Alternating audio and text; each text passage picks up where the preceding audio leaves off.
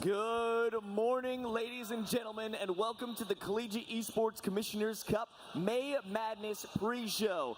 This is Championship Sunday. Unfortunately, the last day we get to watch these fantastic collegiate athletes play on the main stage, but it's going to be a one to remember CECC 2024 coming down on a Sunday. But we've had such an amazing run so far, and I think we got to prime the folks for what's going on today. There are 4 champions will be awarded: Rocket League, Overwatch, Valorant, and Super Smash Bros. But why don't we start off on recapping on what's about to happen for the first game of the day. It's Super Smash Bros. But Miles, what's been going on to lead us to this moment? So to get here on Friday, we saw Fisher East fall to Fisher Northeast all the way down, and they've been fighting through the losers bracket, and then they were silenced by Winthrop, who were knocked out by Fisher Northeast. Both East and Northeast were knocked down. And now we are set up for Fisher Northeast taking on Winthrop University in the grand finals, in the most competitive grand finals we think we may have ever seen in collegiate.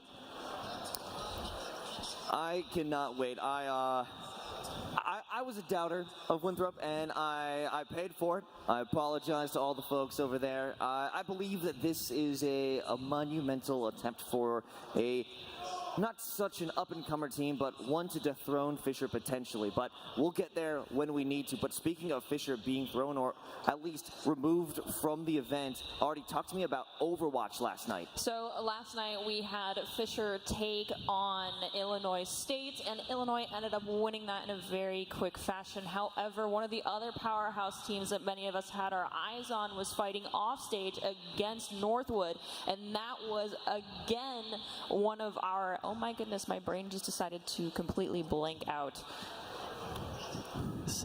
Semifinalists? It was the semifinalist game, yes, but it was Winthrop.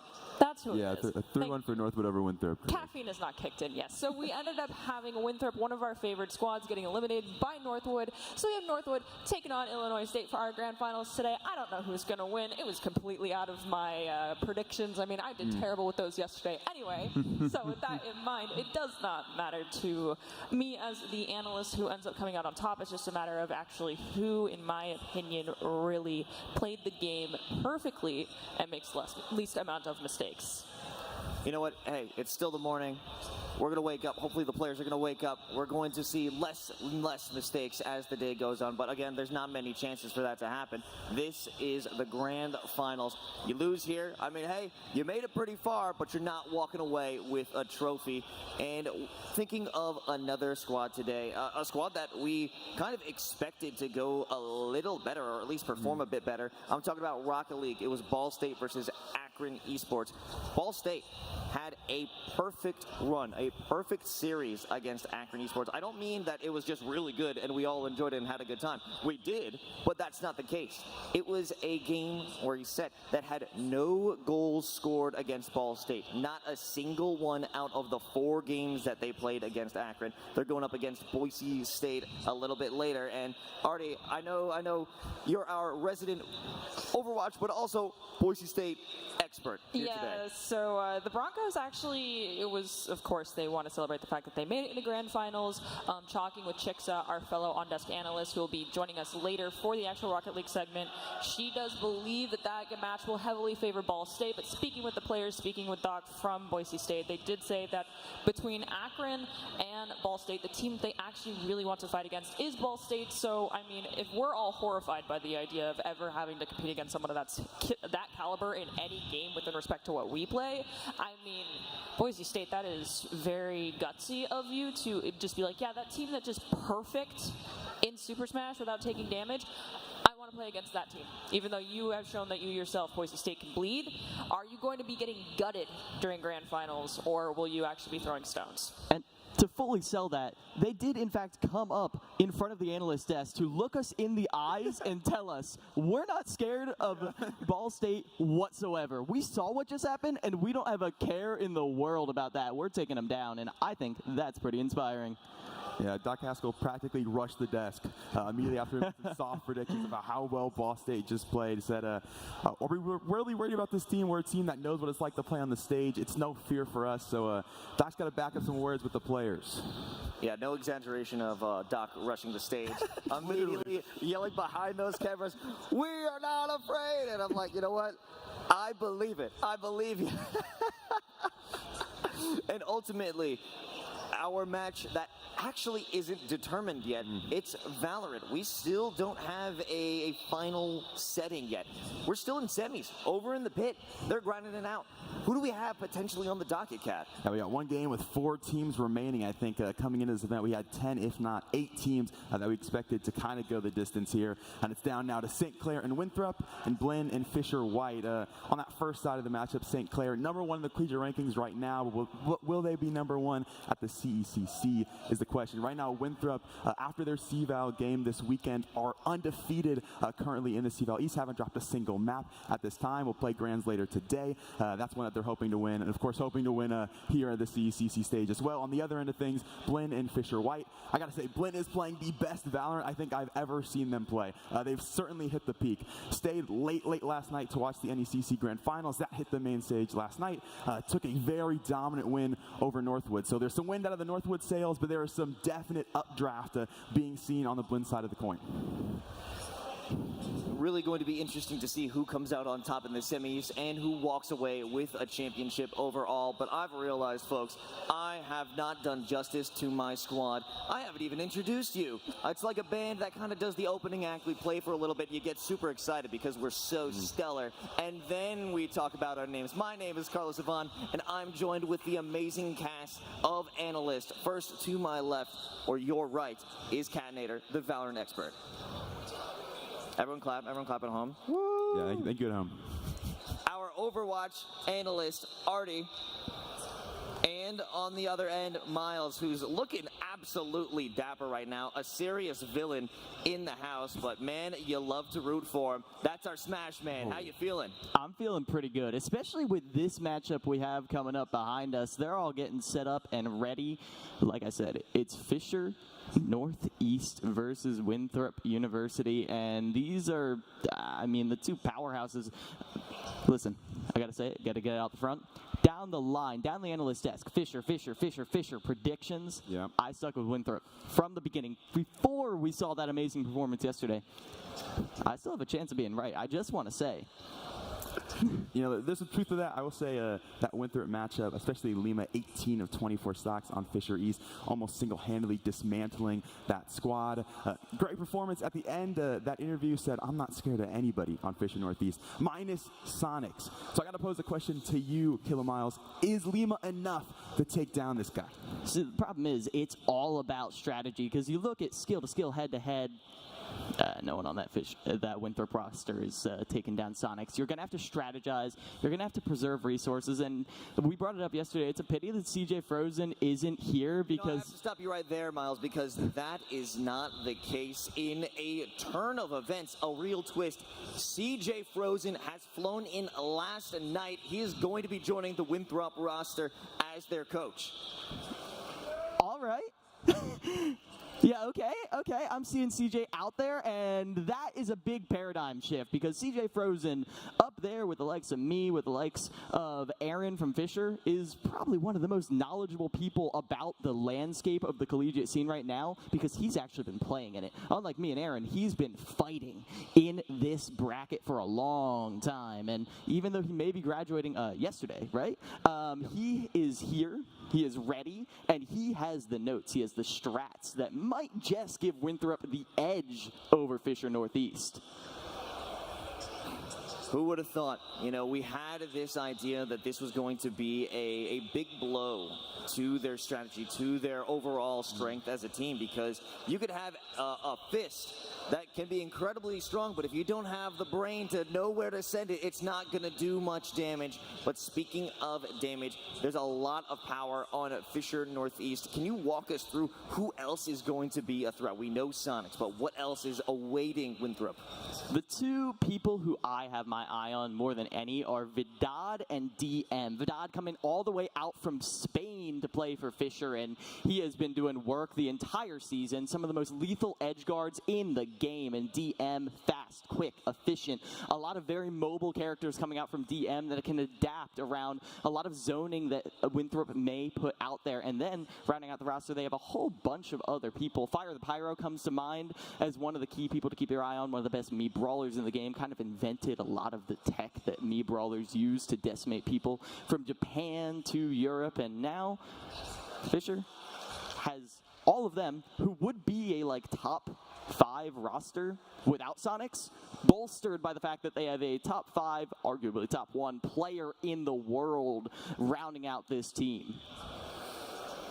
That is a very, very large mountain to climb against. But, you know, that's the second Fisher roster that Winthrop is going to have to face off against. Can you talk to me about the differences between Fisher East and Fisher Northeast? And I think they actually had a clash earlier in this event. Yeah, so Fisher East, I would say skill level a little bit more distributed throughout the members, led, of course, by Jackal and Peebnut, respectively one of the best Wolves and the best Mega Man in the game. These two teams clashed on the winner's side of the bracket earlier, and it was way closer than anyone expected. Fisher East, who we saw yesterday on the main stage, took Fisher Northeast to last hit, last stock. And do you remember what happened in Losers Finals yesterday? Like you said, 18 of 24 stocks.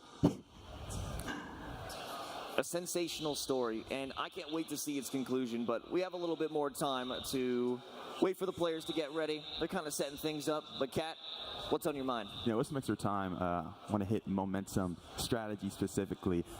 You mentioned those stocks, right? But the breakdown of it is in game 1, Lima creates a fantastic Winthrop lead, taking 10 earlier in the set. Then game 2 takes 8 to close, so jumps in an 8-3 deficit and manages to turn it around for the squad. So the question, anyone on the desk can take it. Are you sending Lima in first to get a lead and get some confidence back? Or are you saving Lima as that last-ditch effort if things do get dicey? So the way Fisher Northeast usually runs this, and I'm about to say this out loud, and they're probably going to do something different, those conniving little Fishers, but what they usually do is they open the first game with not Sonics. Sonics is the anchor to round out, secure a win, and they use the other players, Vidad, DM, Fire the Pyro, to batter down the defenses of the other team. Then, second game, they open with Fisher. So whatever plans the other team had, or they opened with Sonics rather, to take down whoever was at the forefront to take down the other people.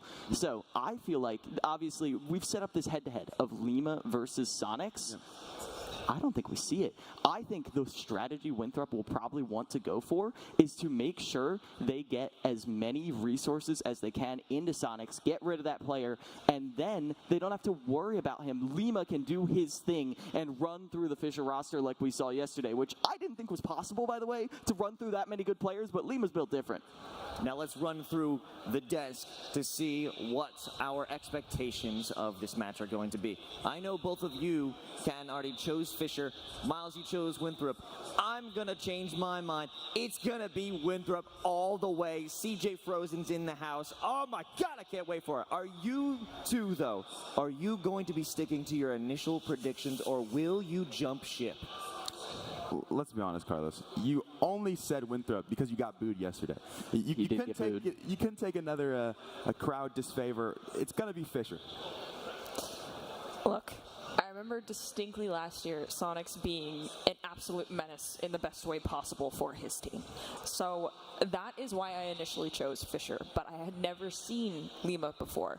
Lima has shaken my trust in Fisher's ability to overcome any adversity that is thrown at them. However, I am still sticking with Fisher, and yes, I may get booed for this, but that is because Sonics, I just think no matter what strategy you throw at them, and yes, I understand using them as anchor or swapping things up and trying to put as many resources between Lima and Sonics as possible so that you whittle away all of the defenses and then let Lima go ham in the back line, so to speak. But I think Sonics is an unshakable force to reckon with, and no matter how many resources you throw at a wall that isn't going to budge, it's still going to be standing, so I'm sticking with Fisher. Yeah, I understand that. And I will readily admit, as much as I love Winthrop, they are fighting David versus Goliath right now. It is not going to be easy, but yesterday, without CJ Frozen in attendance, they took down the team that brought Fisher Northeast to last hit, last stock, end of the line, and only just barely fell short of knocking them to the losers bracket. So if anyone is going to be taking down Fisher Northeast, it is Winthrop University with CJ Frozen in attendance, with the team captain, freshly graduated here, leading the charge. I'm going Winthrop. Give a man a fish, you feed him for a day, teach him to beat fish, and you give him the Collegiate Esports Commissioners Cup Super Smash Bros. Championship. Now, enough talk. Let's head over to our stage and get a word from our hosts.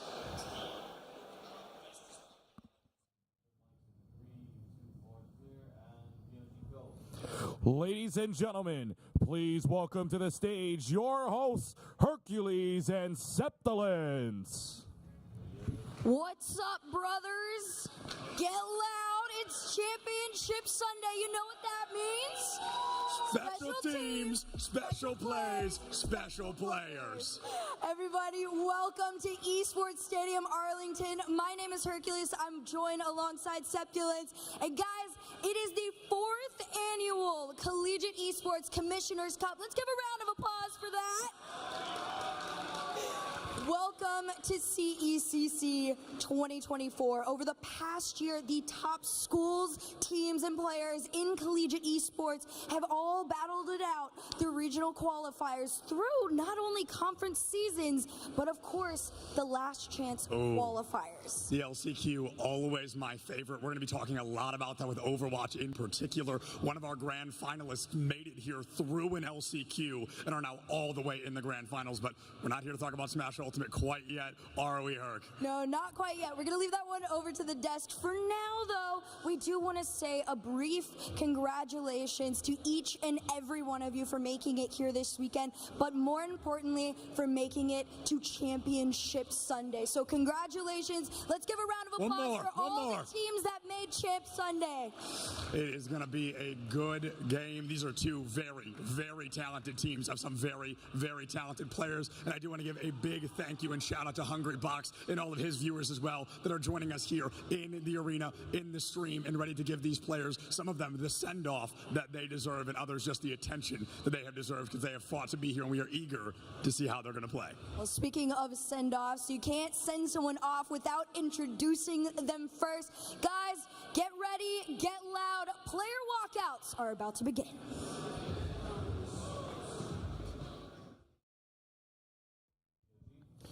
Welcome to the grand finals of the Super Smash Bros. Ultimate competition here at the Collegiate Esports Commissioners Cup 2024, presented by McDonald's of North Texas. For the final time, let's meet and greet to the stage our two teams. Making their run from the losers bracket, your number 2 seed, Winthrop University. Lima, Peanut, Regalo, Anarchy, No Tag, Justice.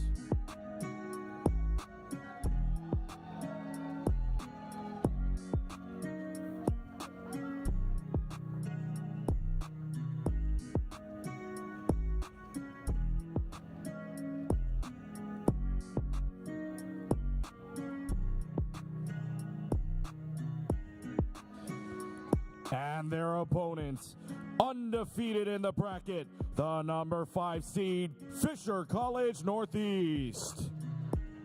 The lineup, Sonics, DM, Vidad, Riku, J-Play, Fire the Pyro.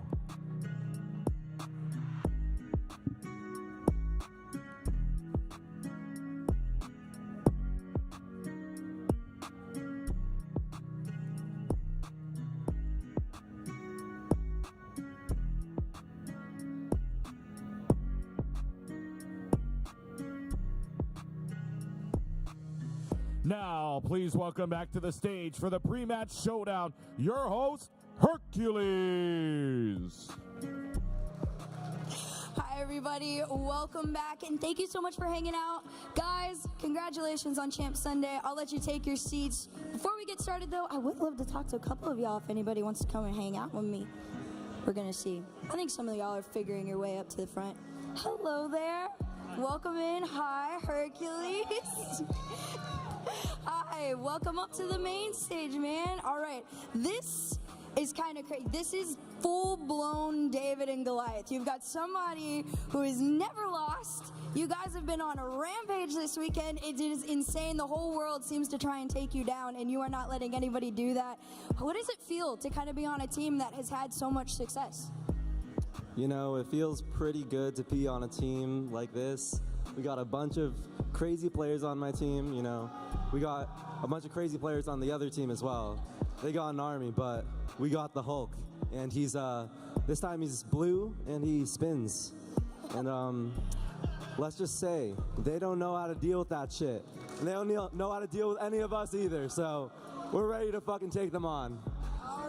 I respect it. Now, on the other end of things, you guys are kind of making the miracle run right now. We've seen all of your runs throughout the weekend, in particular Lima. Yesterday looked almost psychotic.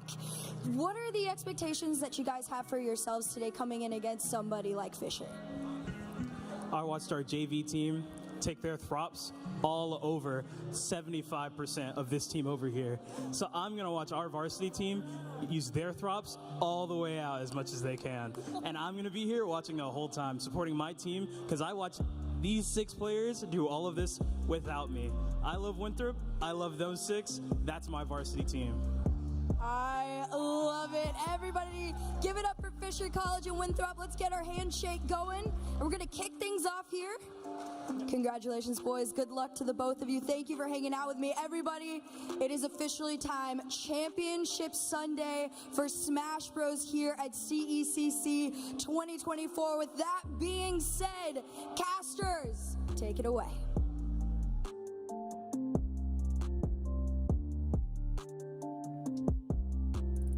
Good morning, everybody. Welcome back to the CECC May Madness stream in 2024. This is Sai being joined by the legendary, the incorrigible third adjective, EE, here to finish the finals out with me. It's been an incredible weekend. The energy in the air is just electric, and I'm having an incredible time, and I'm so ready to get into this.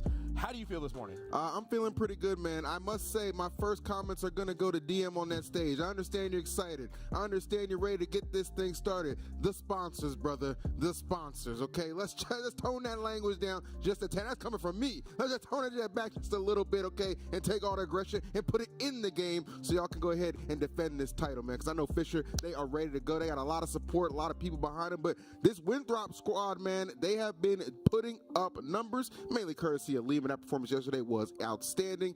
So it's going to be a hard-fought battle to get this title, man. It's a perfect way to open up the final day of CECC. Yes, I'm very excited. We have so many incredibly talented players, of course. We have the Fisher squad led by Sonics, previous winner of last year, and obviously one of the best players on the entire planet. Got an incredible squad there with Vivad and DM as well. But on the Winthrop side, not only do we have Lima, not only do we have Peebnut, not only do we have Regalo flown in straight this morning, we also got CJ Frozen here to help take his team to that victory. Now, if you're new to the format and you're not sure how this is going to go down, let me break it down for you. Please. So, this is a best of 3 crew battle. However, or a first of 3 crew battle. However, since the Fisher team is completely undefeated, what we're going to do is we give them an automatic first win. There's not going to be a reset like you see in a normal bracket. It is just a first to 3, and because Fisher has not lost yet, they will start us off with 1 on the board, meaning Fisher just needs to win 2 more rounds to take this tournament home, while Winthrop will need to do it 3 times. I like that. It's a good little advantage for performing well earlier on in the bracket, for going undefeated to this point. You get rewarded for your success, okay? So it does put a little bit more pressure on the guys on the other side of the stage, and that's okay, because honestly, this does have all the makings to go the distance. There's actually no doubt in my mind that the possibility of that is incredibly high, but nonetheless, those boys boys right there you're looking at on the screen, they are on the winner's side for a reason, man. They have been doing a lot of work. And, of course, that young man right there, Sonics, who I got a quote from earlier. I was like, Sonics, let me ask you a question real quick. You know what I'm saying? Collegiate right here. We keeping it good. We keeping it chill, but it's also very competitive. You know who you got to go against. I was like, let me ask you a question. Any sandbagging or nothing? He just laughed. He was like sandbagging. Phil, you know me. I love to win. I'm about to take some heads off real quick. KOs flying all over the board. I said, yes, sir. So obviously, no shortage of confidence for them.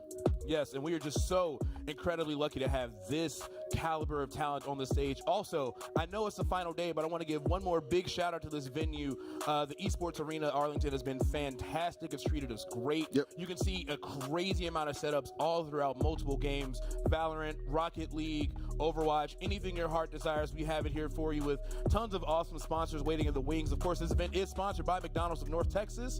Smoothie King, we got a Circle water bottle sponsorship. They've been great. They have a really fun remix on giving you like caffeinated water. You can control the flavor. It's been really cool. But enough of that. I want to hear your predictions. So obviously, I think before we got here, the weeks coming up and even the days coming up, we were kind of expecting a high potential of a Fisher versus Fisher Grand Finals. But thanks to Winthrop, that is not what we're going to be seeing. So who do you think is going to take the W today? Are you asking me like on the spot to just make a pick? Yeah, just make a pick.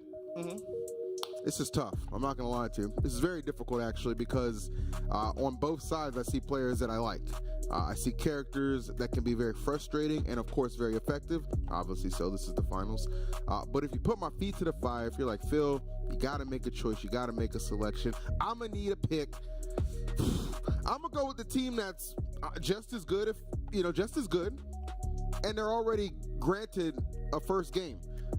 I think Fisher got it, man. I think they're defending the crown. That's just me. That's no disrespect. It's a numbers game. They only got to win 2. The other team got to win 3. Yeah, who do you like? That's a good point. I'm going to keep it real with you. There's nothing wrong with that. But honestly, with the fire I saw from Winthrop yesterday, I wouldn't be surprised if we at least get to that 5th game. Okay. I would definitely see this. I don't think this would be a quick 2-0 for Fisher. They're going to have to really, really work for it because obviously, even though Lima is incredibly talented and for sure the leader of their team, there's a lot of talent all the way spread throughout on the entire Winthrop University. Not to say that Fisher isn't just as goated, but I definitely think it's going to be a slugfest tonight. I think what happens here is it's all about tone setting, all right? Tempo setting. Lima, if you were here yesterday, if you know, you know. If you know, you know. This guy just bulldozed through the entirety of Fisher East yesterday. It was disgusting, okay? If they could corral him and not let it get too out of control, I think they're going to be all right.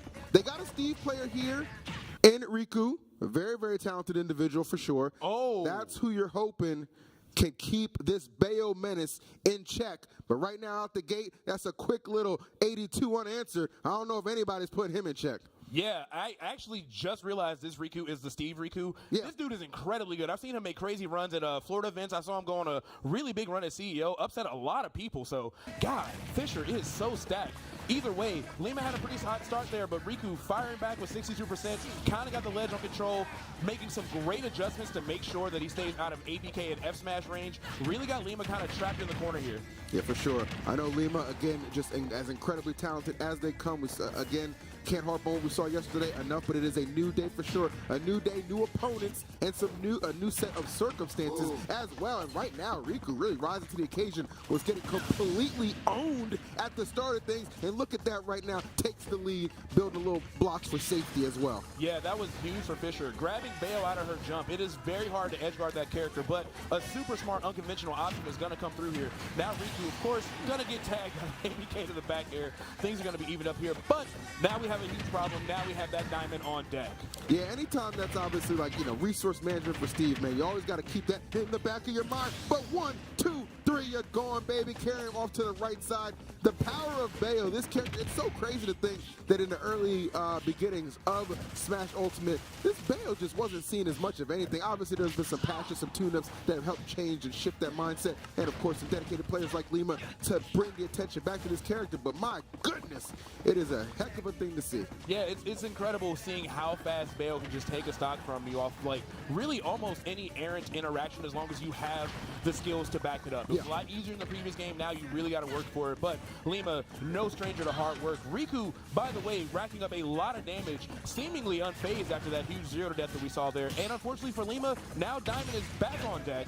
So the problem has reset itself all over again. Riku's just kind of big chilling, but you see him pretty animated in that chair, getting hit by these combinations, these strings. I mean, I'm telling you, Bayo, she just racks up a ton of damage. Anytime she gets one hit, it tends to lead to multiple. It's just the nature of this character. Takes a big swing with that forward smash. Nobody home for that. But the witch, I swear, it felt like you baited that. Like, come on, send your little cart my way. I'm going to slow it down. Yes, Steve is a character that lives by minecart, but he dies by minecart. If you have solid answers, especially like Witch Time, you can take so much of Steve's gameplay away from him. And taking away for that first round is going to be Lima with that forward air train. Excellent stuff.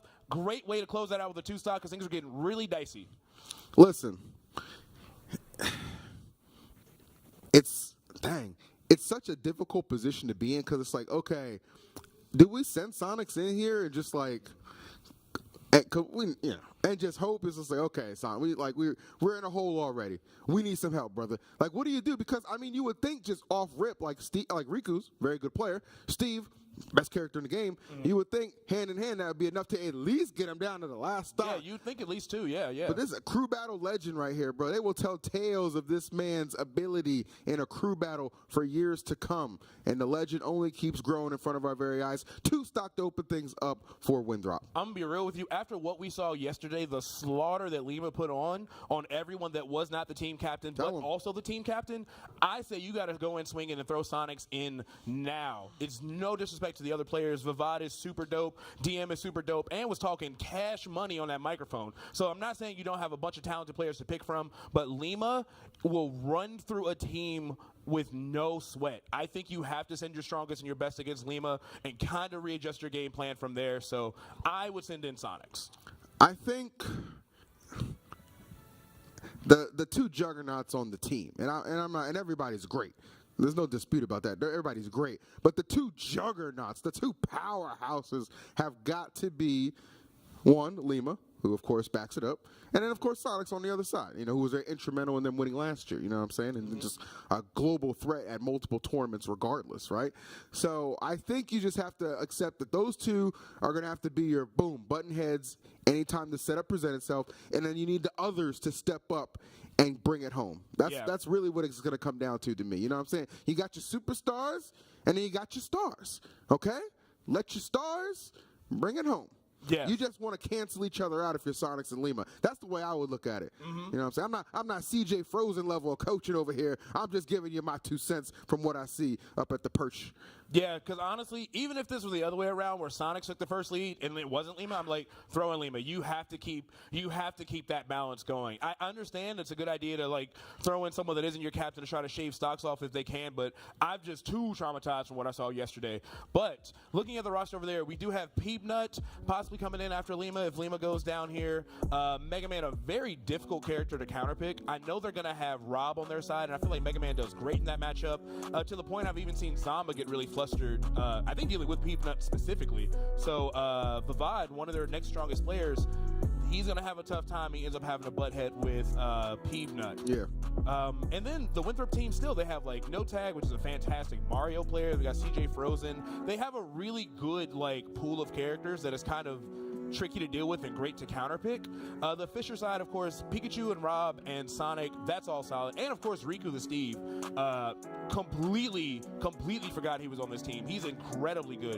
Wasn't able to clutch it out against Lima. Still made some good plays, but this is definitely going to be a fight. But I am happy to say that Winthrop does have the lead because I would love to see this series go all the way into the final round. It very well does have that capability because they do have those players who could show up and perform 100%. So a lot of deliberation, I guess, going on for the Fisher side of things. But listen, if y'all got intentions of maybe taking this to Game 5, y'all got to make some quick calculated plays. People just be hesitating, all this other stuff sitting on their hands. No, bro, you a gamer? Sit down and game. Let's go. I want to see some action. Let's get to it. I want these 5-minute breaks, but I'm going to tell you right now, I want to see some play. I want to see some play, too. I really do. All right, that's a nice controller. Wish somebody was using it. I love the art on it. It's pretty sick. It is pretty sick. Love me a Venusaur. That's what's up, man. Gen 1 best one, baby. You know the vibes. Mm-hmm. I'm old. Yeah, so I guess they're still going to be debating. Maybe we have somebody walking to the. No, I lied. Okay. Well, either way, I'm gonna be filling and just saying words until we get our next person. I like that chair right there, that McDonald's chair. Yes. Little emblem right there. Okay, hold on now. That's pretty clean. Okay, Sonics is back there. The team captain. Maybe he just got back to the maybe like had to change his control or something. I don't know. No need to speculate. I think he's looking for his control. I think they're about to send him in. They know. Yes. There we go. Correct decision right here. Yes. I guarantee. Listen, you can't. This is the only person who might make Lima, have to do the gamer, how you're sitting, you're chilling back. You know what I'm saying? Oh, you know what I'm saying? One of those real quick, which is good. Because, again, you just want to be able to cancel each other out there. Now, I do a little bit more than canceling out here, though, because you are 2 stocks in the hole. So Sonic's going to have to make the plays to get the team back in the game. And, of course, obviously, as a veteran of the Smash scene, we have both seen countless incredible clutch plays from Sonics. We've seen crazy matches going down in just the last couple of seconds. We've seen him win in those scenarios. We've seen him unfortunately take the L every once in a while in those scenarios. But he is no stranger to the pressure of this big stage. However, I am curious about this. If Sonics is able to take this over Lima, who do you send in against that menace? That is hopefully something that they've already discussed. I would imagine so, right? Because he is definitely good. If you're basically hoping, okay, Lima, you're gonna have the 2 stocks to his 3 stocks. Cool, bro. We know how godlike you are. You know what? Just get him down to that final stock. We'll have somebody who can finish the rest. That's pretty much what you're hoping for. But will that be the case? I don't really know about it. We shall find out right now as we head to Stadium for the second game in this first matchup of Grand Finals. Best of 5. That's right, best of 5. Now, Sonics has been the boogeyman, nearly dying in the first interaction against Lima here. Loving the aggressive edge guards, going deep with those witch twists. Not able to take the stock just yet. Sonics just going to kind of like hold his ground. But yes, viewers at home, we finally get to see the boogeyman of this bracket, the #1 seed of the entire event, Sonics himself, taking on Lima. Absolutely. Oh, nice. I like that. Actually kind of maybe baited out that up smash attempt from Lima. One thing that's really interesting about Sonics is as good as he is the entirety of this year, a lot of second places, man. A lot of second places. Has not got that big W just yet. This event could be the tone shifter for his year that's going to allow him to start like boom, boom, boom. First place. Something he's rather become accustomed to, especially in the last year. But this year, like I said, man, a lot of second places. But he does not want to allow this to be another one on the mantle that just got away from him. Yeah, something about 2024. Always a bridesmaid, but never the bride. Let's see if maybe he can find a stock off of Lima here soon. Lima's got a lot of momentum, really controlling that airspace, and honestly edgeguarding Sonic in a way that most players on this planet just cannot do. Yeah. I love the coverage. I love respecting that Sonic is going to go high and having an answer for everything, but never, ever overextending. Yeah, not at all, man. But still, even with all that talent, he does find himself in a little bit of a precarious situation. I mean, 149.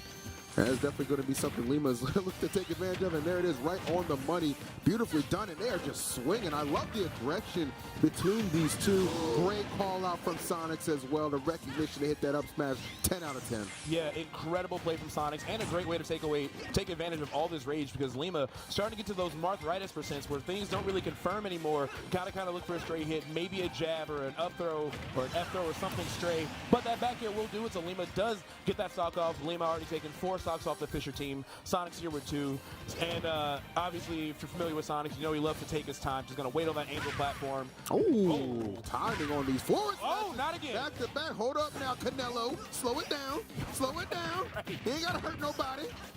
Sheesh. God, winning by TKO right there. And I've seen this exact interaction where Sonics finds a 2-frame on Lima in just crazy positions. So loving that he got both those. Tons of damage on Lima. Lima so far not able to physically catch up to Sonic and really struggling to get another hit confirmed. Yeah, 100%. Looking pretty solid though at the moment for Sonics. Again, the whole point here, walk away with this with at least 2 stocks.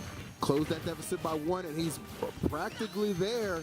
Lima hoping to slow it down a tad bit. Gotta get the percentage back, but it continues to tick away. I do like the exchanges between the two, though. Never quite sure what's going to be the finishing blow here. And you know what? I'm being reminded when people were discussing Sonic's just insanity in this meta. Lima was saying, hey, have we really labbed this matchup? Do we know what the different spin dashes do? Do we really know what's happening? Yeah. Have we really put the work in? So I remember that tweet, actually. I remember seeing that, like, yo, let's come together and actually figure this out. I like that. You want some camaraderie amongst other top players for sure, but I don't know. Was it enough time to lab? Did they figure anything out? Sonics? He's in a good position, but not the greatest. Lima has taken back the lead. That forward throw, a little terrifying. And look, I love the fact, never afraid to challenge off stage, and that's why, baby. That is why, and that's huge, because that's going to keep the lead intact either way. Yes. You're good. You did what you needed to do. Lima setting up the Winthrop squad for so much success.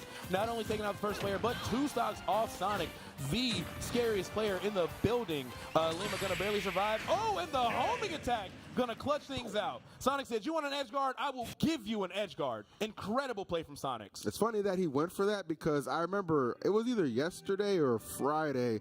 Somebody on his team was yelling at him like, we told you to stop doing that. It's too risky. And he's like, I know. Proceeds to get on the stage, grand finals, biggest moment of the tournament. Do it again. Yeah. Also, if Lima had sniffed that out in air dodge, I would have lost it. You never know. You always see it. Honestly, Sonic and Bale, they both kind of pay the same tax. Everybody that has a crazy recovery finds a way to SD. I don't know what it is, but it do be like that. But great job. I mean, Lima yet again proven to be a menace. Gives the squad 5 stocks before losing his own 3. Excellent job on his part. So now it's just like, okay, do we have somebody who can get in there and do enough? It looks like they're trying to lean on Peeb. I think that's a solid answer. I don't think Peeb is a bad answer, and let me tell you why. I do think Peeb is going to struggle initially against Sonics. Yeah. But if he takes just one of those stocks, that means the next matchups he's got coming in are most likely going to be either Rob or Pikachu. Okay. And I feel like Mega Man does great against Rob and does pretty solid against Pikachu. However, if Sonics is able to clutch this and get a 3-stock comeback, that is going to be massive for the Fisher side. They are definitely deliberating. Again, it's all about having to play your way out of the deficit right now. That man right there put them in insanity. But you know what? This is very doable for somebody of Sonic's caliber. So again, whoever they do send him, you said probably going to be Peanut.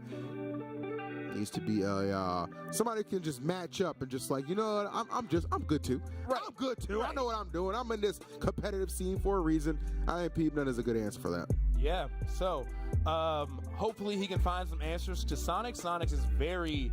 We were talking about it at dinner. Sonics has some of the best movement in the world at this point. It is not even up for debate. Mega Man, very good at zoning, but has to kind of stay at a very particular range to really threaten you. Pellet only goes so far, and Sonic is very mobile. So he's going to have to, Peanut is going to have to be really patient. Make sure he doesn't get flustered by dealing with spin dash and dealing with Sonic's crossing up his shield. He's going to have to really pick his shots carefully, because if anybody can whiff punish you, it is absolutely Sonic. That is a big fact, to say the least. Peanut, Sonics, let's go. 2-stock deficit for Fisher Northeast.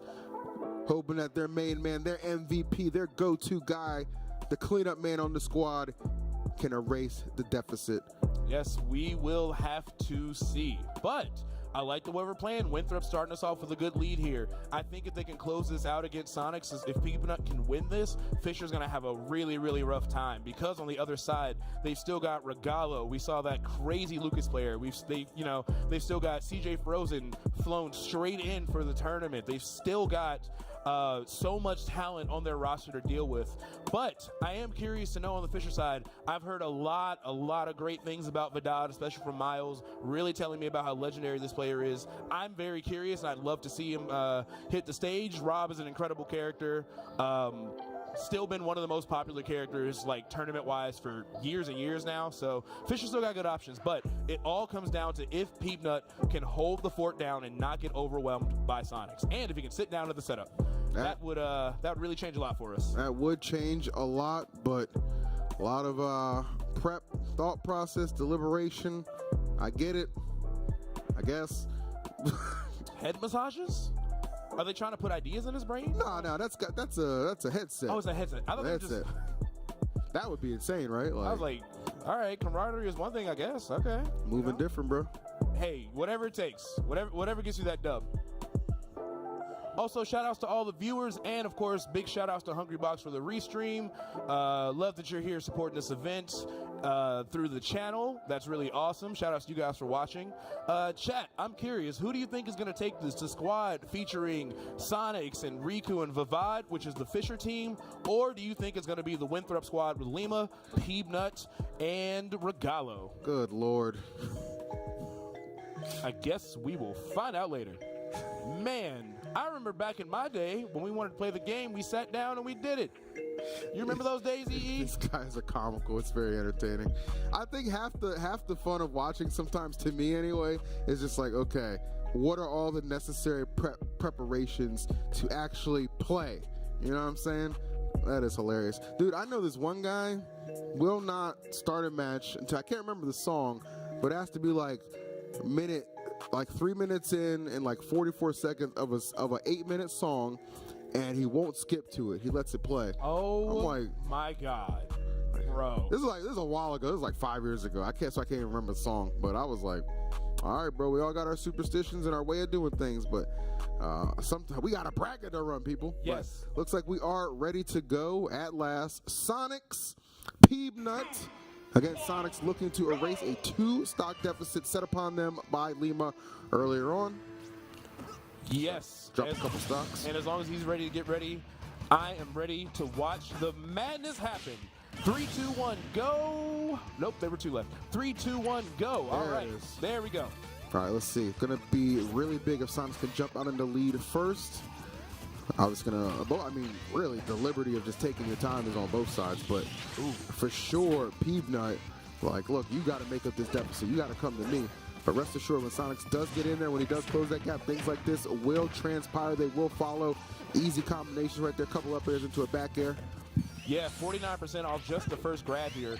And you can already tell Sonics has a good game plan. I think SPF is going to work out in his favor, just kind of like circle camping on the platform, avoiding the ground because he knows that Peebnut wants to control that space with those F smashes and crash bombs. So you can definitely tell he's moving around it really well.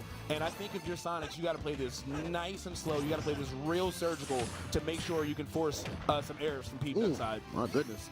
Definitely putting on a good amount of damage right now, trying to corral him and keep him under control.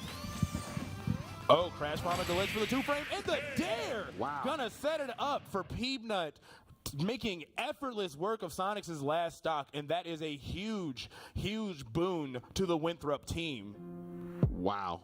That probably just won them the opener here. I'm just going to throw it out there. That probably just put them far enough ahead. It took out their best player.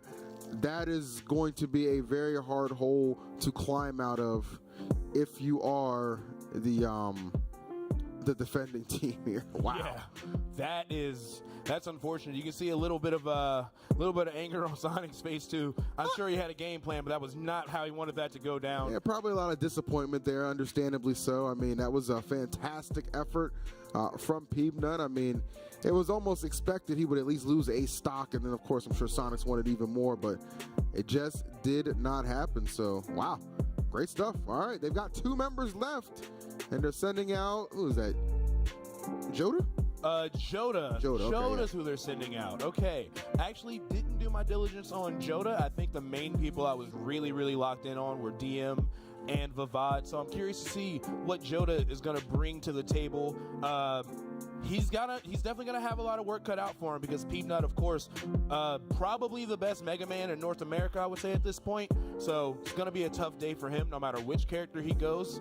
And honestly, at this point, Winthrop is feeling pretty. You don't want to get too comfortable. We've seen that. We saw that Friday. Sometimes you get too comfortable. Sometimes you don't take that dub home like you think you did. But Winthrop definitely in a good spot to start us off here. If I'm Winthrop, I'm just thinking like, okay, we got the opener sewed up. Nothing to worry about. Handle business. That's it. That's all you need to know. Yeah, Riku and Sonics both being out on the first round is so massive for them. Because both those players I could easily see going on like a 10, 11, 12 stock run against the average team. And they are in winner's side. No games lost for a reason. Very interested to know what the mindset is in this huddle right now. What they're thinking about. Me too, bro. As they understand that the first round truly is on the line and not looking too good. I just hear a Banjo-Kazooie? A banjo? Little banjo? Strumming that thing. Hold on now. Interesting matchup. We're going to have eggs versus pellets. That's going to be a little bit of a weird one. I imagine they're both going to be kind of sort of trying to zone in like the same area, so it's definitely going to be a tough one. Let's see if Joda can keep up with Peanut, though. Peanut is so good at mixing it up and honestly so good at finding those surprise kills. That down air really threw Sonics off his game. I've seen him get a lot of mileage out of having that crash bomb at the ledge 2 for the 2-frame. I think that's kind of a stronger tool than people really respect from Mega Man. Yeah. I mean, he won. How much coaching do you need? Go. Play the game. Play the game. You guys are hilarious. All right. Here we go. Okay. Peanut, the man, keeping the momentum going that Lima started. Winthrop, great position to be in right now. But you never know, man. You still got 2 players left on the side of Fisher East. Things can change at the drop of a dime, but I don't know. The only thing getting dropped right now in them stocks, it is a 3-stock deficit for them Northeast boys. Let's see if Joda can help. All right, I like the attempt. I think the Banjo meta is starting to move up a little bit, and we're seeing more of those confirms from that egg right there, the second one. We've seen some crazy combos, some like platform restands. There was a Japanese Banjo I was watching at something that was just absolutely incredible. Yeah, you're probably thinking of TG. Yeah, TG. He's absolutely filthy, so definitely another person probably helping to push the meta forward in that regard for sure, my man. No doubt about that. As we see right now, Joda, not doing a bad job, hanging tough. Yeah. Both of these characters can definitely frustrate with a lot of those projectiles as well. And one thing we're seeing from Joda, he's got a pretty good amount of damage here and going to get bailed out by that grenade. But Peanut starting to get to those 80, 90%. He's been doing a really good job of saving those side Bs. But as I say that, he's starting to kind of just sort of let him rip.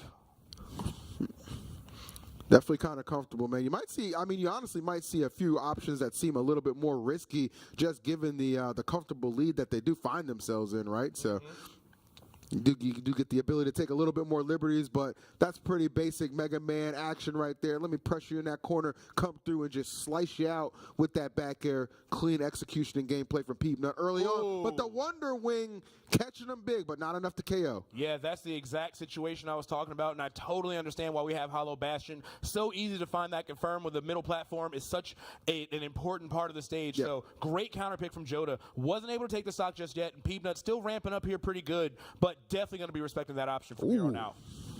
Goodness. This is looking like a landslide victory with what we are seeing unfold right now. Lord have mercy. Yeah, Joda just can't really get his footing here. Kind of starting to panic, kind of get a little bit more predictable with these side Bs, and Peanut just respecting it. Went a full 60 seconds without getting touched at all right there. It's just a lot of rinse and repeat for Peanut too, man. I'm just going to throw these aerials at you. I'm going to chuck you off stage. Like, that's it. Yeah, that's all he's got to do. No real risk here. Now, doesn't even have the side B, so the Tech Track side B, which was probably the scariest thing in Banjo's kit, that's going to be offline here. Crash Bomb going to bail Peanut out of the Tech Chase too. Really, really good awareness. And the up tilt out of seemingly thin air going to shave another stock off of Joda. I know he didn't see that coming. It's so crazy that he had a window to actually get that to connect, because I mean, and that's in the back of his mind too. Like, okay, if he comes through after this pressure, he's going to try and get in on me. Nope, I'm just going to put him in the dirt. And sure enough, that was the case. Retaliation finally, though, coming from Joda, but he is down to that final stock, and it is progressively getting more and more bloody as the match continues. My Lord. Let him breathe. Let up on the gas a little bit. Man, if you don't follow Peanut on Twitter, let this match be a reminder why. Because he always has the sickest Mega Man clips. Just putting on a clinic against Joda. Joda just struggling to find any semblance of footing. Everything's getting called out. Jumps from the ledge, getting read yet again by Peanut. Joda just fully forced to just panic and try to catch up. But there's just nothing doing for the Fisher Banjo. Yeah, it's over, man. I don't like. There's no way. There's no nice way to say it, because ain't nothing nice about this match right now. Peanut has dominated from start to finish. 1-54 on Joda, just struggling to get back to the stage. He gets back all right, but he don't like what he sees when he arrives. Back air cleans it out. Very solid stuff. Yeah, and I think, honestly, I think Joda's a great Banjo player, but sometimes you run into something you can't control, and that is called the skill diff. Yeah. I think Peanut's control of the neutral was incredible.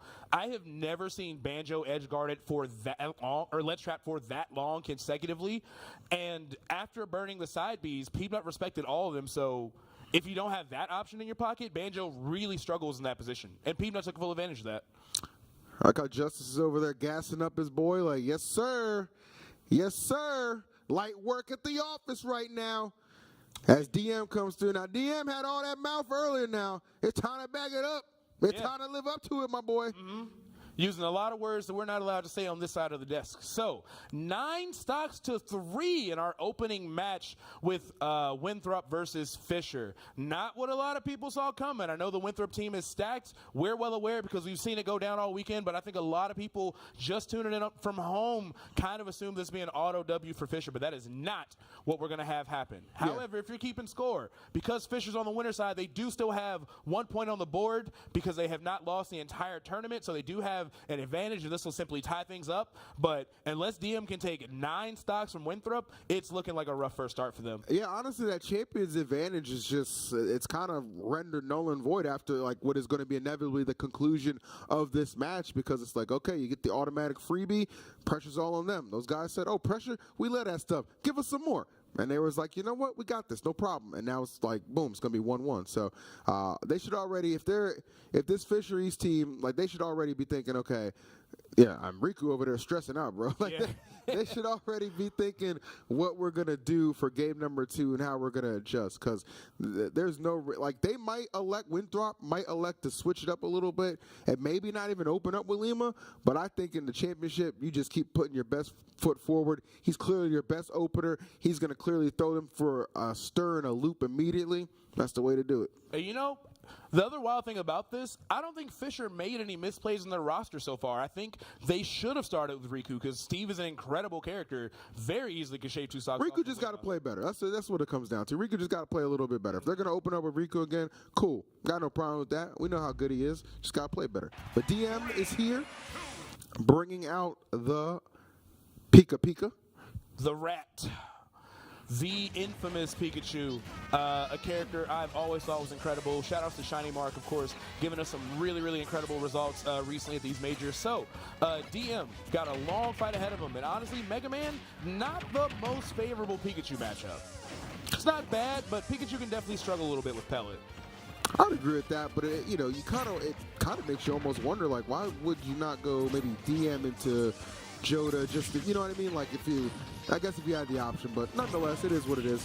Still get an opportunity to kind of flesh this out for the next game to see, okay, well, who did the best here against a situation where we know Peanut is going to be a threat as well. Yeah, and now that I think about it, their other option is Rob, and that's a way worse matchup, so kind of just forced into a corner here. But all that aside, DM getting some solid damage here, trying to find something with the T-Jolts is slowing down, Leaf Shield, and it's making it harder for Peanut to establish neutral, but no really big confirms have come out just yet. Nah, just kind of still feeling each other out.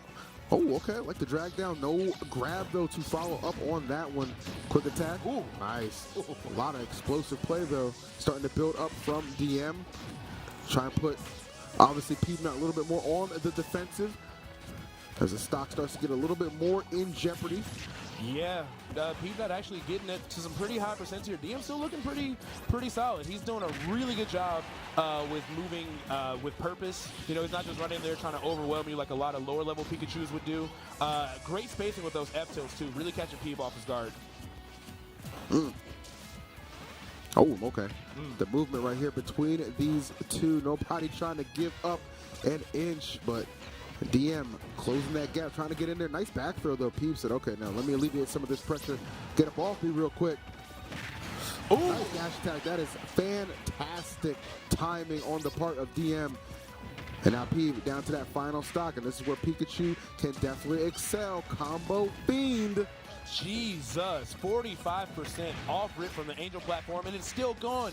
We got the ladders with the forward airs, or with the up airs, not enough to kill just yet. Mega Man is very, very heavy, but the pressure from DM is incredible. And if he can hold on to this stock, there might just be some life left on the Fisher team in this round 1. Yeah, I see DM. Okay, I like this, man. I like what I see why you was doing all that talking, DM. You definitely can back it up on the sticks for sure, but we already did know that.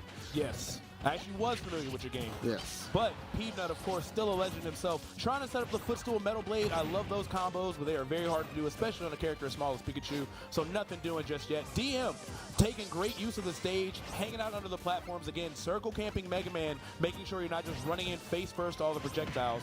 And I think he's just 1 or 2 hits away from sealing this out for him.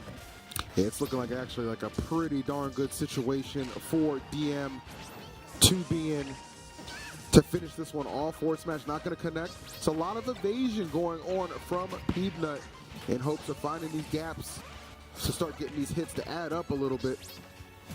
I think what's happening here is Peanut is trying to like predict where DM is going to go and like, oh, maybe you'll jump, so I'll throw this up air, or maybe you'll be here. But DM slowed the pace down. He's just standing. He's doing a lot of walking and just reacting to the projectiles with his shield and just whiff punishing. So it's even harder for Peanut to get anything going with this super defensive DM gameplay. Oh, ooh, that was disgusting. Z-drop, turn around. Let me hit you with this up tilt real quick. Oh, you got to get away from that Mega Man. A Mega Man is never spot dodging with good intentions. I promise you that. This is actually really, really bad right now for DM because that Pikachu, definitely hard hitting, but the furthest thing from heavy, I would say. Yeah. So it can get some scary hours right now, depending on if DM is able to find well-placed back air, up tilt, up smash. There's a lot of things that can go really wrong for this Pikachu at 122. Including those F smashes, which were starting to get into shield break territory. That'd be a terrible way to lose another stock. All right, great recovery from DM and a great jump around that forward smash, which certainly would have taken another stock for Peanut. Can DM find something here? Maybe an up throw or a dash attack. Not getting the drag down there to down smash, but the F tilt gonna come through for a much, much needed stock for DM. Yep. Had to put that one to bed because Peanut was right there about to get another stock. Dun, dun, dun, dun. Oh, thank you. We are being awarded chairs. This is amazing. This is the life. Thank you. This is perfect too. I'm wearing my hardest, cheapest shoes, so this is right on time for me. Oh. All right, so we are actually going to throw you guys over to the desk because, actually, no, we're not. Sorry, I'm looking at the score wrong. Yeah, so Fisher got 2 stocks left on their side. Winthrop still got 6 left. They've got a lot of great options here. They can go Regalo the Lucas. They could bring in CJ Frozen, the Snake player.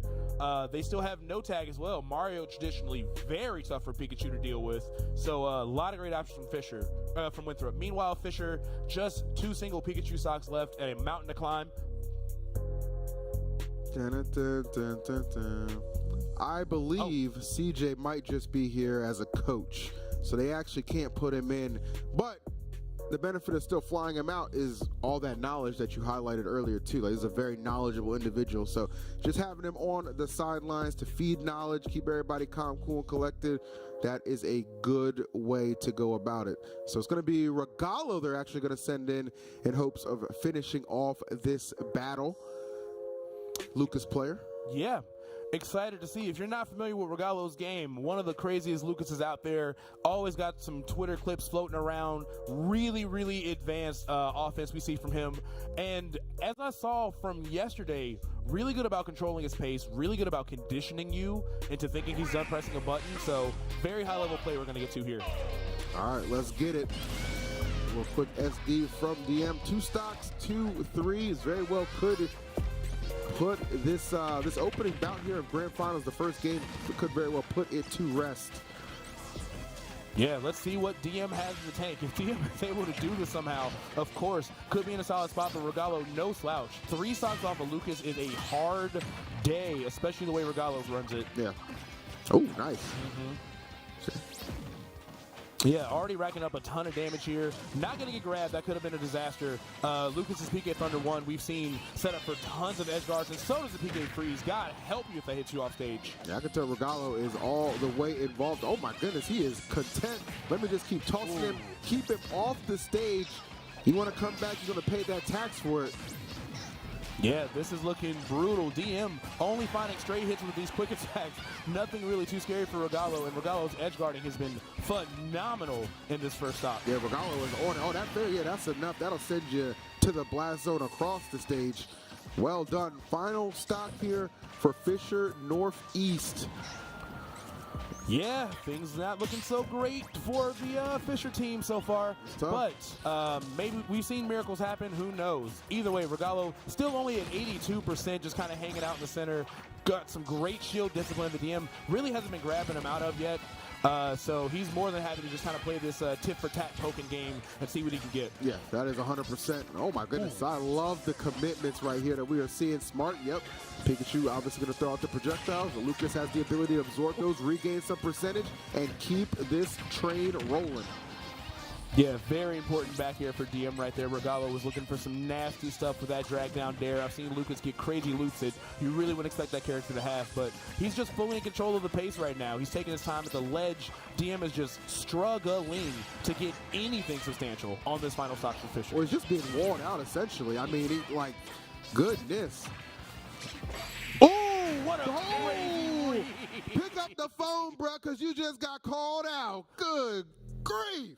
Oh my God, that was a fantastic way to end round one. Ooh, that has to hurt. Stick right to the face. Just dang, just got beat up by a middle schooler. It be like that sometimes. It do be like that. That was some nasty work, to say the least. Well done, Regalo, coming in and well, leaving the Fisher squad looking a little disheveled. Yeah, they all. You know what I'm saying? Like, all right, well. They all look like they just got the bad ending of an RPG. Like they're just like frozen right there. It's a little tough, I'm not going to lie. That was rough. So champion's advantage is gone now that things are evened up 1-1. So really, whomever wins the next two will be the champion. Winthrop, dominating performance in the first game. Wow. Yes, and Winthrop, as strong as the team they are, still was considered the underdog, but man, oh man, are they making work out of the Fisher roster. Of course, had to also beat Fisher East this weekend, so Winthrop just been an incredible team. But guys, we are going to throw it over real quick while they're figuring out how they want to start off round two to our analyst desk. So shout outs to you guys. Let's hear your thoughts. Winthrop did it, starting off hot in this first grand finals here at the CECC May Madness. But now it's just 1-1. But I want to get into set one before we dive into any of the future. First off, Miles, I got to ask you, Peanut best Mega Man? Yeah, Peanut best Mega Man. But Peanut is also really crucial to the overall flow of this match, because most teams, they usually only have one player who might be able to make a dent in Sonic's hull. Not the case for Winthrop University. Peanut being there as a presence means that Winthrop can use Lima a little more liberally. They can throw him in to take out other strong matchups who might run through the rest of the team. And then when Sonics comes in, even if Lima is weakened, Peanut is still there to hopefully, as we saw in that case, clean up against Sonics. With that said, Kat, I want to know what your thought is on the current matchup. Oh, the matchup, particularly the matchup that you mentioned. I think pictures speak louder than words. I gotta say, what speaks louder than pictures is action. So the matchup is indeed winnable. The matchup is winnable. Don't give up. Sonics doing some serious damage. Hold on, come on. Let's get that. I want to say Sonic's an absolute Chad for having that in the first place, but lovely stuff. Now, let's take a look at the lineups. What adjustments can be made to the Fisher lineup, Artie? Honestly, so we were discussing this before, like mid-match actually we were discussing this, and it's you really are presented with kind of two options, because your standout star is Sonics, and you know that everyone is going to be putting in so much resource to make sure that Sonics is taken care of or is weakened as much as possible. So you can lead with Sonics and have Sonics just go through as many stocks as possible and almost guarantee that if you have trust and faith in his ability to perform, that he can run through that roster and get at least two Peanuts or get Team Lima and knock them down a couple of stocks. And at that point in time, I anticipate if those two are playing our back-end anchors, so to speak, we have 2 stocks remaining on Sonics into a 3 stock against either of those two. We burn both of our stocks on Sonics, but we knock that one of the last 2 people down to 1 stock. But you have to trust Sonics to do that. On the other side, you put as many resources in front of Sonics to knock down as many resources from the other side.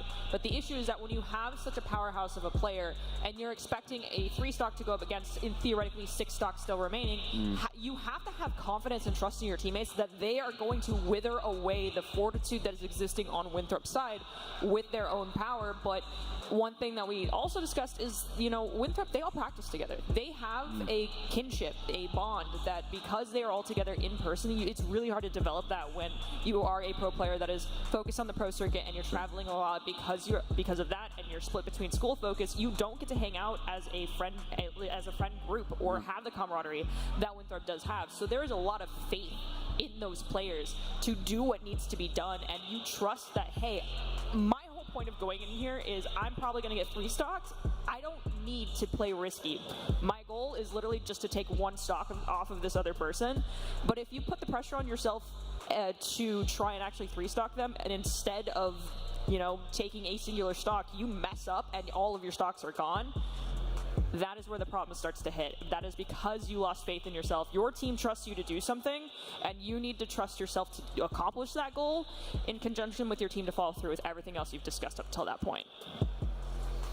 Serious need for a game that you would think is all about solos, going on your own. It's singles, sometimes doubles happen at Smash events, but this is crew battles. This is a team event, so you have to be able to have that trust and understanding of what exactly each member can do. But looking at Game 2, Catinator, what are we thinking, I guess, from both sides of the stage?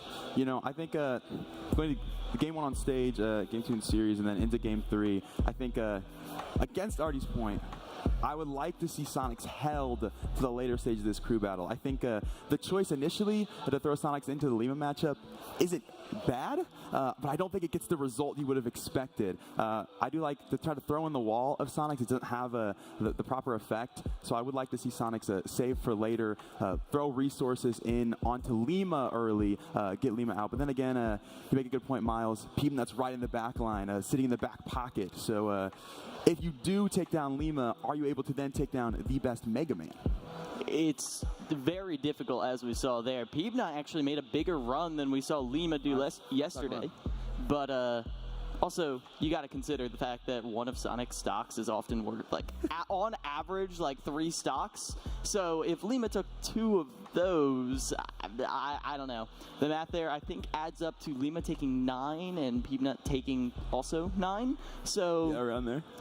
I'm thinking they're both bringing the same amount to this roster. Even if Peebnut goes in first and takes on Sonic and only takes 1 stock, you are confident that maybe, just maybe, you could see Lima come in and clean that up. They trust each other. They know that if they falter, as you brought up, Artie, they can bring it back. It's always winnable.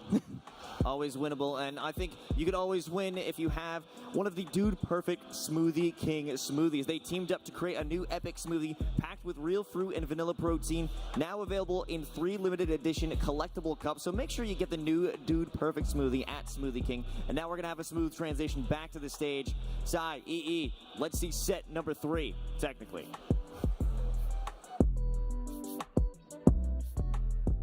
All right, guys, and we are back. Shout outs to the analyst desk. Much love to Los, Nerdy, Cat, and my boy Kilo Miles for holding it down and breaking down some of that really intricate gameplay that we saw in that first round. So, EE, so you're on the Fisher team. You just lost. You lost pretty rough, actually. How are you changing things up for this round 2?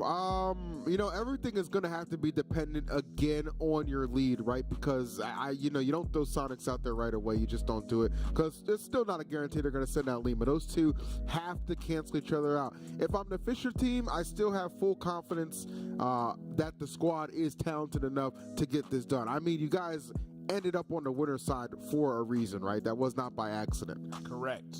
You got there for a reason. I go with Riku again. I let Riku open it up, and I just okay, you just have to play better. You know what I mean? You're Steve, you're good, you're clearly confident. That's the way I would go, right? Maybe their direction is going to be a little bit different. Maybe they're going to elect to have a different lead. We shall see, because Riku is sitting there, maybe warming up a little bit. But I don't know if they've hard committed on who they're selecting for either side to send out just yet. So I guess that's what we're still waiting to find out. Yes, and while we're speculating, even with all the extra time we had, I'm curious to know how Winthrop wants to start this. We saw them start Lima yesterday in losers finals. Lima takes 10 stocks, tears through the other team, and then in round 2, they switched it up and had Lima as the anchor. Yeah. So they're very unpredictable with how they like to manage their roster, and that speaks to the strength of their team. So Fisher, it's going to be even harder for them to figure out their game plan because they really just have to blind guess on who Winthrop is going to start with. And you can tell they are doing a lot of deliberation en route to figuring out who is going to be opening up for round number, technically 3, yeah, because it is 1-1. Whatever side wins the next 2, you got it, bro. I can't hear what Riku's saying, but he is passionate. I know that much. Very animated individual. Yeah. Very animated individual. And, yep, they're going to stick to what has literally worked every single time. That is going to be a Lima lead. And whom will be the person who takes on Lima? The person who, you don't have to beat Lima here. We're just trying to get him, you're just trying to shave off those 2 stocks. Those deficits that you have to start out against with him are so debilitating sometimes. So yeah, Lima loves to just get a ton of momentum for the team and then just be like, all right, you guys can finish the rest. I've already done half the work. Last round taking 5 stocks, 2 of them being from Sonics and 3 from Riku. So honestly, Fisher's heavy hitters just kind of got swept away there. Still, they do have DM. They also have Vivad, excuse me, I'm not sure the pronunciation. Very talented rod player. We didn't get to see him go in the mix last time. Maybe we'll see him in this round too. I'd love to see what some of the hype is about. I've only heard good things, but either way. Definitely not against Lima. Not against Lima. That was a terrible matchup. No, that is horrible. Horrible match. So, actually, turns out we're going to be getting Fire the Pyro, the Me Brawler. Oddly enough, EE, because I live in the same region as Geist and Scoops, I've seen this matchup a lot. Okay. And Me Brawler has a pretty solid amount of options here. He can take stocks really, really early with Thrupper. I think that is a criminally underrated, one of the best uppies in the game. Yep. He's got all kinds of crazy tech traps on the platform, and it's very easy for him to set them up. So Lima is going to have to be careful. And worst of all, if Lima's combos aren't clean, a Thrupp Rider disadvantage can reversal and take that stock anywhere after like 50%. Okay. All right. I like this kind of almost like a back pocket pick. I certainly was not expecting Fire the Pyro, but the Me Brawler is here to play. Let's see if we'll be able to do anything against Lima, man. Again, the best opener that you could ever ask for when it comes to Cruz. And yet again, continuing to deliver on that little 60-piece put on him. I like Lima's game plan. Hang out and shield on that top platform, certainly with devious intentions if she finds a Witch Twist out of shield from that high on the stage. But Fire the Pyro, honestly keeping up pretty solid here. Only a few percent between them. Shot put, shockingly good at interrupting Bayo's recovery. It kind of covers a lot of angles that she needs to get back to the stage. So this might not be the matchup you expect it to be. Yeah, this is definitely a complete 180 right from just going up against Steve. So this is a completely brand new look. Obviously, they've seen what Lima is capable of. So gotta find something. Gotta find some measure of success against Lima outside of Sonics. And it might just be Fire the Pyro because he is doing a fantastic job in the early goings of this, keeping it incredibly close. Not sure who's going to take that first stock just yet, but they are both working towards it. That is for sure. Good clear out. Yeah, that seems like a pretty solid burst option right there. Yeah. I love the way Fire the Pyro is playing this matchup too. He hasn't gotten a big punish on the Witch Twist yet, but he's always in position to find something if Lima's a little bit lazy on the way he gets out of disadvantage. That aside, trade, and that was a clutch back air from Lima for bringing that Thrupper kill. Yeah, you got the Dollar Tree flip kick there, making it a little harder for Bayonetta to catch Pyro at disadvantage and harder to control that airspace. Neither one able to take this first stock just yet, but Pyro, with yet another back air out of shield to punish that ABK, is actually the official lead. That is huge, but it's only a lead momentarily. Lima immediately claps back, and the back air, as it has done time and time again throughout this competition, seals another stock out. So we are evened up 2 apiece, but I'm liking it. The answer of Fire the Pyro has been a solid one. Wow. Could you? No, I was gonna say it could be a question of like how comfortable is me, how comfortable is Lima in this matchup as well, right? Like, I'm telling you, those me's, man, they can frustrate and confuse. I don't know why there's 58 in my region, but there's really not a whole lot of other ones. And Fire the Pyro taking full advantage of that little bit of confusion that Lima seems to have here. I think he's got crazy punishes out of shield. We nearly saw a jab block earlier, so Lima's definitely on notice here. Oh, gotta be careful there. Again, great burst option, just not afraid of the challenge. And really, that lead continuing to open up, throws out that up B, wanted to maybe threaten the stock, but Nobody home for it just yet. And here comes Lima, finally able to get that witch twist to confirm into some more. Yeah, great damage. Lima evening things up. Fire the Pyro getting up at just the right time on that platform. Lima definitely smelled blood in the water. Now, Lima's so good at edge guarding, so many recoveries, but does he know the way that Me Brawler gets back to the stage? Ooh.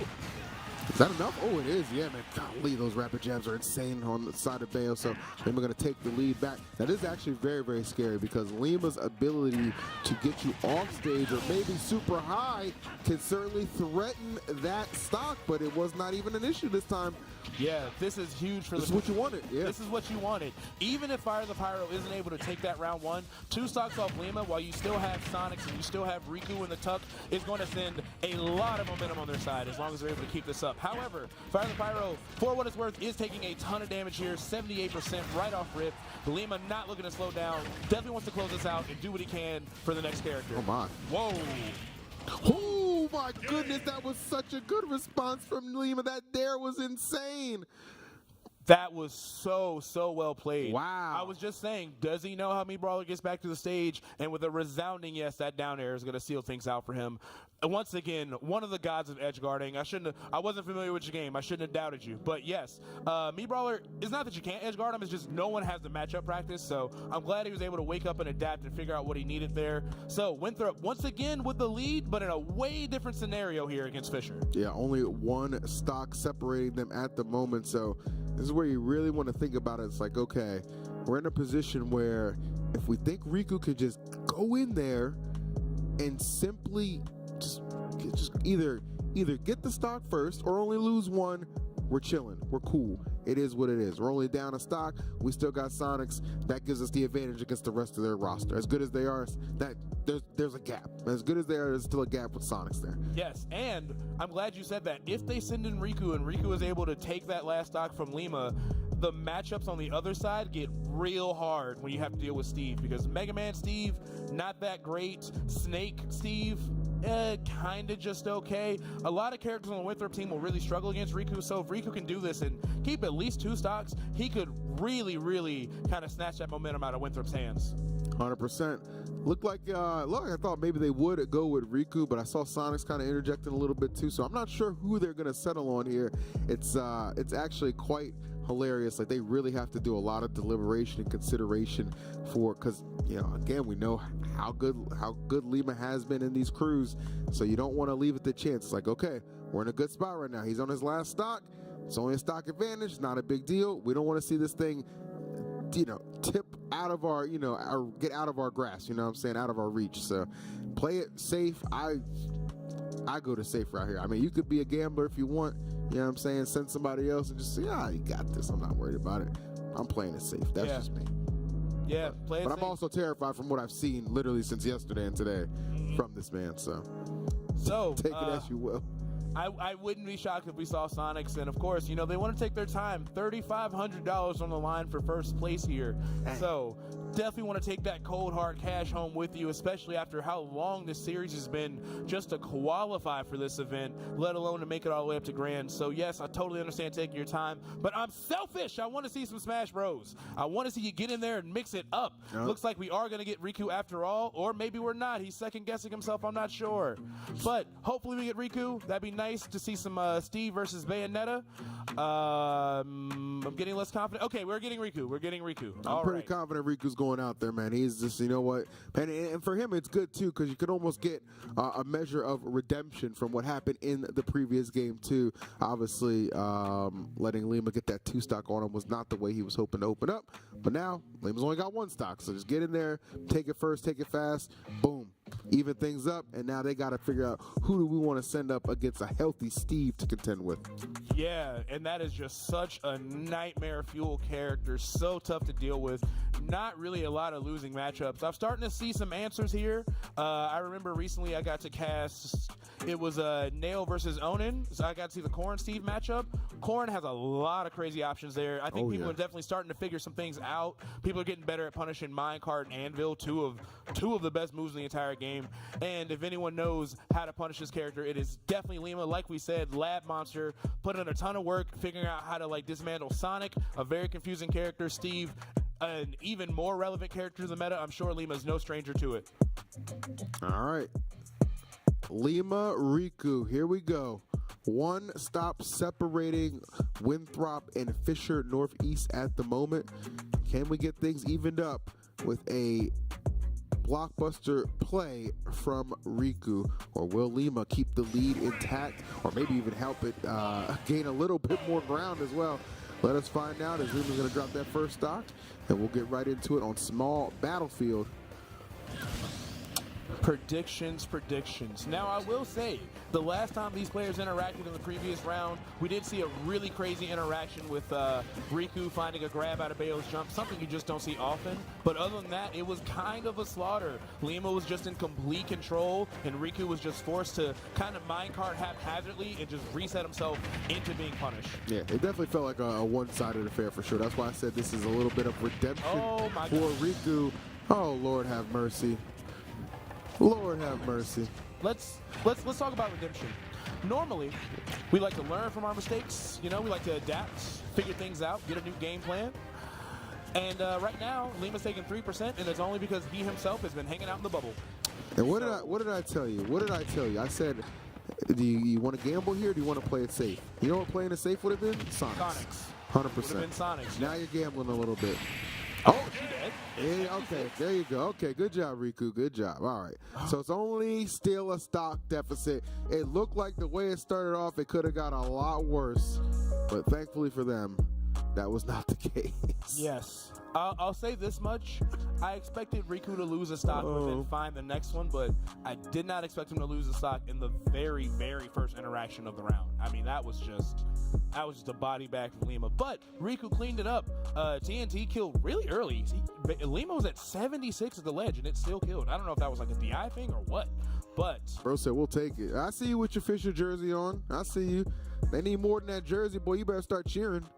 Come on now. Jack, we might want to run up there and tag in on somebody. I don't know. But, yeah, shout-outs to the other Fisher team. Fisher's such a stacked university in esports. They have not one, but 2 teams here in the top 3 of the finale. So shout-outs to everybody we've seen all weekend, of course. So, Winthrop. Got to make a decision here. CJ Frozen, we've been told, is only here to coach, not here to play, so Snake will not be on the roster. They've got Regalo the Lucas. I don't think Lucas Steve is probably all that great. They've got Anarchy. I don't really think you want to sing Greninja in either. And this is actually the situation I was talking about. Riku's character pick is really rough for the rest of their squad, and they do still have the Boogeyman, a.k.a. Sonics, waiting in the wings. Yeah, Riku actually, if it worked out, it works out. And I would say that considering it's only a 1 stock deficit, it has worked out for sure, because that Steve is going to frustrate the remaining characters on that roster. It's really going to come down to, okay, well, who feels most comfortable against Steve? And then keeping in the back of your mind, too, they still have Sonics. But they still they got an ace in their hole too. It's not just Lima. I really like Justice as well. I think Justice, him and that Min is incredible. So there's still a lot of wiggle room for both squads for sure. But certainly Fisher would love to be able to go up 2-1 and get that much closer to defending that title. Yeah, Justice is a very good player. We saw him doing some damage yesterday. Min was just such a nightmare to deal with. A lot of good options against Steve, too. Outside of literally hiding behind blocks and waiting, most of the neutral is honestly going to be dominated by her. If he keeps Ram at the ready, it's very hard to find a way in with Minecart. Very easy to edge guard him, too, with moves like the Dragon's Breath. So who knows what we're going to see from the Winthrop team. Who's sitting down there? Is that Anarchy? That is Anarchy the Greninja. Risky decision here. I don't think this matchup is that great for Greninja. A lot of his key hit confirms are just very hard to land against Steve. If there is a block anywhere on the screen, you can't really run it in a dash attack. It's going to be hard to come in with those neutral airs. I could even see him getting fully clipped out of the skies with that Steve up smash because it's active for a million years. So definitely going to be a tough one. But it looks like that's who they're going with. They're going to rock with Anarchy. See if he can send some Pokemon magic onto the stage to tie things back up. Well, it's going to take a lot of magic. I'll tell you, I'm talking about some David Copperfield levels of magicry. You know what I'm saying? So best of luck. best of luck for sure. It's just going to be tough. It's not like Anarchy's not good. It's not we don't think Greninja can get the job done. It's just going to be difficult.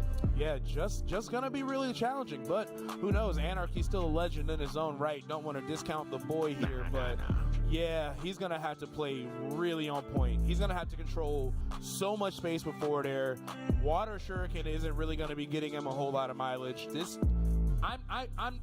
I'm open to being surprised, but I don't think I see the path to victory for Greninja in the matchup. Nah, bro, that's just it's probably not there, to be quite honest. All right, so all this last-minute coaching, remove them from the stage. It's time to play some games. You're either ready or you're not. Let's go. Get away from them. It's go time. Come on now. Y'all lucky I'm not up there doing the enforcing.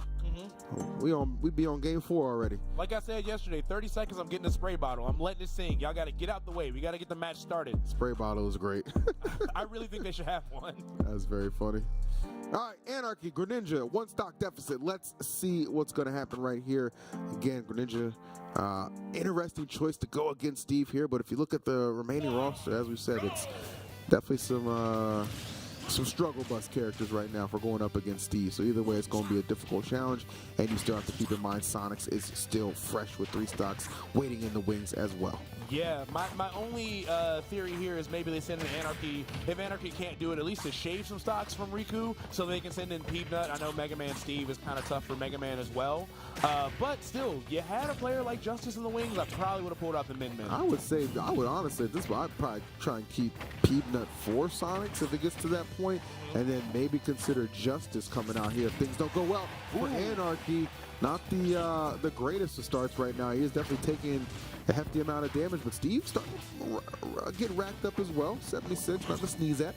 Yeah, and like I said, he is threatening a lot of space with that forward air, but Riku just not taking the bait. Got a block in front of him, just going to hang back, let Anarchy tire himself out, just whipping all those buttons.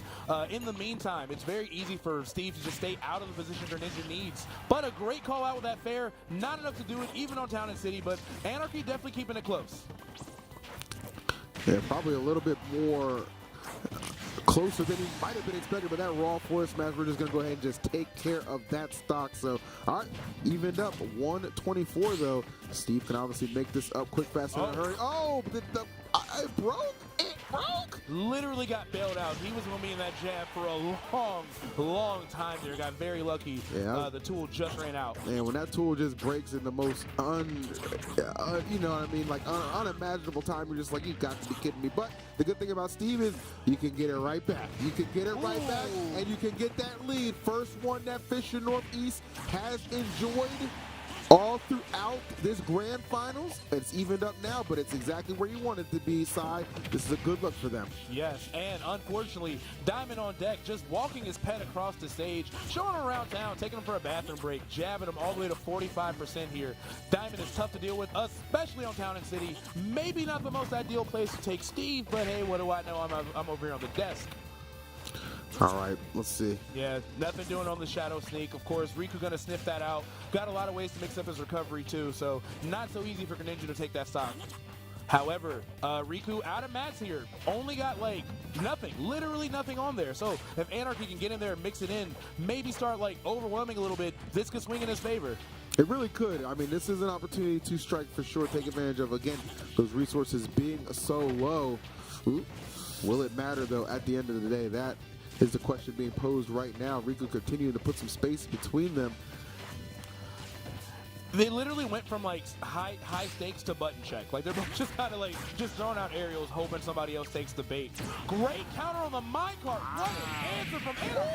And the Shadow Sneak from the top rope. Just barely not enough, but crazy plays we're seeing. He is not playing around. That was disgusting. And you leave yourself open like that, don't even ask questions. Anarchy, the answer. Riku going down there. Fantastic play. That was beautiful. That brought me back to life. That was what I want to see. That is some crazy play there. So, Anarchy is able to do it after all. Did have to sacrifice 2 stocks, but beating Riku means so much because now, like you said, you want to keep Peanut for Sonics. Not only do they have him if they're ready when Sonics comes up there, but maybe Anarchy can even shave off another stock. That was a sick last stock. You know what? This might become a Pokemon battle. We might see DM come out here. Oh. I could see DM coming out right here, getting the stock off, and then it's like, okay, who you got next? Yeah, that would be a really good pick. Yeah. I like DM for coming out next. I think that's the play. I think you're right. Let Sonics be the anchor. Let him take it home for the Fisher team. I think it is 7 stocks to 6 here. Winthrop still got a 1 stock lead, and I know Fisher has that point on the board, but that is only by merit of being on winner's side, not because they won one of these rounds yet. So Winthrop making some great plays here, showing us why they're in grand finals.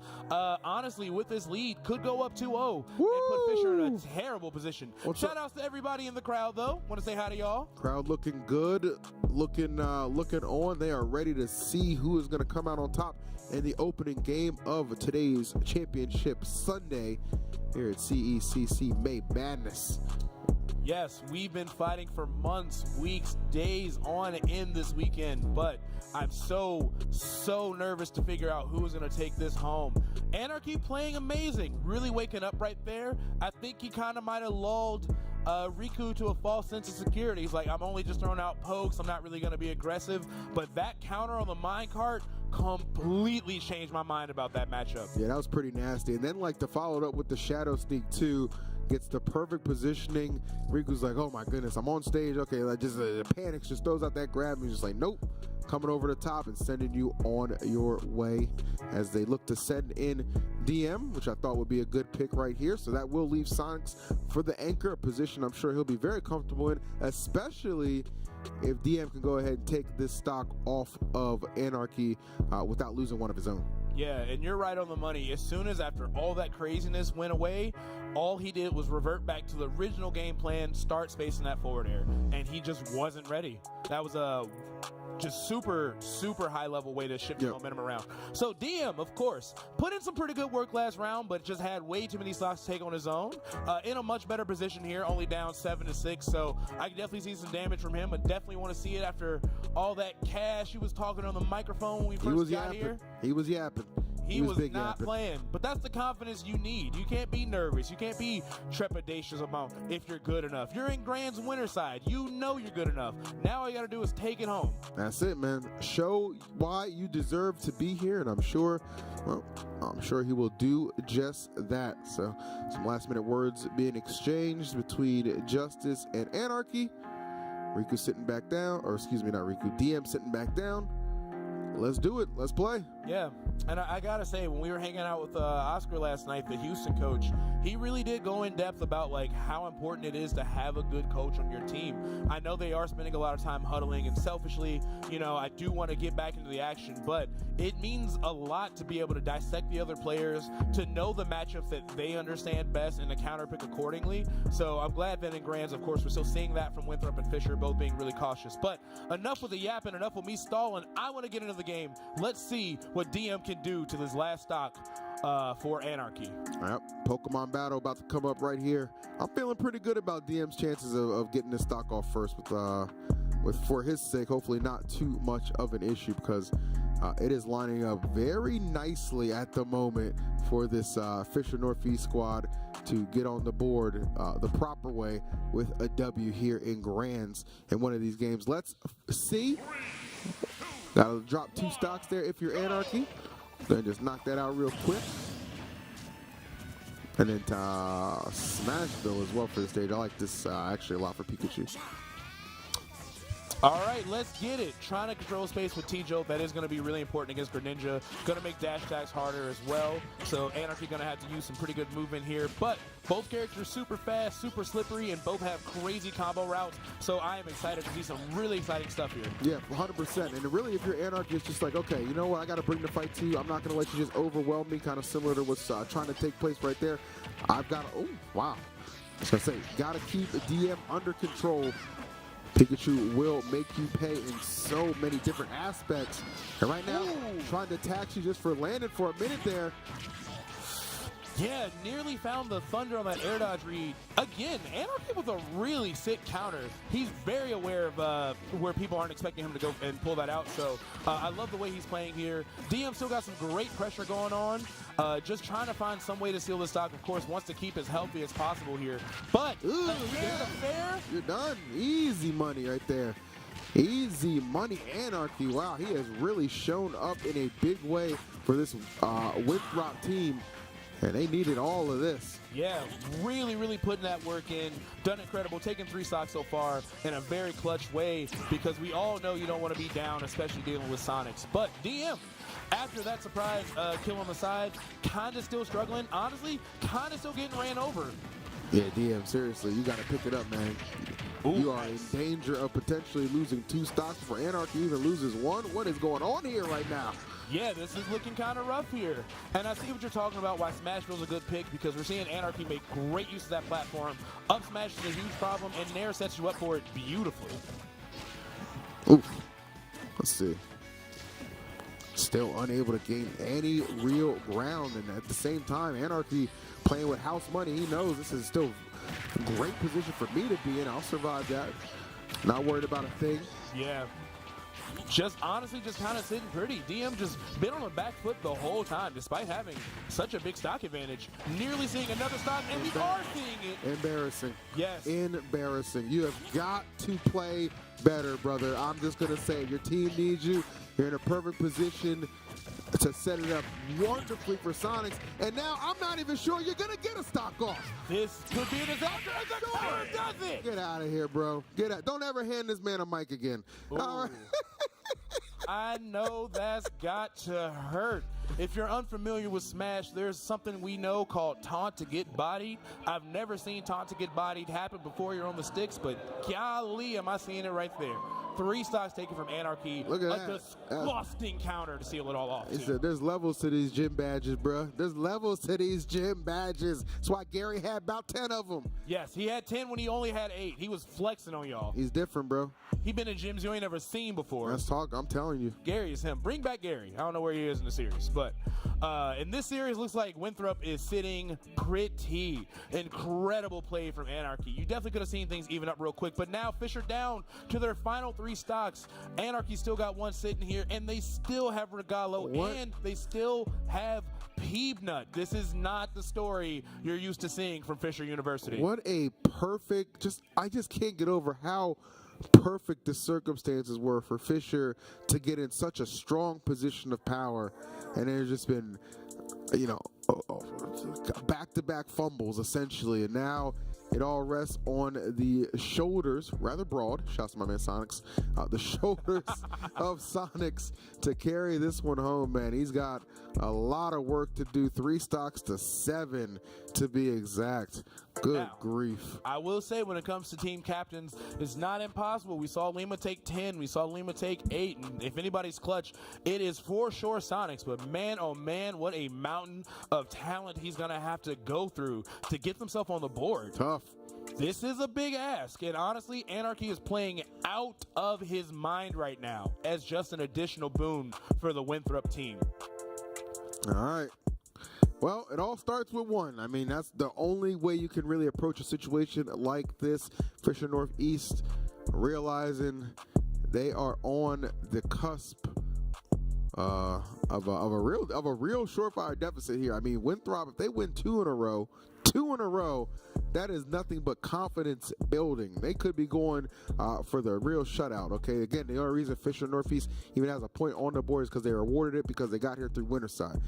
Yeah. But this ain't winners no more. This is grand finals, and people are showing up and showing out. I saw a little smirk on Anarchy's face. Just like, at this point, I've done more than what was expected of me. I'm just happy to be here and happy we are firmly in control with a 4-stock lead right now, Cy. here we go, stadium for the first encounter right now. Yeah, if you're Anarchy, you're definitely sitting pretty. You took off not only a talented player like DM, but also shaved 2 stocks off Riku the Steve. So anything you get from here is definitely a bonus, and the momentum is looking like it's not stopping. Trying to interrupt that recovery with Hydro Pump. I can see Sonic's getting tripped up here if he's not careful, because outside of like Tarek, I think at this level, there's not a whole lot of Greninjas you get to practice with. Yeah, definitely clear that Anarchy has thrown them through a little bit more of a loop than you would think. I mean, Greninja, we know, good character, not great, not really that high represented at that level either, but Anarchy just being that guy for the squad has been a beautiful thing. But Sonic's, he's been that guy forever.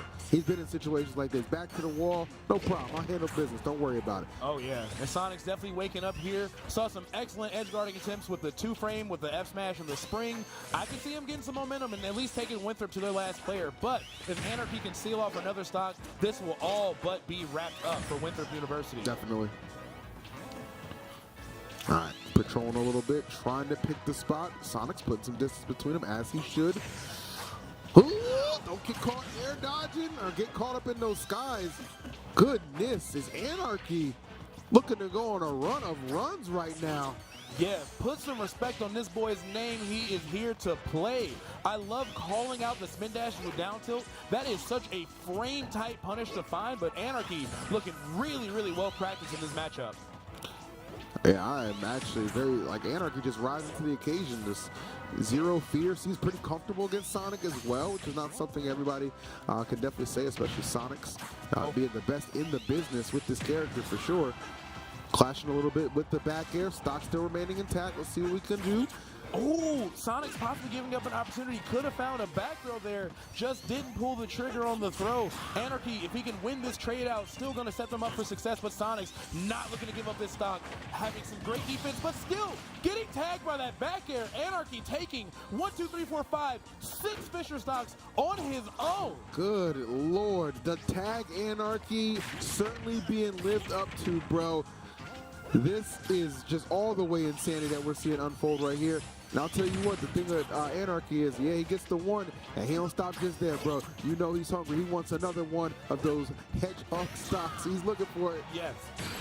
But he's not going to get it. That back air will seal it off. But what a run of it. And we weren't even sure if Anarchy was the guy they wanted to send in. You know what I mean? Like, you kind of looked at the characters remaining. You think of Greninja. You're just like, I don't know if this is my guy. Oh, that's everybody's guy now, okay? Definitely made a lot of new fans after that performance. Great stuff, Anarchy. Yeah, incredible work from him. And again, the only reason I was nervous about sending in Anarchy, it had nothing to do with the talent that he has. It was truly just a matchup thing. But talent supersedes matchups. Anarchy taking out the Steve set him up for success, and DM unfortunately got rolled there, getting 3 stocked, really setting them back a lot here. DM was he was a letdown for that position that they were in, and it's not because he's not good. It's just, and rise to the occasion, it happens. You know what I'm saying? I mean, you'll get a chance to get some get back in the next game for sure, but it is a tall order at times. But you know what? You know, I always say I have a short memory, bro. On to the next one. Yes, 6 stocks to 3. So, in this position, if Sonics is able to make a miraculous run, is able to somehow get a 3 stock on Peanut, then all that momentum shifts right to their side, and they're in a crazy position because it will be very hard for someone not at this level to actually take Sonics down. But Peanut, as we saw the last time they interacted, made short work of Sonics. Had that crazy edge guard, killed him at like 75%. Yep.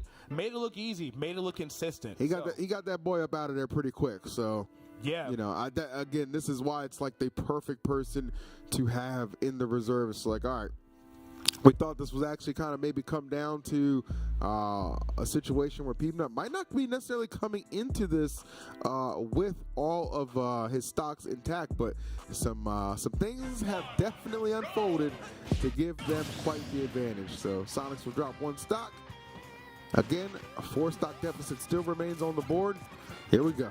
Yeah, and Peanut opting to go for Kalos too. Not a bad idea. I think Sonics took really good advantage of the platforms of SBF. So making this big, long, flat stage, Sonics, no matter what he does, will have to deal with these Mega Man projectiles, and it's going to be a long one for both these characters. Definitely will. And maybe that's kind of what he's counting on too. You know, got plenty of time. No reason to rush anything. Oh! Incredible start for Sonics, though. Nearly taking Peanut out the game with that back air. A lot of damage still. Edge guard still going. I love the way Sonics is playing. And this is when we're starting to see when Sonics is really in his aggression bag. This is when we see him rush people down, overwhelm you with options, and just confuse his opponent. Yeah, when he gets comfortable, when he gets settled in, it is a long day for any opponent that has to go against him, Peanut included here. As we are finding out good answers to a lot of these offensive options that you see Peanut attempt to put out, and then the up smash just quelling any kind of momentum he might have been trying to gain there. A modest 44%. That is one. Yeah, looking good so far. Definitely a rough draw for Peanut. It's very common to see Mega Man land with those leaf shields, get away with murder, but the multi-hits from Sonic, not going to let that rock. So Peanut going to have to really rethink the way he gets back down to the stage. Oh, okay. Okay. You already know, man. If he's trying to send you down, Buster Knuckle, yeah, it's a problem. It's a good effort, but not going to find it just yet. Let's see if we can maybe clean up the ledge trapping here a little bit. I love the attempt with the Z-Drop Metal Blade. Smart stuff. The wall going to really limit the way Sonic gets back here. But Sonic's firing back, getting a ton of damage, and really forcing Peanut to panic. Yeah, Peanut is not getting anything really cooked up or going at the moment. It has been the Sonic show for the majority of this. Yeah, if Sonic can take this with the 2-stock, it is going to completely reverse what we thought would happen, and Fisher will go in the lead, I would say, comfortably. So Peanut really got to lock in here, really got to figure something out. Okay, forward tilt, let's go. Ooh, he's trying to set him up for an up air, back air for sure, but no, able to escape out of that predicament. 2 stocks apiece, but again, still 3-stock deficit for Fisher Northeast. Sonic's doing his best, trying to put. Oh, trying to put something on him, for sure. I thought he might have had him right there, but no.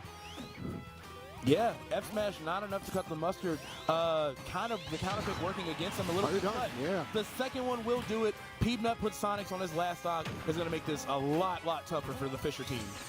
Back Sonic's down to that final stock, and then Peanut still with another one to work with even after this one falls. Sonic's going for it, back air, doesn't close it out. How about the forward air? Still no. Oh, okay, actually good enough just because he didn't have the recovery available to him in that instance. All right. Yeah, he really needed that too. I got a little nervous there. I've seen people kind of SD on their last stock. I wasn't really sure if Sonics had it, but never going to doubt the boy again, because 50% off the Angel platform is just what you need to see for Fisher. All right, Sonics, get him down to that final player, man. Get him down to that final player. Make it interesting. We can still never know what's going to happen. I know Peanut would love to wrap it up here, but he might not have a say in the matter. And this would be good for Sonics too, because it's like, okay, well, I was already at a stock deficit, come through, get his 2 off before I lose mine. Good enough for me.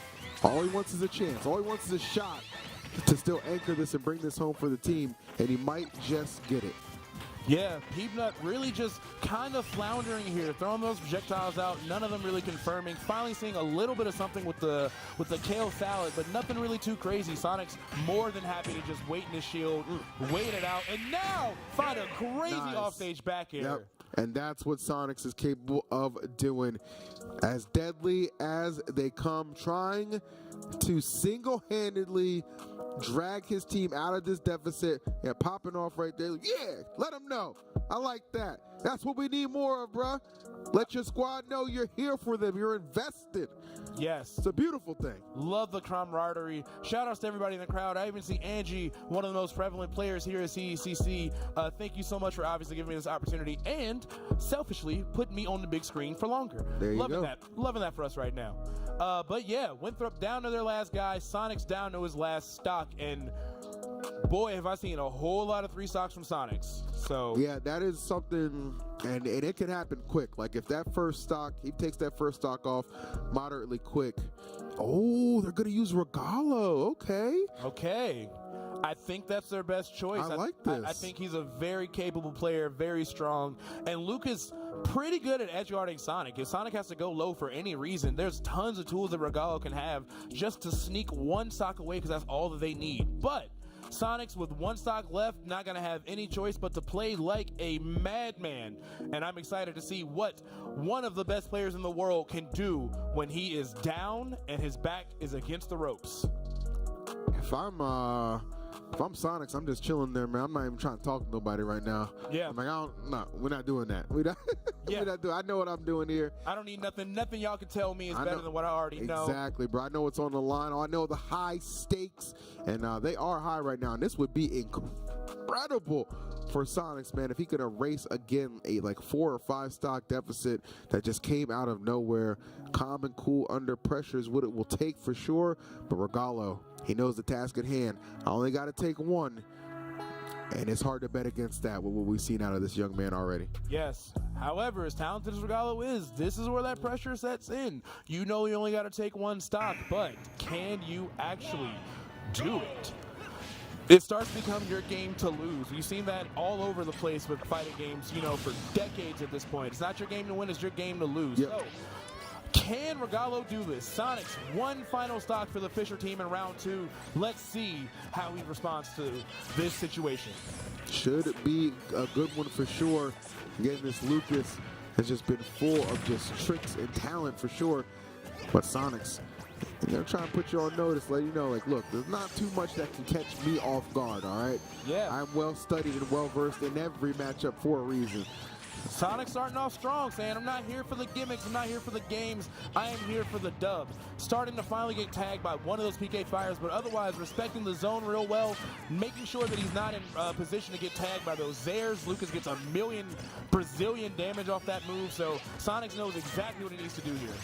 All about distance, man. Keep it at a safe distance, attack when the holes are presenting themselves, and you'll be just fine. But already at 55%, make it 61, taking a little bit more damage. Whoa. I'm sure he might have liked to. Regalo tries to make a big play with that up smash, but absolutely nobody home for it. Yeah, big risk right there. Goes pretty much unpunished, but definitely made Sonics kind of sit back and rethink a little bit, just kind of recalculate. That's what you got to do when you see something like that come out. Ooh, nicely done. Turn it around. Put it in reverse, Terry. Put it in reverse, Terry. Reverse right there. Fireworks straight to the face as Regalo takes out with that back air. So abrupt too, man. It's just, it kind of reminds me of the last game where, Sonics was in there against Peanut. Just kind of ends abruptly. This squad, man, this is a well-rounded squad, and they're not top heavy. They're very well balanced, and I think that is going to be a major key to why they can actually get this done and unseat Fisher from that top spot and from getting another championship here at CECC. Great job, boys. That's 2 in a row. All right, Perfect. Well, guys, this could be the end of an era. Fisher got a lot of work to do if they want to retain their throne here. But we are going to take a quick break from the action and throw you guys to the analyst desk. No desk. Never mind. We are not going to the analyst desk. We're just going to keep this up. I can't hear. I heard very clear instructions and did the opposite. Anyway. Hey, that sounds like my whole college career. Yes. Felt that. It be like that, baby. Well, yeah, we're going to go ahead and just stay right on the action because we are looking to get right back into it, man. I mean, we want to see how this thing is going to conclude. Aww. Oh, that's cute. I love the little family time right there. That's great. Love a wholesome event like this. Shout out to CECC holding it down. It's been a great time to come out here and see some Smash Bros. Action, as well as some other great titles, too, man. I got to give some love to Overwatch, Valorant, and Rocket League as well. Very entertaining esports as well, and the players here have done a great job showing off. Yeah, if you got a collegiate team, you got to fight tooth and nail and get you to a CECC. This weekend has been phenomenal. Honestly, last night we went to check out Texas Live. I was kind of tired. It was raining. I wasn't really sure. Incredible place to hang out. There's a lot to do around town. The venue is a mere 5 or 6 minutes away from Six Flags, so very hard to get bored around here. Tons of games, entertainment, restaurants, all kinds of things to do. I've been having a blast in Texas, as I always do, and most importantly, had some fire barbecue. At what was that, Terry Black's? Black's the other day? Yep. There was a lot of a lot of good food spots to be had around here, man. And definitely one of the hallmarks of Texas, man, is that you're anywhere you look, you're gonna get some good food. I mean, heck, look at the stream right there, man. There's a reason McDonald's and Smoothie King are partnered up with this event. They know good food, they know good gameplay, so to me, they got some good taste. So good to have them on board, as well as what could be the final game is potentially looming here. They gonna need some pick-me-ups over there, okay?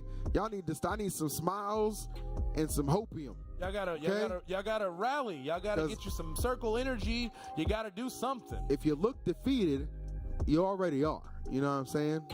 So we gotta get those vibes back up over on the right side for sure. If they have any hopes of taking this to a 5th and final round. Yeah, CJ Frozen flown in to coach for a reason because he is absolutely coaching this team to success. And I know that last round has to sting too because that back air was just pixels away from the stage. Sonics, of course, wanted to land on it or tech to the right and be able to survive it, but just super calculated response from Regalo. It is very hard to punish Spin Dash, especially with a character like Lucas, but he was just surgical in his response there. So, who's it going to be? Is it going to be Winthrop or Fisher taking home the official CECC 2024 trophy? We will find out here momentarily as both teams figure this out, but I am very excited to see the storyline shift a little bit. It's not going to be as easy for Fisher as we all thought. They have a tough day ahead of them because once again they have to start things over with players like Lima and Peanut, of course, but Anarchy super clutched up in that round 2 and really made some stuff shake. Easily, this is the first time that I've seen Winthrop play and said to myself, wow, somebody else is the MVP over Lima this time. You know what I'm saying? Because every appearance from Lima, he's been the MVP to me, except for the last one. Great performance on his end nonetheless, but it was definitely Anarchy who just busted that game wide open. It was insane. Greninja stocks all the way through the roof.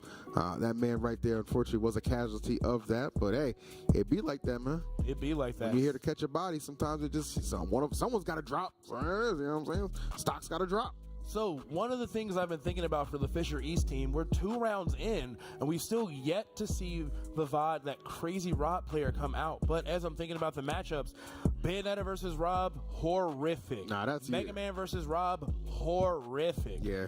Even Greninja, I could see giving that character some trouble. So honestly, it might just be a matchup difference where they're kind of just locked out of that player. But as we saw with Anarchy taking it over Riku, sometimes you just got to let the skill come through and just kind of make up the difference anyway. So, coming back into this, looks like we got Lima walking back up to the stage against Fire the Pyro. Great pick from them. Was able to take 2 stocks off Lima last time and set them up for a really good position. Yep. Maybe we can even say him take 3 because Fisher has to answer to what's been going on. Yeah, Fisher's got to bounce back quick, fast, and in a hurry. Lima, obviously the #1 opener. And Fire the Pyro, but Fire the Pyro, it's not about, I don't even care about winning here. I just got to make sure he's at his last stock when it's all said and done. Whether I get the dub or he's at the very least at his final stock, that is the absolute priority. A solid start, just so important to both of these teams, but especially Fisher right now, considering that deficit that they find themselves in. Yes. You gotta step up. You gotta step up. You gotta dig deep and figure something out. I think the money spot for Lima at this point is to be able to take on Fire the Pyro, win it, and have at least 2 stocks left, because that's gonna put him in a great spot. Clearly, he has a lot of answers when it comes to dealing with Riku. Steve, yep. Obviously, he's fought Sonic in tournament a million times, so let's see how this starts off. But again, Fire the Pyro did some amazing stuff in that round 2. Let's see if we can keep it up. All right, well, he is already up in a big way right there, 50% unanswered. See if that momentum can continue, but Lima, we already know he gets 1 hit on you, and a lot does follow. Thank you for proving my point, Lima. Jesus, the dive was so smart right there from Lima. Oh. All right. Nice. ABK. So good. Little get out of jail free card sometimes. All right. Good adaptations from Lima. Kind of figuring out that Fire the Pyro was really hungry to get that bear out of shield after ABK. Mm-hmm. So you're seeing him start to change his disadvantage a little bit more. Seeing him wave land on the platform, just disengage, just mix it up a little bit. Really using Mii Brawler's kind of like limited mobility to his advantage. Yeah, that is one of the knocks against him, right, is the fact that mobility can be called into question for sure. Shot put trying to interrupt the recovery, but Lima coming back. However, still, Fire the Pyro. Ooh, put them paws on him. Great spike at the ledge to give himself the first stock. Huge. Yeah, really had Lima gun shy, forcing him for that regrab. And of course, if anyone's going to call you out, it's definitely a player like Fire the Pyro. So, still in a not too bad spot here. Just got to watch out for up tilt and back air. But Lima finding the nair, but not enough to actually take the stock yet. Things are starting to get real rough for Winthrop in the round 3. Oh, rapid dab to destruction. Yes, sir. Yeah, even from center stage, still wasn't up at that percentage. So Lima firing back here pretty good. But Fire the Pyro fired himself with that thruster out of shield. That's actually huge in this matchup. So Bayo's going to have to be extra careful with how she pressures. So interesting how well that you're just seeing the Mii Brawler do against somebody who's just been so oh no! The SD, not like this. Just a free stock for Lima. They didn't have to work for it. Oh my goodness, that is not what you need in a must-win situation. Every stock being so precious. Yeah. Well, that's going to kind of spell disaster possibly. If Lima can take this and get that 2 stocks, that's the exact position that Winthrop needs to be in to kind of like really set things up. And a great response to that thruster, witch twisting out of the way. A lot of people really don't respect that move or know how massive the hitbox is. So great presence of mind from Lima. yeah, he just had the awareness is just so good because you know for sure Fire is definitely hunting for that stock as soon as possible considering that SD, and he's going to get it, okay. So not going to be any kind of astronomical lead that he has to overcome right now. If he can actually get the dub here, that would be huge. You take out Lima, you're putting yourself in an amazing situation. Yes, Lima definitely one of the key heavy hitters for the Winthrop team. We're seeing shades of what we saw last time, 1 stock apiece. So Fire the Pyro, despite that SD, still definitely getting the job done, definitely leaving his mark on the stage. But who was going to draw first blood in this match? Wanted that there to come out. There we go. All right. Nice, Lima. Okay. Good avoidance, though, from Fire the Pyro. Not letting that knee get in too much danger. Excellent grab. Let's see what we do here. Oh, go super low. Oh, that's what he's done. Yeah, nice. Actually, put him under duress, under the stage. And that is going to be enough to force the drop of that final stock. But great job again, Fire the Pyro doing what he needs to and continuing to at least make sure Lima, okay, you're opening up, you're getting the win, but you only got 1 stock behind it. So here's where we are. Yes, just 1 stock left. Fisher is going to have to be very, very calculated with who they send in next. Riku is yet to be able to take a stock off Lima without losing one first. Yep. DM unfortunately hasn't necessarily locked in just yet. And shout out to production, because what do I see? A selection clock. Finally putting a limit on the time we can spend in between these matches. I mean, it's nice. Oh, yes. It's nice to see that at last. I'd have made it 8 minute personally, but that's just me.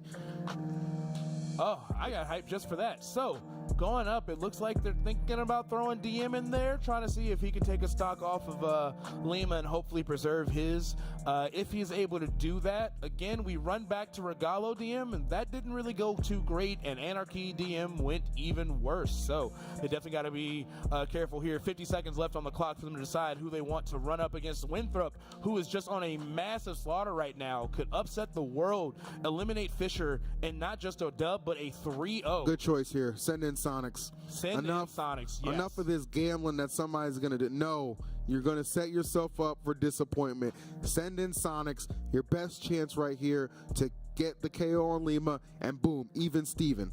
I like the idea. Yes, send in Sonic. Stop playing around. You know you have to cancel out a heavy hitter with a heavy hitter. And if Sonic's able to do this, potentially even keeping all 3 stocks, that means they cannot play any games on Winthrop. They have to send a heavy hitter in right back. So for Fisher, if he's able to do this, keep that momentum going. They still have Riku in the wings, and they're going to have a little bit of an easier time using Steve to his fullest, because Riku and Lima just should never interact again for us this bracket if you can help it for Fisher. They should not play again. I agree. They just really just no need for that to be the case. We've already seen some of the results right there. This is for them. This is match point. They're up 1 stock.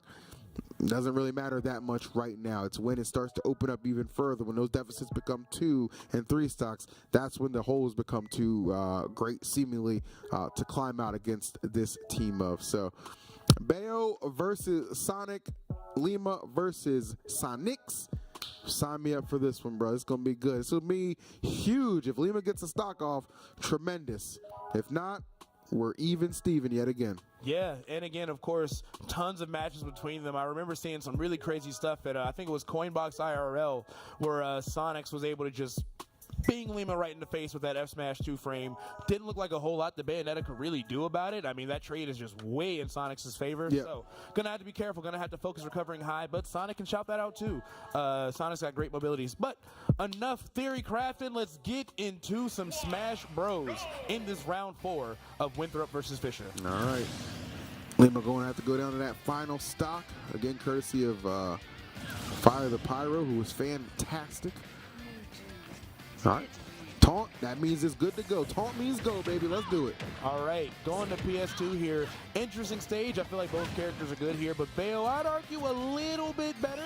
Not that Sonic has any bad stage, but boy, she gets a ton out of those side platforms, so Sonic's going to have to be extra careful here. That is a big fact. And you know, I'm always nervous. Oh, well, the spring. Yeah, give the spring. The spring is the catalyst to that. Wow. All right, good job. So no epic down the stretch last hit kind of battle right there. It's just like, yeah, one and done. Unfortunate stuff. You can see Lima was trying to find that reverse up air so we can get the fair string off the blast zone. The DI wasn't really there, or at least not what he was ready for, so he had to kind of bail from that combo. And Sonic is like, I'm not letting you back to the stage, bro. There's no way. Woo! Hello, we see you. Looking good, guys. Hope you're enjoying the Smash Brothers action, which is now tied up on their stocks, 9 apiece remaining. Very curious to see who they elect to send out here against Sonics. Yeah, it looked like I saw Peanut running over to the stage. Definitely makes a lot of sense to me, of course. Very talented player. I don't know if I do Peeb right now, man. I didn't like what I saw in that last game. You thinking Regalo instead? I like Regalo here. I like Regalo here personally, but if it's going to be Peanut, we shall see if it is effective. Yeah, I think Regalo had a lot of good options. Had Spin Dash kind of locked down with those PK fires, making it a little tougher. Peanut was really struggling in the nooch. I think Kalos wasn't really to his benefit. Sonics was just playing super patient, and yeah, he kind of got cleaned up there. So who knows who they're going to pick. They still got 50 seconds to decide. But very curious to see how this is all going to go down, and maybe if Fisher can at least get themselves another point on the board, because Winthrop is just on fire. Yeah, they got all the momentum, man. Everything going their way. But what they do have now is a position they have yet to be in up until this point. They've got a fresh Sonics there with 3 stocks, and everything is even. No advantages on either side. That is a big deal. Yeah, and that clock is whittling down. Tick, tick, tick. You got to go ahead and throw somebody in there. And I think when that clock is down, you should have to be seated and playing too. Yes. All right, like... Got to do something. Shot collars or something. All right. 5, 4, 3, 2, 1. Go play. Go play. Go play. The clock is, extremely loud buzzer noise. Somebody enforce that. Make him play. Make them play right now. Also, shout outs to Sonic. Sonic's, as a house music enjoyer, loved the Chicago house music jacket. Was just in Chicago last week. Had a terrible night out on the town. Got nothing done. Did not hear a single oonce. Had an awful one. But the idea of Chicago house music is fantastic. There you go. The concept in itself. That'll be enough sometimes. So that is going to be Peanut. All right, yeah. Peanut. Getting ready here. Mega Man versus Sonic once again. I hope he can switch it up. I don't think Kalos should be the counter pick. That really worked out in Sonic's favor. So maybe go somewhere smaller and tighter like Smashville. Yeah, I know it's kind of scary. You can't really control space as easily, but he at least has to deal with your moves more often. 100%. Yeah, I would agree with that. For sure. All right, headset on. Headset on. All right, click up. Let's do it. Let's go. Let's do it, gang. Come on. I'm really interested if, when Sonics he is at his scariest when he is confident. Mm-hmm. And I got to imagine right now he is probably sitting somewhat pretty. Yeah. That was a huge, really important stock to not lose against Lima. So, all right, Peanut versus Sonics on Hollow Bastion. I like the pick. Again, middle platform going to be pretty good for Peanut. You see him camping under it, making it so Sonics can't just run around him and control the stage as well. So, going to have a tough battle for Sonics here. Yeah, it really might just come down to, as well, for Peanut, it's just like, well, I don't have to necessarily win here. I just got to make sure the next guy's job is a lot easier. And what does that mean? Make sure Sonics is not sitting at two or three stocks. Get him down to that final one if you can, but the beatdown is already starting to commence. Sonics putting a lot of damage on very early on. Peanut looking to find some answers. Those pellets not getting them too much, man. Only 4%. Yeah. Maybe a lot more than that. Looking real comfortable once again. Sonics perfectly happy to just kind of wait it out. I like forcing that air dodge off Peanut. He's got a lot of punishes from that nair at the ledge, and Peanut definitely remembers and definitely still quaking in his boots from their last interaction here. Only at 19%. Let's see if Sonics can be the boogeyman that we know him to be. Well, he's definitely off to that kind of start. Very much so in the lead. Okay, here comes Peep. Put a little bit of a dent in it. Let's see. Not getting too much, man. These little pellets ain't going to do much. Going to have to find some stronger hits. Looking for a couple fairs. Nothing quite connecting just yet. Yeah, got to get something going. Good idea to get that metal blade in hand. At least have those multi-hits to help you kind of slow down that spin dash. But Sonic's got the lead. Up percent, you know the vibes. Not really approaching too much.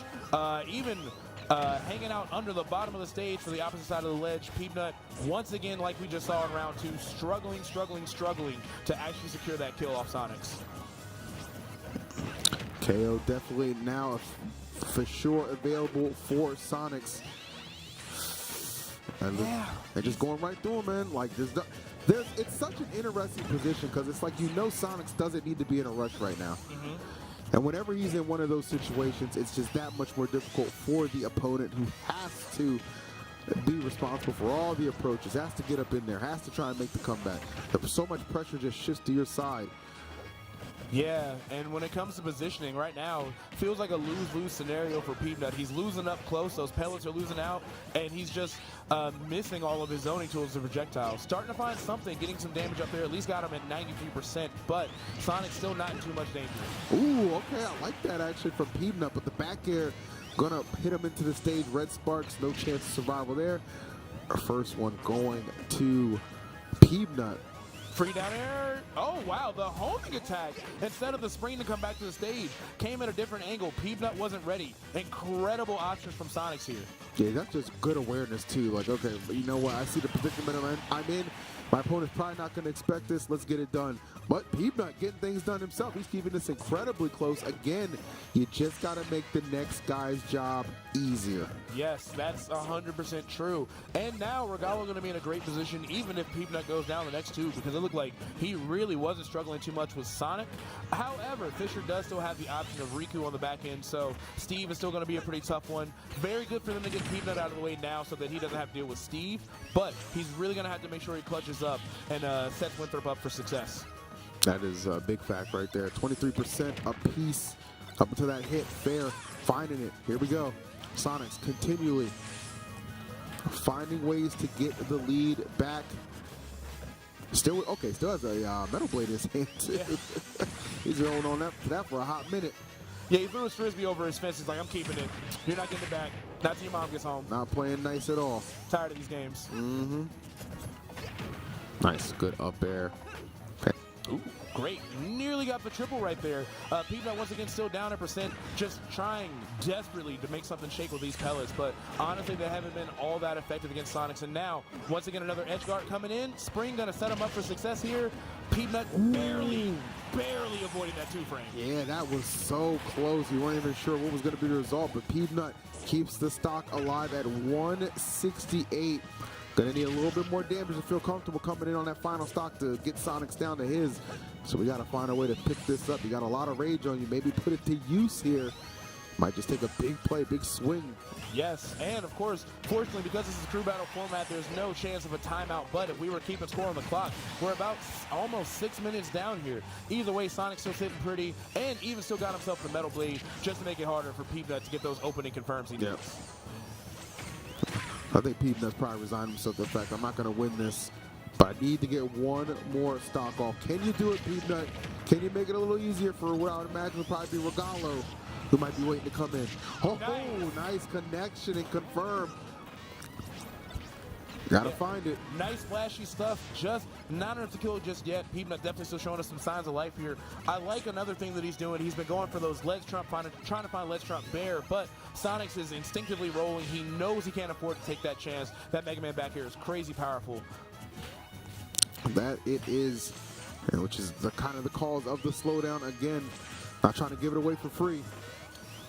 Yeah, doesn't want to give it up just yet. Sonics, honestly, nearly in a position to find himself a 2-stock. That rage is building, and he's really just avoiding so many hit confirms from Peanut. Metal Blade feels seemingly offline at this point. Up tilt not going to come out in time. Peanut is going to have to stock in the back air. Nice. Does. Exactly what he needed to do. Could probably breathe a sigh of relief. But hey, you know what? You come this far, why not try and go all the way? Could he potentially get this final stock off of Sonics? It'd be quite the uphill battle, that's for sure, but you never know. That'd be amazing if he could do it. I like the reversal bear. Sonic's got to be careful. Don't want to throw this stock away with an SD. We've seen it. We saw it at LMBM, actually. Just made some crucial mistakes on his last stock. But still got a huge lead here. Peanut kind of desperate for answers, just picking away. But most importantly, keeping him off stage and trying to find a way to get an early stock with an edge guard. Got to be very cognizant of your position right now, even with a lead like this. I've seen some crazy things happen. You see, he's continually trying to get that spike. He knows exactly what he's looking for. He knows his win condition right now, and he's trying to set up Sonics for it, but no, the fair will be enough. Sonic survives 1 stock to his name and a 1-stock advantage for Fisher Northeast. Yeah, crucial stuff there. You could tell Peanut wanted it. He was totally just bloodlusted. Sonic's just barely avoiding that down air that could have spelled disaster. So, Fisher, for the first time in the series, has himself a lead, albeit just a 1 stock. But on the good news for them, Lima and Peanut are both out of this round. That means they've got Regalo, and I don't even know if we've seen their 4th player yet, actually. Have we? Well, they got Justice up there, too. Justice, They got Justice. They got no tag as well, so the options are certainly there, but I think it's going to be Regalo. He was great last round, and if he can, even it up, you're going to be feeling pretty good. Yeah. Because even though Steve is a frustrating and threatening character, you still have seen your team members have success against it already, so it's not the worst thing in the world knowing who's waiting in the wings. Yeah, and that's going to be huge if Regalo's able to close this out and keep his stocks fresh. But if he's able to beat Sonics right after, he's going to have to fight Riku, the Steve, who, of course, hasn't gotten the opportunity to shine that he really wants. Of course, Lima's been really kind of like snuffing out the flame, but Regalo will have to really work pretty hard in that matchup, I feel like. So Fisher, even though it's only a 1-stock lead, from a character-to-character perspective, they're in a great spot. Yeah, 1000%. Wait, where's my... Okay, I was going to make sure my selection clock is on there. Yeah. No. That's a good idea. I still see it. Yeah, we need that. So, still trying to get some coaching done here, trying to figure out what they can be doing in Sonic versus Lucas. Yeah, it's going to come down to probably like, okay, well, we're assuming that Regalo is not going to get owned here. So, who is going to be next up to take a swing at this thing? Yeah, who's it going to be? All right, selection clock winding down. 10, 9, 8, 7. Okay, there we go. Cool. Hey. Okay. My man Regalo, he's ready to go. 1.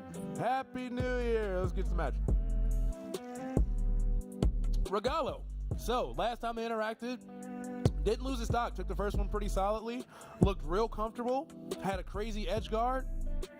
Sonic's definitely going to keep that in mind when he has to come back to the stage again against Regalo. But if Sonics can shave off just 1 or 2 more, I could definitely see Fisher taking us into that final game. It's still very much so doable. It's still very much so on the board.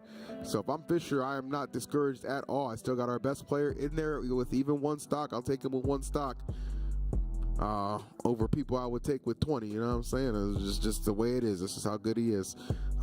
So Regalo, what do you got for me? What do you got? And again, as a reminder, 3,500 bones on the line for the winning team here. I believe it was either 15 or 2K for second, and still 3rd place going home with a nice band in the pocket. Great for the university. So let's see how we're going to set up for success here. I'm seeing some footage live from the pit of Heck, I guess, as Sonics was, jumped live into the pit and killed himself there. The pit of doom. The pit of doom, yes. It perhaps might be the case for Sonics. We shall find out how he handles Regalo this time around, this time on Stadium. All right, Sonic's off to a good start here. Got Regalo kind of flustered, floundering in the air. He's doing a really good job of just keeping the ground on lockdown and forcing Lucas to do something not that safe to get his way back to the stage. Oh, nice. Okay. He said open chest. Hey, I'm liking this from Sonics. He's feeling pretty good against this Lucas right now. Oh, no. Okay, kind of similar, but the percent going to be favorable, so he will not be sent to the blast zone, to the abyss. He's surviving. He's good. Yeah, not again. Got a little bit of redemption there. Regalo only down about 30%, not looking too bad, but Sonic's really taking advantage of the stage with punishing him like crazy as he's throwing out these airs and PK fires. Okay, PK fire. Yeah. Just keep throwing it out there. Yeah, I mean, you can definitely keep him in check. At least kind of help dictate where he's going to be moving as well. I think he's very well aware of that. Yeah. Dude, Lucas hits so hard. He hits very, very hard. Also, Regalo, as we saw last time, really good at making some good reads. Excellent at conditioning. So Sonics, he's mixing it up. He's starting to float a little bit before he spins, jumping with it, making it not such a linear approach. But Regalo is very aware of a player's habits. Yeah. Regalo's super smart player. Very talented individual, and really could be huge if he can get this stock off Sonics before Sonics can strike first. Can he actually do it, though? Ooh, yes, he can. Yes, he absolutely can. Great answer yet again for the team. All right, reluctant fist bump from Sonics, not able to gain any ground, and it continues to be even. Now, both teams' biggest hitters have been removed from play, both Lima and Sonics out. Now it's going to come down to the other stars of the team, the others, to get the job done. And we shall see who they plan to bring out against Regalo, who, as good, like Lucas just being so good and so tricky. This ain't something you encounter every single day. It is going to be fun figuring that one out for them, I'm sure. Yeah, and they do still have Anarchy in the tuck, who was absolutely MVP of round 2. But I gotta say, don't you hate that moment you lose a match, you're not even blinking yet, and you see another person fist bump me, GG's, GG's, GG's. You still wrapping your controllers like right in your face. You're like, all right, cool, man, you got it. It's whatever. You got the dough. So, Fisher really got their back on the ropes here. Sonics being out is huge for them. They have to choose very carefully who they're going to send in to deal with Lucas. Send in the Banjo. I think send in the Rob. Unleash. We have not seen the Rob yet, and this is the only matchup that doesn't really stink for Rob over there. Mega Man and Bayo are out. I think the Rob is the play against the Lucas. The Rob's the play, but the Rob is cold. He hasn't seen any action yet. Very cold. That would be my concern. He's cold. He's frigid over there. He's freezing. He hasn't seen not a lick of gameplay thus far throughout three battles now, actually. Yeah, because we're in. Yeah, we're pretty far into this right now. So I noticed that Riku's the only one not on camera, so that says to me that it's actually going to be Steve versus Lucas, which matchup-wise, yeah, that's probably the best bet. I totally get it. But we don't see a whole lot of smiles over there on the Fisher side, looking real concerned. There's a lot of nervousness, a lot of anxiety, and a lot of question marks as well. It's like, okay, it's clear on paper who the better character is, but in execution, it ain't what you think.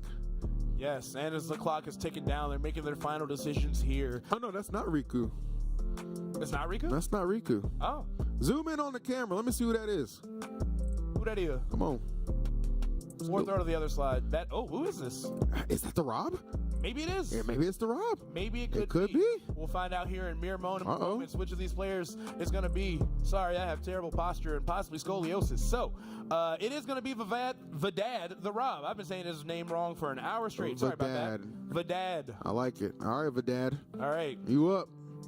Let's see if Daddy's home, because we're going to need to see some incredible play here to stuff out the momentum that Regalo has, of course, taking Sonics on successfully 2 times in a row without losing a single stock. It's a huge blow. This is going to be big, because you're going to find out right now bad matchup doesn't mean I'm bad at the matchup. You know what I'm saying? So that could very well go in the favor of Regalo, but it is a great start for Vidal. I was worried about him coming in here a little cold, but he is heating up quite quickly out the gate. A nice little 63-piece put on Regalo, who is definitely going to have to deal with some of the shortcomings of Lucas in this matchup.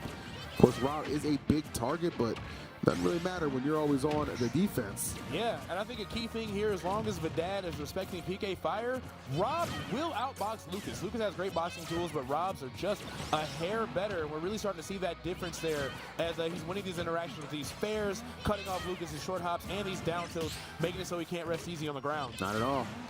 Okay, but yeah, as you said, PK Fire might be the tool of Lucas to keep a strong eye out for. Love that fair.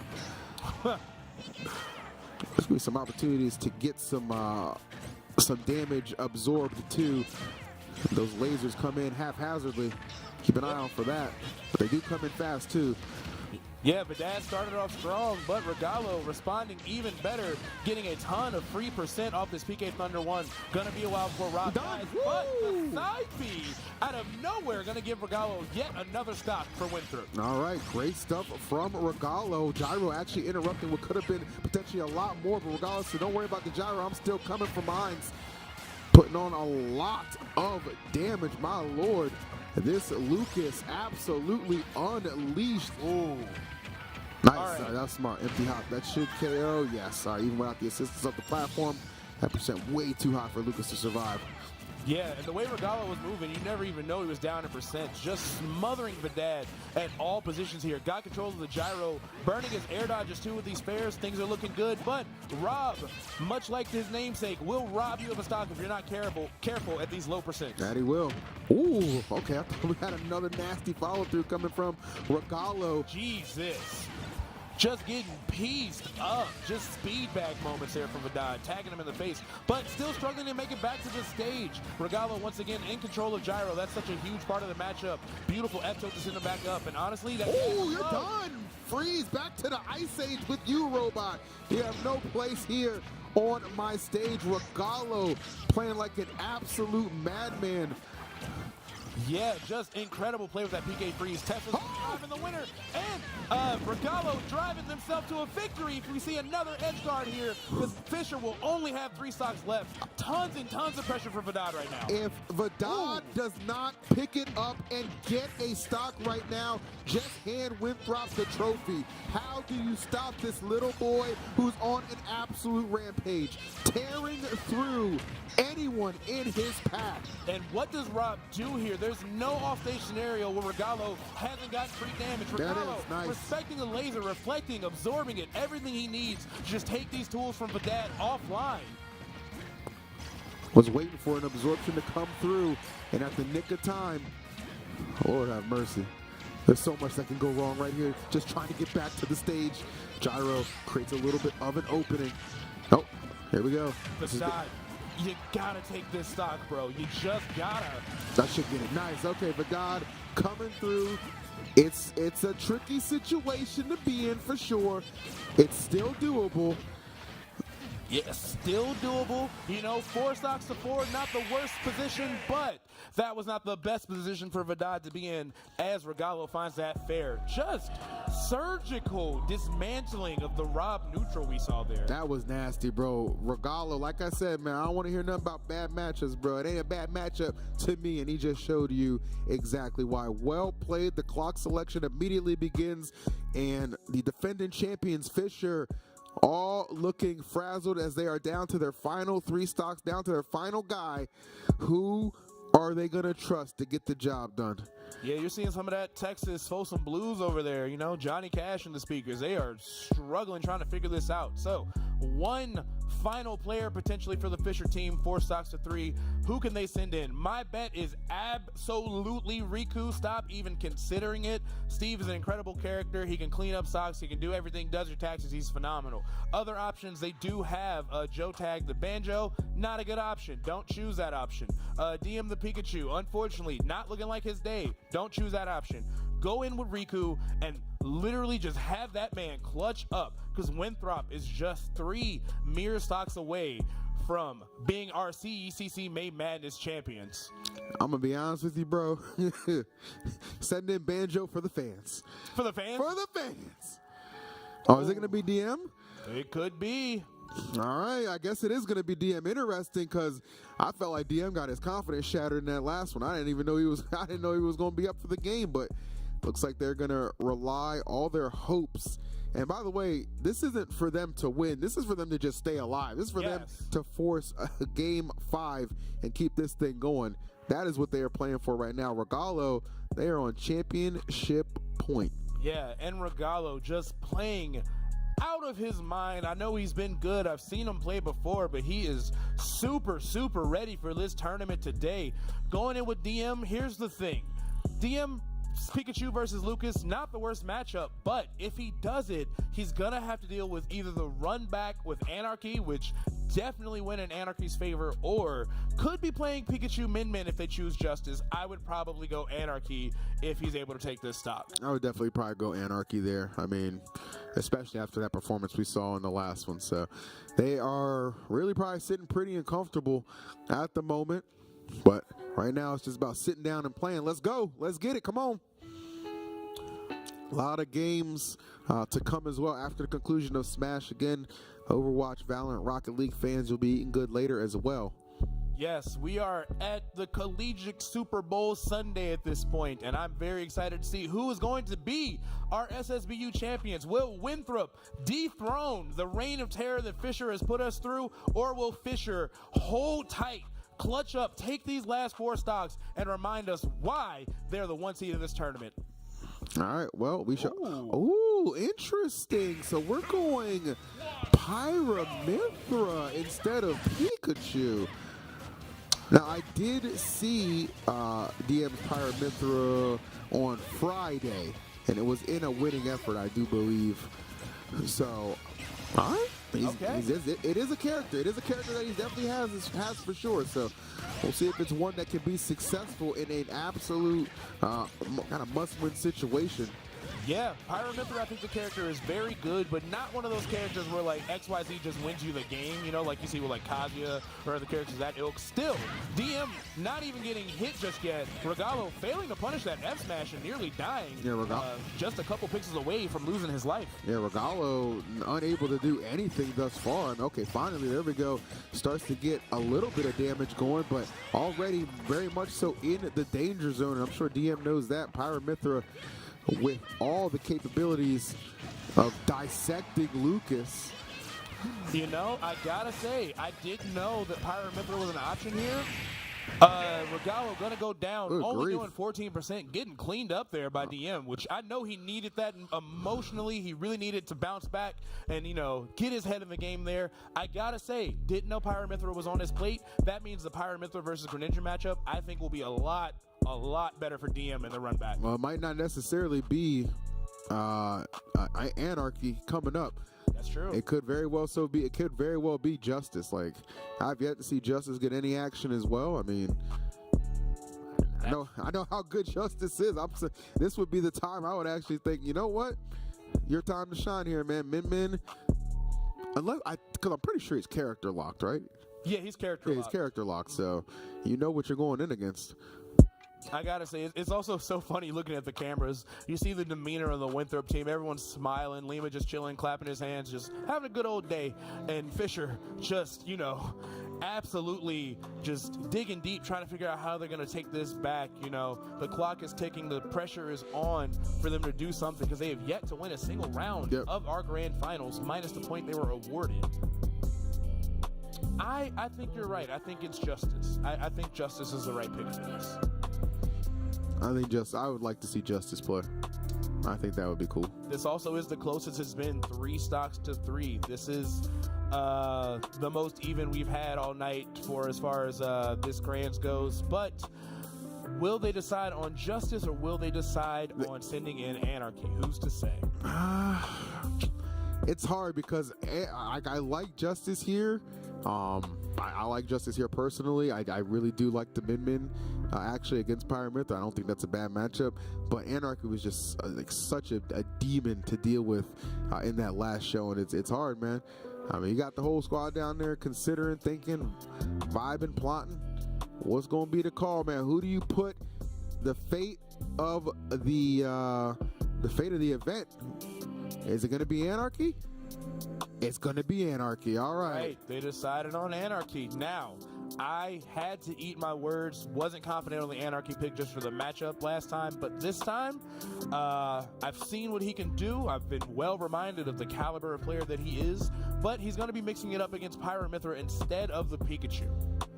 So I think for him in that matchup, it feels a little bit more even. You know, Mythra and Greninja, pretty similar speeds, I would say. Pyra probably a bigger problem for Greninja, but who knows what we're going to see here. DM heading back to the setup to hopefully save his team's life, or else have to give up that trophy to Winthrop University. No days off in this one, that's for sure, man. All right, well, let's get ready. Could very well be the final match of this crew battle, man. It's either going to end in 4 or we're going to 5. Let's figure it out right now. It is going to be Anarchy, the MVP of the last round, coming through to hopefully have another MVP performance and set his team up for plenty of success. DM, they're just looking to get on the board. They're just looking to force a game number 5. Pyra/Mythra is the pick. Yes, the pressure's on. And you can tell DM is amped, jumping up in the seat. Honestly, played that last stock phenomenal. Only got hit a single time from Regalo. Yeah, that was nuts. Incredibly talented player. So yeah, I thought Regalo would at least get a stock off. No, he was a non-factor in that one. But here we go. For all the marbles for Winthrop. Yes, the final 3 stocks of this round, potentially the entire tournament. DM starting off strong yet again. Got his opponent trapped to the ledge. Very good at the ledge trapping and edge guards that we always see from Pyra/Mythra. So, Anarchy, how do you respond to this character? Yeah, for sure. I mean, you can't really rush anything. You gotta have your pacing and be smart when it comes to going up against Pyra/Mythra. She will eat you alive in the neutral if given the opportunity. Something you always got to keep in mind. Yeah, she sure will. She sure will. Right now, both players being very cautious, completely even game, taking it slow. Nobody wants to make the first mistake here. DM doing a great job of controlling the ground, getting a lot of great pressure with those Mythra up airs. Just very tough to land against this character. Anarchy got to find some answers here. He's doing pretty good when he's able to get these hit confirms. I like that. And that's where he can really probably take advantage, is those situations where you might force DM to have to land, immediately switch it back to Pyra. Okay, looks like he's going to keep you guessing. Yeah. Ooh, and a perfectly executed edge guard with that neutral B. Great play from DM. So far, taking 2 stocks and losing none. Yeah. Really keeping Fisher alive here. Got him the lead. Let's see if we can get to that fated final game. Or will Anarchy come alive? It is very possible. Anarchy's going to have to step it up big time. He's just throwing out these up smashes like, bro, you got to be a little bit more calculated with this stuff. Can't make it too telegraphed. Yeah, nobody home on that up smash at all. DM playing extremely defensively, just hanging out in shield, waiting for dash attacks or water shurikens possibly. Anarchy getting some pressure here, but DM's been using really great use of the Pyra/Mythra switch and just truly throwing Anarchy off of his timing. Yeah, that's been tremendous right now. 151 still living. See?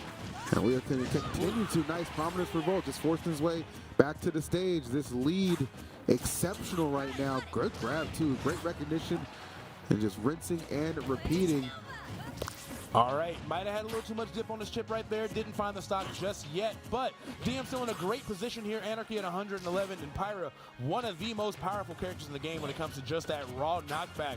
Anarchy's got to be careful. He's got to get this stock and get rid of this rage, more importantly, because DM is just looking amazing.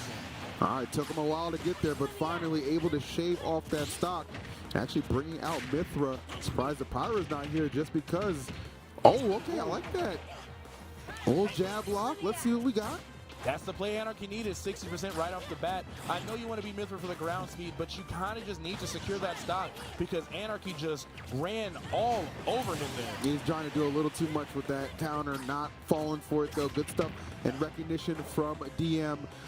Not getting a little too overzealous on pulling the trigger. Oh my goodness! Out of nowhere, the up smash heard round the venue. That can very well so change the tides of this final stocks.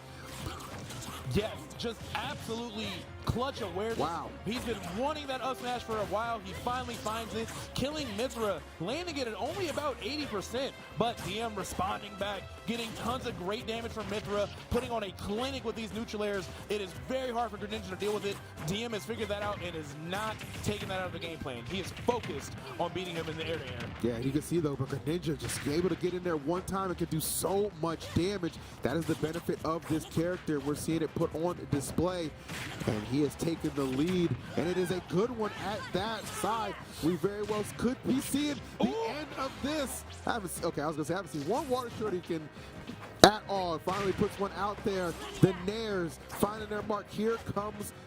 Ooh. Oh, this is close. Gotta dig deep. That might be it. It is. It does it. Anarchy Pop does it. off. Yes, sir. Anarchy standing up. He can't believe it. Snatches that game back from what looked like almost certain defeat as DM left stunned in his chair and Fisher knocked off their throne as Winthrop are your new champions here at CECC. The Super Smash Bros. Crew came through in a major way, and damn it if they didn't show up. And I gotta say that everybody doubting Winthrop, even myself included, it's so hard for me to count Fisher out, but my God, what a stacked crew they have. Lima, Peanut, and absolutely big shout outs to Anarchy. I think he was a huge reason they were able to do this today. Made incredible comebacks in round 2, clutched up so hard against DM in that final stock scenario. You definitely don't want to give Fisher a final chance, but Winthrop, not only do they do it from loser side, they do it in a clean 3-0 sweep against the previous champions. That was nasty stuff. And you look at the way the first stock of that last match went, you're just like, oh my goodness, game 5, it almost seems like DM is just gonna will, like Fisher, they're gonna will this to happen, but no. Anarchy said, y'all must have forgot about that MVP performance I put on in the last game. Let me warm up, let me get settled in, let me stop doing all these Randy up smashes, and then you're gonna see some magic, and we certainly did. Congratulations to those boys. That whole squad came through in a major way, and it was impressive to see. And of course, don't want to count Fisher out. Obviously, they had a great team. Sonic's leading the charge. We saw DM making some great plays in that final round. Just wasn't enough. Riku, very talented C player, but honestly, just got a little bit skill diff when it came to somebody like Lima. I think they played around it very well. I think the counter picks in the final round were really smart, but it just came down to those last couple interactions, and Anarchy really reminded us that he is a key player for Winthrop University. Yeah, I mean, 2 Fisher teams occupying, 2 of the 3 top slots here. Not a bad thing at all, man. 3rd and 2nd respectively, but Winthrop are your winners. They did it in a major way, an impressive way, theatrical, and great theatrics behind this as well. It was beautiful to see.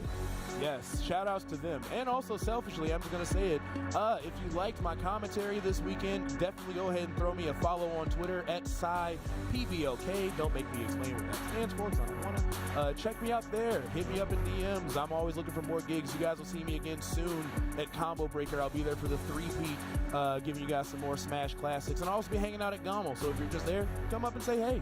There you go. Good stuff, my man.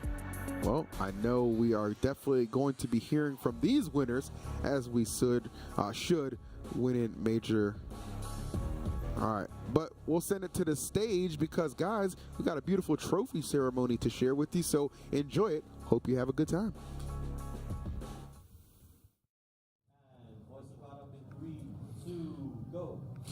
Please welcome to the stage to present the Super Smash Bros. Ultimate Trophy, Smoothie King Vice President of Brand Marketing, Shannon Gwinner. Hey guys, Smoothie King is very proud to offer this 2024 Super Smash Bros. Championship to Winthrop University. Woohoo, guys! Come on, guys. Congrats!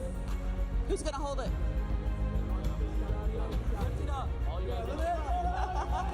Woohoo!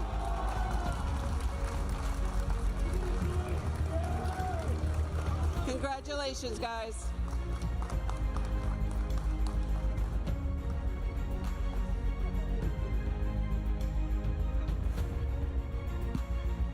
number 2 coming out. Number 2.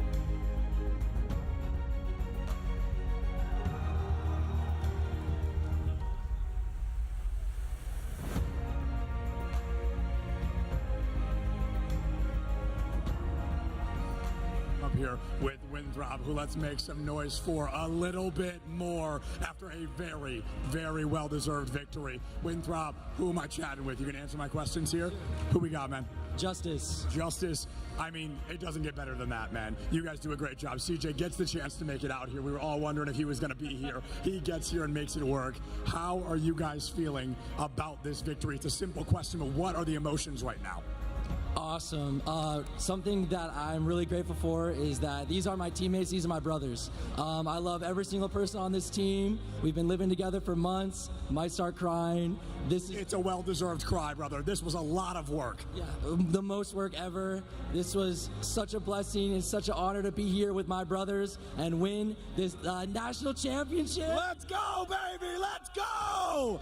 Absolutely. Now, CJ, man, I mentioned it once already. We saw you. You know, there was a lot of discussion if you were going to get the chance to make it. You were at graduation? I was at graduation, yeah. At your own graduation? At my very own graduation. And he still came out to support the team and be here. CJ, what do you think that impact had, man? Because this team's good and great on the field, but when you are here, they are something special. During the week before CECC, we talked. I was like, I don't think I can make it, guys. And morale was a little down, but they said, we're going to make it to grand finals. And if we make it, you got to show up, man. And I was like, I'll do everything in my power to. And then literally everything lined up for me to end up here. And the morale boost, I woke them up this morning and they were like, we're winning today. Absolutely. And I mean, just looking at this roster, especially compared to last year, you know, last year we saw a lot of no tag goes in, anarchy cleans up, or anarchy goes in, no tag cleans up. But this year, it wasn't up to just one of you. This is a very, very strong roster across the board. But I'd love to hear, was there anyone today, any of these players that you thought, he's the win? He found the difference for us. You know, I would always say it to one player. I'm going to give it to all 6 of them. There is nothing in my heart right now that can say anything besides that I'm proud of my guys. I love it, man. I love it. You guys, it's all about adaptability. These teams are great and consistent, and you beat both Fisher teams to be here in the collegiate space. That is something that legends do, that Titans do, and that victors do. Let's give another round of applause to Winthrop for their great Grand Finals victory today. I'm going to give you your little anime moment here, okay? Ready? Someone hold this for me really fast. Drops out. Let me see this. They're going to pick this up, and you guys are going to go the loudest you have been all day. Okay, ready? Full team pickup. Let's go. Let's see it. Now let's make some noise again for Winthrop, the champions of CECC 2024. These are your victors, and they deserve this victory. An incredible job. A team we are very, very proud of. This is exactly what it's all about.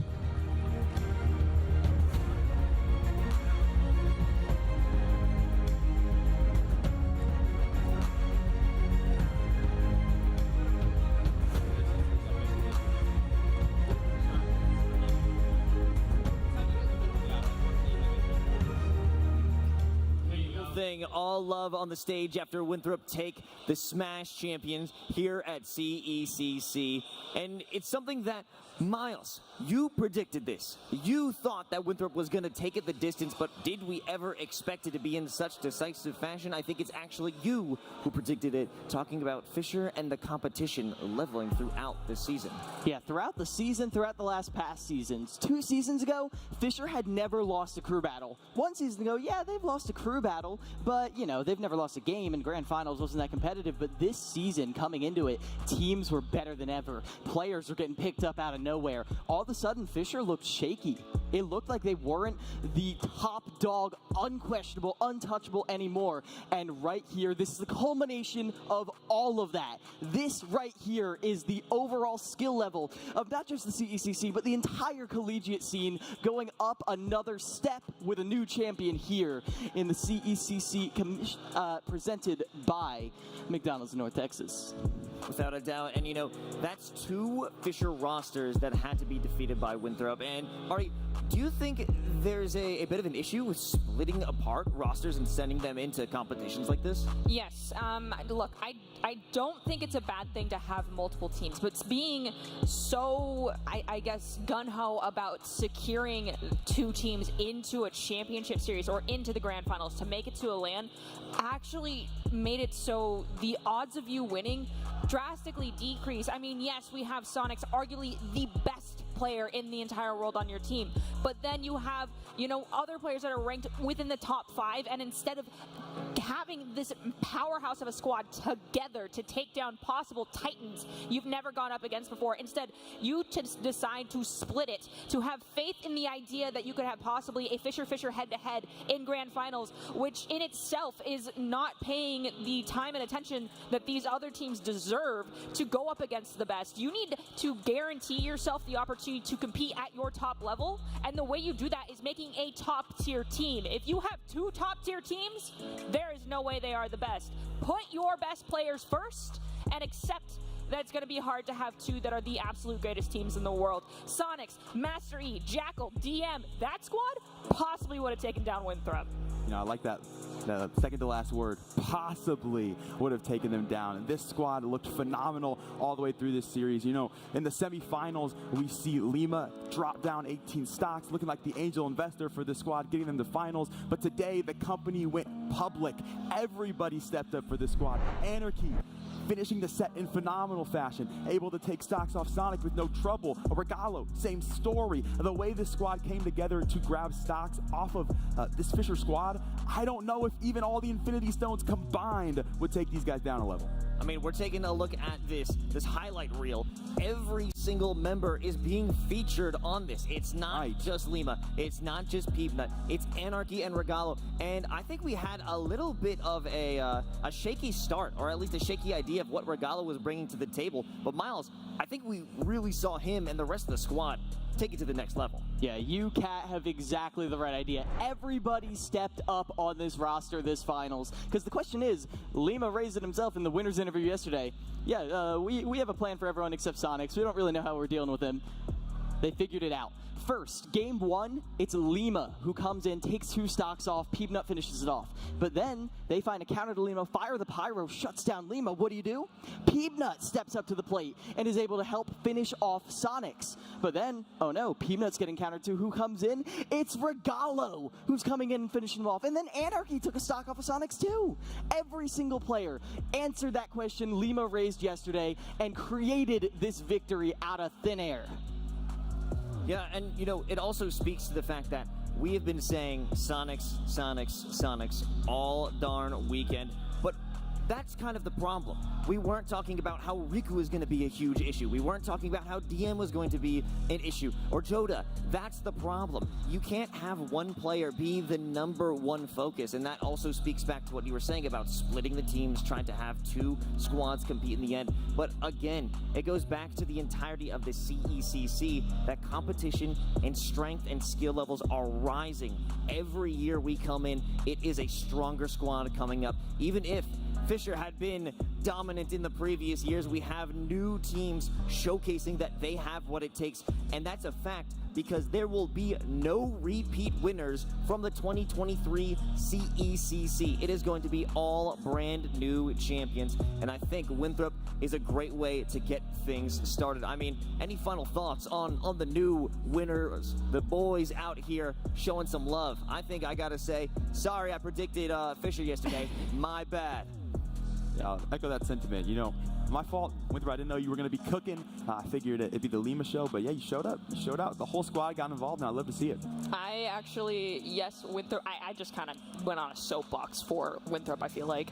But I do want to give a shout out to DM because according to the interviews that you've had with DM, like the time that you've spoken with him, you seemed very locked in, and also to see the adjustments that you yourself were making. I mean, bringing out the Pyramithra was great, but you forced the Greninja play, and as soon as we started seeing you getting lifted off the stage and forced to the edges, we knew it was done and dusted, but nonetheless, it seemed like you were trying very hard. But Miles, it looks like you got some counterpoints to me right now, my friend. Well, no, I'm actually agreeing with you. Okay, good. That third crew battle, technically the fourth because Fisher started with a point up, that was the closest we ever saw it. And if we went to crew battle number 5, I'm not sure if Winthrop take it. It was winning by 5 stocks, then winning by 2 stocks, then winning by 1 stock. That's a little too close for comfort. Winthrop dropped the hammer exactly when they needed to, and I also got to say, not only did I predict them before this match, but also at the beginning of all this, I don't know why I looked down the graphic, I see Fisher, Winthrop, Fisher. Look, Who was that Winthrop? Who predicted that? I am not meant to be the Smash expert here. I should have consulted this individual before I even posted my prediction, because I was like, stats, history, that stuff doesn't tend to lie. It likes to repeat itself a lot, but I was wrong. I'm fine eating crows. I've been doing it all weekend. One more doesn't hurt. It's a well-deserved gloat. Yeah, well-deserved gloat. I think overall, though, we got to give props to Fisher for being such a strong team in the first place to fight through that upper bracket. I mean, they went against Winthrop earlier, coming out on a victorious note. Didn't happen this time, and we have to turn back again. Listen, it's the Winthrop show, at least the Winthrop segment, because they had a disadvantage. They had to win 3 straight in a row, and that's exactly what they did. Fisher really only needs to come out with 2, but even so, the resilience of that new squad is showcasing that we have brand new talent on the way. Unfortunately, that is going to be, unless he decides to hit a master, I don't know, CJ Frozen, if you want to do that, might be a good idea. Might be pretty chill if you stick around for that squad. But that is going to be a torch passing. And, you know, I wonder, what do we think is going to be coming around like next year? What is the future of Smash Bros? We know that Winthrop is crowned, but do we see them placing it down right there? A beautiful shot. Congratulations, fellas. You did it. CJ Frozen with the trophy right there, but look into the future. We already have our kings this year. Is there anyone that you felt throughout this event had some serious potential? So we got to shout out UT Arlington, right? UT Arlington had probably the best match, even though this had also a very hype finale. UT Arlington has been fighting. They're the ones who took Fisher East to the edge right before Winthrop took them down. They are the ones who found time to make this event. They disrupted every seed.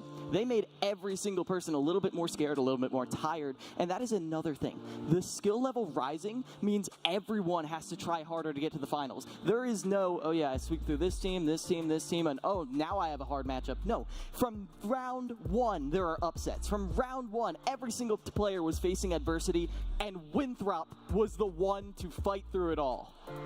Adversity finally pays off. They stepped to the top and are now champions. And we're going to take a quick break. That's going to wrap up Super Smash Bros. But before we go, make sure that you fuel up with a Power Meal Smoothie from Smoothie King, packed with 20 grams of protein and under 350 calories. It's a meal with all the flavor and none of the regret, so you can power through. And I don't think we could ever regret what we saw, an amazing matchup between Winthrop and Fisher. But now we're headed to Rocket League. It's Ball State versus Boise State. We'll see you in just a bit.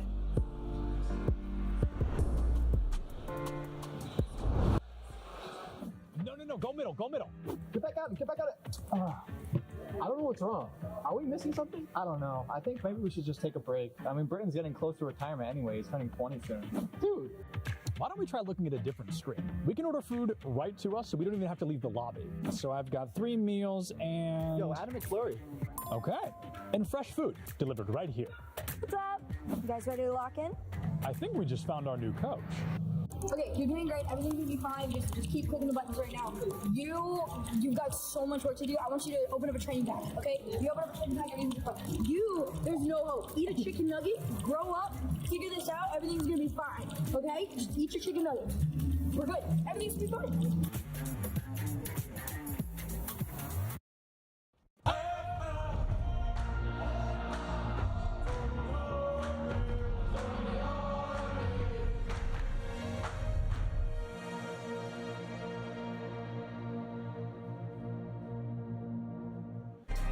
It's your gaming chair, and then the expression pro. No pain, just game.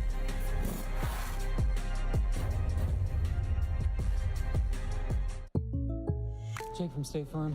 I'm not ready for the final Boston Bake Wars. Oh, forget that. You've got State Farm supporting you. Hey, say it after me. I will unite the Muffinverse. I will unite the Muffinverse. I can't hear you. I will unite the Muffinverse and defeat the Crumb Crew. Yeah. Yeah. Okay. All right. All right. I gotta download a patch. Like a good neighbor, State Farm is there.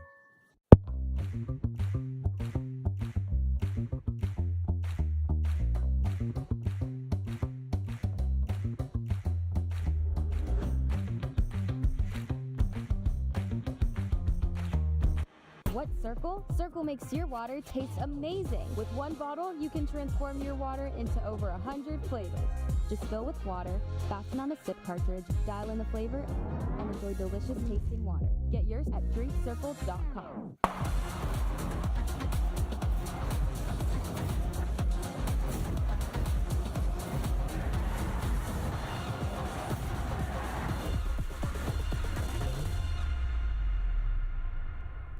What's up, guys? We're Dude Perfect, and we've teamed up with Smoothie King to make the perfect smoothie. Let's show 'em how it's done, boys. Let's start with the banana. Beat me. Oh, I love that. Hey, Coach, don't forget the kiwi apple. 1, 2, 3. Thank you, T. Pineapple launcher incoming. Sauce G. Beautiful. My man. And time for the big finish. Some blue spirulina. Got you, Coach? Yeah! Hey, guys. Thanks for all your help, but we got this part covered. I like how you did it better. It is perfect. Get your Dude Perfect smoothie at Smoothie King today. I got it. No, go middle. Get back out it. I don't know what's wrong. Are we missing something? I don't know. I think maybe we should just take a break. I mean, Britton's getting close to retirement anyway. He's turning 20 soon. Dude, why don't we try looking at a different screen? We can order food right to us, so we don't even have to leave the lobby. So I've got 3 meals and... Yo, Adam McFlurry. Okay. And fresh food delivered right here. What's up? You guys ready to lock in? I think we just found our new coach. Okay, you're doing great. Everything's gonna be fine. Just keep clicking the buttons right now. You've got so much work to do. I want you to open up a training pack, okay? You open up a training pack, everything's fine. There's no hope. Eat a chicken nugget, grow up, figure this out, everything's gonna be fine, okay? Just eat your chicken nuggets. We're good. Everything's gonna be fine.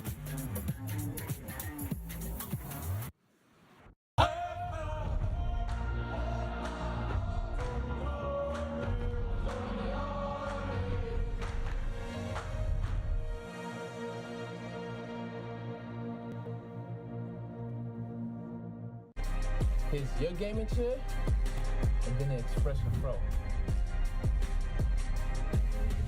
No pain, just game.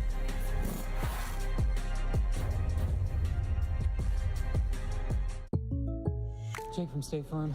I'm not ready for the final Boston Bake Wars. Oh, forget that. You've got State Farm supporting you. Hey, say it after me. I will unite the Muffinverse. I will unite the Muffinverse. I can't hear you. I will unite the Muffinverse and defeat the Crumb Crew. Yeah. Yeah. Okay. All right. All right. I gotta download a patch. Like a good neighbor, State Farm is there.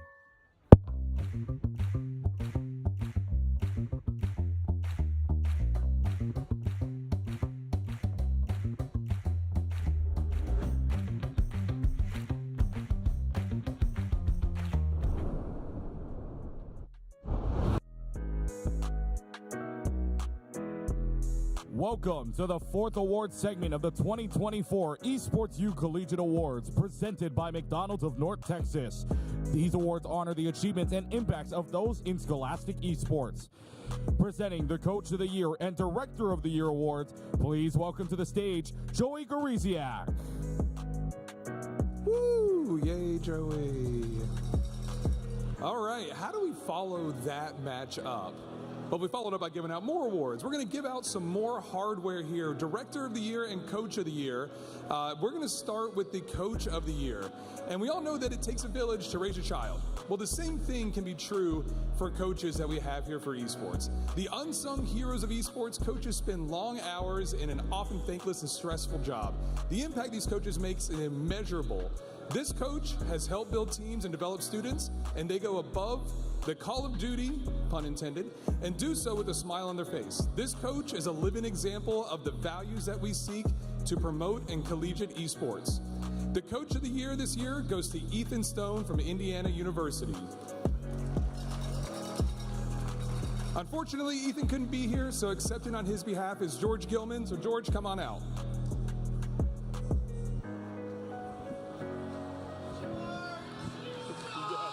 Congrats.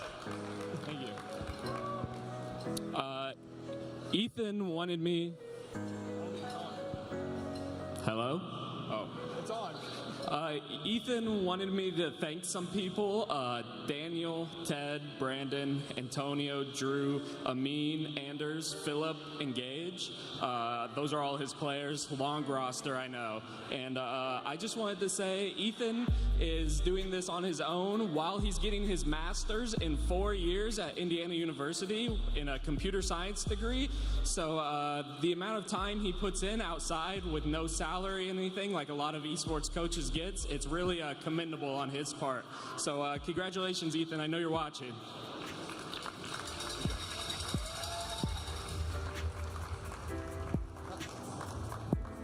That was sneaky. Good job. All right, for the next award, we have our Director of the Year award, and we'll see how much I actually follow this teleprompter here. This is a standing acknowledgement to the effort made of all directors across the country. These are people behind the scenes kind of helping to shape where collegiate esports goes, not just for their institution, but for esports in general. This director has taken a big name and lived up to its legacy. They help pioneer new developments, statewide and regional infrastructure, national conferences and leagues, and do so much more. Not only is he a fantastic director, he's also a really good karaoke singer, and he's also just a great human being. The Director of the Year award goes to Chris Bilski of Michigan State.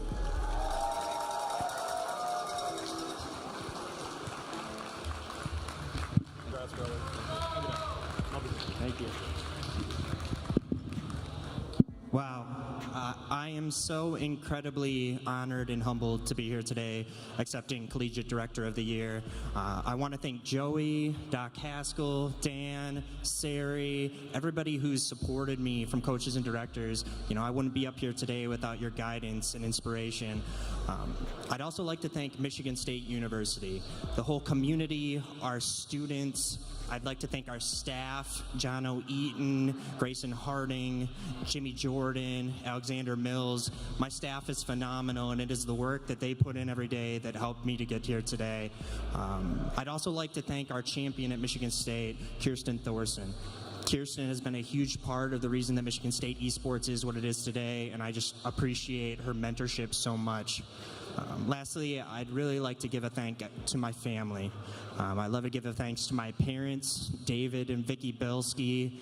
You supported me 8-9 years ago when this journey started. You believed in me.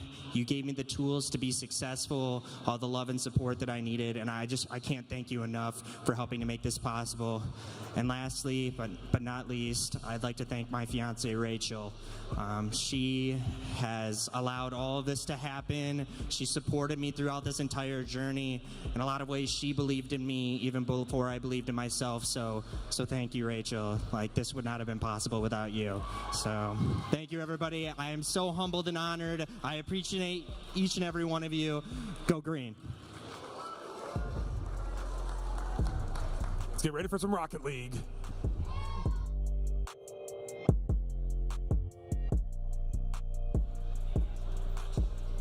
Get ready for some Rocket League. Couldn't be said better myself. It's a Ball State Boise State stepping up. We got a lot of fans in the crowd right now, a lot to get excited about because this is the real deal.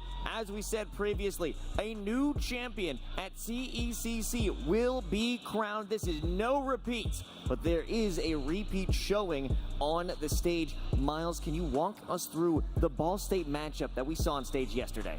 Yeah, yesterday to get into this spot, we saw 20 uninterrupted minutes of Ball State soaring against Akron. And sure, it got a little closer towards the end. It was like four points, winning by 4, winning by 3, winning by 1, winning by 1, but like, it never got too close. It never even got down to the wire. I can't even say that. This was Ball State's crowning achievement, and they're looking to put some extra jewels on it here.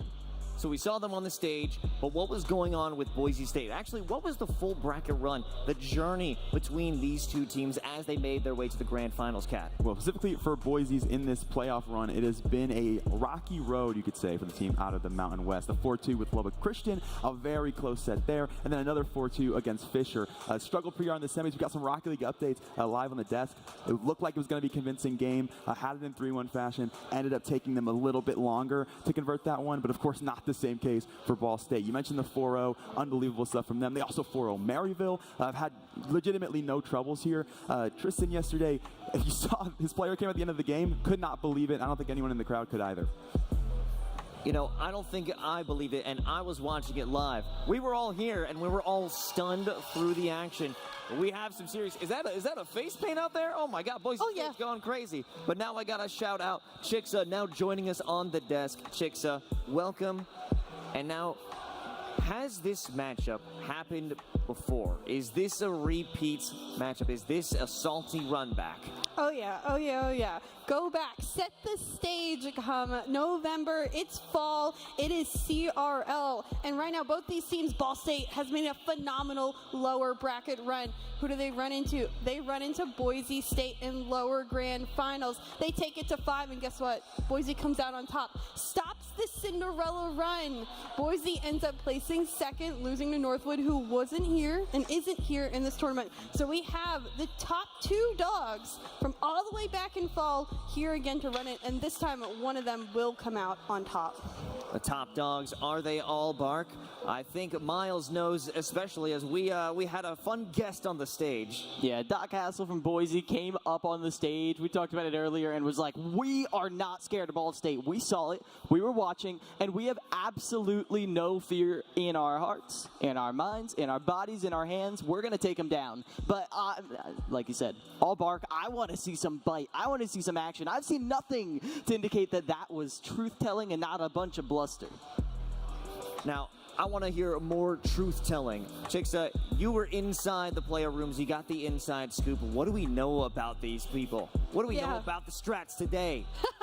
I wouldn't say they're giving me their strats, but they're giving me their vibes. Durtho, notably known on stage as being energy, he's here for business. He's standing out. He's ready to play. And then as for Woozy, we saw the big head out there. His family's here. He lives 15 minutes away. There's the family. You can hear it. They are here for him. He is feeling the vibes. Doc was saying he's charging up his headphones from Woozy. He's radiating the best aura. You better watch this kid's walk out. He's ready and here to play. But on the other end of the field, Ball State, totally different feeling coming out of them. They're relaxed. They said, in fact, their director, they didn't like their Airbnb. They needed a hot tub, and they were relaxing in it all last night because they had such an easy day. Now, they're here, they're relaxed, they're ready to play as well. But what I got from both teams was, stop looking at 2023. This is 2024, and they are ready to set the stage for 2024. New year, new champions. It's a new day for Ball State and Boise State. I know we got some fans in the crowd. Can I hear it for Ball State? Could be louder, honestly. Pretty loud. Boise State!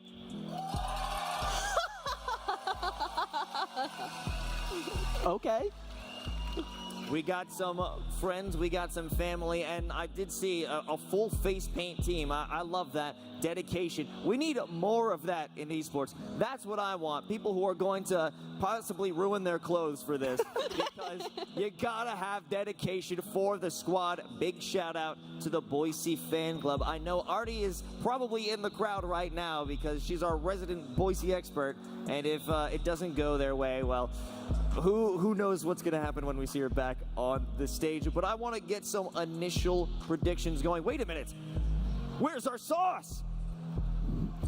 We have some sauce. I got lost in the sauce, but I've never lost the sauce. We'll pass Everyone pass around the sauce. Pass around the sauce. So I'll open things up,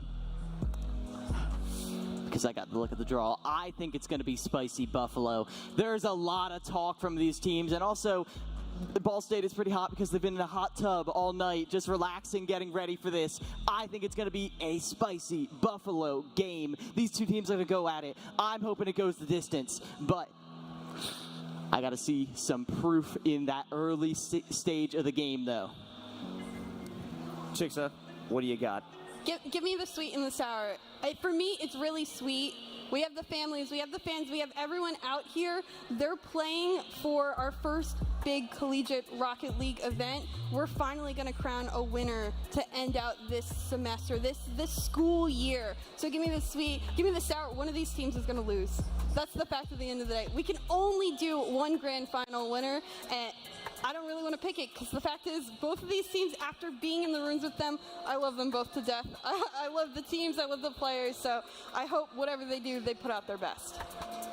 You know, I gotta go with Ranch on this one, just because Ranch is historic. You know Ranch, you love Ranch. Everybody's got Ranch, and everybody needs a matchup like this one. I think this one goes the distance. I think we see this one going all the way, and due to that fact, this is going to be a historic matchup. I'm going to do something a little bit crazy, a little bit unprecedented. So I am not going to choose one sauce. I'm going to mix my sauces. So you have ranch, right? And you have spicy buffalo, but we're actually going to do a little bit of both because Ball State right now, they think they're coolin'. They think they're chilling like it's a nice ranch on a Sunday, but that's not quite the case. It's actually going to be a little bit of the spicy buffalo. That is Boise State. Orange for Boise. Mix them up together. And I think we got ourselves a nice surprise. I had to make sure I didn't get that on my suit. It would ruin my day if that happened. We good? We good? Is it a nice surprise?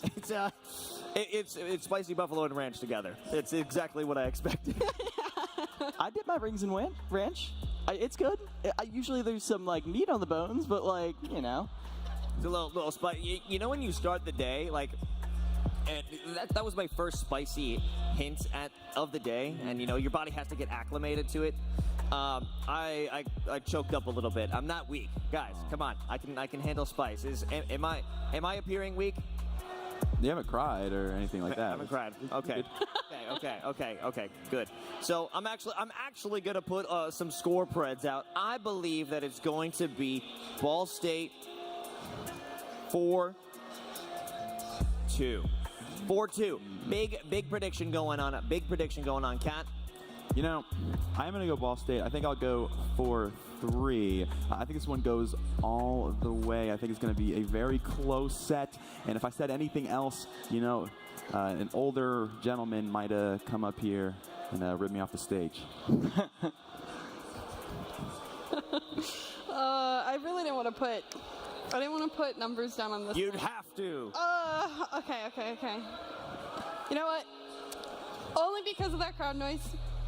Only because I know how Uzi's walking out.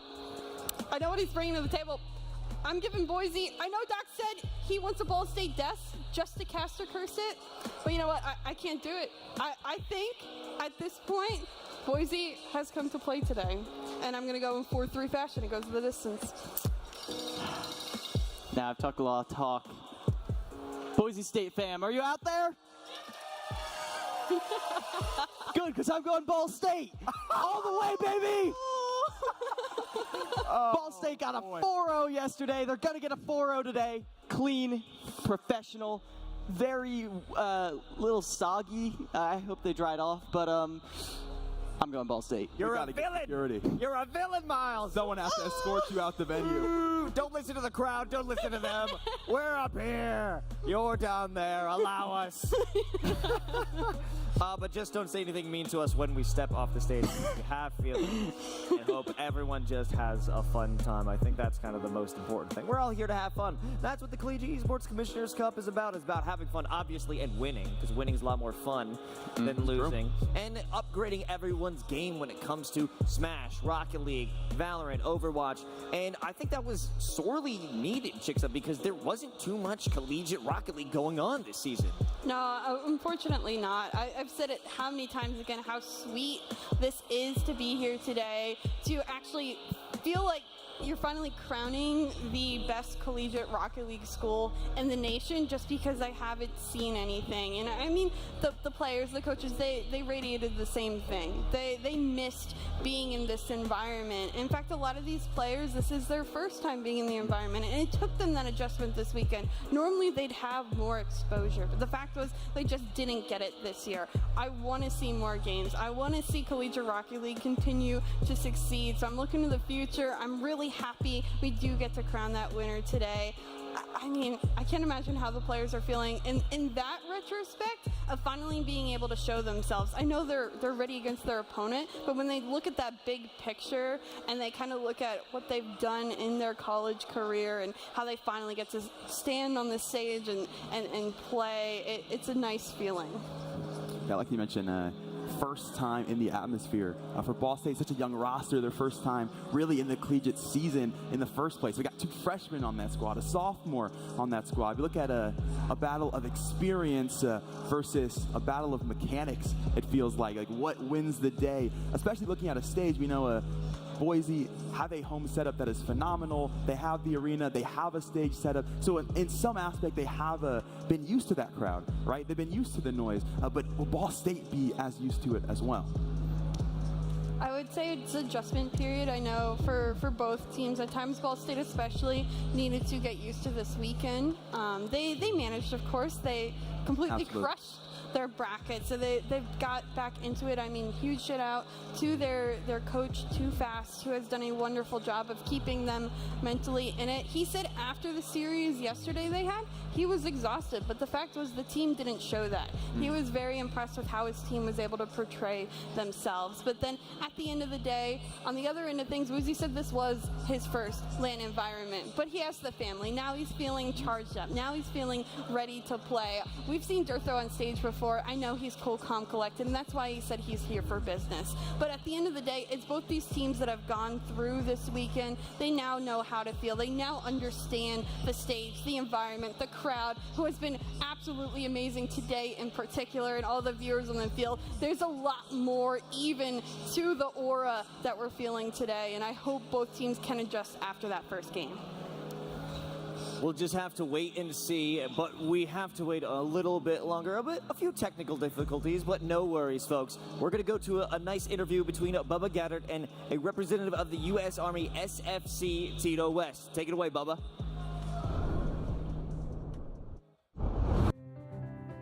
Okay, I'm here with Sergeant First Class Tito West. How are you doing today, sir? Good. How about yourself, Bubba? I am super excited to chat with you. Always love doing these interviews with our military service members. Thank you so much for your service, and thank you so much for doing this interview today. Thank you for having me. I appreciate it. So I'd like to jump in.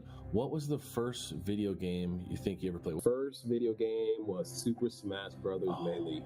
Did you have like a favorite character? Yeah, Falco and it was Star Fox. What's a video game that you play currently? Current video game is MLB The Show. I would say throughout high school, Gears of War was definitely kind of one of the games that everybody in high school played. If you weren't playing that, you weren't playing video games. Where did you start your career? Did you have family in the military in the previous, or what was your kind of the catalyst for you joining the U.S. Army? The catalyst for me was my brother. He joined the United States Army Reserve first. I seen the benefits that he had, and kind of wanted in. Having a nice bonus, things like that, just seemed appealing to me. It was back in 2011, so quite some time ago. And is there a specific career or role that you focus on or you have in the U.S. Army? So I have 3 jobs in the Army. Currently, I'm serving as a full-time recruiter, essentially, helping folks out with their, future goals. Prior to that, I'm a civil affairs specialist, so a lot of building relationships with foreign nation partners, and then prior to that, radio operator maintainer, so the guy with the backpack that always gets shot first in all the war movies. Why is that? Is that why? I don't understand why that guy always through the helmet, or sometimes in the radio, and the sergeant picks up the thing and the cord is off and they throw it down like we're on our own, boys. Why is that? You take out communication in life, right? But communications in the military is it's paramount, right? If you can't communicate to people, you can't do your job effectively. So, well, do you think communication in the video games you played over the years maybe helps you not be the movie scene where you're the one eliminated? Yeah. For sure. For sure. It makes you feel a lot more safer playing video games. What do you love most about working in the U.S. Army? I would say the relationships that I built, a lot of friends that I made. I got to travel a lot of places. So, coming from the East Coast, right, a lot of folks, we generally stay where we're born. But I think just having the opportunity to travel outside of New York and going to different states, going to different countries, things like that, I can't say many people my age that I grew up with have done this, so I'm living my best life. How does that relate to careers in the U.S. Army? What opportunities are available for these college students if they were to join now or soon to the U.S. Army? The relation is essentially we have jobs in signal and intelligence. We also have jobs, there's a lot of science and medicine jobs that we have as well. So realistically, I'll be super transparent. Any job that you find in the civilian sector, you can find that in the military. Benefits packages, things like that are kind of, you can't beat it anywhere else, I don't think. So there's a lot of correlation between, what people are looking to do in the civilian sector and actually a lot of what people do in the United States Army. What is it about the spatial awareness and the communication that like Overwatch or Valorant map has up in the corner with the understanding communication and where people are compared to something you may be doing with a career in the U.S. Army? Well, when we're playing video games, right, we have a map, right? We're identifying where we're going. We're talking to our teammates. And a lot of that is essentially what we truthfully do in the Army, right? We might have to plot a grid point to go somewhere or whatever the case is. Or we might have to be on the radio to figure out where, the bad guys are at or where our, partners are at essentially. So a lot of what we do in video games has a lot of correlation as well to what we really do in the Army. Like I said, video games is more of the safer side, right? Because you're behind your TV at the house. But, when you're out there training in the Army, a lot of that, a lot of it's repeated. So when you're at the mall or you're at like a recruiting event or you're with a bunch of people out in public and you find out maybe they are gamers and like yourself, what's a conversation you would typically have with them to say, hey, here's the U.S. Army, here's why you should be involved, here's the benefits? What really sticks? I would definitely say, we talk less about benefits, right? Essentially, the benefits are going to speak for themselves, right? But when we're talking about experience, when we're talking about the opportunity to step outside of your comfort zone, when we talk about video games, right? Essentially, that's something that, this generation can do in the United States Army. But the overall encompassing thing is finding a career path, right? Because essentially you need to have a career path in the United States Army, and you can play video games in the United States Army, right? So outside of this uniform, I'm a regular civilian. I play video games, and a lot of folks that also wear this uniform do the same exact thing. So it keeps us level-headed and just keeps us out of trouble. So any final thoughts that you'd like to share with the students or the coaches or the parents that are watching here really across North America, across the world? It's live streamed a lot of places, plus especially all the students that are here in Texas this week. The biggest thing is if you like to play video games, keep playing video games. If you're looking for a... I got it. No, go middle. Get back out it. I don't know what's wrong. Are we missing something? I don't know. I think maybe we should just take a break. I mean, Britton's getting close to retirement anyway. He's turning 20 soon. Dude, why don't we try looking at a different screen? We can order food right to us, so we don't even have to leave the lobby. So I've got 3 meals and... Yo, Adam McFlurry. Okay. And fresh food delivered right here. What's up? You guys ready to lock in? I think we just found our new coach. Okay, you're doing great. Everything's gonna be fine. Just keep clicking the buttons right now. You've got so much work to do. I want you to open up a training pack, okay? You open up a training pack, everything's fine. There's no hope. Eat a chicken nugget, grow up, figure this out, everything's gonna be fine, okay? Just eat your chicken nugget. We're good. Everything's gonna be fine.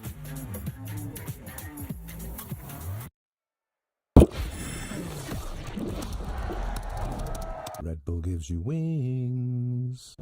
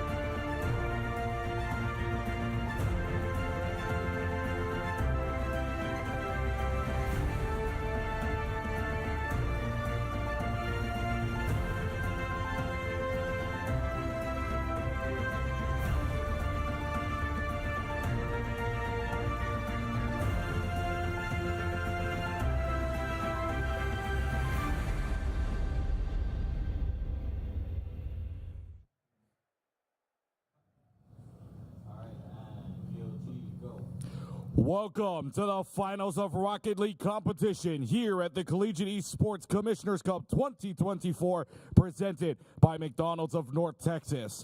And now let's meet and greet to the stage our 2 finalists. At the number 1 seed, Ball State University, Wova, Oath, Ga, Luigi.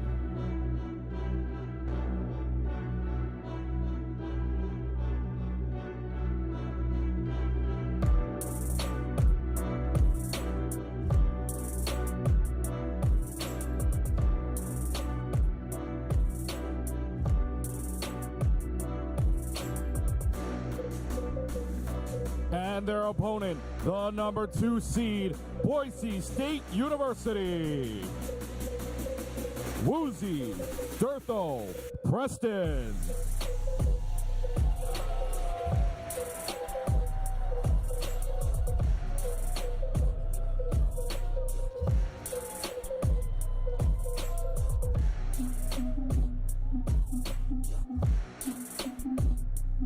Now, please welcome back to the stage for the pre-match showdown, your host, Hercules. Let's go, guys! It's Rocket League time! Yeah! We have waited so long to see our collegiate Rocket League teams make it to a main stage, and I gotta invite 2 of them over, Durtho and Oath. Go ahead and come over here with me, you guys. Guys, this has been a long time coming for some of us. Let's kind of sort of get around this trophy. It's big. Either of y'all look like you could both carry it. Come up here. Guys, this has been a long time coming for us. For those of you who weren't aware, which I'm sure most of us in the crowd are, there was no CRL this year. This is all we got. CECC gave us a stage and an event to compete in throughout the year. You both made it to a grand final, number 1 and number 2 seed. And Durtho, we're gonna start out with you guys. You guys, I've heard you in the past. You're hungry, you're scary, your crowd is loud for starters. How excited are y'all for this? But also, are there any nerves? Honestly, we're really excited for today, but there's a lot of hype. We have a great crowd right here that I love dearly. Most of it is Woozy's family tree, I'm not gonna lie.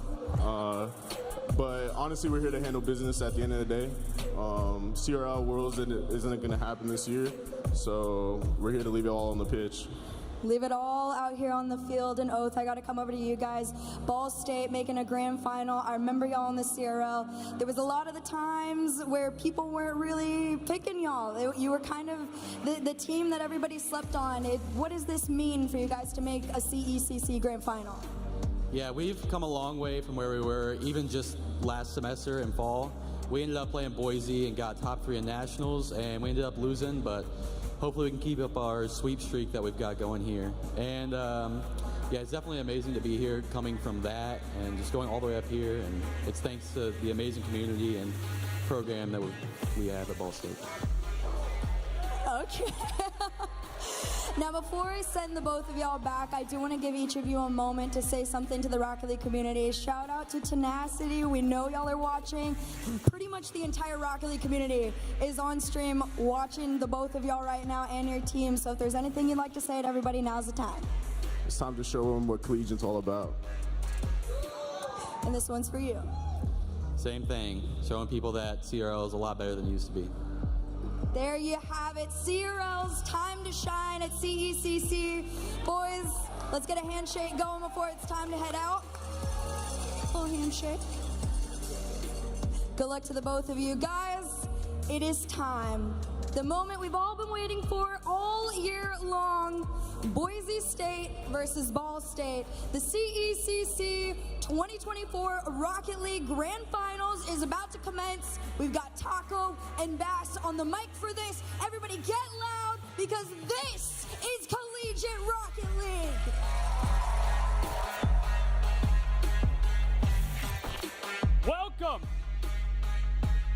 Welcome everybody to the Rocket League Grand Finals here at CECC Texas.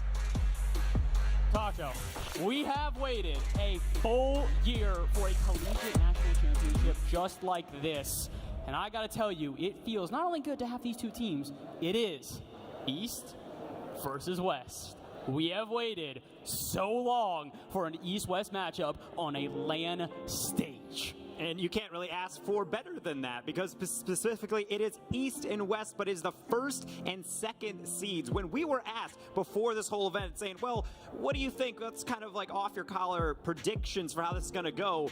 It was Ball State and Boise. We were thinking it had to be. And then after the first day, maybe back and forth, Boise did struggle a bit early on in groups. Ball State felt like they were a bit more comfortable. And yet, while I wasn't sure 100% how it ended up, I feel like I still can't be surprised by this being our grands. Especially considering what we saw yesterday. Boise, I have to say, one of the most impressive things about them is they are resilient of a team. They get better and better every time we see them play. And they got better and better day by day while playing here. Like you said, a little bit of a rough start, taking some unexpected losses, but the bounce back from them was incredible, especially considering they went up against another one of our top 4 picks in the quarterfinals in LCU. Beat them there, moved on to the semis, beat Fisher there, now they're here in the finals. Thing is though, Ball State, very different of a path.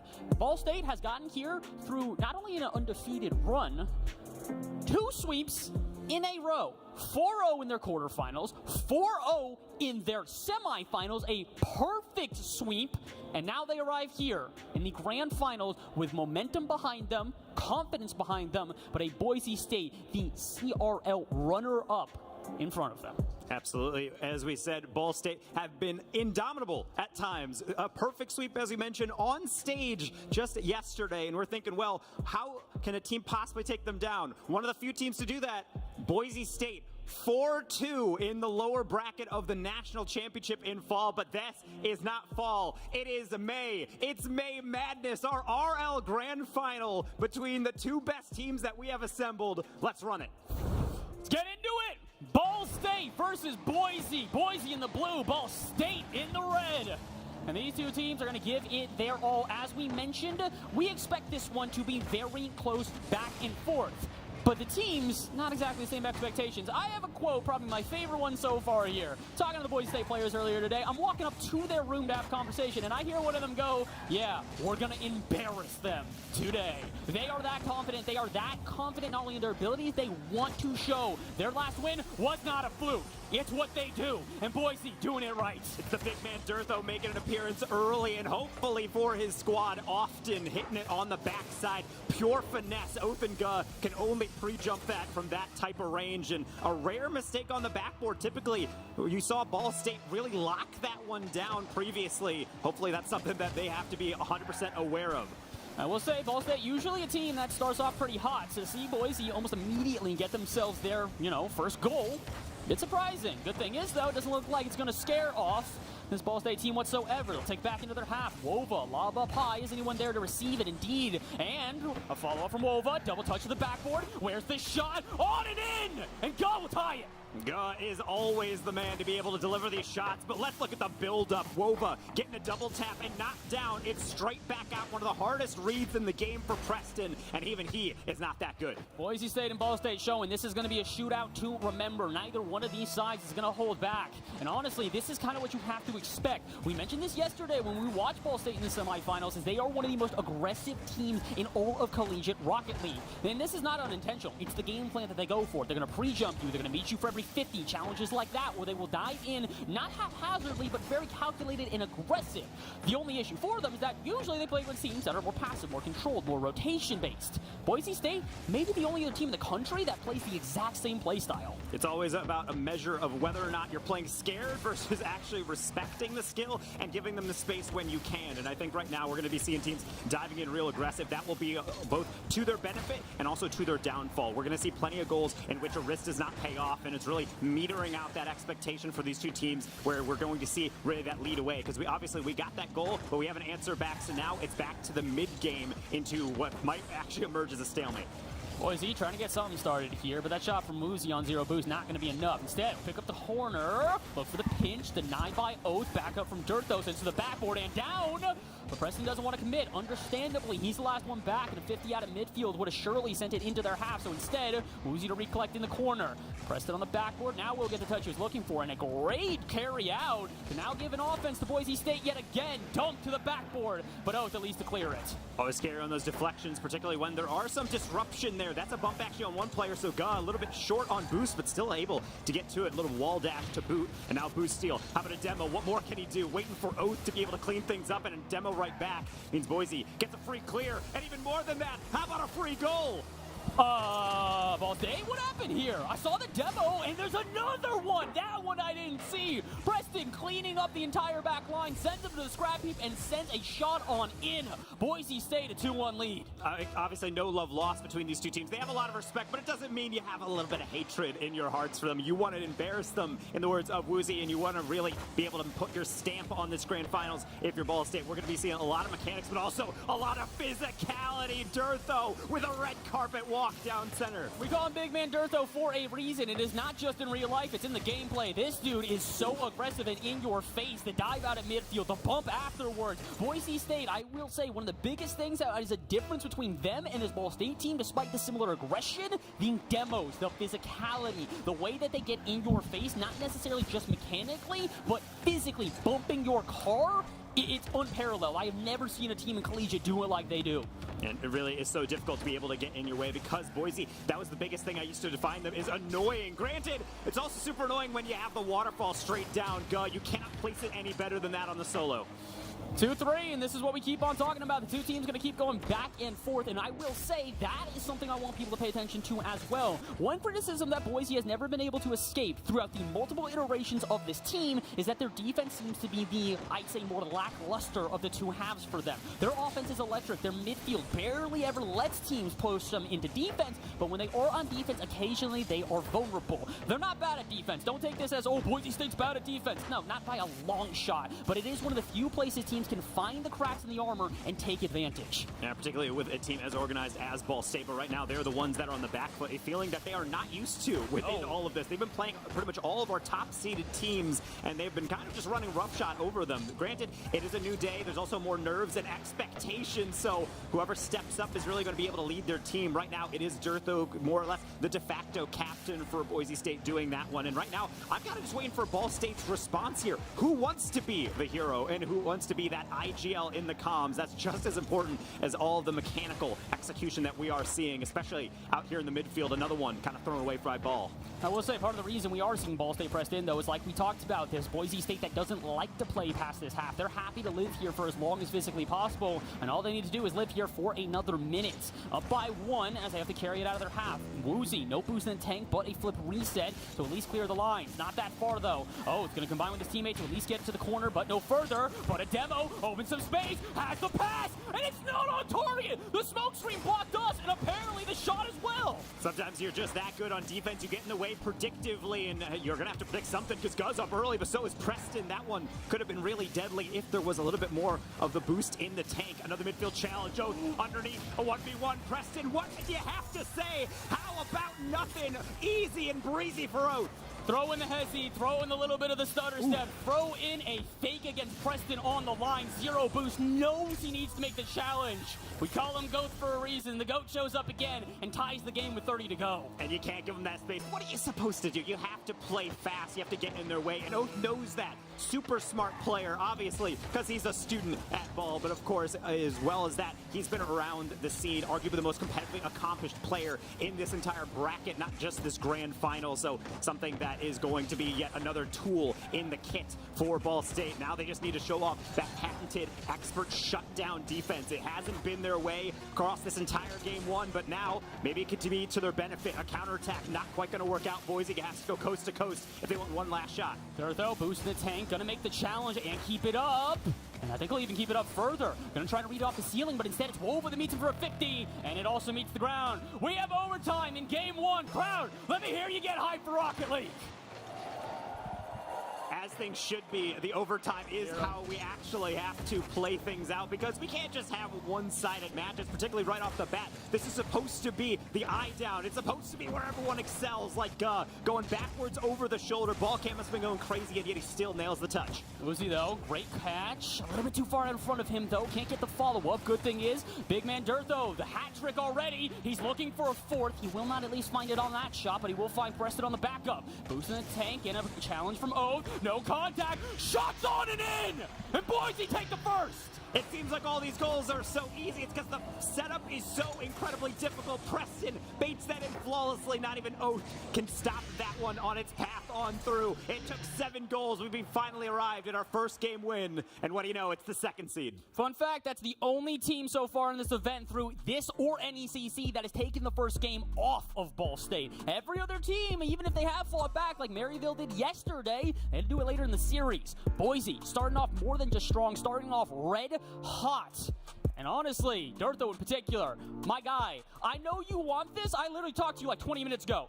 3 goals, 5 shots, 2 saves. Stat leader in every category for his team. And not only that, is being able to get the hat trick. It's one thing to get 4 goals past, but for one player to do that, that's phenomenal. But of course, we would be remiss if we didn't mention the bump play through the midfield. Ball State was reaping teams, had the scythe out on the counter every single time. Players would dive in too much as we take a look at the beloved fan base of Boise celebrating that first win. And right now, it's Boise playing bully ball, slapping people out of the way. And Ball State now, it's not just focusing on the ball. They have to look left, right, bind the rear view as much as you can to be able to dodge all these incoming players. It's a lot easier said than done, as much as it is, oh, just jump around them, move around them. Rocket League is a game that keeps your head on the swivel, and the big issue is, even if you are dodging the demos and you are dodging the physicality, you're ruining your rotations. You have to go off of the expected pathways, and when you do that, it can be enough to disrupt the team, open up a defense, get some goals, get some wins. Boise did it in the first. Can they do it again?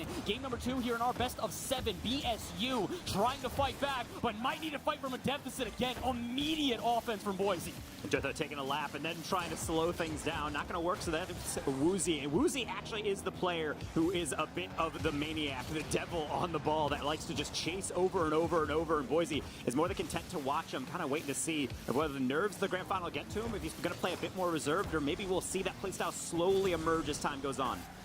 They're going to try to get something started here. 50 out of midfield, not enough. And Woozy, a great read off the ceiling. The shot is on target, but over there. Preston for backup. Does take another shot. Yeah, same reaction. I didn't think that angle was even possible. And I don't think the defense did either. Wova not doing poorly with that, but it has to be a bit farther down the line into the corner. It's out enough, and if it's shootable, it is scoreable. Boise is showing that one live. You're going to see that phase a lot for me today. It's just disgust. Why? These angles, the way that these players play is unfathomable. It's the highest level of Rocket League, and you will see some shots you would never imagine to even get close, nail it on target, and nail the back of the net. Let's see if Ball State can do the same. 50 from Dortho, though, not going to let them touch off the ceiling. And Wova creeping around. Physicality now, a game plan here for Ball State as they try to disrupt the defense here to Boise. And although they've locked him in for a little bit, they do not find a shot. Boise back on offense yet again. And you can see Ball State, their rotation's fine. They're around the ball, but they're not actually getting the angles to it. They can't get clean clears, which means they're always kind of fighting from behind. If you're playing reactionary Rocket League, you are playing very much so, just waiting to see what happens. You're not dictating the flow. Right now, Boise certainly is. There's another bump. There's another Dortho goal. Dortho on fire right now. 4 goals through 2 games. And on top of that, his physicality has been paramount to getting this offense started. Also, shout out to Preston. Offensive machine in terms of assists. I have track for 2 assists last game, plus the bumps and demos that got another assist that didn't get counted, and now an assist in this game. Dortho and Preston, the two-headed hybrid that does not stop snapping at their opponents. And unless Ball State can find a way to slow them down, it's going to be more shots like that on repeat. And this is really where the mental starts to get a little bit topsy-turvy if you're not careful. We talked to Tufat beforehand, said, honestly, the players, they seem pretty calm. Oath is this is his first land, and yet he was obviously an MVP across all of Rocket League yesterday. So clearly that might not be an issue, but as I mentioned, this is Grands. Everything gets thrown up. You might have been the favorites yesterday. Means absolutely nothing around this time. The first time we're going to be seeing this in that 2-goal lead twice in a row start to open up, and Boise looking like they're not done yet. I also want everybody to pay attention to the bottom of the screen. Look at Wova. 4 saves forced already. We can switch over, and I imagine we'll see another Ball State player with even more saves. They're finally starting to get some shots. Counterattack though from Dortho. Try and catch him off guard. Not going to be enough. Oath, no boost in the corner though, and it's up to Wova, who pops it high. Is there a follow-up from a Ball State player? No, Dortho uncontested as he gets his touch off the backboard.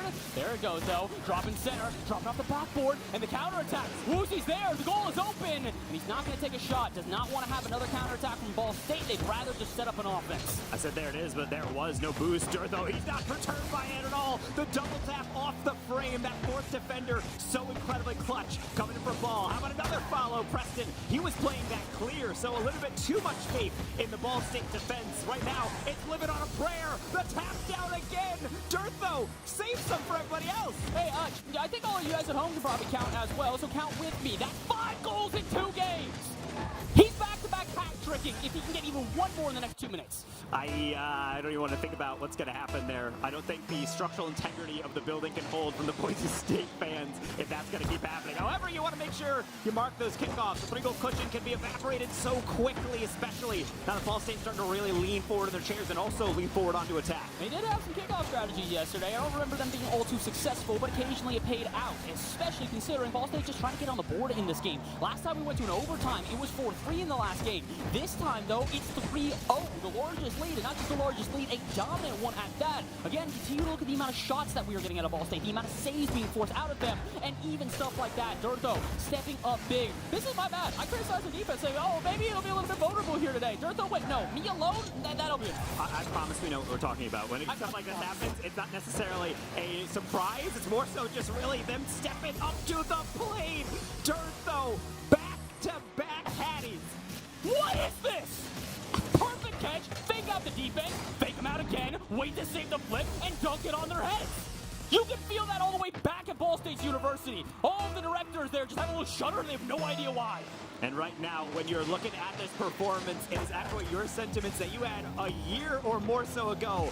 Dirtho performs on land, put this man in front of some cameras under the lights, and he just gets elevated. Few players built like that. Last year, we had a regional qualifier at the Boise State University. I got to go to it, and I remember seeing it. Something about this Boise State team, when they get on land, they lock in, especially in finals. Out of all the things I saw them do on that land, they played every single game in front of a crowd. The #1 series they had was their grand final. They look electric, and they are doing the same thing here. This is not just a win if they can hold on for another 45, which I expect them to. This is dominance in the second game. Game 1 was close. Game 2, not the same story. And honestly, Ball State, you need to rewrite this novel. You keep letting the chapters unfold like this. This is not going to be a close series.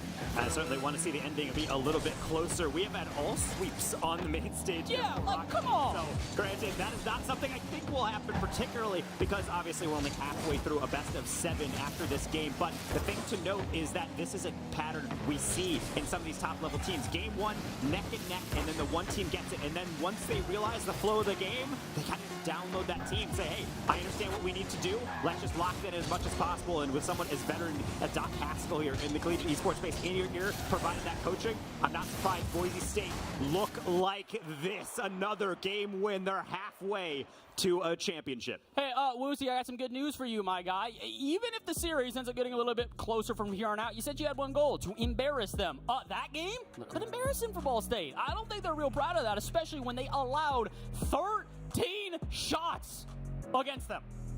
Dirtho with 9 of them to note. Almost double digit on that one, and that is not an easy feat to accomplish. That just really shows that they are launching forward into attack. They are fearless. That is the one thing that when this Boise State team was unveiled originally within Collegiate Rocket League, the one thing that teams in the West could not counter. I talked to many of those players. They kept saying, we don't know how to escape our half. We don't know how to get it clear, because the moment a player hits the ball and lands, they steal our boost and then turn back around to then hound us, get bumps, steal the ball. It's like playing people who have not a care in the world, and yet the rotations work. So good. It's so freaking good. I don't know how to explain it. I will say this much, though. It's years in the making. Dirtho has been on this team for multiple years, and last time that I talked to him, he was saying, hey, man, look, I know that we may not be able to win, everything. We're going to do well. And this was last year, like I said, at the qualifier for this event when I was at Boise talking to him. He said, but trust me, we got some ringers coming in.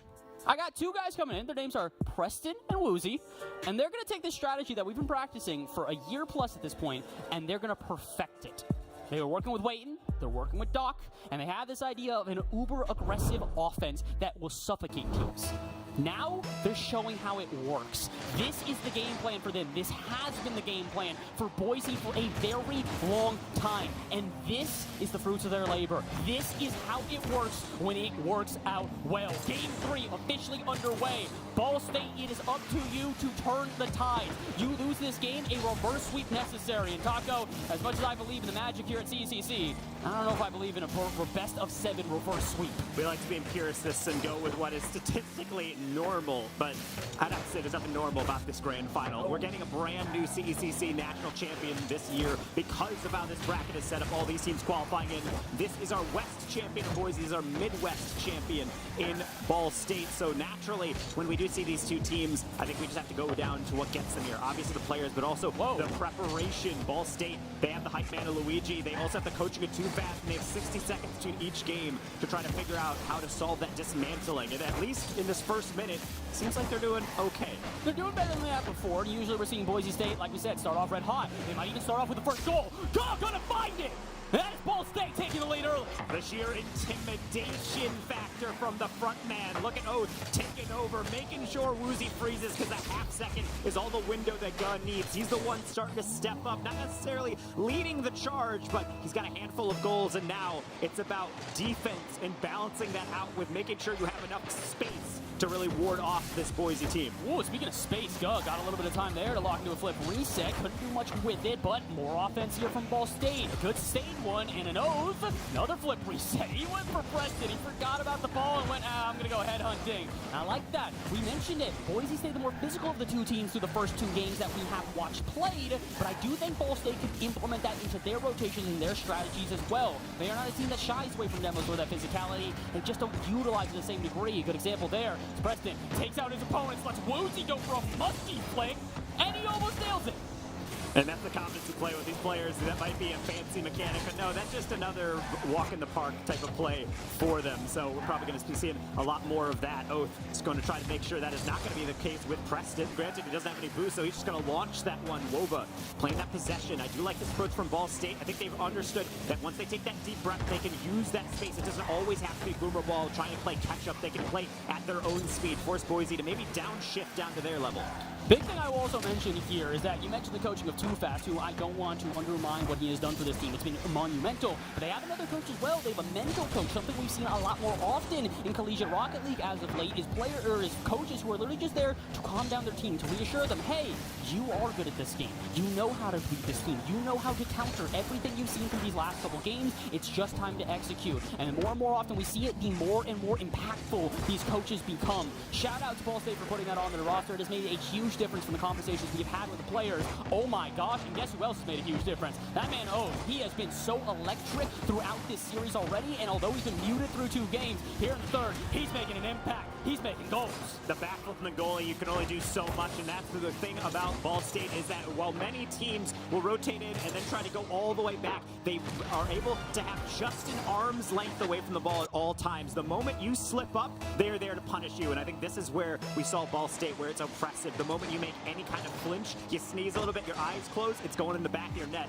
Boise learning that the hard way. I would recommend not sneezing in the middle of a Rocket League match. I don't think it's going to benefit you. That will, though. Wova, 2 dunks in a row to keep out either of the shots Boise are going with. There's another one. It's high, though, and Oath won't even flinch at it, and will steal the boost. I think he might even have an aerial afterwards. Clears it out to midfield, where Woozy's not waiting. He gets bumped, and Preston will make the save. And we spoke about the physicality needing to become a part of the game plan here for Ball State. They're using it beautifully. Yeah, we talk about demos, but bumps are also an aspect of the physical play. Going for this one, it's way high, and yet Preston, the stiff arming his way out of there, still getting that save. Job not done. Oath to the back post. Woozy reaching, and the boost steal comes in from Guh. Trying to elongate things, but well done by Woozy. Nearly nothing in the tank, and he's going coast to coast. The goal line save is the only thing keeping this a clean sheet. Everybody probably looking at this one going, what changed in between games? We'll get back to that point in a second, as Boise State changed the narrative a little bit here. 4 minutes scoreless in this game, but finally on the 4th, they will find one to cut the lead in half. And being able to just stay persistent is half of offense. It's very rare at this level of Rocket League to get your first look, first goal. It's really about making sure that you get the shot, rotate back far enough to cover the counter, and then be able to consistently hit pressure. And honestly, the boost management's been pretty good for both teams, but mainly I think it's because they don't want to linger too far in the half. There are the occasional moments where they will press down on the pedal, but other than that, it's been mostly clean and predictive. Preston, he's a little late to it. That's over the top of it. Good job on the spacing. Ball State making sure they take away options. Getting him another one. Guh from the side. Rip on the touch, but I'm trying to say, I'm waiting for the clear. It's just not coming in. I'm waiting for an actual shot at this point, though. Boise putting so much pressure on, stealing boost, stealing the pressure, just not giving a chance for BSU to escape, but they're not putting any shots on target that really threaten the defense. You need to catch them by surprise. You need passing plays like that. That's what I'm talking about. Standard shots, forget them. Shots like that every day of the week. You need a player on ball, you need a player on back post, you need a player at the top of the key, because if not, it is just an open buffet for your opponents. Boise, they can certainly eat them up. They've been doing that all day long. Not really bump, but as you said, the finesse coming through, they will always pick you apart if you leave that space open. I will say, one of the most impressive things about this team, we mentioned him before, really the de facto captain for this team being Dirtho. And one of the most impressive parts about Dirtho is he can really play whatever role he needs to.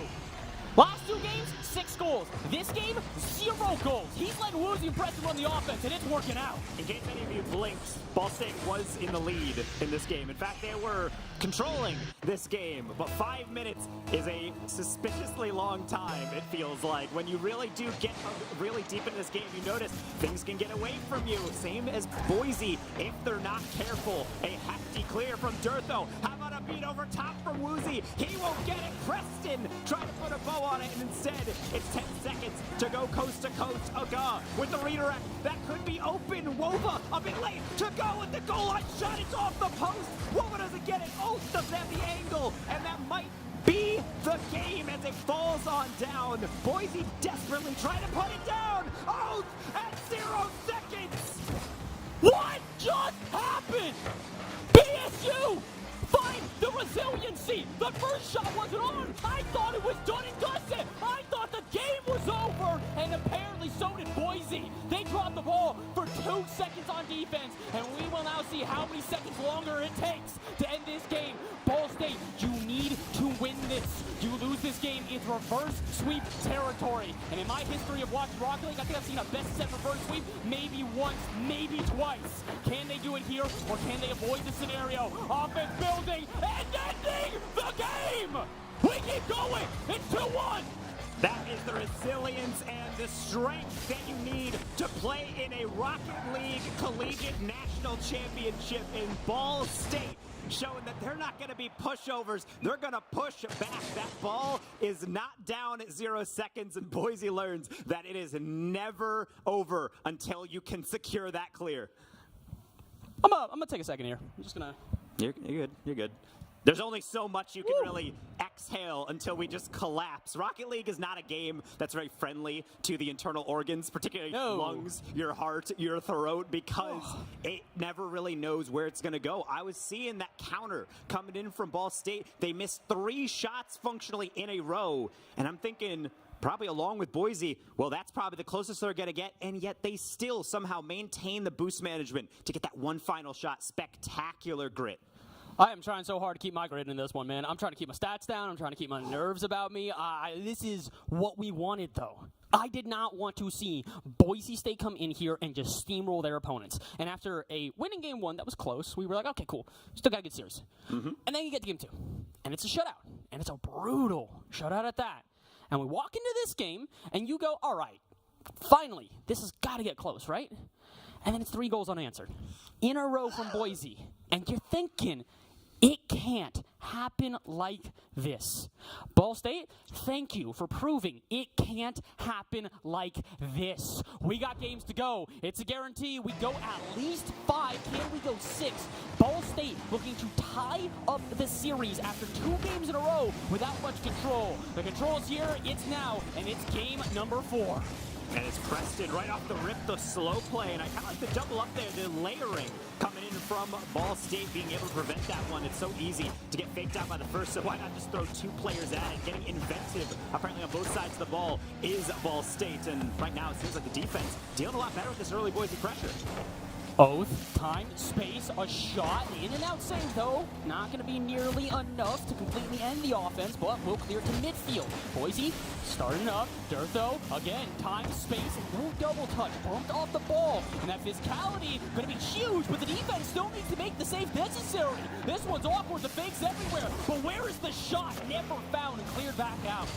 Apparently Ball State has been downloading the Extra Boost DLC in the item shop, I suppose, because I don't know how they're getting back to that. There's 2 different events where I'm saying, oh, that's a double tap potentially from Durtho. Then Gug comes in, bumps him out of the way. Oh, another goal line stop. Oh, they got fake. Nope, second player comes in, dives in on the near post, gets the save. They're living on a hope here for Ball State on defense, but as long as it's enough, as long as you're able to keep it close, anything is possible. It's kind of last game ended in college. Boise that has to play a little bit more, seeing into the future. That's a nice infield pass. So far through 90 seconds, it's been a little bit quiet. Not exactly the same as game 1, or excuse me, our last game that we just had, where Ball State did get some early goals, but it was definitely as contentious as this, with the 2 teams really meeting each other for almost every 50 and blocking every shot. Had that been a shot, it could have been different! What was built different, bro? What was that? That's not a rotation. You can't do that. Why are you cutting right in front of the face? You know why? Because Preston has no idea what's about to hit him. Woozy does not have any idea because it's so hard to read. That is a calmed pass. I'm throwing in the middle. Hey, you do your best with it. And boy, did he. Another game where Ball State takes first. Wova, the veteran for this team, he's the only player that was on this roster last year. Him and Durtho more or less the equivalency on either a roster. Big difference is people knew Durtho was good. They always believed Durtho was going to be the X factor for his team. But people had questions about Wova. They were wondering, why him? Why did they want to keep him? But his coaches swore by him. His teammates swore by him. They said, watch. We let this guy develop. We let him actually get the practice that he deserves, the development he deserves, and he will be an elite player at the collegiate level. He is proving that here and now. BSU up by 1 with about half the game to go, and they need this win like we mentioned. Wova trying it again. A dunk against Durtho, but it won't turn into a shot.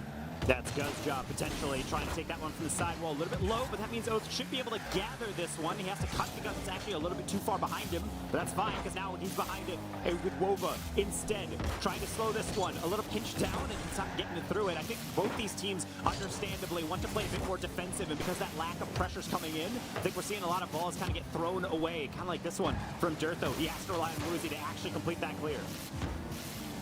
Trying to get something developed here is Boise State.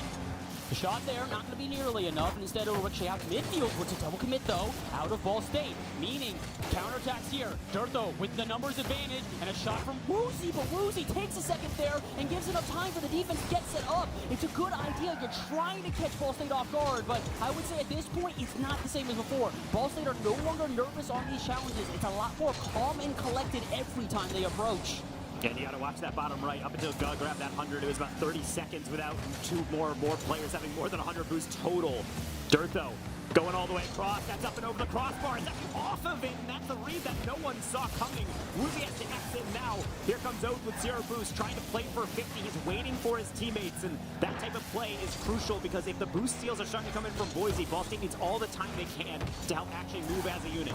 I will say, this is kind of how Ball State likes to play. We saw this a lot yesterday, especially in the semifinal versus Akron. Although we've had multiple games here now which have had 7 total goals, that's not actually the standard for them. They are a team that are fine with a low-scoring affair. They're more than happy to get a goal on you and then just control the pitch, control the pacing, control what teams have possession, specifically out of that midfield line. So a 1-0 scoreline here, they're happy with it. All they need to do is hold on for another minute. But as Boise State marches down the pitch yet again, it's a lot easier said than done. Double commit out of Preston and Durtho. I think it was meant to be a pass, but it never connected.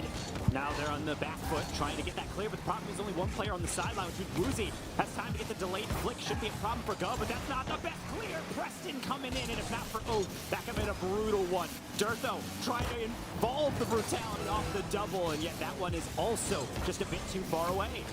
Woozy in a 1v1. He's got to go with low boost, though, so it's awkward on defense here. The shot just needs to be perfect. The shot just needs to connect, and it doesn't. Again, Ball State, their defense has stepped up phenomenally. They are no longer letting these shots go uncontested. If there is an attempt out of Boise State, you can guarantee there is a player there to meet the dunk. 10 seconds left, Boise. One last Hail Mary. Can you get an offense? Gov, he's going to backflip. That's going to be Woozy to the back post. Shouldn't be a problem, but that's problem. Wova gave it away. The fake from Oath. That is a 200 IQ play because Boise does not keep it up. Well, Bass. It looks like we have it tied up. Functionally, the best of 3 for a championship. I'm glad. I'm honestly glad, because for a second there, like we mentioned, it looked like we were never going to even get past game 3. It was going to be a game 4 sweep all through and through. And then instead in this game, not only do we see the major adjustment out of Ball State, but we see the defense that has not been talked about enough. Look at the shot total. 11-5. Outshot by twice the amount. 9 saves. 9 saves. What? You're forced into your half, and as you mentioned, some teams are comfortable playing that low-scoring affair because you just have to lock down the defense.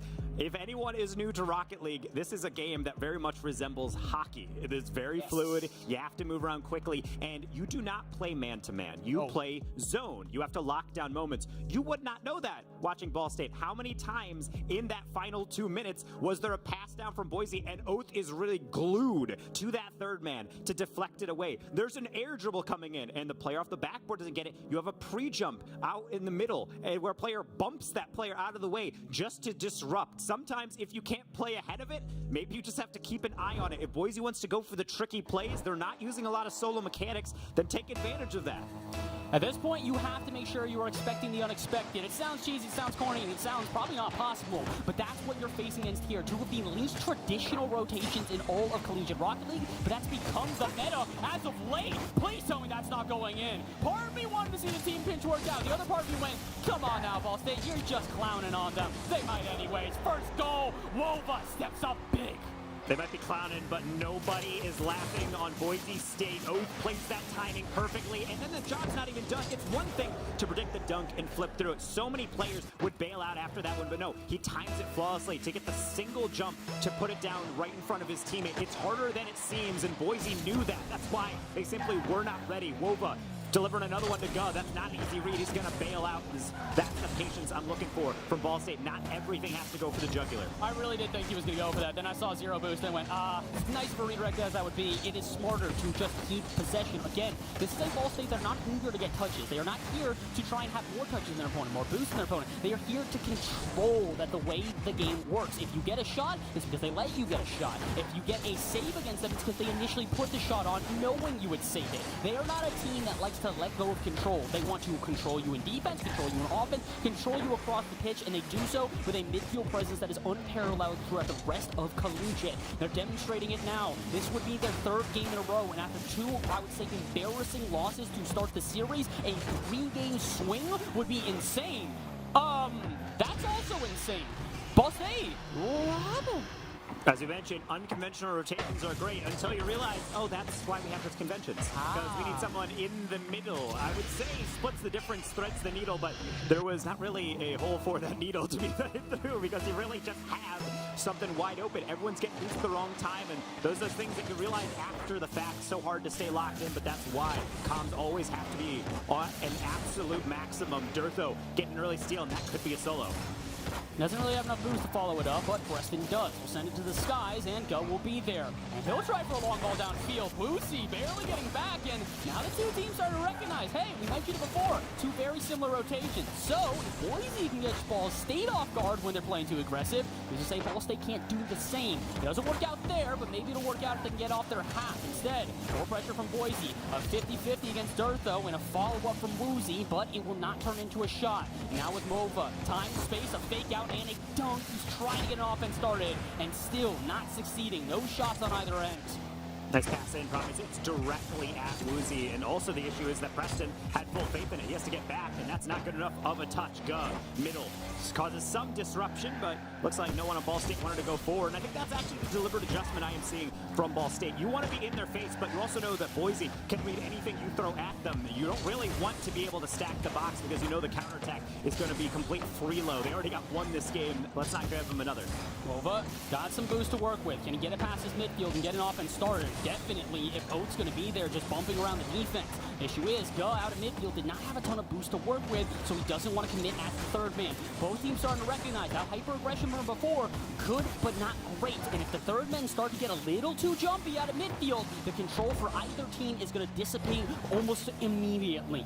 Right now, though, neither team with much control. It's boomer ball on either end. The heavy touches to both sides are not giving plays string together for Ball State or Boise, despite the fact that Boise has been on offense for the past maybe 30 seconds or so. That is a demo, but that's actually a player diving on in. Woozy has play savior here as Oath is going to get another demo on him from an angle. Wova, he can score those, and that's exactly what Preston's aware of. Another goal line save, and now here comes Durtho calling in some reinforcements. An offensive double commit still not going to hurt him. I do like what we're seeing here out of Ball State, though. They're not necessarily sending the defender in net to go for those challenges. They're having the person retreating. Why? Because the defender in net can wait for the worst case scenario. If the shot does come, they're prepared for it. But if you can send somebody through the air to disrupt the shot, you can make it a lot more manageable for whoever else is on defense.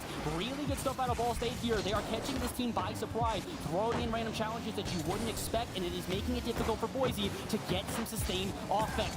80 seconds to go, a 1-1 ball game. This is by far the closest of any of the games that we have had. At this point, I have to wonder, what is going to break the tie? Will it be hyper-mechanical plays? Will it be catching a defense off guard? Or will it be something we could never even expect? This is not a third-person shooter. You would not know it by the amount of explosions going on. That's a double. It's Durtho yet again in the clutch. 60 seconds away from a Boise State lead. Durtho, if there was ever a player to clutch it when you need him to, it will always be him. Like we said, the veteran for this team. Doc put his faith in his player, said this is the man I want to build my program around, and you can see why. Esports, Collegiate Esports Award recipient for Player of the Year.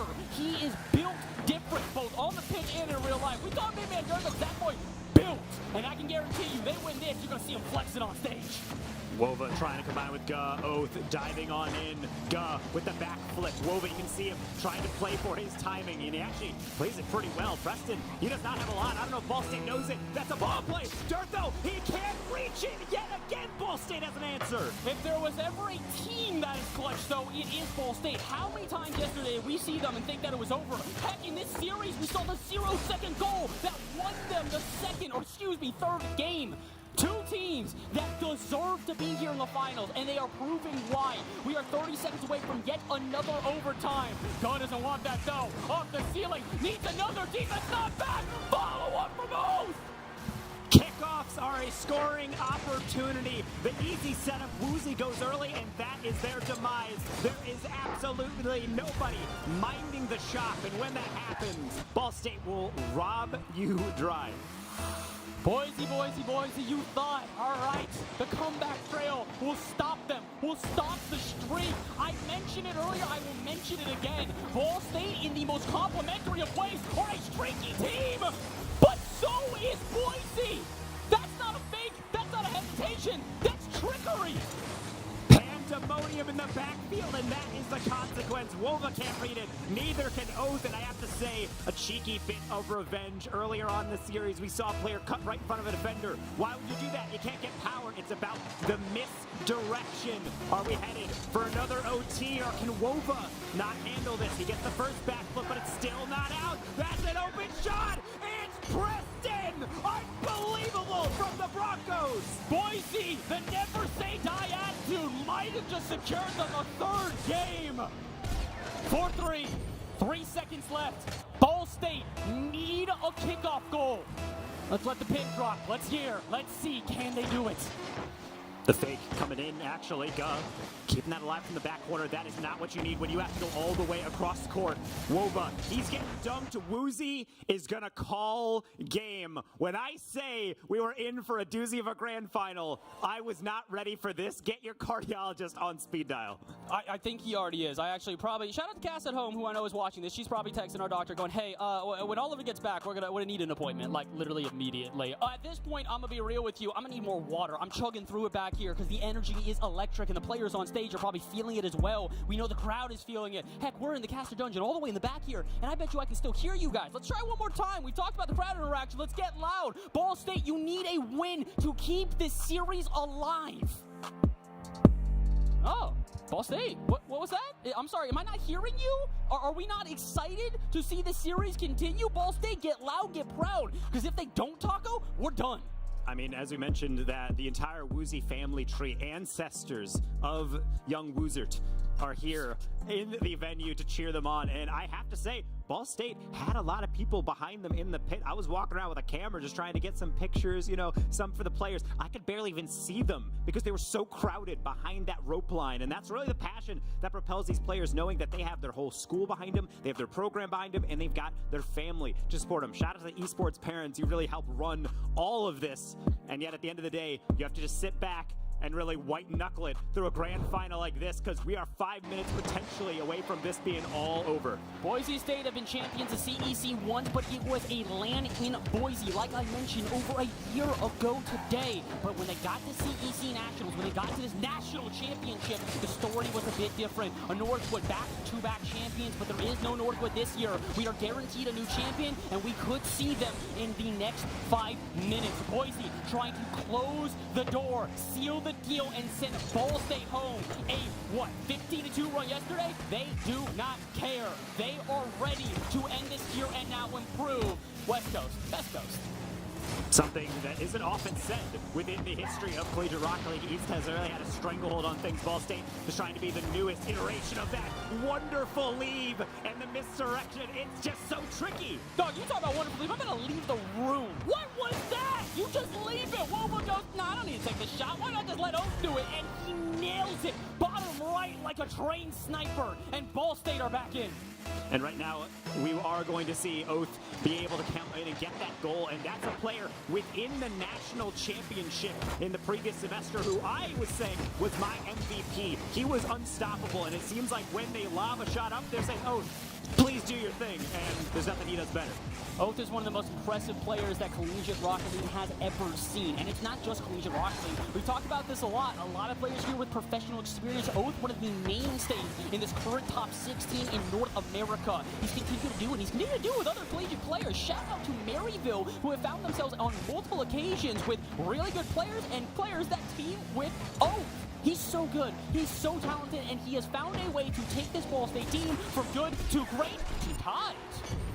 And another pass all the way inside, and it's coming from Woozy again. The first touch he knows is going to be cleared, but that's why he stays right in the corner. Throw it back into their face. This is a couple times now where I've actually seen Ball State make that, I don't want to say error, because it's what you should do. Throw it to the sideline, away from it, but the thing is, they all move with the ball, and so when that rebound comes back in, there's nobody to stop it.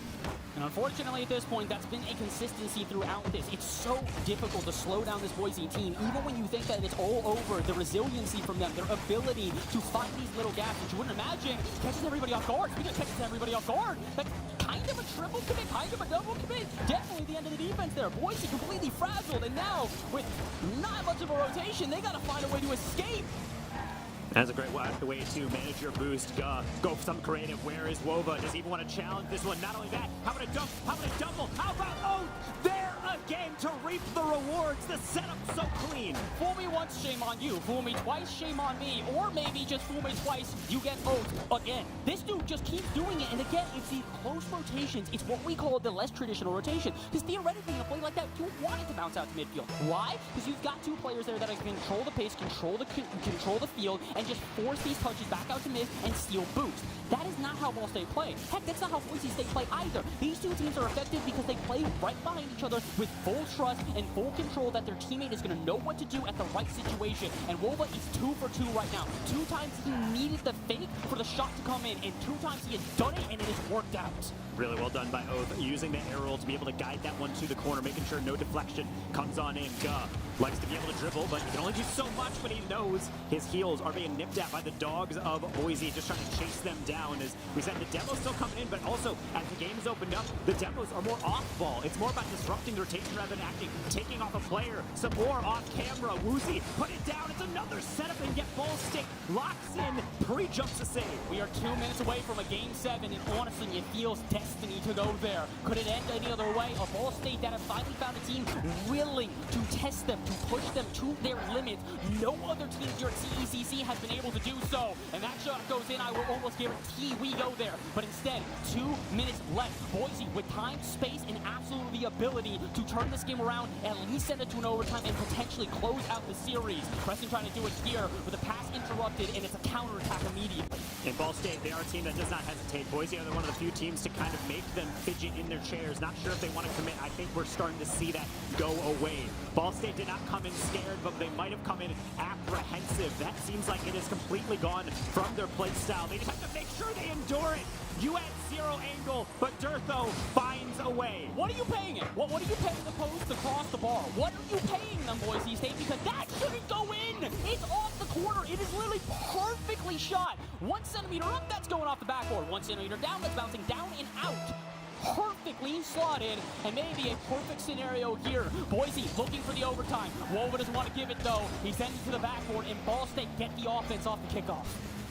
Boise, Boise, Boise. You had barely any room to shoot that, and you still make it count. We said these guys elevate on land, particularly their leader in Durtho, but now it's really time to prove it. As you mentioned, we are a minute away, or were, from a Game 7 now. It's all up in the air again. Boise, did you get that lifeline? Now, gonna propel you. Who's just gonna get beat out by Gus, so Oath is gonna try and do some damage, but right now, seems to be a struggle just to get enough resources to continue these attacks from Ball. And this is kind of what the issue is for both of these teams. They're so reliant on that starvation and that ability to just put pressure on. And also, remember we talked about hat-trick hero Dirt, though? Hat-trick hero own! And he's showing you, hey, you might have found a way to finesse the bar. I can do it too. Guz off the corner gets full control of that ball. It's just about how far up the line you go to direct it middle or how far back to go down the line. 2 players from Boise playing the line clear, and when there's no one there in the middle, a free shot for Oath, you might as well just increase the goal counter because it doesn't really matter. It's definitely going in. Oath ain't ever missing that. Never, ever, ever, ever. And, well, we may never, ever, ever, ever wonder what we could have had. Boise State could have had a way to close this one out. Instead, we are poised to go to Game 7. But with 20 seconds left on the clock and 2 teams with a clutch factor that is undeniable, anything could happen, and it could happen here. Woozy misses the shot! Triple commits! And no shot ever even found! An optimal solution to a problem is send a demo, go for passes. It's a 3v1, and yet it flew out the window. Now Woozy trying to rescue, play redemption, and he simply cannot. Hats off to the scriptwriter. We have to go the full distance to crown a champion. Well. We knew we were going to get here. And I think for only maybe 2 games did we ever doubt we were going to get here. Boise started off the series so strong, there was a world we're looking at this and going, could this be yet another sweep here at CECC? And instead, Ball State bounced back in Game 3, the clutchest overtime I've ever seen. They cleaned it up in Game 4, and then we go back-to-back trading of wins. We are here in Game 7, and I'm going to be real. I know that Ball State just won that. I don't think they have momentum. I don't think either team has momentum. I think right now, this is as close as we can get it. An even battle going into our final Rocket League match of CECC. Sometimes when you cut into things, it's really about saying, hey, we're diving in a bit too much. Hey, we need to adjust and play more through the middle. Right now, I think the biggest thing a coach can do is just say, hey, hands off the controller, take a deep breath. Is that a wave I have seen break out here in Arlington? Like to see it, as clearly, even though there's a lot of anxiety in these players, it has not affected the crowd. Hopefully they are ready for 5 more minutes and maybe some change if we hit OT. Game 7, here we go. CECC Arlington, get loud, get proud. Boise, Ball State, I want to hear you scream. It's Game 7. It is the closest match, the closest series we have seen all event. And all that is going to separate these 2 teams is 5 minutes of gameplay.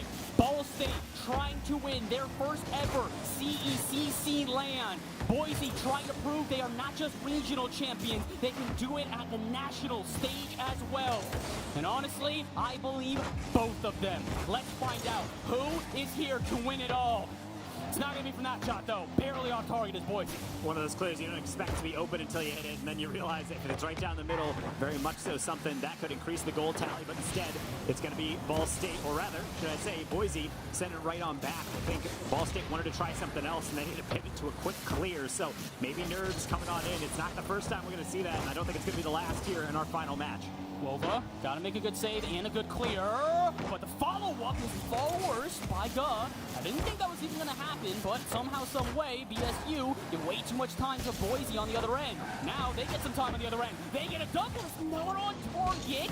But luckily enough for them, they got Oath in the wings. He's gonna keep the offense going. Guh tries to get the center, gets the demo. Where's the shot? Wova opts not to take it, instead creeps on that sloper again. Ball State are not here just to keep putting shots on and wait until Boise makes a mistake. They are here to burn away their boost, to slowly whittle away at the confidence on their defense and break them down. That bump connects, that's probably a goal. Yes, Oath is certainly chasing for it. Even with 0 boost, he's still a menace. Wova, flip reset. No one's gonna get it on the goal line, and then crosses the threshold.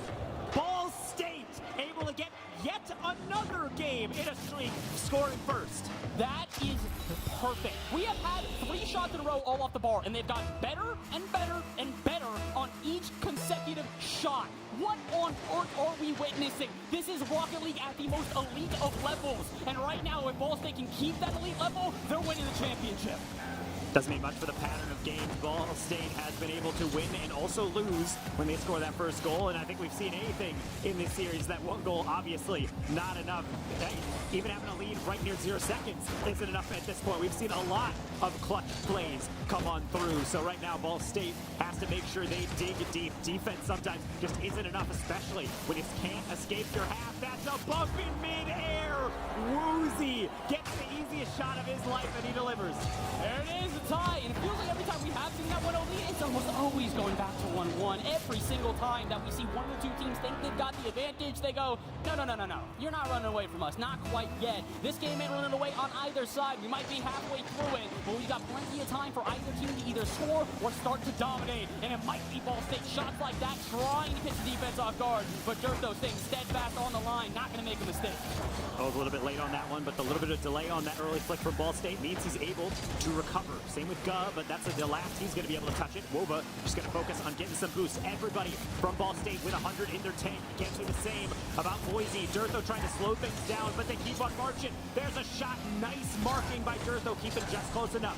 Back pass to Oath, though a little bit too slow, which means you can see Boise dive on in. The issue is too aggressive of a dive. Back pass from Woozy gets off guard, but luckily Durtho to patrol that midfield and keep the offense. That's an overcommitment, though, and Preston has to hightail it back. Numbers advantage as Ball State goes for the counter. Can they find a shot? Out of the corner, Wova, 2 in a row. The shot is found but denied, and Ball State still has some offense to work with. Can they do anything with it, or will Boise find a way to break out again? Absolutely. Woozy to clear the half. And that's a little bit scary from Wova. The pre-jumps are nice, but sometimes he goes a little too slow and particularly low to that ball. And I think moments like that might actually dictate things. It's the balance of wanting to dive in and not give space, but also you might throw your rotation out of whack and allow wide open shots like that. It's not going to be powerful, but it does generate a double. Maybe something Woo's can do with, because that's another touch. Wide open Preston, double tap, and he is going to deliver. Not just the double touch. Watch the bump here. Woozy comes swinging through and goes headhunting for Oath in net. Smacks him out of the way, or excuse me, whoa, it doesn't matter if he's smacking out of the way. He's happy to bully any of the Ball State defense, and he's happy to take this championship home. 80 seconds away from Boise State, showing that they're not just here to play, they're here to win. And right now, we can start the death timer. This series, this championship weekend for Rocket League is all over. If Ball State does not step up here and now, the backwards deflection, luckily, Durtho is there. Now it's Oath, off ceiling, nothing in the tank, he's not needed. No one touches it from Boise, scrambling in the backfield. They thought that was going to be a free shot afterwards, so Ball State don't go for it. Instead, it's so free, none of them think to shoot it. They need a shot, they need something miraculous as we are kicking seconds away. Boise State don't even need more offense. They're going to try for it, but at this point, they're just trying to give as little time on the ball as possible. That's why you're seeing interference like that out of midfield. A swing back that should have probably ended the offense, but instead, it's a midfield battle here. Here comes Guh. Not a great touch, though, out to the corner with barely any boost, and now the 100 luckily picked up. Wova can clear the line, but all of Ball State at this point have only one objective: get into offense and stay there. Boise knows that. That's why actually they're allowing them to come forward, because Ball State realizes they don't really have a lot more shots and maybe only have 1 or 2. This could be one. Oh, number 1. How about 2? It's everybody. It's off the post. It's just sitting begging for a finish. The other post says no. Guh is able to leave it for Oath, and Ball State finds a way again and again and again. And it took again to get the shot. First 2, not going to be kind to them. Both hit the bar. They are barely off target. And guess what? We might have hit the target we've been looking for. Bullseye is a Game 7 overtime. The hype is the pipe. The ultimate Rocket League gameplay. But Oath determined to avoid it. He spikes it down. Is anyone there? Pops out of the corner. Wait a minute. This will stay up. Is there a shot? No, it hits the ground. Overtime. Game 7. The next goal decides our winner. There can be no other way to decide it. Kickoff from Durtho, not nearly fast enough. Talk about anticlimactic. That is not what we deserve here. Watching a Durtho pre-jumping, and now a demo keeps it alive. Pass into Woozy, and who else but Oath to be in the way? Great free jump out of Oath there too, and now this one's going all the way down. The steal in the corner actually going to be pretty crucial here. They don't have the boost to be able to go the other way. So Boise hoping to clear the lines, but Ball State trying to lock them in. Oath will pop this one out to the side, and Woozy will try and intercept it. just kind of drops it down. Ball State right now doing their game plan perfectly. What are they doing? Sending it into the half, forcing Boise to use their boost, forcing Boise in awkward position, and slowly whittling away at the rotation. 40 seconds so far, and it's been Ball State in control, but they still can't find a shot.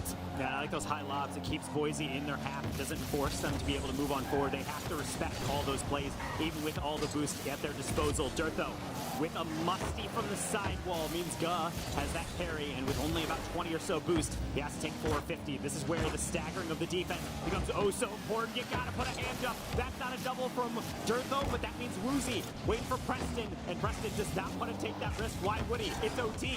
Especially against an Oath, even on 0 boost there, he's so incredibly talented. He uses a free flip to get into the ball and get it around the defender and buy time for his team now to get ready for the counter. Durtho, 1v1. Oh, fakes him out, picks up the sidewall. Pass out to his teammate, but is anybody there for the shot? Absolutely! The touch from Woozy's a little bit weird! And nobody there for the follow-up. But for a second toss, oh, I thought it was over! It's not going to be until now! Wolva with the dagger! Ball State are your CECC champions! Wolva's the player that is resigning from the previous roster. People question, why is he here? Why is he the player that you're going to build the new roster around with the additions of Guh and Oath? And it's because he's simply that good. A player does not win you a championship, a team does. Ball State, take a bow, hug it out. They are your champions. My goodness, what a run. Boise State, I want crowd. Please give a round of applause for Boise as well. Two teams that laid it all out on the pitch. I would like to point out, not a single other team at this event has forced this team to Game 7. Every other team has tried to face Ball State and been swept out of their boots. Not a chance to even resist.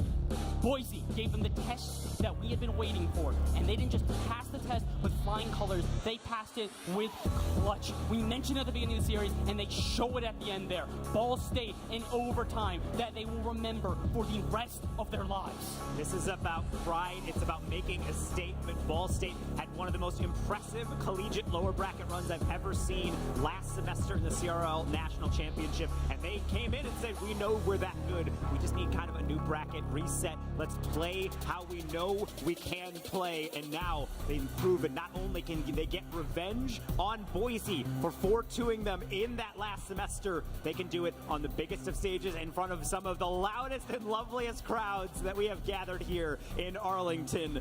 My goodness, the smiles on their face might not show, but they knew they had this capacity. I cannot explain how happy I am for this team. We've talked to them about it. This is a team that said, hey, look, I know a lot of people are questioning what we're doing, the program that you're trying to build, this pathway that we've been carving for years now. It has not just paid off. It has proven that the dedication this team has shown, the work they put in, they have a regular coach, a mental coach, 3 players that all came to... We just talked to Too Fast about this.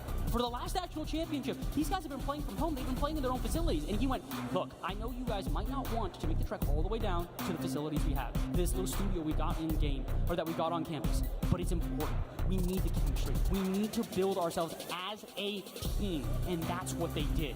It was not the Oath show. It was not the Gus show. It was Wolva. Like you said, the player they kept through multiple changes of this roster. He is the one that clutches it when it matters most. A 3-man play. Unbelievable how good they played. I am so proud of this Ball State team, and I hope that they're excited because we've got Hercules on stage with, I think it's Wova, to take the interview. Herc.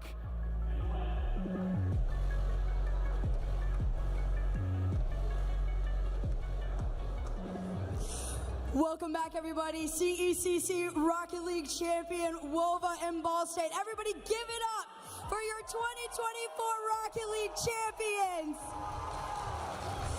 Now, Wova, there was a lot going on in that series, man. That is probably the most back-and-forth collegiate Rocket League we have ever seen. It not only was close in this series, but it was close per game. Walk me through any form of a game plan y'all had going in up against Boise State.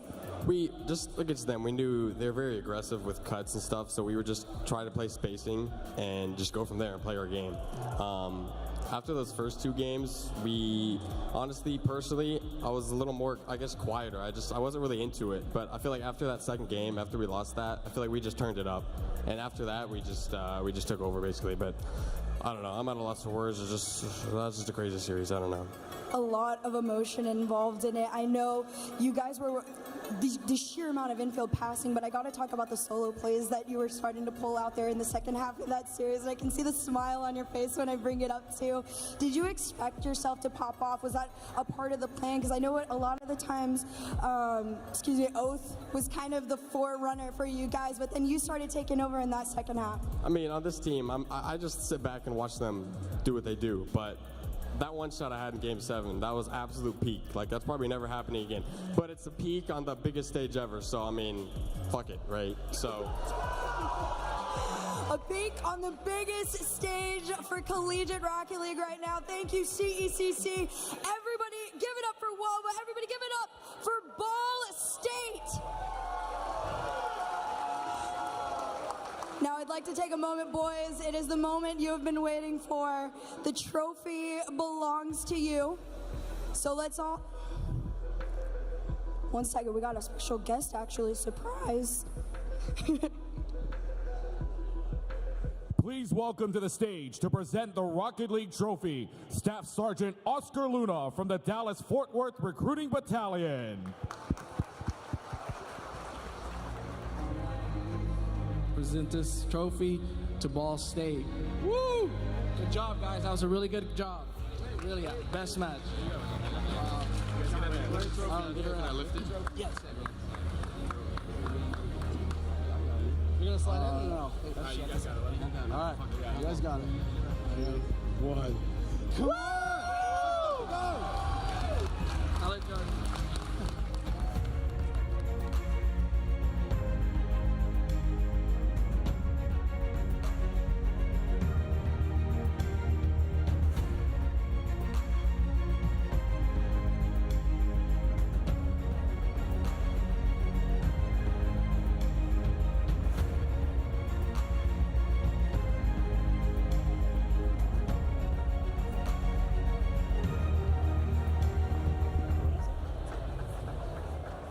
Sensational stuff from Ball State University coming out for the victory. They are your CECC Rocket League champions. They had a perfect series, a flawless series yesterday, but I think today's was perfect in its very own way.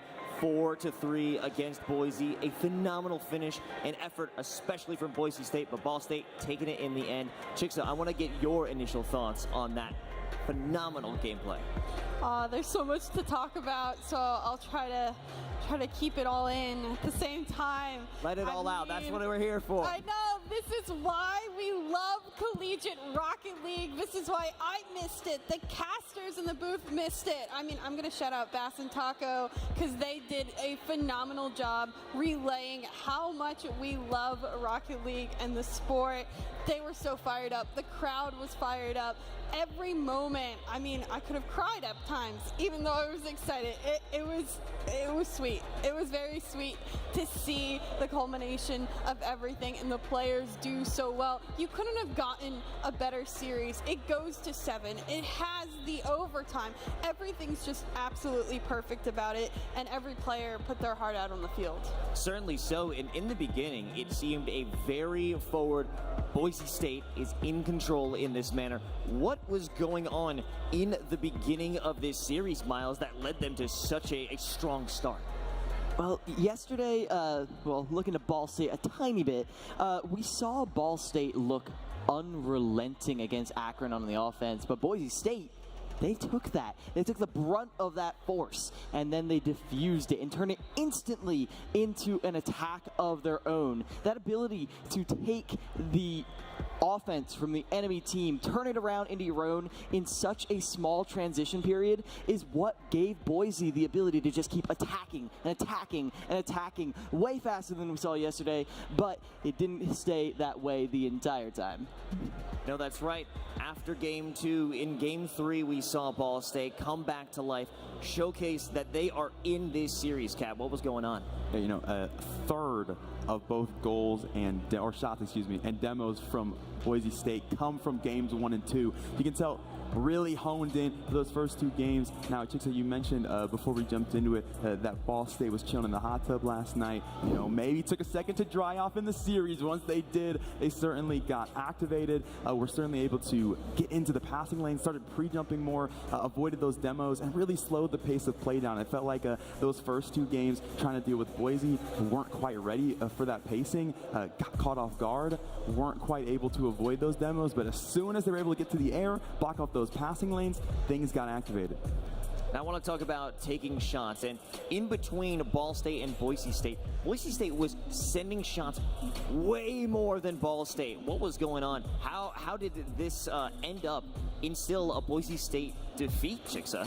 Yeah, I would say Boise just absolutely controlled the game with the shots, with the aggression earlier. But like Kat was saying, they were able to take a step back for Ball State in particular, and they played their game. They were able to not only stop the shots and make better saves, but also provide a better transition themselves onto the offensive end of the field. I enjoyed watching Oath play. They brought back that demo game, which we mentioned Boise was doing so well strong early on, but then take a couple steps back, they dominated. Oath not only himself had the most demos on the team in 15 across the series, but he ended up scoring as well to boot. So that offensive change between these two, which we knew was dynamic to begin with, both of them are very high scoring teams, we had that interchange. And I mean, all games except for one in game 2 were a single goal difference.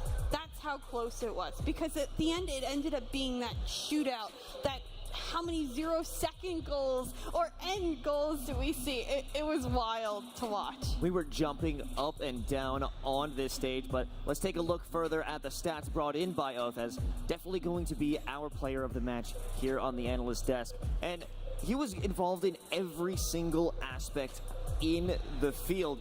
As you can see, 8 goals, 3 saves, and then another 12 saves. I'm sure that means demos, but even so, what a phenomenal scoreline, Chicksa.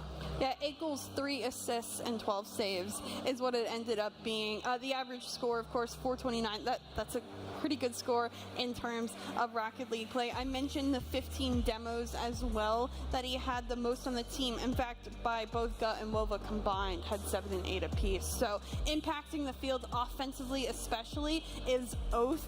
That is his specialty. He is the offensive mastermind, and once he got things cooking, he got the team around him cooking, and that's what really made things interesting. It was so back and forth. How many answers did both of these teams have for one another at times?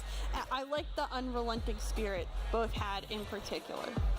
And when it comes to total stats, I cannot believe how close this game truly is. You mentioned it's 1 goal differential all the way through. It's 16 assists apiece throughout the entire series, so incredibly close in terms of team play. But then the real difference for me is the BSU save count. They have 51 total shots, which is a 30-shot differential from Boise. But on the other end of things, have 44 saves, so almost as many saves in this series as they have shots on the net.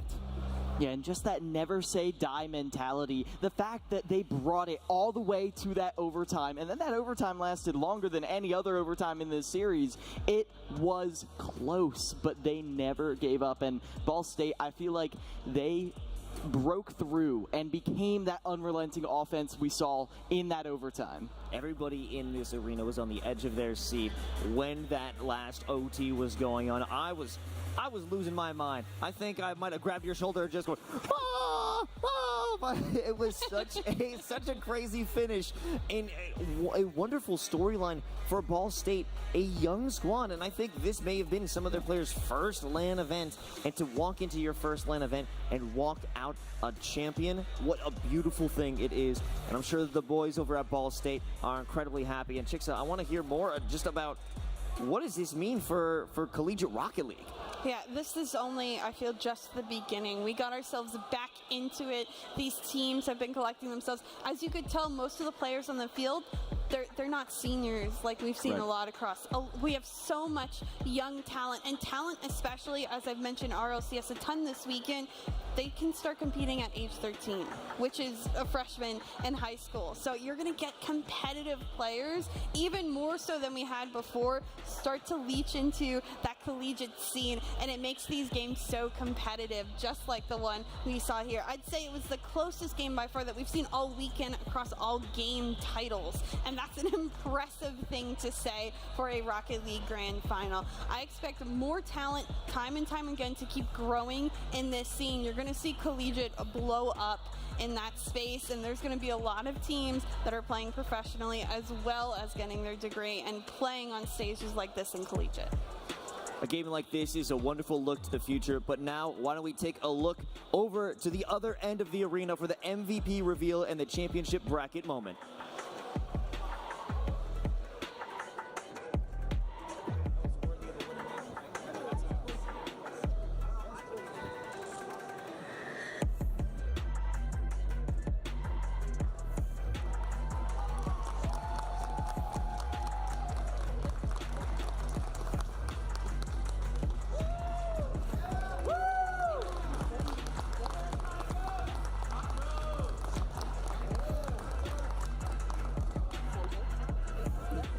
Huge congratulations to Ball State, you guys. Come on in closer. We do have one more award to present. It was a team effort, but there was one player in particular that, well, you know, CECC felt just needed to have a little extra shine in their day. So we present this award to Oath. Congratulations on being MVP of the Grand Finals and the event this weekend. Everybody give it up for Ball State.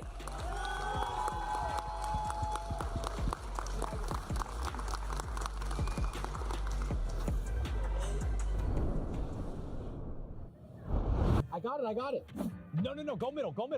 Get back out it. I don't know what's wrong. Are we missing something? I don't know. I think maybe we should just take a break. I mean, Britton's getting close to retirement anyway. He's turning 20 soon. Dude, why don't we try looking at a different screen? We can order food right to us, so we don't even have to leave the lobby. So I've got 3 meals and... Yo, Adam McFlurry. Okay. And fresh food delivered right here. What's up? You guys ready to lock in? I think we just found our new coach. Okay, you're doing great. Everything's gonna be fine. Just keep clicking the buttons right now. You've got so much work to do. I want you to open up a training pack, okay? You open up a training pack, everything's fine. There's no hope. Eat a chicken nugget, grow up, figure this out, everything's gonna be fine, okay? Just eat your chicken nuggets. We're good. Everything's gonna be fine.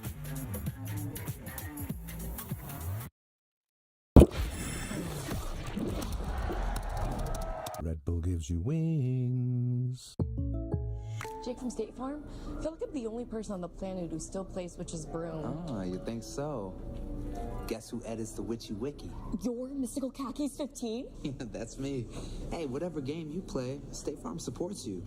And we're not the only ones.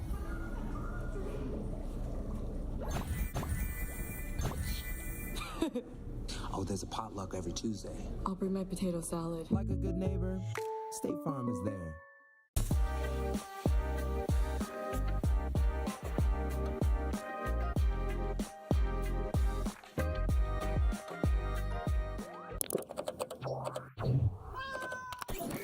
Red Bull gives you wings. What's Circle? Circle makes your water taste amazing. With one bottle, you can transform your water into over 100 flavors that are all no sugar and 0 calories. All you have to do is fill with water, fasten on your favorite flavored sip cartridge, dial in the flavor intensity, and enjoy delicious tasting water. Circle, your water, your way. Get your starter kit now at drinkcircle.com.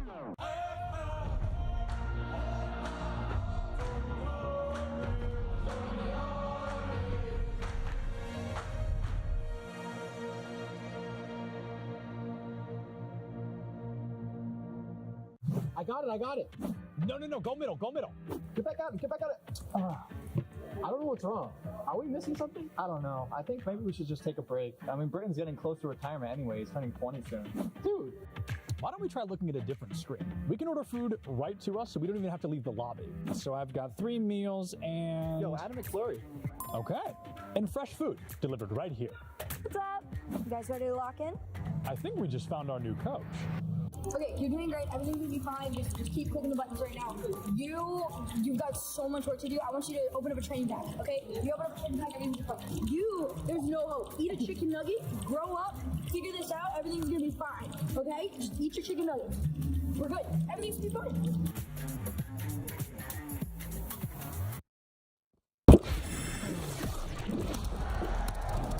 Red Bull gives you wings. Jake from State Farm. I feel like I'm the only person on the planet who still plays Witch's Broom. Oh, you think so? Guess who edits the Witchy Wiki? Your mystical khakis 15? Yeah, that's me. Hey, whatever game you play, State Farm supports you. And we're not the only ones.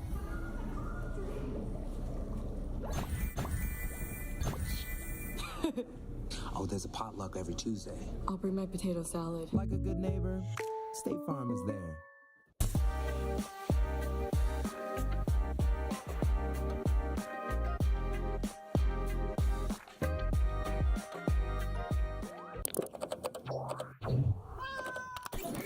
Red Bull gives you wings. What's Circle? Circle makes your water taste amazing. With one bottle, you can transform your water into over 100 flavors that are all no sugar and 0 calories. All you have to do is fill with water, fasten on your favorite flavored sip cartridge, dial in the flavor intensity, and enjoy delicious tasting water. Circle, your water, your way. Get your starter kit now at drinkcircle.com.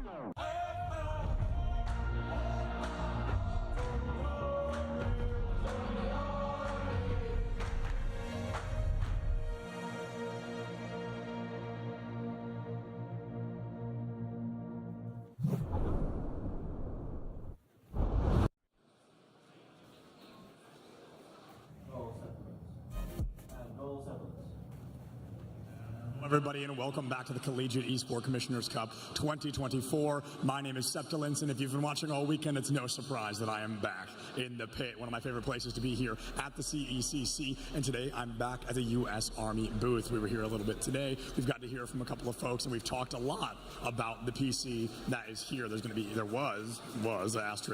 was a giveaway that happened, and we are going to be talking to the winner in just a bit. But just because the giveaway and the PC are going away does not mean the booth is the U.S. Army booth. We'll be sticking around, to my knowledge, till the end of the day. So if you guys want to take a picture with the letters or hit the 360 photo booth or just chat up any of the members of the U.S. Army, you are more than welcome to do so. So usually we kind of pull a name from a hat. It's a bit of a drum roll, but I think Emma standing here next to me may give away who the winner is. This is Emma from Arizona State University, correct? Yep. Overwatch team manager? Yep, that's me. Okay, great. So you come in, number one role being to support the team, and now you are clearly rewarded for this support. How does that feel?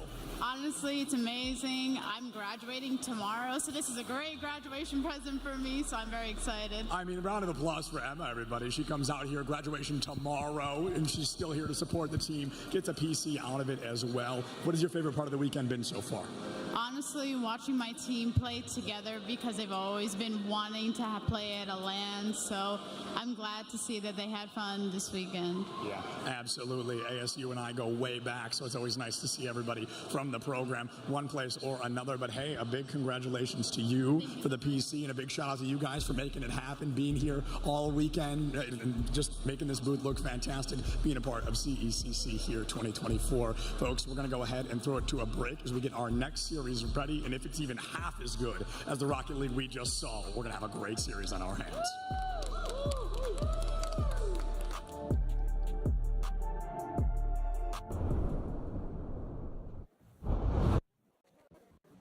Go middle, go middle.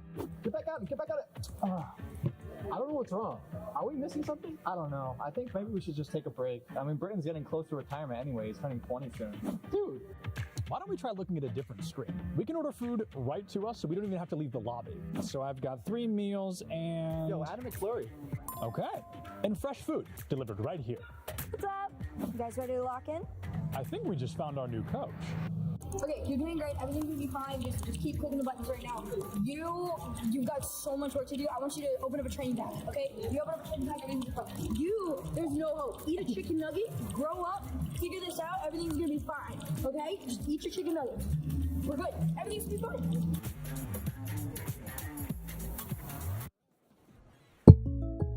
Jake from State Farm. I feel like I'm the only person on the planet who still plays Witch's Broom. Oh, you think so? Guess who edits the Witchy Wiki? Your Mystical Khakis 15? That's me. Hey, whatever game you play, State Farm supports you. And we're not the only ones.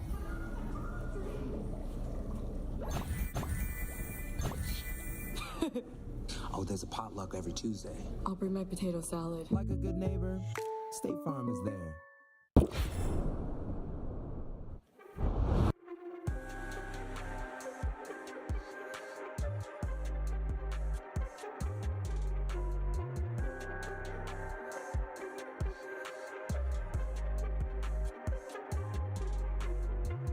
Welcome to the 5th award segment of the 2024 Esports U Collegiate Awards, presented by McDonald's of North Texas.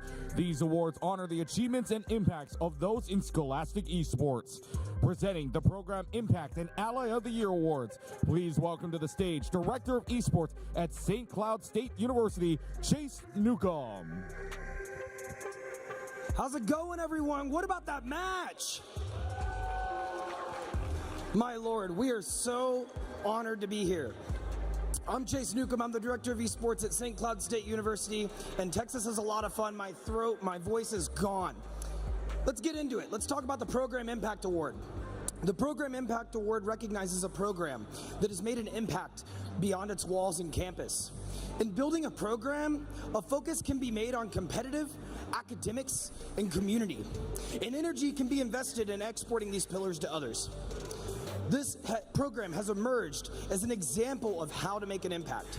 From sharing its model to academic models to community integration, this program is also engaged regularly on national and regional levels. The Program Impact Award goes to Michigan State University. Accepting the award will be Christopher Bilski.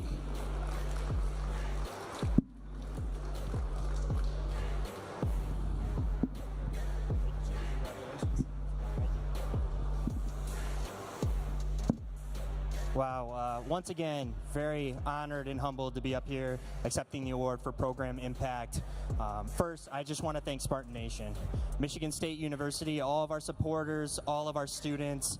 This is possible because of you. Without you, we're not up here. What you've built has led us to this day. So thank you, students. Thank you, Spartans, for making this happen.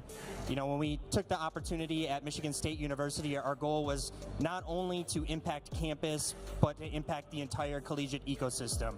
You know, esports and collegiate esports is still very young, but this is a critical time in esports, and the decisions that we make today can last for decades. And so we at Michigan State, we're committed to doing things the right way. You know, there's the easy way to do things and there's the right way to do things, and we want to make sure that we are setting the standard for how programs should be built and how programs should behave.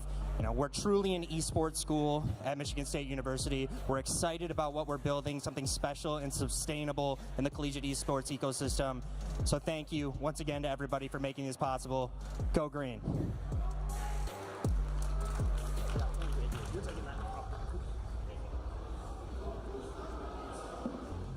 Next up, we have Ally of the Year Award. The Ally of the Year Award honors an individual who has displayed considerable leadership, advocacy, and development towards making our community more inclusive, diverse, and welcoming. This individual is not afraid to speak out and can speak forward, but can also be found giving their time not just to solutions, but to people all over. They have found resources where no existed and labors in the name of equity, seeking nothing thereof. Without further ado, the Ally of the Year Award goes to Christopher Turner.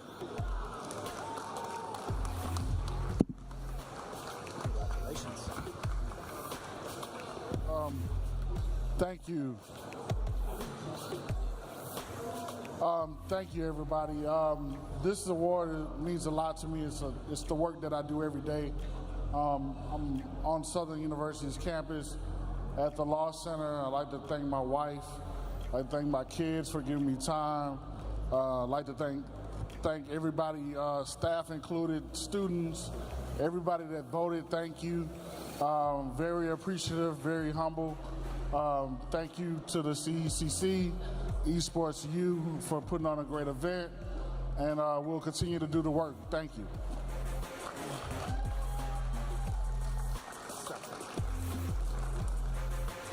Thank you so much. Once again, I've been Chase Newcomb, and we'll have more awards later this afternoon. Stay tuned for some more awesome action.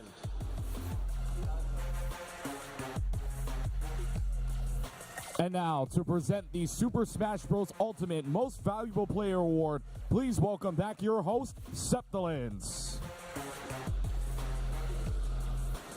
Thank you so much, Clutch Key, and also big shout out to you, Nuke. I really like your hat, by the way. We should talk about where we get our cowboy hats later. Hello, everybody. I am here to present the SSBU MVP Award, and I have to say, I did have a big discussion with a lot of the folks on who was making this choice, and after a little while, it became pretty darn clear who the MVP should be. But before we announce who it is, in case you missed the series, we put a couple of highlights together for you. So let's take a look at those and reconsider the series, the grand final series, once more.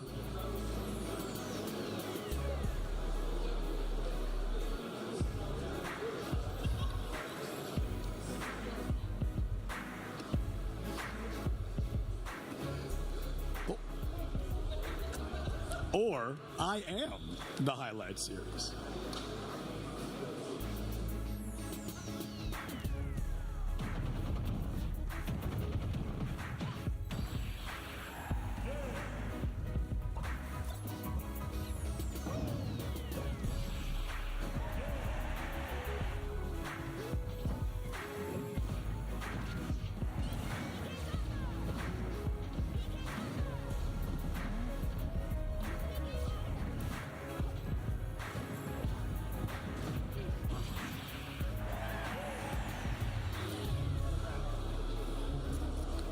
I mean, we have a great series in Smash Ultimate. We jump into a great Rocket League series. We have had an incredible day thus far. We're hoping to see that happen in Valorant and Overwatch later today. But folks, there were a lot of great players eligible for this MVP award. And after a while, one of them not only comes up from a losing bracket, takes down an enemy team single-handedly, but also plays a critical, possibly the largest role in removing two collegiate giants in the form of both Fisher College rosters. We are going to have to give this MVP award to Bayonetta player from Winthrop. Lima, get in here, my man. An absolutely stellar performance. If you watch Smash Ultimate at all, you saw him terrorize the battlefield, quite literally battlefield, quite often for you, actually, we saw it. So, I mean, just how does this feel, not only for the win, but to be identified as the most valued player of the weekend? I definitely deserve it. It was fun. I really liked fighting Fisher. I didn't think college career battles could get so hard, so I thought it was really fun, and I think they really pushed us to play as good as we can, and it was just fun. I think everyone got a lot better after. Yeah, absolutely. I mean, there's a lot to learn, clearly, in such an intense back-and-forth series, but Winthrop with a 2-1, or 3-1 victory, excuse me, in that Super Smash Bros. Ultimate Series, not only walk away with that Grand Finals trophy, but also the MVP award. So a big congratulations and a round of applause to Lima once more. I'm now going to throw it over to the desk, and they're going to get you guys ready for our next series. Thank you, Septilins. What a match we have for you today. It's the Valorant Grand Finals. Blinn College versus St. Clair's College. This is the definitive collegiate Valorant matchup. Carlos Ivan here, joined by Catnator, Chixa, and now returning to the desk. Welcome back, Artie. Now, who exactly are these two squads? Let's break it down first on St. Clair. All right, so first and foremost, I gotta just point this out. Because of St. Clair being in this grand final, this is our only international grand final that is happening. So St. Clair has established themselves as basically the top Valorant squad coming from Canada. And now they're trying to not only say that they are the best in Canada, but they're the best in the North Americas on top of that. And one currently that we can say is best in the US is Blinn. However, the St. Clair is taking this game so seriously, they FF'd their game against Northwood in CVAL to make sure that they were on time and ready to go and prepped for this game up against Blinn. However, Blinn, on the other hand, is looking at this game. Yes, they understand the importance of it, but they're looking more forward past college. They are utilizing the ladder system that is in place from Riot, and they're more focused on implementing new tactics, new strategies, learning what they can, and improving while they can while they're here to focus on using out the 4 champ series instead. So, Blinn, I understand. You're looking towards past the college scene. However, St. Clair, can you throw down the gauntlet, deliver deliver the final blow over to Blinn today to actually solidify yourself as not just the best in Canada, but the best in collegiate Val as far as North America goes? I don't know, but what do you think about Blinn on the other hand there, Chixa? I mean, I gotta say, there's been one Blinn player in particular that's just been absolutely killing it. We're talking about the duelist, Oleano's last most recent game. Game 1, 22 kills. Game 2, 28. Game 3, 28. You look across his entire weekend, he's averaging at least 20 kills per game. And that's not an easy feat, nonetheless, to continue to frag time and time again. We've seen all weekend long the impact of your duelist, of that top fragger on the team, and he has been putting out his work in that position. Yeah, we're not even doing him total justice there either, because we're not talking about overtime games. We're not talking about close games either. The NECC finals last night, game 1 goes 13-4. He picks up 28 kills there. Game 2 against Fisher White, he picks up 28 again, and that's a 13-4 game as well. So he's not even playing full games of Valorant. He's barely getting half the way, and he's still picking up almost 30 bombs. You know, he's not alone. There's a gruesome duo that joins along with him. That's Teague, the initiator player. Multitude of assists in the games where Okeanos has those pop-offs. 17 assists, I believe, in one, 20 in another. And Artie, you've been talking about the necessity of the duelist and the initiator. Tell us. Okay, so for a long time, I witnessed, especially on a map like Ascent, which I don't think we'll get here, by the way, duelists oftentimes playing off of one another and operating as their own duo, looking for the trades. Perhaps you find one, but then someone quickly follows up, and then therefore you get eliminated. Your other duelist rushes in, finds that trade. However, now what you can solidify and guarantee is not only your survival as a duelist, but you are going to get the initial damage. Find that first elimination. As soon as someone else attempts to swing you, poke out at you from a different angle, your initiator, who gave you the util to get in, has now also joined you on that front line, is able to turn with you and take down the enemy who had the audacity to try and swing you in what they assume is a 1v1, but quickly becomes a 1v2. About combos. A combo is required. A team is necessary. But speaking of combos, this is the second time that both of these teams are playing today. In fact, they've been running it all weekend, and not just in CECC. They've been playing in multiple different leagues, ensuring that their knives are sharpened, their skills are honed. Where have these players been before stepping onto stage, Catinator? Man, that's really where haven't they been. For St. Clair, CVAL this weekend, you mentioned, unfortunately aren't able to play Grands, but we kind of already know how that one would have gone. Plus, they're nationally qualified already, so they don't technically need to play that Grands. They 3-0 Northwood in upper bracket final, so I think we would have known how that rematch would have gone regardless. So not as worried about it, more interested in the grudge match here, especially the fact that St. Clair coming in as the top-rated collegiate roster at this time, Blinn number 2, so a chance to earn that number 1 spot in full confidence. Where Adam, I'm looking at you back there. You got to give the number 1 seed to whoever takes this one without a doubt. On the other end, Blinn don't have a CVAL run this year. Unfortunately, Oaks, look at the airport, had a forfeit loss that cost an 0-13 on the round differential. That's the tiebreaker. So they don't see themselves in CVAL. So unfortunately, coming into this event, we're not willing to seed them necessarily at the top because we don't really know how this team performs when it comes to some of these deeper collegiate games. But when it comes to the pro scene tier 2 challengers, we do. This is a team that is going to be in the promotion tournament, a chance to relegate one of 2 lower scoring VCL rosters. So they've got the opportunity to join Winthrop in that tournament. So for them, an opportunity to have the most winningest weekend we've seen in North American Valorant. They can lift a cup this weekend. They've already won NECC, and they've got a shot at challengers. Well, I want to know who exactly we could expect to see in the server. Can you break down the St. Clair's roster for us? We got some information over on Blinn. We got 2 interesting, deadly fellas, but what is the Canadian team bringing to the server? That's really interesting from this team because they don't have a lot of tier 2 experience. Mine is Giza, a player that you certainly know about, had a pretty deep Worlds run as well at a Red Bull Campus Clutch, and a deep tier 2 history as well. Played for C9 Academy, Dark Ratio, but that's back in 2022. So question marks when this roster did get picked up, as how successful is St. Clair going to be up against some of these other big dogs in collegiate? Turns out pretty dang successful, and I think some of that comes through for coaching staff as well. Hybrid has done a fantastic job with this program, so much so I was willing to give them my prediction before this event started of I think that maybe with the incubation chamber they've built over in Canada, they got the chance to finally get things done. I will say, though, towards the end of that semifinals matchup, they started to crumble a bit on Icebox against Winthrop. It's got me nervous.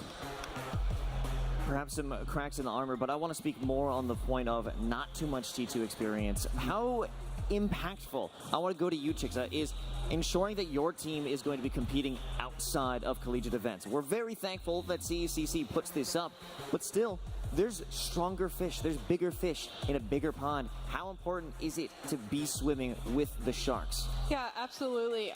It really comes down to the fact that now good collegiate players, good players need to also have professional experience.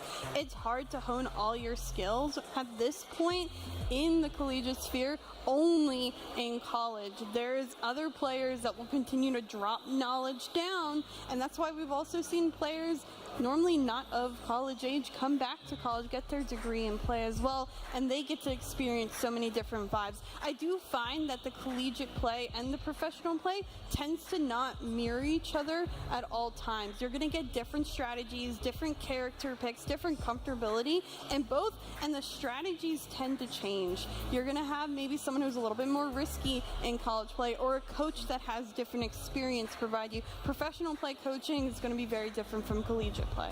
Yeah, absolutely. And I think here, especially for Valorant, while we say like Rocket League, we see kind of players in RLCS. We see them also play on collegiate rosters. The collegiate rosters for Valorant almost are tier 2. Like, these are the academy teams that you see play, especially since Challengers moved into this franchising sort of format. We see these teams like Blinn, like Winthrop, be the tier 2 organizations now as orgs pull out. So this almost is like professional level play. Do you think that collegiate creates a pipeline into that level of professional play? Because before it was a question, don't go to college to go pro, go to become better and get an education, but can you do both now? You know, I know he's watching. I had a long argument 2 years ago with my father. He was like, listen, I'm telling you, one day, collegiate is going to be the pipeline. It's going to be, and I didn't fully believe it, right, just because tier 2 existed. I was like, well, why would we need collegiate when we have challengers, when we have rival series, when we have these opportunities for players to develop? But it has really become the case, and because organizations and events like this that are supporting collegiate, that it really has become that incubation chamber. So players coming through from collegiate where there is more support and more consistent support as well for these rosters to grow, I certainly think they are what's being picked. I mean, we saw Rocket League players this weekend not attending the event because they get picked up, right? So the fact that these players going into events like Challengers, having the opportunity to play there, and having almost what feels more like orgs than teams at their support in their universities, I definitely think it is becoming that pipeline. Now, Artie, I want to hear your take on that, because you, out of all of us, have been completely enmeshed in an esports program at a university over at Boise State. Tell us, give us some information. How do you feel about this subject? So it's a bit of a mixed bag. I feel as though there are organizations in place and production companies, by production I mean like game producers, Riot in particular, that are very aware of the current state of their game as well as the professional scene. And so they are beginning to reinforce what is currently there to encourage people to actually attend college, get a degree alongside doing things professionally, because at the end of the day, yes, Riot owns the IP. You don't as a player. So if they choose to shut down those servers, well, there goes your career. It's done and dusted. Hopefully you have the chops to convert to a different game, but if you don't, you have your degree to fall back on. Whereas in other esports, and this is my favorite game, and I'm going to throw it under the bus in this instance. I have said it before. I felt like Overwatch itself and the professional scene actually presented a reverse pipeline. It actually allowed colleges to start scouting these players that are playing professionally that kind of wanted to take a step back from the pro leagues, or that really actually started showing interest in going and having a education. And then with the implosion of OWL and everything kind of being absorbed into one giant entity, it allows these players that have recognition, have chops, have the ability to literally say, I competed on a world stage in Overwatch, to approach colleges and be like, hey, I want to go to school for you, and I want to play Overwatch for you. So it created the reverse effect, and now finally it's trickling back in, and it's starting to mirror what Riot already has in place.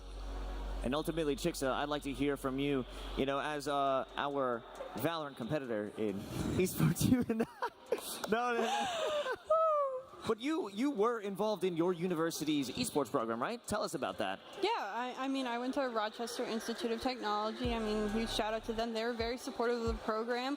I mean, I had opportunities across the program, and we had a alumni magazine. We got a photo shootout. I got a clip about casting and how I have casted across my collegiate career. At the time of CRL, I was one of the only college students casting while also being a student at the same time. So it doesn't even come just with playing in games. You could as well have the opportunity in production. I remember Cora talking yesterday. Her entire staff at the Aurora series is all collegiate students. So we're seeing so many collegiate run events at this point, or just collegiate esports programs at school that students are able to run, grow, get experience, and then intern and do incredible things and get those leadership capabilities out of it. You know, trying to be the best in collegiate and trying to advance your skills is generally what the Collegiate Esports Commissioners Cup is all about. But it brings us back to these two teams. And Artie, as you mentioned in the beginning, it's St. Clair's College, a team that is trying to be the best collegiate Valorant roster. But then we look at Blinn, a team that's looking to go beyond collegiate. How do you think these two maybe conflicting or contrasting viewpoints or goals do, if at all, affect the game that we're about to see? I don't think they will. I think Blinn is very focused on improvement, and so that means that they are willing to adapt on the fly. We've seen teams that fall into the sunken cost fallacy. They won't change. Specifically in Overwatch, we saw it earlier where those of us in the crowd were screaming about a Baptiste that hadn't swapped yet. And it's like, why are you hanging on to window? You get window every couple of seconds anyway. Just swap Kiriko.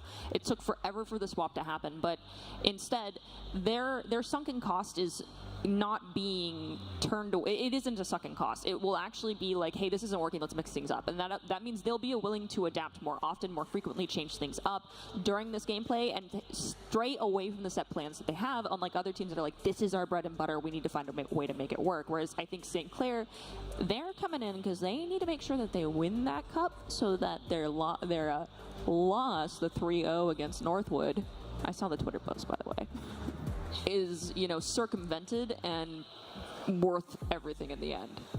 So we agree that that's a W thing to do. That's the proper thing to do, to just throw. So we got a bigger fish to fry right now, Northwood. Hey, should have made it to the stage. I don't know, Kat. What do you? Yeah, speaking of bigger fish to fry, I tell you your original question. I do think if you ask the Blinn roster, regardless if they win or lose this game, they even said so at the end of NECC Grands, they're playing to win, yes, but their focus is indeed on Monday. So regardless of how this one goes, they almost get this cop out of, well, it doesn't really matter what happens today. It's all about Monday. We care about VCL. So they certainly are locked in that department. But I do think they've done the proper prep here. I am interested though, this specific matchup. I think St. Clair have an edge. They have more scouts. They have more players watching games. I saw more staff around the pit consistently checking on the rest of the scores, the rest of the strategies. Not to mention the fact that Blinn having to prep for these other rosters, and that game, again, is on Monday. It's tomorrow. They're going right back home and right back into action. I think St. Clair have an advantage here where this is the only match they have to focus on. Well, folks, it's about that time. It's time to see if St. Clair or Blinn are going to hoist that trophy at the end of it all, and I'm going to say this is going to be all three maps in the finals. And it's time for our saucy predictions from McDonald's. I'm gonna go with I'm gonna reuse mine so you guys don't have to touch it. This is gonna be a ranch. This is a ranch game. You know why? Because it can go anywhere. We don't know where it's gonna go, but it's going to work. But at the very end, I think it has to be Blinn. They've proven that they have a team that competes at the top level and potentially beyond. We're playing for Monday. Well, let's see how they play for Sunday. You know, kind of to echo that sentiment, this could go anyway, but I am going to give this one a sweet and sour off the basis of I think Blinn right now are just playing lights out. And it could be sweet if St. Clair are able to figure out an answer to this unstoppable force, but it will go very sour if they are not. I am going to go ahead and give this one to Blinn. Now, I did predict before the event that it would be a St. Clair victory, but the way these guys are playing, I just can't go against them. I think they take it in 2-0 fashion. Well, I decided I'm going to go with Ranch because I think both these teams, they sound pretty cool. They sound calm. They sound collected. From what I'm seeing, they have professional experience in some sort of extra event, and I think all of them, even on Twitter and whatnot, seem to not care about the end result. They still want to win. They're still going to do their best, but it's a very cool, calm, collected.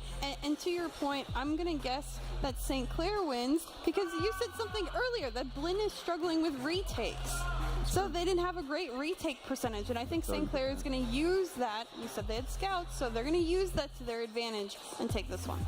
I myself am actually gonna. And Los, did you try this sauce on desk? I actually stuck my finger in the ranch and the spicy buffalo and put them in my mouth at the same time. He did. I didn't double dip, so you could do that if you want. I have zero desire to do this. Don't get me wrong. I love me spicy gameplay, and that is why I'm going with the spicy buffalo in this instance. I think no matter what, I mean, come on, y'all. We saw Smash Bros. That was spicy. We just saw Rocket League. That was even spicier. It went the distance, and it went multiple OTs, sending us into golden goal situations. So yes, I think we're going all 3 maps, and I think it's going to be spicy as heck. The day is going to be long, it's going to be spicy, but it's going to start right now. Let's take a look over to the stage for the player walkouts of St. Clair and Blinn.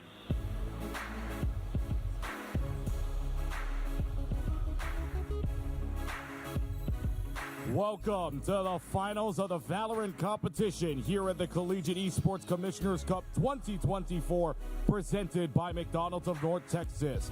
And now let's meet and greet to the stage our 2 final teams. Welcoming in the number 1 seed, Blinn College. The starting lineup for the Buccaneers: T, Monty, Spaz, Mikey, Okeanos.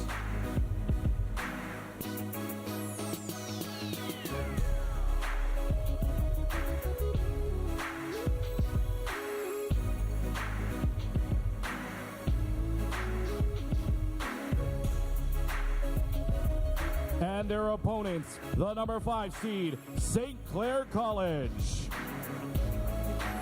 The lineup for the Saints: Q, Giza, Instinct, Smiley, Seth, Tillo.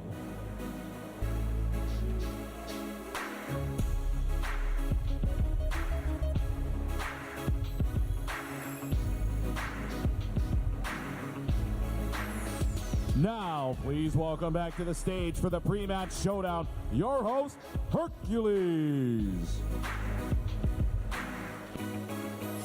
Everybody, welcome back. It is officially time for your grand finals for Valorant. Let's all give a round of applause for these 2 teams that we're about to see compete on stage. Now, this is a very exciting matchup because, again, not only is this grand finals, we finally made it to Champ Sunday, but this is a storyline of the storylines. This is best of Canada versus best of the US, finally trying to figure out who is the best in North America as a whole. Before we do so, let's bring you 2 up here with me. Hi guys, nice to meet you both. I've heard the wonderful things about the 2 of you. I'm very excited to meet the both of you. I heard that you are the duelist of all collegiate duelists. I'm just probably the best duelist in general. Tier 2 challengers, just wait. I play challengers tomorrow. I don't think there's anyone in this venue that's better than me right now, and I'm being completely honest. That's an interesting crowd reaction, but honestly, I love the confidence. You gotta go in it if that's how you want to win it. On the other end of the things, though, St. Clair, the Canadians, I heard y'all are probably like the nicest people in the world. You showed up with a squishmallow. You guys have had such a great run, and honestly, it's kind of a little bit flipped. I heard in power rankings, what is it? You guys are number 1 in power rankings, but you're seed 2, and you guys are number 1 in the seeding, but number 2 in power rankings. You got any opinions on that? Stats speak for themselves. We're going to just play our game and do our thing and prove to everyone why we're number 1. Well, there you have it, boys. I'm not going to take up too much of your time. You got an incredible map pool to get into, so let's get a nice captain's handshake underway. Everybody, give it up for St. Clair and Blinn. And it is about to begin. Everybody, we've got your Valorant Grand Finals coming up here. Casters, take it away.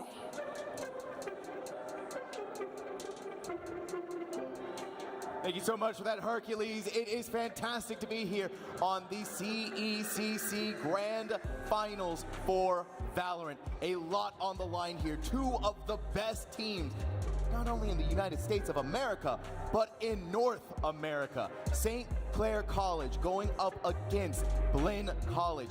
This is going to be the showdown of the ages. Now, the new proclaimed Kings of Collegiate versus Blinn College on a tear in the Tier 2 scene, vying for that Challengers promotion, vying to make it to one of the biggest stages in Valorant esports. But I gotta break it to you. Day one, the beginning of the weekend, I was given a St. Clair sticker by Silvernix, and I said I would reveal it when they made Grand Finals. So, granted, I can't make a prediction. I can't choose a favorite child because, like I said, these two teams, they're so different on paper, right? St. Clair College, they've been together all academic year. I mean, they went to Red Bull Campus Clutch, for crying out loud. They were the Canadian national representatives. Blinn, with their win against Winthrop, has, become that American top collegiate team, ideally. And, I mean, they're trying to prove that maybe they can disrupt St. Clair here as well. We're going to find out. That's the whole purpose of this all. But before we get any further, let's go ahead and get some noise out there for Blinn College. If you are supporting this team, let them hear it right here, right now. Over on the other side, of course, the Canadians, St. Clair College. Let's go ahead and hear some love for them. Get those shouts out now. I see a lot of more physical cheering, some claps, some fists in the air. I think we know our crowd favor now coming into this matchup. But again, I mean, it's going to be a battle for the ages. And, I mean, for good reason. I know, I'm so excited to get into it. And I'm also so excited to get into our maps. So let's see where our battlegrounds are going to be. And it is none other than starting us off on Sunset, the choice of St. Clair, going into Split. And if we need to, today has proven to us anything from Super Smash Bros. And Rocket League. Map number 3, the Collegiate Special, the map of the Century, Ascent. I already said they might not see Ascent, but it's going to be that grand concluder if we make it all the way to the best of 3. Now, I want to talk more about these map picks and bans, because the bans to me made perfect sense. SCC, insta-ban Breeze. Lotus? SCC was 23-0 on this map on both the collegiate scene and the global stage at Red Bull Campus Clutch, so you don't want to touch that map against that team. No. But then you get to the actual picks themselves, and it's curious because SEC picked Sunset, and they just lost in the semifinals on that map against Winthrop. 13-9. Not only that, but they only won 2 rounds in the entire attack half. So I'm trying to figure out what's up there, what their thought process is, but maybe it's just a chance for redemption to truly prove that they are what they have bring to the stage. They needed that warm-up. Of course, That's all it was. They needed to warm up. They needed to get the jitters out of the way. I was standing there in the pit watching that game going on. Same here. Oh my goodness. Let me tell you, the energy between those two teams was electrifying. So I can only imagine how it's going to be on stage. That trophy, that beautiful trophy sitting right there. One, these two teams is going to be hoisting it. The only international matchup in CECC. Not only that, but this is for your school's honor.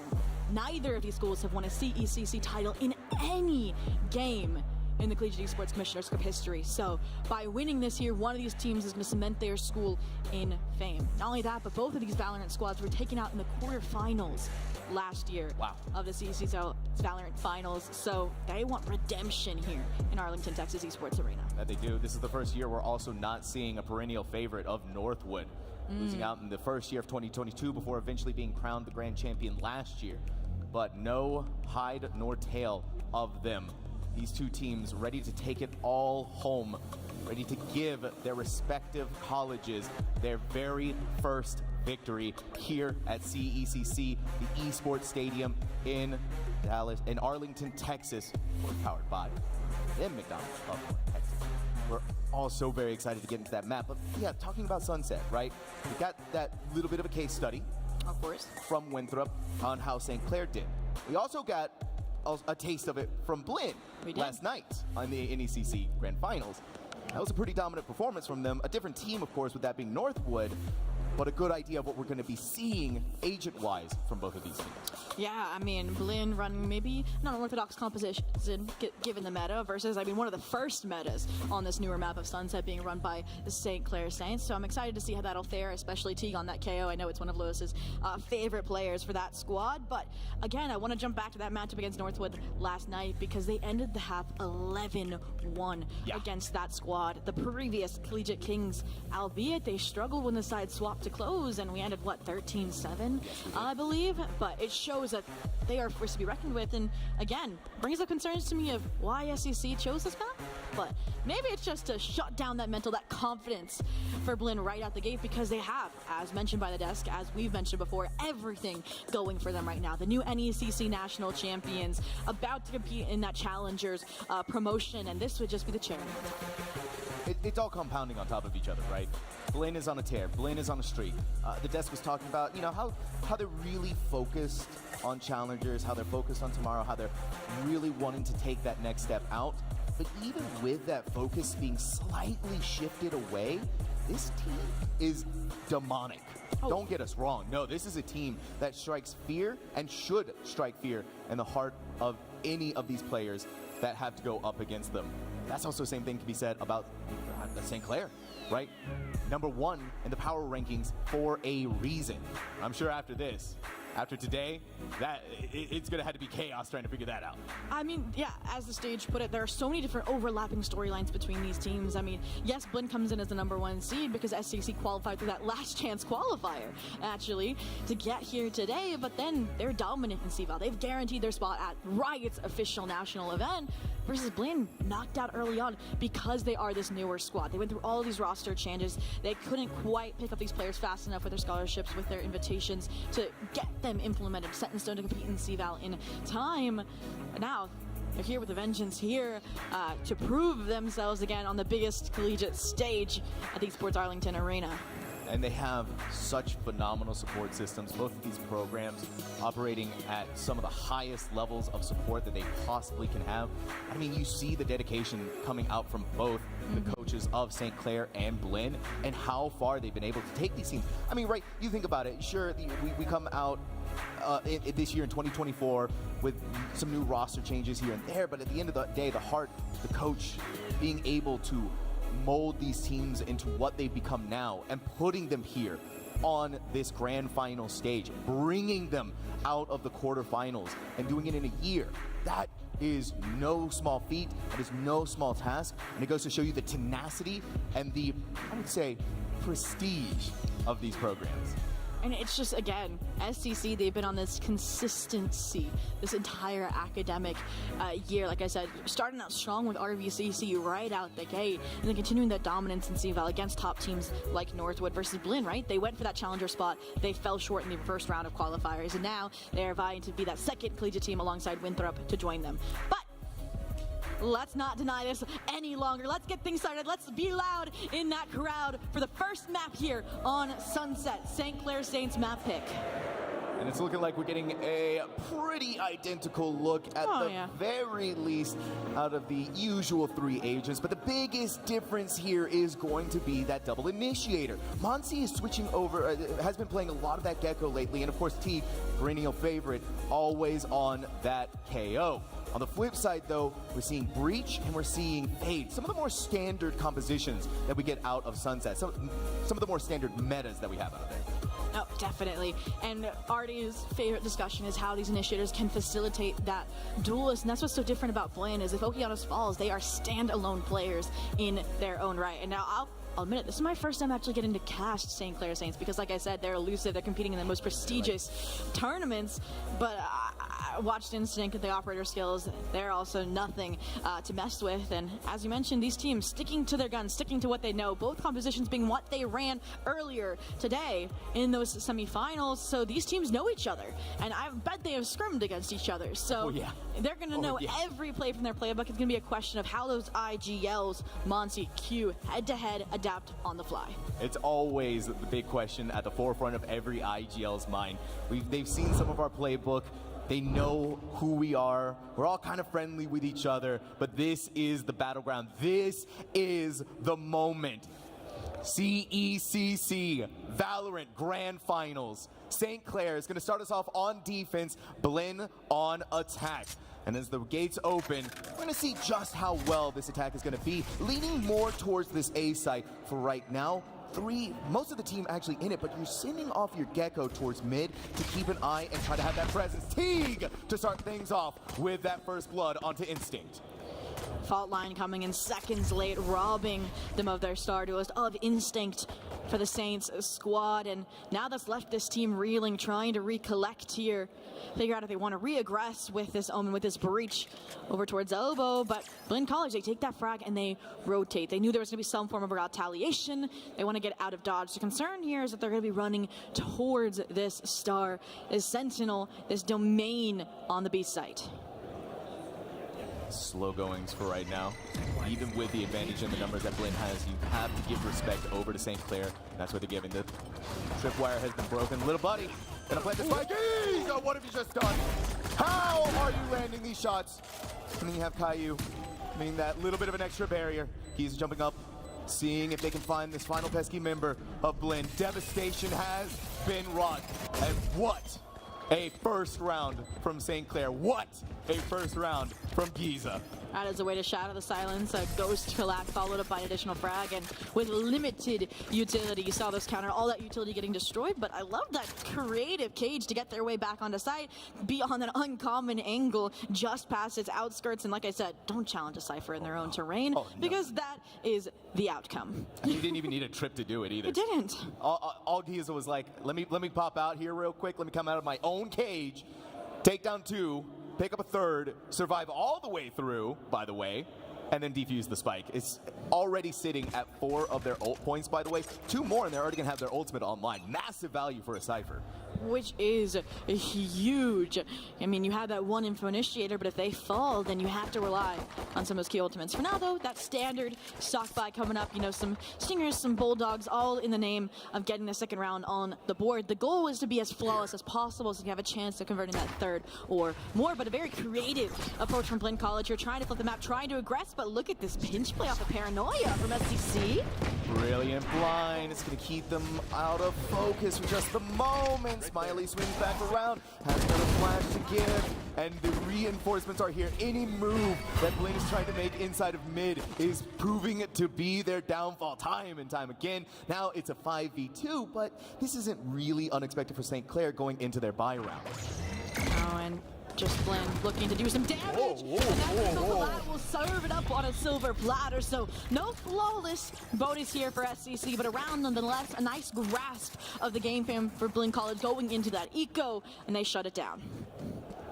Now we're going to get the buy up from Blinn College. Weapons in hand to deny the bonus round of St. Clair.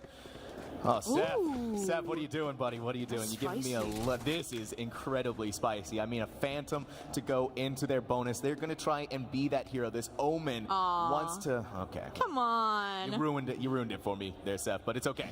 Looking towards the future, making sure that they have bank to go into that next round. I mean, they were on the pre-match interview against Okeanos too, where Okeanos proclaimed that they were the MVP in the arena.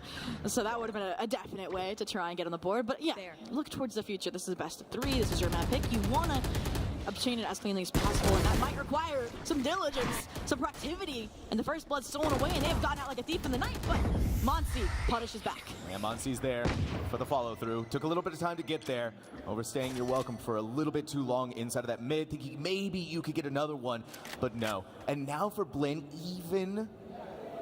evening things out, it's just not going to be good enough, though, information-wise, for them to be doing anything else. The team has splintered off 2-2, looking for those sites, looking for those right moments. You see the 0-point knife. I don't believe the Cypher was caught inside of it, and I don't think they were. And if they were, it's because they've been found out that A is not where they want to go. They don't want to play into Cypher. Yeah, my concern here is that Spaz was that first blood, so you don't have smokes to initiate this B site execute. I was going to say, that's why the Cypher, that's why Mike is rotating back over, because those cages are going to be essential.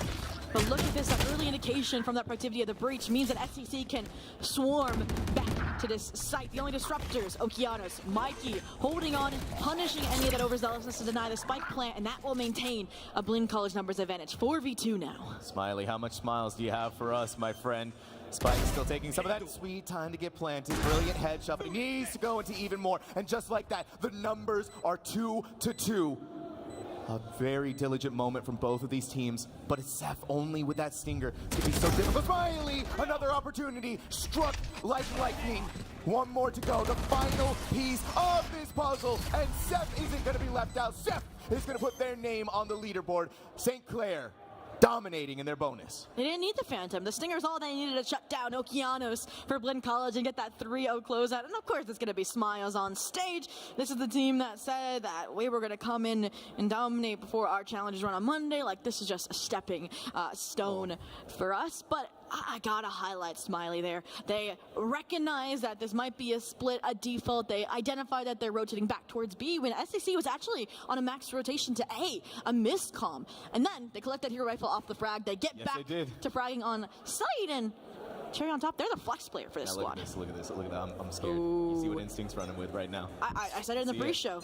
That's gonna definitely be something to contend with because it's not a common weapon on this map, I feel like. It's not a common weapon either, and for Blinn, there's no weaponry on their side. It's Sheriffs and a couple of Stingers. And once that operator shot comes out, you better hold on to the edge of your seats because you might just be thrown off of it. But the big crux of this, though, is that Instinct is all the way on B. Instead, Blinn tries to read into this, wants to take their chances on A site and encroach upon there. You said they don't have the weapons, but they do have some ultimates to work with. Monsi has coached with this Thrash before.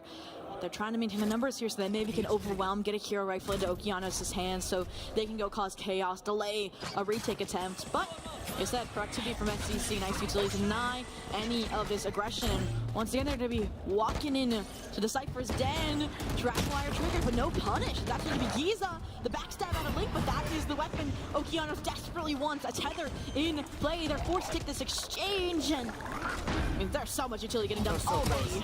It was so close to getting the Aftershock tether combo off, but they managed to break through just in the nick of time. But what they're not doing is breaking through those numbers. It is still going to be that spike planted, so they get some of that extra money. Has the Stinger, walk inside of the smoke, moves looking like disaster for Blinn, has become a dream. Instinct, you pull out the classic, but the Thrash, they can't get down to the ground in time. Monty swings through, and 25 HP to their name for a thrifty round. That is one way to clap back to answer that bonus that was won out by SCC. You leverage, like I said, that key ultimate, that Thrash. As soon as you recognize you have an advantage, a chance to put that round on the board. And it really just came out of the cohesion between those squads. Giza had an opportunity to shut down every player there from Blinn College on that spike plant. And Okeanos grabs the frag and utilizes that pain shell to appease the rest of the SCC players like Smiley, who wanted to pressure back and wanted to, like you said, punish off that double initiator combo. So now, I mean, everything's up in the air. It's chaos right out the gate, delivering like we asked for. But both squads finally gonna have some semblance of the maximum weapons online. Oh, we're getting a maximum weapon, maximum firepower with this showstopper. It's inside of Market.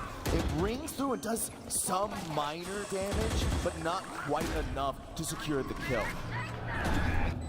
Now, we hold back. We have the Nightfall going in, capturing a lot inside of this ultimate. 3 tag. You can see the Lions leading right over towards them. A pick for pick trade, but Mikey is going to be the one to give the advantage over towards Blinn until Steph is in there. Now down goes the neural theft. The locations have been revealed. They've been spotted. They know where they need to fight. But Spaz knows that they have this in the bag. Blinn, one more round before we tie up Sunset.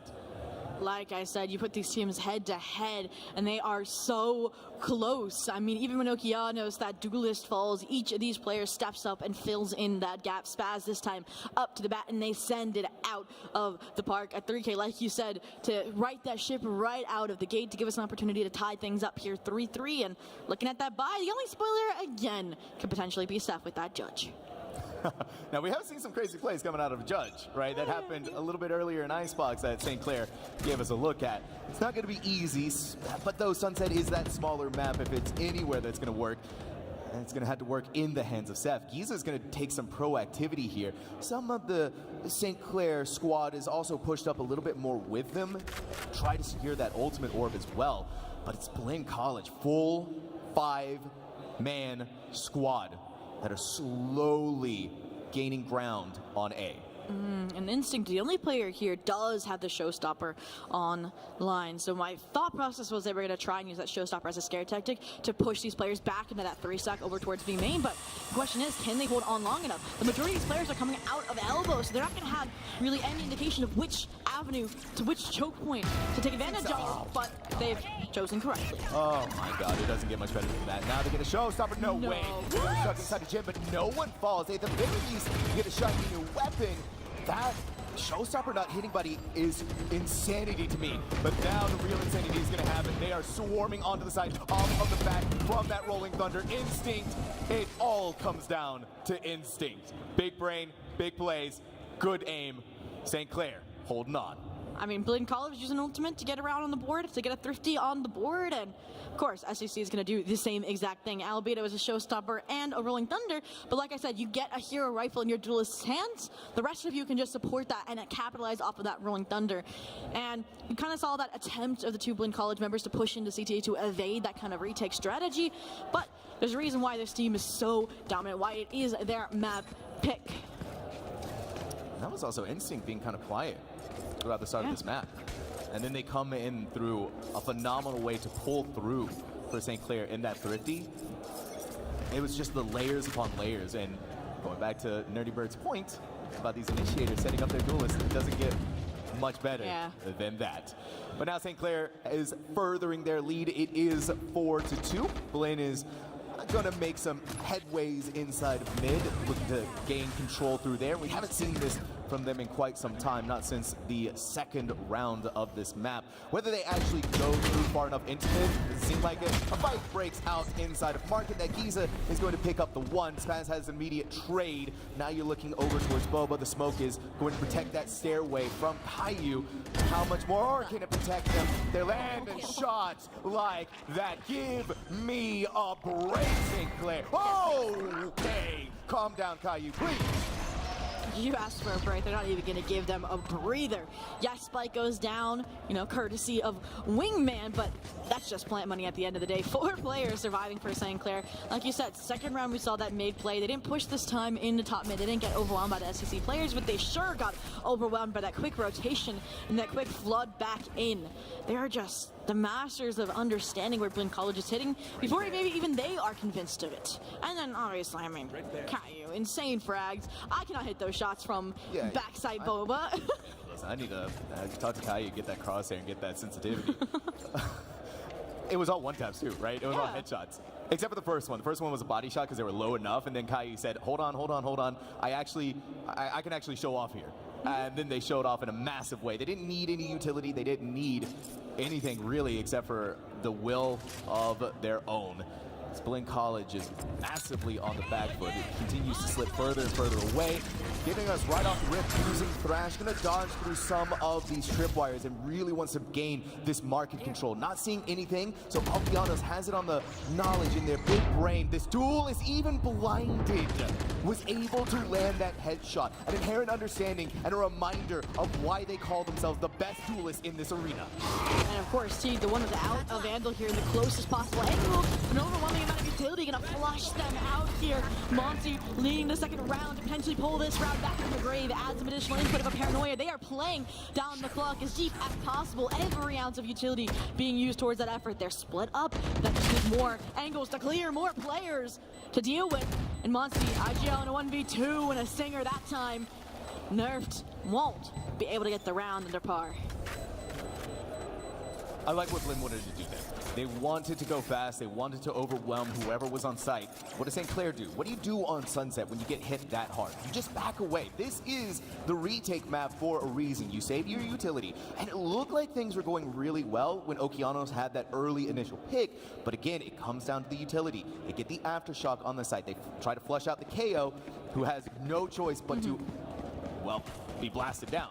And then at that point, you keep layering that utility, you keep going through that, and you're dealing the damage, and you're landing your shots, and St. Clair is proving to us why they are deserving of this stage. And again, we go back to what we saw from the NECC match from Blinn. Usually you have Monty, somebody alongside them to fight that paranoia, to fight those players, and this time it just was not there. What is here? Instinct. The operator being reprised, and a similar result. A first blood on the Okeanos. The start was shut down for Blinn College, and once again, you're back to square one if you are the Buccaneers, trying to figure out which C to set sail for. And right now, looks like a lean towards A. Maybe the initiator, maybe Monty going to try and feign a presence towards mid, towards B, but you need as much power as you can get into this site where, again, the Cypher trips are in the right place, round after round.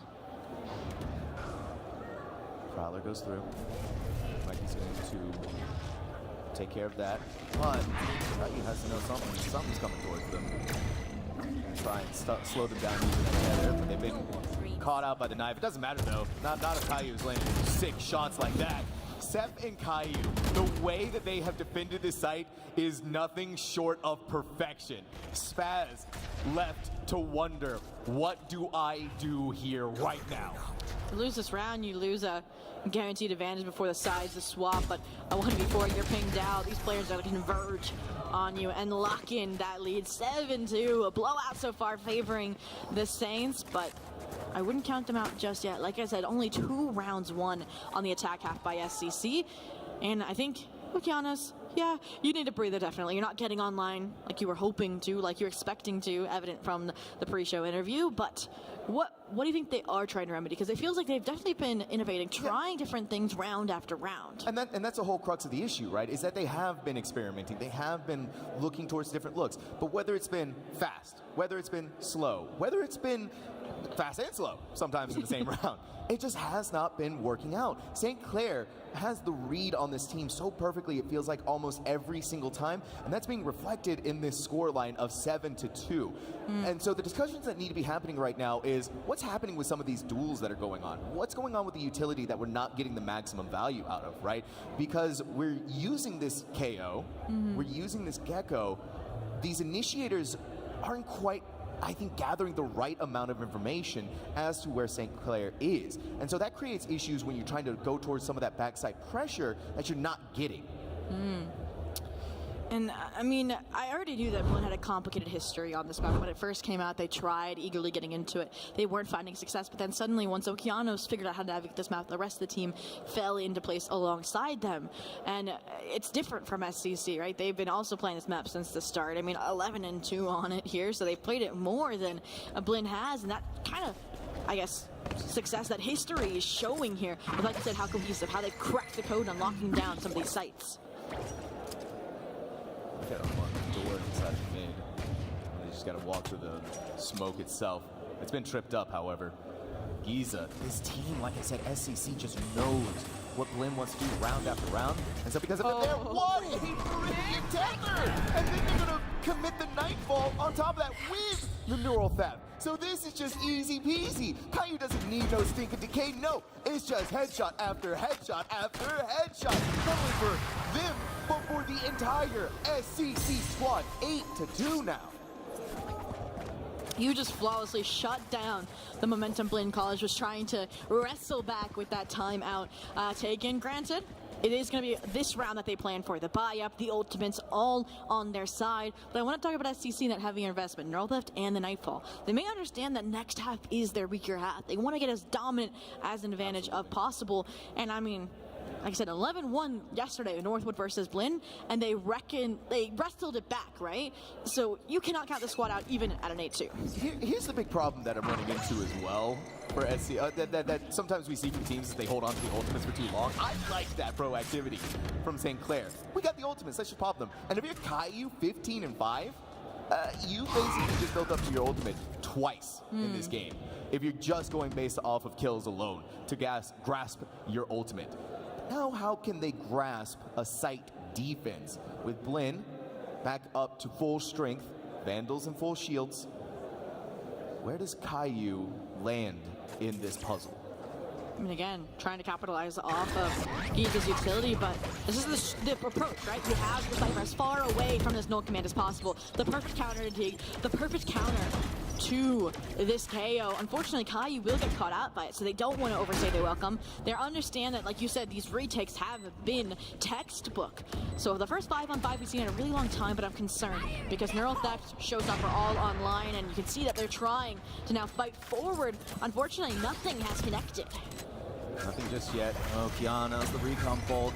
He's gonna force out the aftershock. This is good though. You hold your ground.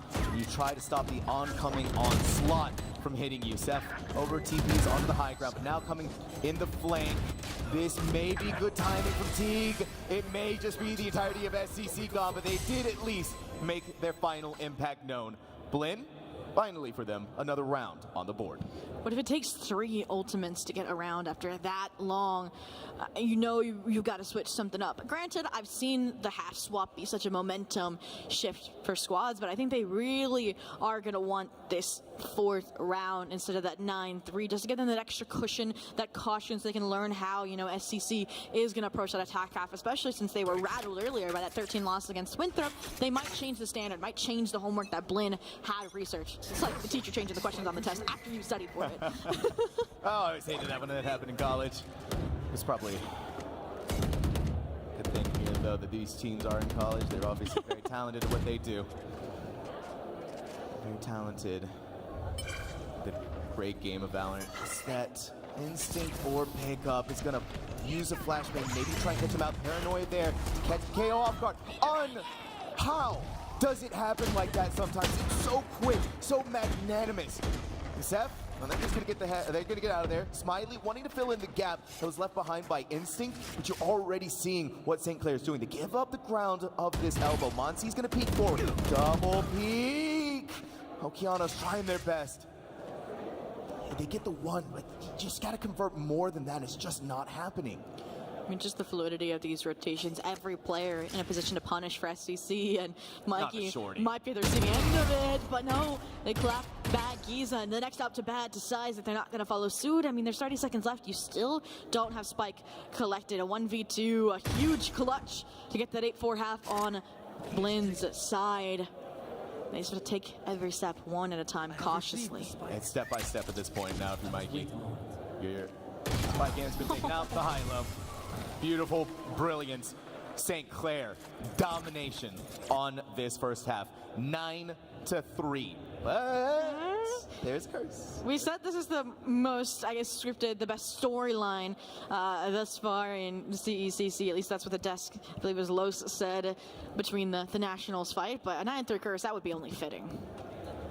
God, Zoe, I can't imagine a 9-3 curse. In fact, it makes me a little hungry thinking about that. And I know both of these teams are hungry to get that grand finals win. And if you're hungry out there, well, good news. We got the great McDonald's out here of North Texas sponsoring this incredible, amazing event. So we just want to let everyone know that CECC 2024 is presented by McDonald's of North Texas, the official quick service restaurant of the CECC. Download the McDonald's app to get $0 delivery fees on any purchase of $15 or more. I actually used that yesterday, and it was awesome. Amazing. Well, Blinn College need more than $15 because they need this pistol if they want those funds to get, you know, rounds online. You need that second round buy and probably more of a follow-up than that. But they're the ones actually hungry to take these frags, and because of that, Steph's going to punish, going to claim a first blood, this time on to Monsi. But there's a lot of players still here for Blinn. This dynamic duo is set by the desk of Teague and Okeanos side by side. They're going to shut down 4 players of SCC. And even if they dent that, you have a lurk mid Cypher lurk is from Giza. Being held on for so long. Giza may just have the appropriate timing on it as well. It was a good blind from Seth, but it was too close to Teague, thus the near sight.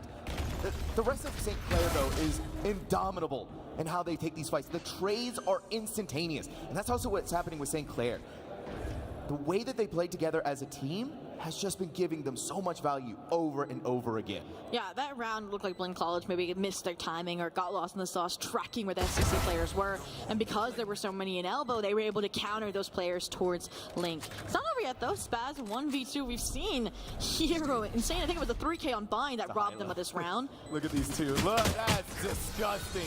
One on top of the stairs, one down below crouching. And that's what I'm talking about with St. Clair. Look at how efficient they are as a team. It's never just one person making a swing, right? If there's 2 of them, there's always 2 of them together and Giza by themselves as a Cypher, which is what you want. So seeing how this is playing out, starting to get a better picture of this St. Clair Sunset domination.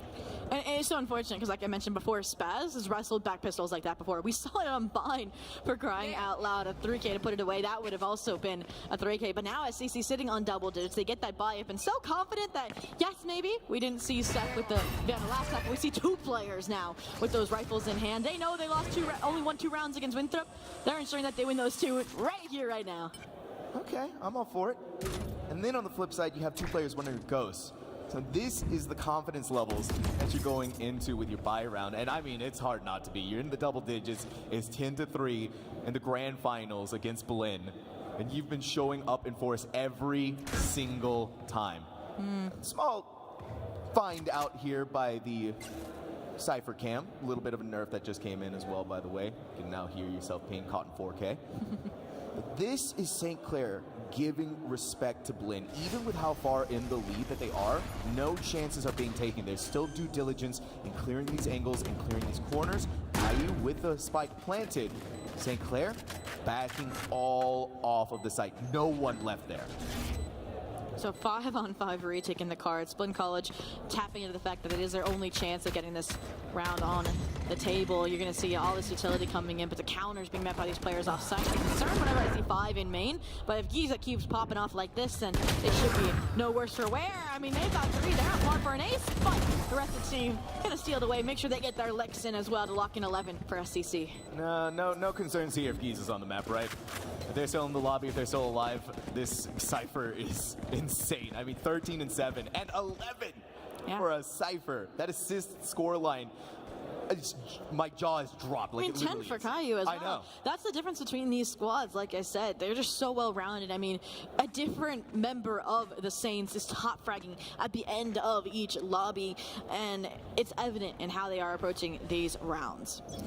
But can go in any direction. It's still not out of the realm of possibility here for Blinn. We've seen 11 threes happen before very famously, but Instinct is making sure that's not going to happen. That is disastrous to start things off for Blinn, but it is Instinct at 30 HP. They weasel their way towards the site. Mikey left behind, could win out in the second tool. A lot of damage, flashed out. Here comes the reinforcements through market. More players are in there, but they need to re-aggress onto the site to make it happen. Instinct gets theirs. They try to bring out the weapon, but get it. Disrupt the crosshair placement with the crouching. But it's a 1v2. It's Seth alone. And a spike that is in Boba. But again, positions to swing and trade as needed. My concern lies in the fact that that was very messy. It was only 2 members of Blinn walking away with those rifles versus that was technically a bonus out of the Saints. Granted, they forced up a little bit heavier in that second round to be that extra punishment, but that's again showing that they are playing to close this out sooner rather than later, because now you don't get a strong of a buy-up, a retaliation effort, I should say, coming out from Blinn College. I mean, you have some Guardians and some Light Shields, which can get punished by Stingers. Absolutely. So I'm excited to see what this squad's going to be able to do, but Giza, full shield Deagle instead. We've seen some insane shots from him already just this map alone. Let's see what it can get done here in round number 16. Well, that's definitely a good way to get things started off in round number 16. It did get a little dicey there. Teague managed to walk out of smoke as Instinct was looking towards Boba to see if anyone was going to be there. Just unfortunate timing for this duelist. He's just posted up in mid. They know where Instinct had fallen, and they're keeping an eye towards that direction to see if maybe Teague is going to push back out. A little bit done towards this market door is finally going to be broken, and the tripwire is going to be dealt with. That opens the floodgates for St. Clair to take over in market. Working to P. The smoke goes away, though. He's come back, but before it comes to fruition, Iza lands the shot to Teague. Caillou's double kill with a stinger in mid with 19 HP. 1 HP in a dream. You're talking about impact frags. You're talking about a player who wants to win, who's hungry. It's literally one shot for both of these players. Caillou has 19 HP. Mikey has 1. You sneeze on this guy, he's dead. And because of that, I think they've called the save. I mean, after this round, you're not going to have the best economy going forward, and it's going to be map point for St. Clair College after this dominant thrifty that they put up with the Singer squad. And I think the issue there was that you did see Teague and Mikey trying to play off of each other's trade, but that dark cover coming in at a clutch. What? That's just insult to injury. This is showing they don't even want a chance for Blinn College to come back. Oh, it's just oh my God. Oh my God. Break their spirits, break their mentals, break their will, St. Clair. A 1v4, you've gotten the thrifty, you've gotten the round, and you're going to take away their one lifeline, that weapon stage, which, I mean, that's just criminal here to ensure that they break the spirit of Blinn College on map number 1. My spirit's broken. I'm not even on stage right now. I mean, even their economy's broken for crying out loud after that. I mean, yes, Okeanos has had a quiet map. Yes, they're the showstopper that could shatter that silence. But again, it's just that would be such a big gamble, and look at this masterful fake. The Nightfall drawing all the members for Blinn College minus Monty, who's about to get a rude awakening from Instinct and Friends. Saint get the showstopper online, and they are bringing that here aggressively towards the A side. Little blind, satchel up in the air. Spaz to be blown to pieces, but as Instinct lands inside of the Teak Molly, they are going to suffer. Teak's little Phantom that they had to buy up for. It's actually putting in the work right now. Teague is giving us that lesson once again. But we have the KO ultimate. We had Okeanos a showstopper. Oh, Caillou, I know you're a devil. I know you're a demon. Even I have to respect Okeanos. That is still one of his fights. Okeanos is still alive. Okeanos falls, and now it's Smiley. A 1v1 to determine map number 1. Both of them dancing around each other on this A site. It's going to be diabolical no matter whatever happens here. A spike needs to be planted. Smiley right there. It's going to do it safely at this gym. Look at this wrap from Mikey. It's slow going. It's slow approaches. Smiley, the Rolling Thunder. Smiley, they're jumping up and down and all around, figuring out exactly where Mikey is going to be. But this jump might cost him everything. No, it's just on the other side. Did Mikey get concussed? Yes, they did. St. Clair. You leave it all on the shoulders of one person, and they follow through. But what a map number 1. What a St. Clair Saints domination. Poor Mikey. I mean, you're 1v4, you get a neural theft dumped on you, so you can't say your weapon. You're in a 1v1. They're literally just peeking for that hat so that they can dump a Rolling Thunder onto you to shut down that first map. And Seth has definitely silenced Okeanos after that performance, after that map number 1. And they proved me wrong when I was questioning why they chose this as their map in particular. Granted, I mean, when you get a 9-3, you don't need that many rounds on the attack, but they definitely close it out in style. Yep, curse denied. St. Clair looking like a team that deserves their number 1 power ranking, and a team that has shown up in force today to do one thing and one thing only, and that is to take home the title of Grand Champions. But it is only map number 1, Zobi. We still have at the very least 2 more to look forward to, but this is series point for St. Clair. Well, you know, Split will be up as that map number 2. Blinn's pick, a coin toss for both of these squads. But before that, we have our own perspectives on that matchup and that map, but we have a whole desk of analysts from different titles, different backgrounds, different views of how that maybe unfolded between SCC and Blinn. So let's jump over to them. Los and friends, take it away. So I started this off by saying it was going to be Ranch, because it could go any way. I did not expect it to go this way. St. Clair College winning a 13-4 on Sunset. That is not at all what I expected to go against Blinn, and I'm thinking Blinn more like doesn't win. And that was especially true in the beginning. Chixa, walk us through that. Yeah, Caillou and Giza are going absolutely insane. The multi-kills have just been stacking up round after round. It got off to a great start. They got the early lead, they got the momentum, they got the economic advantage, and since then, you can't stop the boulder. It's just rolling at you, and it's getting larger and larger, and what else can you do? Because St. Clair, they're on a roll. They're able to hold sites so easily. They're making just the correct moves time and time again, and you could tell the mental is absolutely in their favor. Yeah, and there were a couple of victories for Blinn College in that first half, but there was a lot of struggle just holding on to any victories or getting them in the first place. Artie? Well, okay, so there is something that is referred to as like blind pushing, blind swinging, and typically you don't want to do that. You need to dedicate some form of util before you swing into an angle where someone obviously can't already have a position on you. Whether you take one misstep and you're heard, they're going to be posted and ready for you when you're engaging onto the site.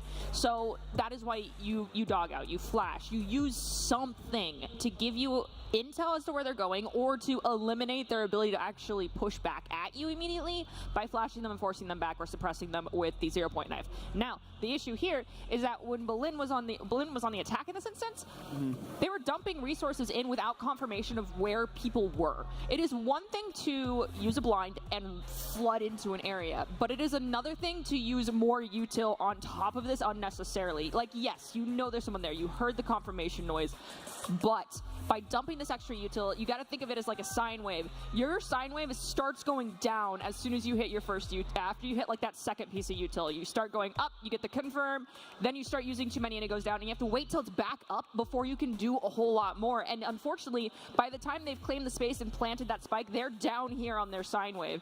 And so they're no longer able to flood further outwards, claim more space, and that is where St. Clair was like, hey, guess what? You just spent all of your money, and I am here with the dollar bills. And they come flooding right back into the site with their own util in hand that they didn't have to spend any of, because they're like, okay, you want the site? I'll just back off. I'll come back and I'll buy it back with what I have still in my pocket. Just how it is.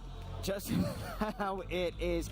Kat, you were back here stressing through a majority of that match, and I was stressing along with you because we were looking for the answers. What exactly was stopping Blinn from finding those answers for St. Clair's holds? I think St. Clair just really do their research. Last night, we see an 11-1 attacking half for this side of Blinn against Northwood and NECC. That's on Sunset as well. They look very confident, just consistently able to catch players in traps. That's why Teague was so impactful in that series, but there is no one to catch. They do a good job of using Cypher utility and using rechargeable fade utility to consistently work their way up a long. They have so much information early, and they don't have to commit bodies to it either. So Artie, you mentioned the fact that there's offensive util getting dumped, but there is no real defensive util commitment. So they have so much utility to then go take retake, which they do so consistently. They have 6 retake opportunities. They win 5 of them. That's an incredible ratio from this team who had a lot of success, a 75% in semifinals as well. And Chicks, you brought that up before we jumped into the actual matchup. So ridiculous stuff for them. I'm not really surprised to see the Blinn defense not do too hot. It really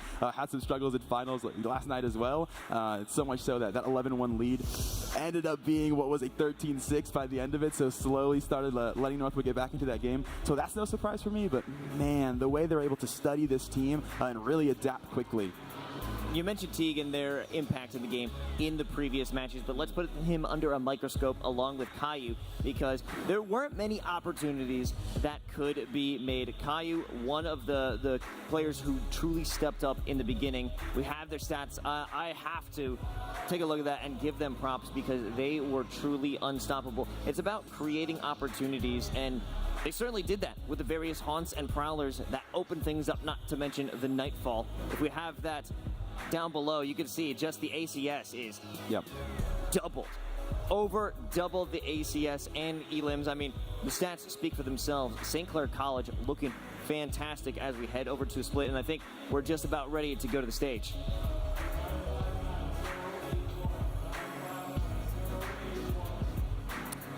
Actually, we're just about ready for something else. The CECC 2024 is presented by McDonald's of North Texas, the official quick service restaurant of the CECC. Download the McDonald's app to get a $0 delivery fee on any purchase of $15 or more. Now that sounds about right to me. Make sure you're using the app. Get something to eat, because we know that St. Clair is pretty full right now, chomping down on Blinn College. Now I believe we're ready for the second game. Let's jump over to Zobi and Sam for the call.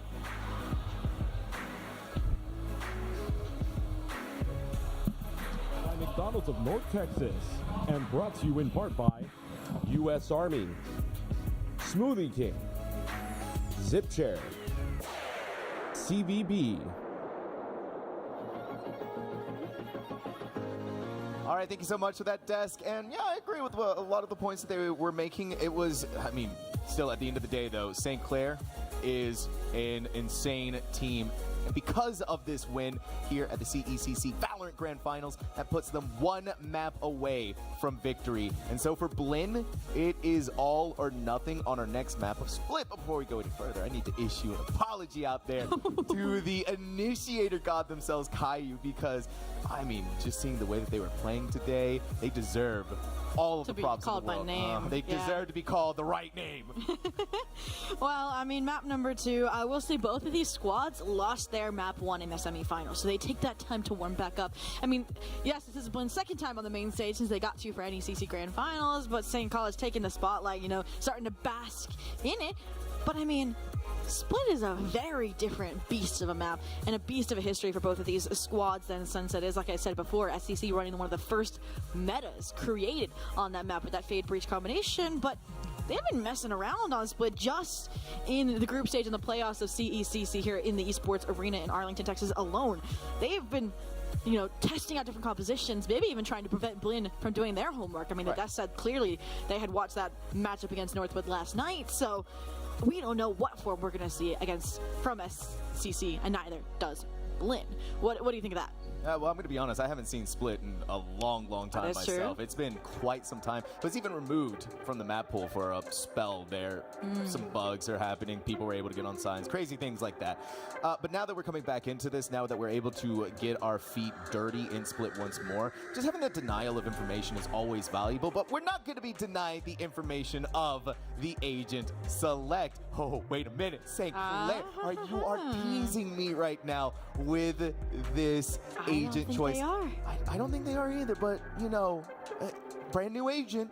That was the surprise I wasn't going to let out of the bag until we saw it on the big screen, that they went from an Astra, Reyna, Raze, Breach, Cypher, maybe a meme composition in the group stage, to then this new potential look, likely a repercussion of that Viper nerf that has come out. We've seen it before, that Monzy, that Blinn like to hold on to it here. But what do you think that'll change about the approach that Caillou and friends take here on Split? I'm holding my breath still. They're gonna lock. I'm telling you right now, Sam. They're gonna lock it in. Don't worry. I'm so excited. They're gonna lock it in. But obviously that changes a lot of things, right? When you talk about the differences between Clove and Viper, Viper has been hit with a lot of those nerfs. Big talking point going into this weekend. One snake bite now. There you go. Oh my gosh. Don't worry. Brand new agent of Valorant. Woo! On the big stage. On the big stage. We've gotten teases of it. We've seen it before, but now it's here at the Grand Finals. None other than St. Clair ready to show them off and their capabilities. But going back to the discussion point of the differences between these two agents, right? You're looking to fill in those gaps that the Omen isn't going to do initially, right? You have your smokes recharge just that little bit quicker, but your smokes also fall that much faster. The big thing though about Clove is that when they fall, they can still place down the smokes, right? Yeah. On top of that, they have the pick-me-up. You do a little tap and you're going at Mach 7 against your opponents. You also overheal yourself.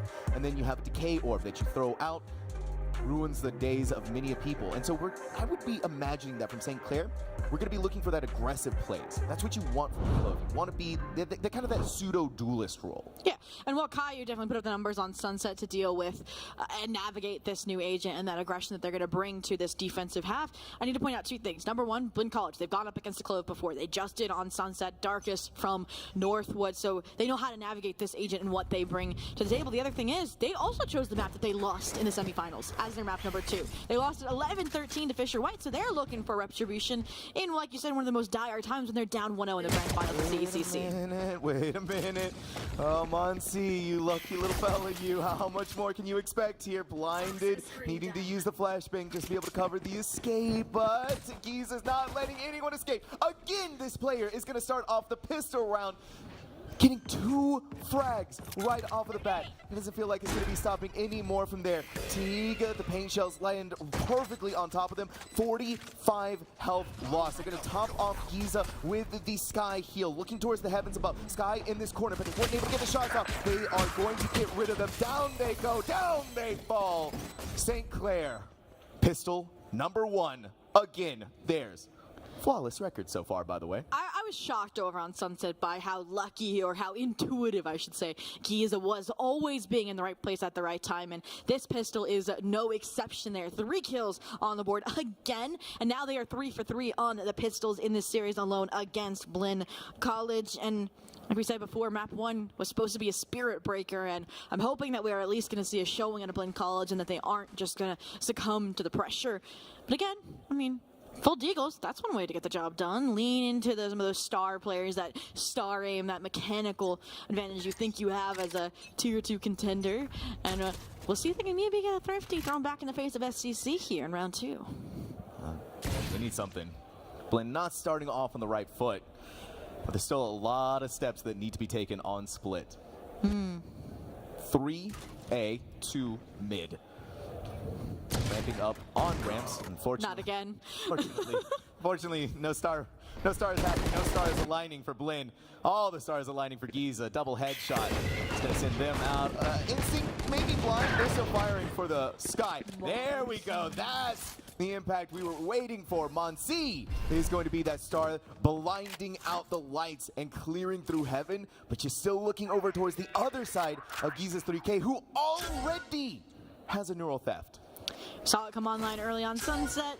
They waited for a rainy day. Here, though, it's expended immediately. Like we said, Monsi and that Deagle scary enough that they want to figure out what the game plan is. Unfortunately, all they were doing with that A-side lead was recovering the spike. The goal here still B-side. Heaven position maintained by Monsi. They're going to hand off that weapon to somebody with a little bit more HP to work with, but the concern here, Seth has the gun advantage, has the distance. I guess they don't have the gun advantage here.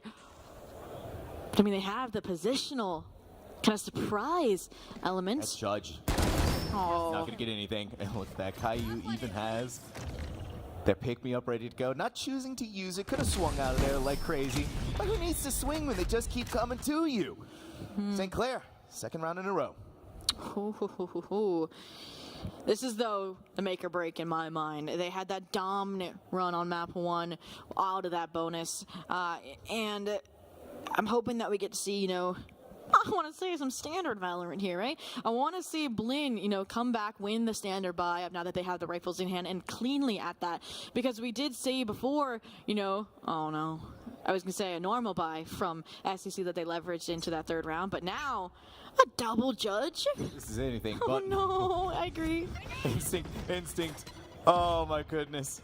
I saw the idea there. They're going to lead with the paint shells and just camp up in heaven with Smiley. So Smiley's going to be that initial point of contact that Instinct is going to swing with, but instead, Caillou wants to be that initial point of contact. If they can do it on Sunset, Zobi, as Fade, they can do it on Split as Clove. And I mean, at first blood, a huge blow against Blinn College. You've lost that info in his shader. You aren't going to be able to confirm where these players are, if you should even execute into that site. And you can already see that hesitation now, the fall off, instead of taking these fights, because you don't know that there's a double judge lying on the other side of Mail, because you don't have that Trailblazer. And because of that, again, hesitancy, it's going to have to be a contact-based gamble here. Nokianos is going to take the leap of faith through. Oh, Caillou has to be ready. Okay. Wasn't quite ready enough for Mikey, but Giza's still there. And Giza's been working some miracles. And don't forget, even though Caillou is gone, they can still play smokes to support their team. Right there. That's exactly what we're seeing from them. So you're filling in that niche. Omen gets to save their smokes when the now deceased Clove, the now deceased Caillou, has theirs expiring away. Don't forget, they also recharge it. Smiley, you sneaky little devil. Smiley, just the timing off the back of that. Dancing around each other. Smiley was so close, but it's on the other side of it. Spaz is right there, and as it dissipates away, another one is going to come up. But even with that extra smoke, it's not going to cover their reproach once more. Spaz is on the other side, still holding on to this angle, as Okianos is on the high ground of the play. Giza is ready to fight back, and we know the impact that this Cypher has been having time and time again. Spaz, I can't deal with this anymore, man. Coming in and out of those smokes is sending me all over the place, and it's also sending St. Clair back into the spawn room. Blinn, denying the bonus. Ooh, I was on the edge of my seat that round. I mean, so many missed timings. And again, you talked about Caillou, those ruses, those smokes, and they allowed them to get more players on site to try and contest. But because of the heaven position, because of how widespread that control was from starting out mid, going through vents, and maintaining all of the control, yeah, it really just dismantled those players. And again, Spaz masterclass and just buying time, playing Distractor because you don't know how they're pivoting around those dark covers. But this is the round. Blinn College needs to get back on track to tie things up here 2-2. And they are taking it aggressively towards the B site where it is a little bit lighter set, right? The only player on site, but the instantaneous rotation, the support now coming in from heaven. And all of this, a lot of utility invested, but no follow through thus far. Yeah, they're trying to draw players away from mid before they want to poke and prod towards that direction as well. But you saw that SCC was drawn away for a second, but the moment they didn't see anyone push towards the site was the moment that they needed to go back and have that mid defense. As the decay orb that I was mentioning a little bit earlier coming through, no one caught on the other side of it, so they're starting to poke, prod once again. Instinct is taking some damage from that smoke. They're not done yet. It's a scary moment, but Instinct weathers the storm. They're still alive. They go back up on the zip line, up and down and all around. Oh. They're hurting. They need to get their health back. There's still 3 members on this side, and I think they've realized that there's that form of support, the call to dip towards the A side, the thirdness of a guiding light, but Giza again alive and kicking, takes down Okeanos, gets the 1-for-1 trade, and now the troops have rallied, now the troops are fighting into B heaven, walking away victorious, where yes, Teague wrestles one back, yes, gives a window of opportunity to Spaz, but this is still a 1v2 when you talked about it before. These high lows from St. Clair are not to be messed with, and it will get that 3rd round on the board for them. Every single time. But this is the same it's like thing clockwork, bro.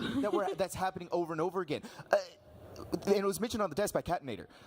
Blinn expends so much utility to try and get onto the site that they don't even get onto the site. Right? We saw Boombot, we saw Viper Wall go up, we saw commitments here and there, but then they go back over to the other site where St. Clair hasn't really used anything. No. And then they get to fight back even more and harder at every single time. Giza, 10-1. No.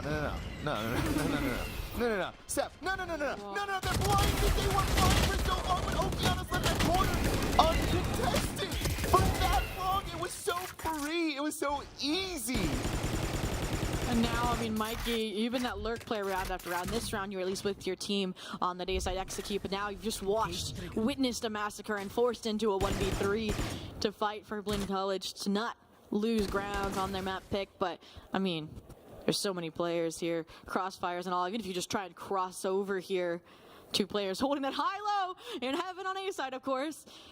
And so you just have nothing to go off of here. And I mean, I wouldn't even commit to a save because you only have a Bulldog. So the question becomes, is there going to be a mistake? And looking at SCC, they are not budging an inch here. I mean, look, we have the sightlines. No. We know that 2 players are staring at them. This is Fort Knox right now. It wasn't even a high and low. They're just both in heaven. It forces the crosshair to look up, and Mikey just had no chance to do anything there. Blinn, it's rocky. It's shaky right now for this team. And I think Catinator was the one that said it on the desk that SCC's sole focus this weekend has been the Collegiate Esports Commissioners Cup, powered by McDonald's of North Texas. And Blinn, they've been having that attention pulled in so many different directions, challengers, NECC, and yes, they've found successes there, but this may be that one shortcoming. SCC locked in here mentally, and there's been smiles and head and shoulder shakes, and for good reason. I mean, look how dominant they've been. They're already overwhelming this round. Blinn College is 5. Ultimately, they might not get the chance to use them unless Okeanos opens up with the first blood, shuts down Instinct, and responds with a bazooka of their own here towards the heaven. You said the utility hasn't been used for entries before. It sure is this round. Yes, it absolutely is. Okeanos hit by the paranoia, slowing their roll for just a moment, but not for too long. All of the utility being expended, and there it is, the star duelist of Blinn.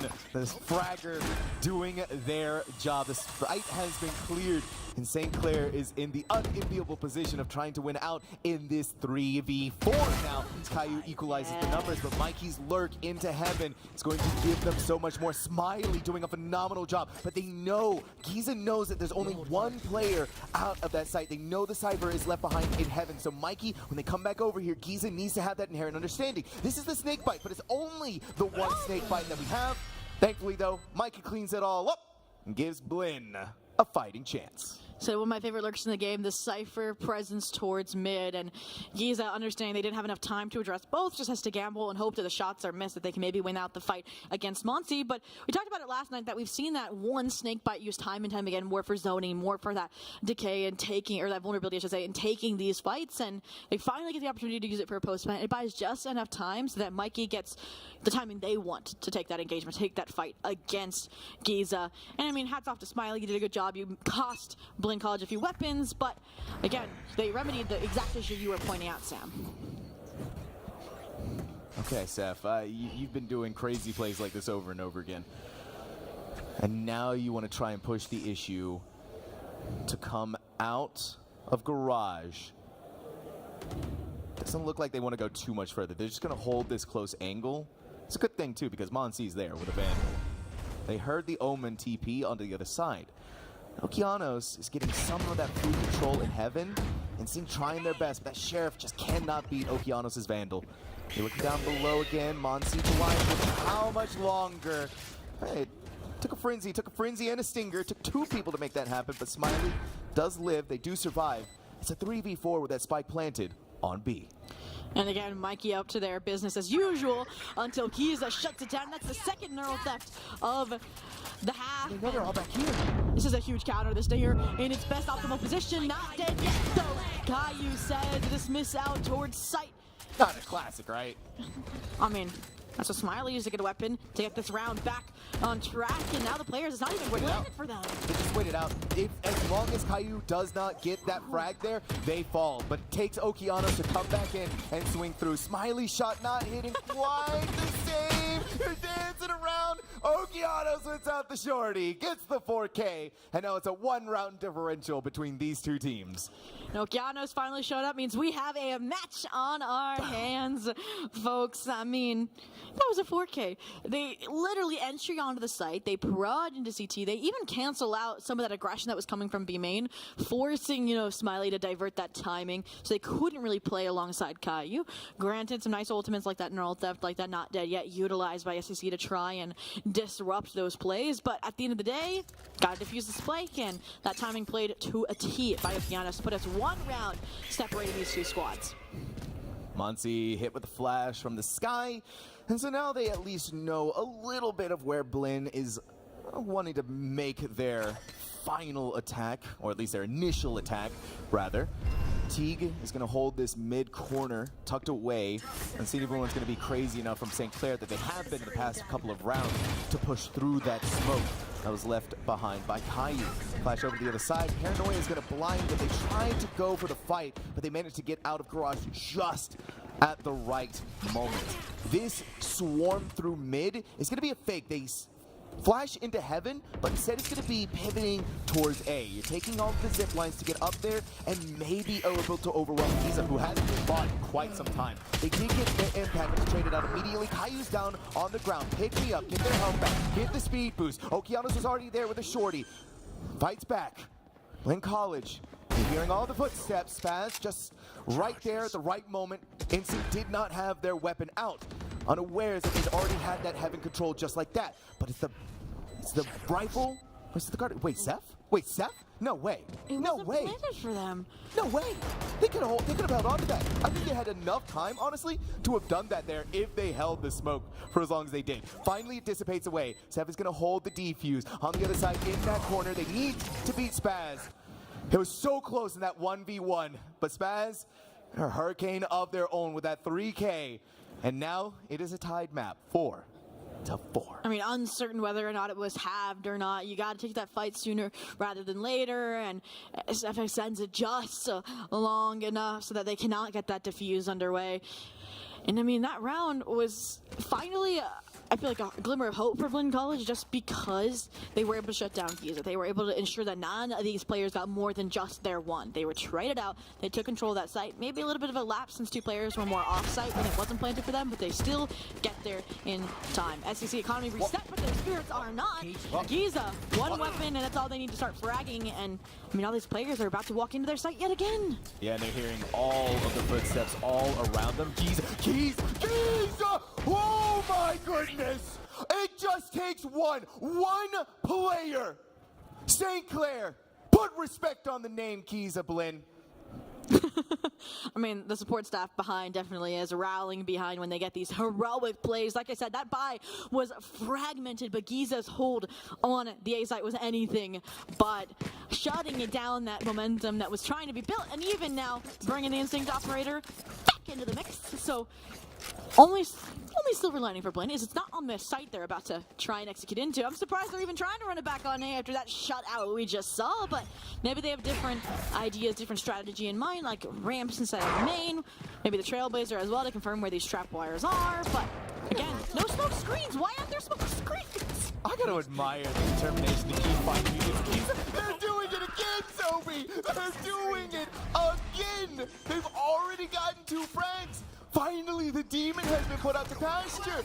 But you go onto this site, you know where Giza is. You want to try and face off against them, but this Viper's Pit could change everything. It's allowing them to be proactive, allowing them to push into CT, which is where 2 of the players are coming from. So as long as you win these duels sooner rather than later, you can try and impede the pressure from heaven, but with a 1-for-1 trade, it's starting to tip the scales in SEC's favor. Monsty's position identified and taken care of. Caillou gonna get the defuse here or hand it off to Smiley.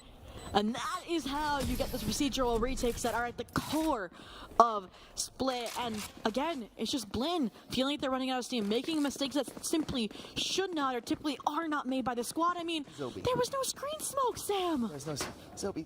Giza's 20 and 6. Hey, at least the committee won't have a hard time choosing an MVP if SEC 2-0's here. I mean, come on. But I mean, 20 and 6. 20 and 6 as a cipher. As a cipher. As a cipher. In round number 10, they're getting In an round average of 2 frags per round. They're like, we see your 28 in the 13-4 match, Okeanos. We're going to raise you here. I mean, 6 rounds already. They can sit pretty for these last 2, but we know they won the lead. They did it last half, and with Caillou getting that opening frag unscathed, unpunished, it's going to be potentially a similar occurrence here. Okeanos had that showstopper, that entry that got them onto B-site last time. So now the answer is you have to lean into, like I said, Spaz. But even they are getting overwhelmed by utility from SCC. It's just pushing them all away.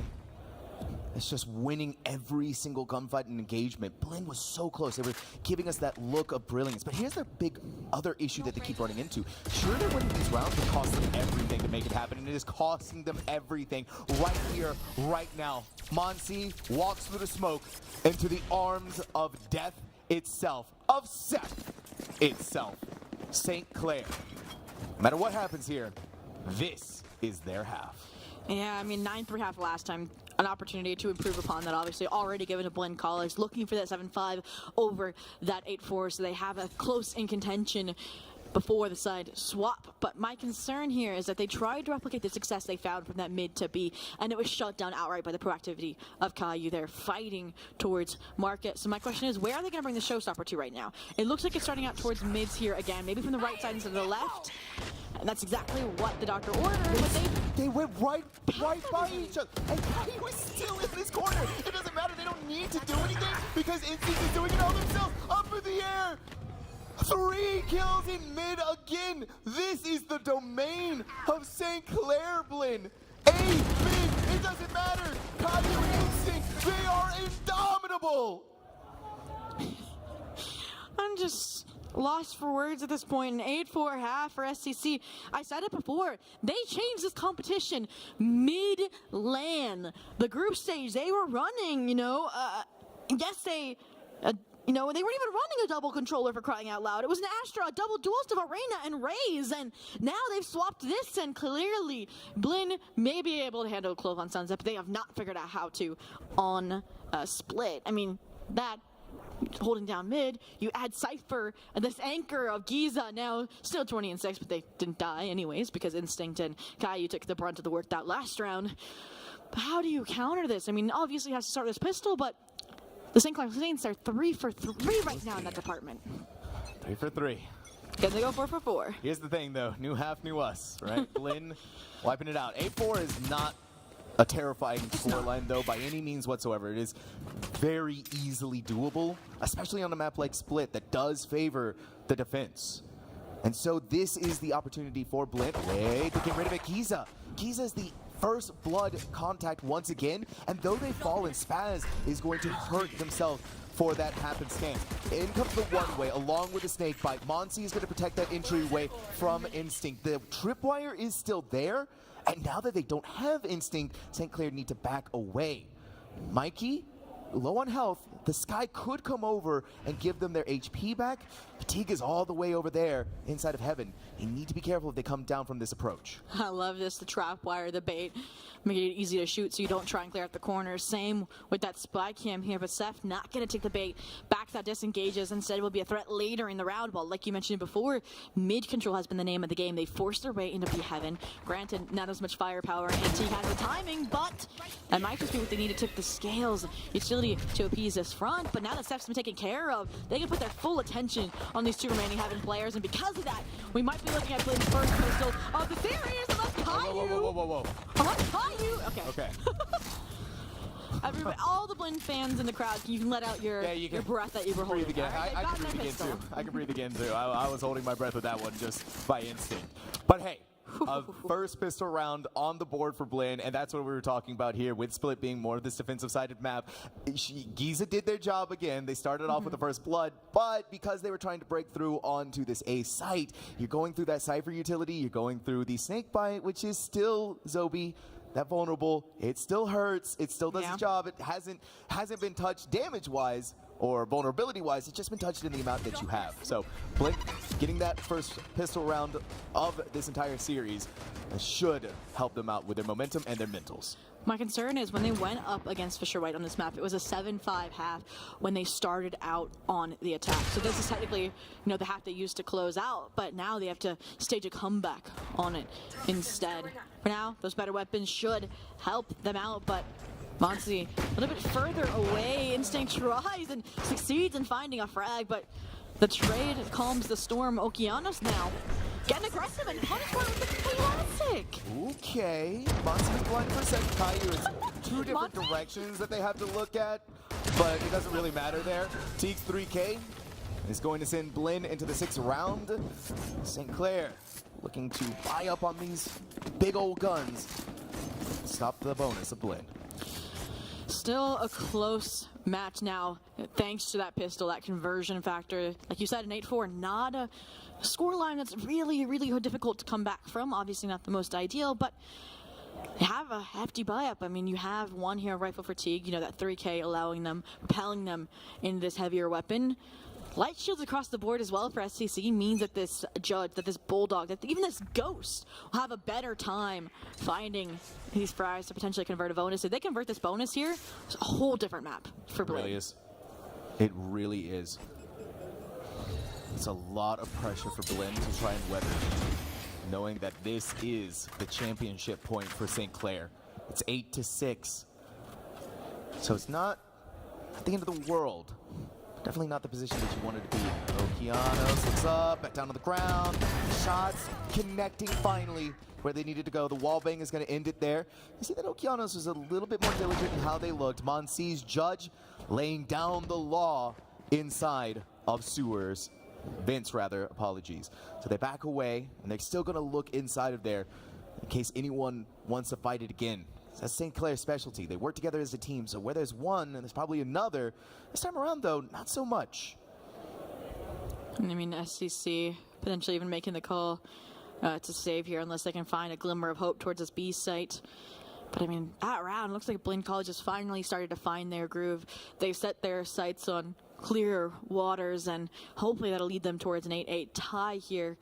I mean, only concern is if SCC does say they have another opportunity to strike back the following round instead of being completely out of funds, out of a potential buy situation. But with 15 seconds left, yeah, the correct call to save has been made. I'm curious that Blinn College isn't searching for these weapons because, again, they do need to expand upon that lead. But then again, I think they've pillaged the corpses enough here. They've discovered that treasure of weapon upgrades that they're happy with how that round outcome has gone for them. Oh, yeah. You could be more happy for Blinn than that. No one fell.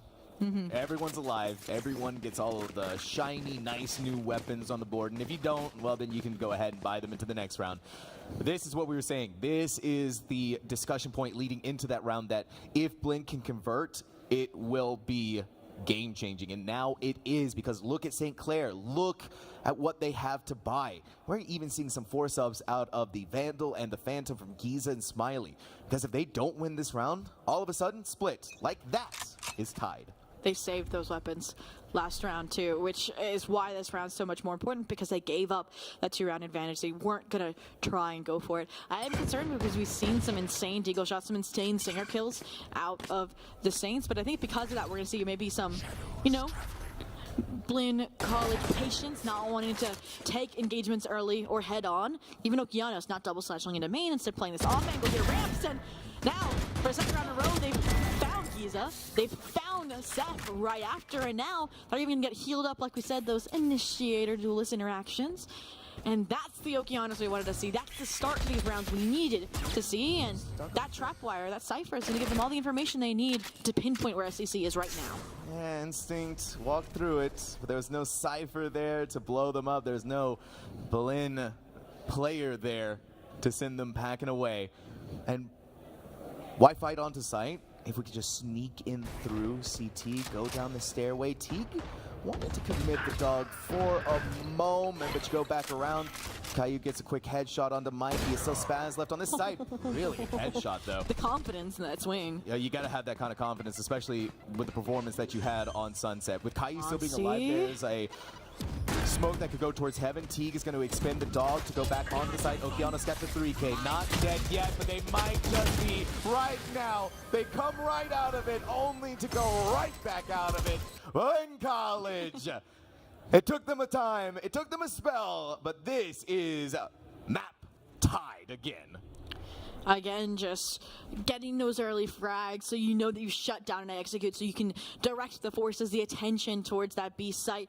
And you talked about how there was no one to punish off of that trapwire towards mid, but I liked that approach from them. They're playing that objective. They're playing more cautious because they understand that these players are on a heater for St. Clair Saints right now. They're hitting shots they normally wouldn't be hitting. They're getting that land buff actively here, being the first time on the main stage this Collegiate Esports Commissioners Cup. And is this a timeout that's been taken?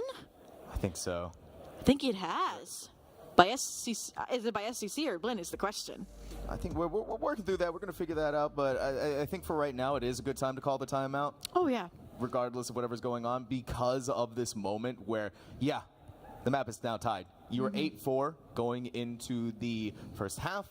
Now in the second, you haven't been able to put a single one on the board. And it feels like for Blinn, the behemoth is awakening. The Titan is back on the field. They are hungry. They've been stirred to this. And my concern is, and I'm going to go back to that map, that semifinals against Winthrop, where when they swapped to the attack, they only won 2 rounds and lost to 13-9. If they fall into that similar pitfall, that similar rut, then yes, we definitely are going to go the whole series. We are going to go to map 3 of Ascent, where who knows what happens when you go back to the mirror comps, that stock standard meta. And be an interesting way to close out the series, but it would be a true trial of who truly understands the mechanics of Valorant. But what you all understand now is it's Okeanos' turn with the op. Wait a minute. They have missed their original shot. Out of charges. They missed their shot, and then they missed their shot at living. They're not on this map anymore, looking like whatever happened during that timeout really right to the ship for St. Clair. But it's a lot of waters to sail. And this fight in mid, this war that is going to happen, is electric. It is devastating. It is Blinn, but Giza! How do you do this every single time to save the day for St. Clair? They commit the neural theft. They know they're gonna walk through the smoke. They have 30 HP. Quick flick of the wrist from Monsi. Seth has the trade out on their teammate. It's a 1v1. They know that Monsi is on the other side. Seth pulls through. St. Clair back in the lead. It's tenuous, though, at best. That round would have been huge if Blinn could deny the momentum shift out of that timeout. Because like I said, if they put SCC in that mental hole, it would have been hard for them to see the daylight, to see any additional points towards coming out of that tie victorious. But that clutch is exactly what they needed. And Giza, again, delivering when you needed. Seth to close it out there in the 1v1. I mean, I feel like Blinn College knows the win conditions at this point. They just have to follow through. They have to win their 1v1s. At the end of the day, it's an FPS. Got to hit your shots. because these teams are now going toe for toe in terms of the, I feel like, strategic approach in terms of the information game and understanding where these teams are going. And for example, I mean, Monsi in the right place at the right time, trying to counter all this utility spam. But I mean, all you can do is expend that one snake bite, now it's gone.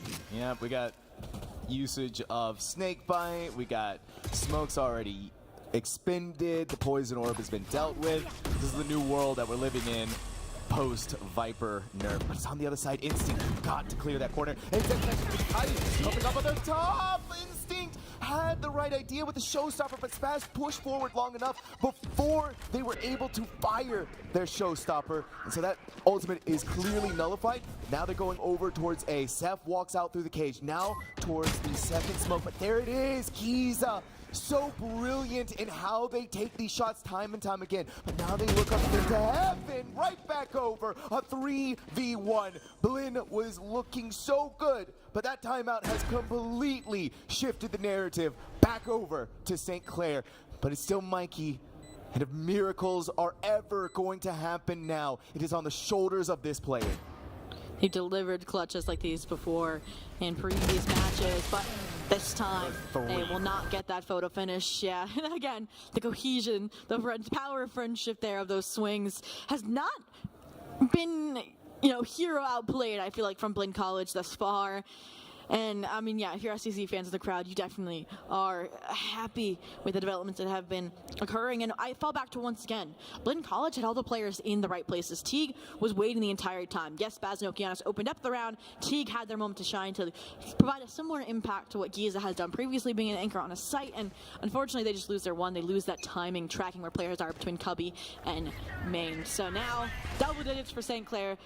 Here, anchor, a form of stability provided by this Viper's Pit out of Blinn College to evade another mid capture. But I mean, looks like St. Clair just wants to disrespect that out right here potentially. Look at this spray down. If it lands on a Monsi, I would cry on camera. I think I would cry too. Oh. That's crazy. All right. Come on, Monsi, don't do this to us. It was through the wall though, so it's not crazy just yet. It's just a lucky shot. We'll go ahead and chalk it up to that. I don't know though. For St. Clair, nothing ever feels like luck. It all feels strategic. Yeah. It all feels coordinated, and it all feels, most importantly, deadly. But this team is now 3 rounds away from championships, from being your grand champions. Their first nationals title for this school at CECC. Oh, but Okeanos has shut this down 2 out of now 3 times when they've gone towards Rams and they've gone towards A. This round, they've ended that streak. Teague again placed on a pillar to hopefully pull Blinn back, but they are going to fall flat as well. A 5v3 here, a flawless start to this A side. Taken. Monsi will end that streak at perfection, but the job's not done yet because the plant is now getting planted by Instinct. Toxins low, a warning ringing out on their screen. No poison orb here to cover their approach. Thankfully for Blinn, you still have an Omen, Spaz, but their smokes are few and far between. The paranoia is still there, so they could blind out Seth in that corner or just put it up to prevent them from gaining any advantage in that corner. But it's Giza who is alive and at this elbow pinch. Mikey, these ciphers are just built different. But Instinct's paint shells are explosive from the grave. Martyrdom. St. Clair. Harrison and the Pirates pack it away. Spaz knows they can't take that fight. Has to have these weapons. They have to have a fighting chance. I just feel like there was some ounce of hesitancy there, whether it was from Giza and the additional utility of the spy cam of the trap wires that kept Spaz there in screens, but they wheeled down that club trying to find the perfect play, and it seemed the answer was just to take the dive, take those fights like Mikey did it. They walked away with 2, but then, like I said, Spaz wasn't there to support them, so what did they do? They got traded out. I think that's what this timeout is for, to rethink some of those micro interactions that are occurring, because these 2vx situations just are not going in their favor. They just need a resync, a reset for that mentality, and this could be their one way to do so. We got a lot of excited people out there in the crowd, so if you are a Blinn fan, let them hear it right now, because they need your support. They need you right now. It is the precipice for this team. St. Clair so close, almost done with the map of split, almost done. They could be our next grand champions in the next 2 rounds, Obi. So on the flip side, if you're St. Clair fans, let's hear some noise, because like I said, They are only 2 rounds away. 2 more to go. And I mean, why wouldn't you be happy? I mean, this isn't even your map pick and you are showing dominance, but we did see the timeout change the script, flip it back to St. Clair's favor. So this is Blaine College's opportunity to do the same. Albeit we'll have to see what the economy situation looks like, because last time, you know, it wasn't that threat to necessarily put them back in contention on Sunset with that follow-up rifle round with those ultimates that they had stockpiled. Here, you could see a similar situation if Mikey gets 2 frags, maybe Okeanos forms a frag in an orb or 2, but for now, they especially SCC anticipating maybe an aggro play, hanging out in spawn, ensuring that they aren't the victim of, for example, Okeanos and Teague pushing forward, this dynamic duo trying to claim space, claim contact-based information. And now SCC has robbed it away, and they're actually going to head towards the lighter site, but that is also where Mikey, again, going to be asked to deliver a similar lockdown of this execute. Can Mikey pull out a Giza-style performance? Wait a minute. Over there on the other side, I've been hearing a lot of shots from a judge. Caillou not dead yet. Now they are. We said Mikey needed to pull out a Giza. Well, it's not a Giza anymore. It is a Mike E. But now Giza needs to do Giza-like things. I mean, a 1v5. They would have to top their 4K from Briar in this series, and 1 frag on a Teague will get that escapade started. But I feel like as soon as they take a frag towards CT, there would be a trade. But Mikey's delivers their own 4K as a response. Blinn College again flipping things back in their favor following that timeout. And I mean, we're not gonna have any more timeouts unless we go the distance to overtime. So we'll have to wait and see what exactly SCC has up their sleeve. Those few rounds that they did, 3 in total, will ensure that they can at least get a rifle by here if they choose to force up. And looking at how things are panning out, they will be. The concern here, like I said, is that we're about to enter that prime time for Blinn College and their ultimate economy. So SCC has to act fast, has to get over that finish line before that, or we could be looking at another tie. We had one at 8-8. What's 11-11? It's 11-11. If any team can do it, it is absolutely going to be Blinn to make that scoreline even, and maybe even able to surpass it to bring us to map number 3. But that is in the future, and this is the now. A lot of people in mid, not only just from SEC, but from Blinn too. 3, 4, until eventually Giza lurks up towards this A side. They're kind of going back and forth because they don't want to make that lurk presence toward making them fall, basically.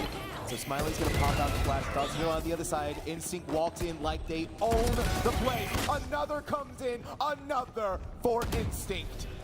Towards the site, Mikey needs to bring up the cages to make sure that they're gonna be safe. But instead of fighting in heaven, instead of going towards B, it is all on A. Monty, 2 on the ropes, and just like that, they tear them all down. St. Clair, unstoppable. SCC getting the spike planted, and it looks like at this stage, Zobi, Mikey doesn't even want to try because this is now going to be championship point. I mean, you see those cages get activated for Mikey on the B site from that heaven position. You said, this man just got a 4K last round. We are not going to put ourselves in that position. So what do? They full halt, they repivot into that A side, and clearly Blinn College was not anticipating it. Monty, yes, was in the right place at the right time, but again, we fall back to that duo action. These micro pairings that SEC has brought to the table, and I mean, that was a photo finish, literally like milliseconds apart from taking those ropes, and they overwhelm and now secure, like you said, championship point here. We said it before, we were looking at how close Smash Bros was, we were looking at how close Rocket League was, and we were like, these two teams, we have no clue how this was gonna go. A stomp, a close, a photo finish, but seems so far we've gotten our answer. 12-9 on Blinn College's own map pick. Blinn College has to act now because last round I said they needed to get just enough frags to get themselves in peak ultimate position, and they're still 1 or 2 frags off. Now I want to point out that though Caillou is not top fragging, right? That crown obviously going to Giza and almost very 30 much kills. deserved. Caillou has 14 assists on Clove. Once again, the amount of value and impact that this team has in assists is showing this cohesion that they have together as a team. Okeanos is going to go out, they're blind, they're ready to throw it all down, but it costs them everything.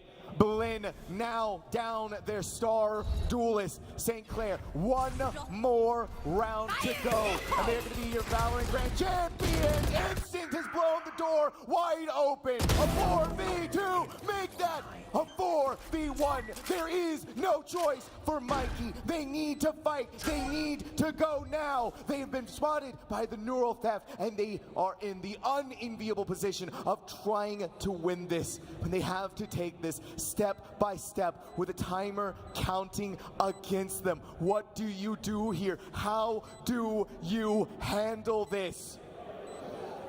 You said one step at a time. The understanding that Giza is there. They've won the first exchange. They've taken down their doppelganger. Wait a minute. The second Mikey? on the table. All this information from the neural theft, but all CECC has to do is play the timer, play that win condition. Mikey, the time, you gotta go for it, buddy, but there is no more time! St. Clair College is your CECC 2024 Valorant Grand Champions! In 2-0 fashion, they have taken down the North American Collegiate Champions and definitely done their school proud, claiming the first CECC title in their school's history. And look at that, like I said, they've formed a family. They've traveled globally. They've represented their country on some of the biggest stages in the collegiate space. And I mean, they definitely have proven that they deserve that #1 power ranking spot. I mean, getting here through the LCQ, being the #5 seed, having to go through every single game. I mean, they didn't get that first round bye in playoffs like Blinn did, and they have definitely put in the work to gain this title. You gotta put massive respect on the name of Blinn, though, because of what they've been able to accomplish so far. Oh, of course. This team, the scoreline doesn't reflect what exactly they've also been through this weekend. It's still a fairy tale ending for St. Clair, in my opinion. This is a team that has been through the ringer, that has gone through it all, knocked out in the quarterfinals from last year, only to come back and win it all, and the Canadian pride along with it. An international winner here on stage. Oh, Canada. We were trying to learn the national anthem beforehand, but I mean, if you ask Blinn College, all they say is our match tomorrow is what matters. So I hope this is only a blip on the radar. It doesn't kind of pivot that momentum away from them. But I will say there's only one thing left to do to crown your CECC Valorant National Champions, and that is to lift that trophy up. St. Clair says the stage is yours. Please welcome to the stage to present the Valorant Championship Trophy, McDonald's of North Texas owner-operator Janetta Harding. Hey, congratulations, guys. I just want to come out on behalf of North Texas McDonald's and the CECC to present this award, the Valorant Champion, to St. Clair. Guys? Thank you, guys. Together, let's go. Take it out. Let's go. One time.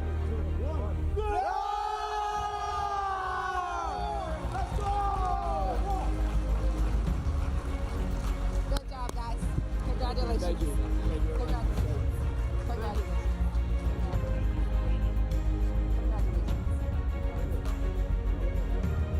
Now, please welcome back to the stage your host, Septalence. Hi, everybody. We're back. Let's make some more noise for St. Clair. A great series and a great team victory. I'll let you guys take a picture real quick. I'll step out of the way for a moment. So we got to say, folks, I mean, this is a big deal for St. Clair for a couple of reasons. We saw St. Clair go down in the quarterfinals last year in Valorant, and then they come back here. They're the 5th seed in this situation. They qualify through a last chance qualifier, and now they are the champion. So that is pretty darn exciting, if I do say so myself. Now I'm going to talk to one of you, whoever it may be. Somebody's got to answer a couple of hot seat questions.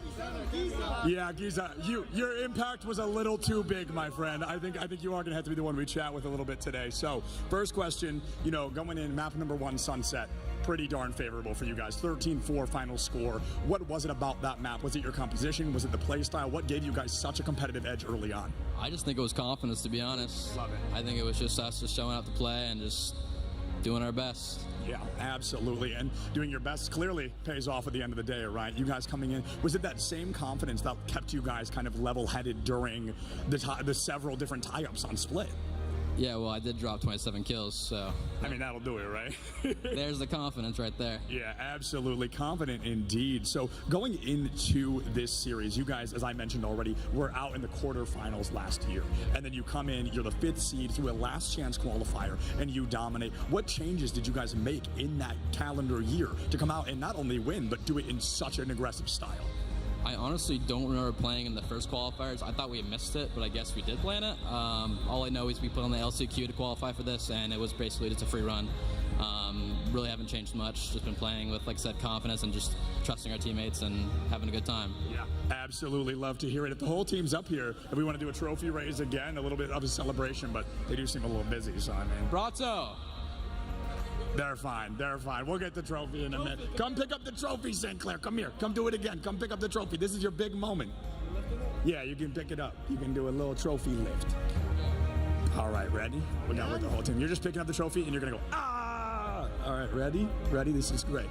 3, 2, 1, go. Another round of applause for St. Clair, everybody. Let's make some noise for a very well-deserving victory. It has been a great series thus far, and we've got another series coming up in a little bit. But before that, I think we're going to throw it back over to Los and crew on the desk to hear a little bit more about what we're seeing later today. Go Canada!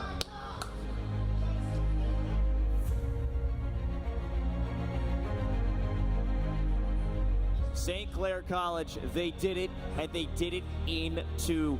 Who would have thought that this program that has been so close to the top, so close throughout their multiple seasons of CECC and even NECC, I've been seeing this team fight tooth and nail just to make their name in collegiate Valorant. They have come to Texas, and they are leaving as champions. And I would have to say that does live up to my salsa prediction of Ranch, because, man, it's cool. It went either way. It goes on anything. But, I mean, this is the last thing I expected. I thought it was going to be a 2-1 finish. But, Kat, what are your initial expectations, or really reactions? You know, look, I'm glad you didn't single me out. Yeah, I did say a 2-0 for Blinn, but just the way they were playing throughout this weekend, I just had to give it to them. But I did say, at the very least, that it would be real sweet for SCC if they could figure out how to solve the Blinn puzzle. I'd say very confidently they did just that. Is that so? You know, I think it's also time to own up that you swapped predictions at the very end. Kat actually predicted St. Clair College, and then on the desk decided, you know what? No, I'm a turncoat. So technically, if you think about it, I win either way. So I won. I was right. Be gone, you buffoon.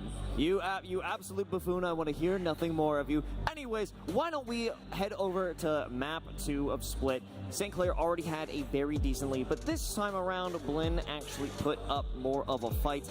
And I think that when it came to setting up expectations or really trying to coach Blinn, St. Clair had a perfect way of controlling the map. Artie, can you take us through the first half? Okay, I'm just going to be completely blunt. I think Clove right now in their current state, when you buy both of the ruses, is busted because they get refunded. And on Death, if you've bought both, you have access to 2 smokes that you can place within the vicinity of your corpse. Broken. But when you are playing the way that St. Clair is, which is very methodical, very timed. They know what they want to do, how and where they want to execute things. You're able to time those smokes so that you have the uptime to drop one. And then if your team's using it to fake out, say you're going to rush through mid, you're going to go through vent and then go towards A site, or you want to smoke, you actually want to smoke vent instead of smoking veil, and you want to, well, mail, and you actually want to execute onto B heaven, onto the catwalk. You can drop that initial smoke, and then you can go in further, drop your next smoke, and then by the time you're in post-plant positions, you have the opportunity to drop down 2 more smokes to prevent the retake from happening. Clove is extremely powerful. Now you got to keep in mind that on the other side, Blinn, they're running the Viper. Poison Orb, good luck using that to counter someone who has 2 smokes that are refunded after about 25 seconds.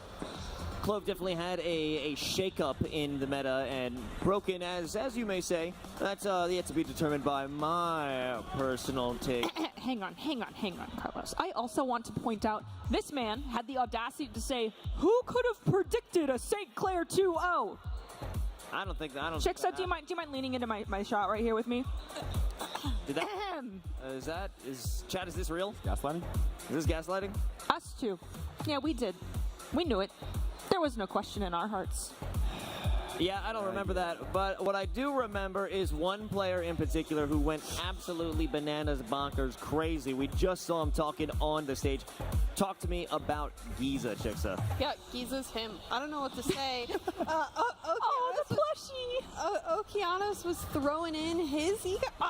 Giza should have been the one doing it himself. 41 across 2 games. Not to mention on the Sentinel and pulling out kills. He's not even made. He's not supposed to be top frag, but he was him.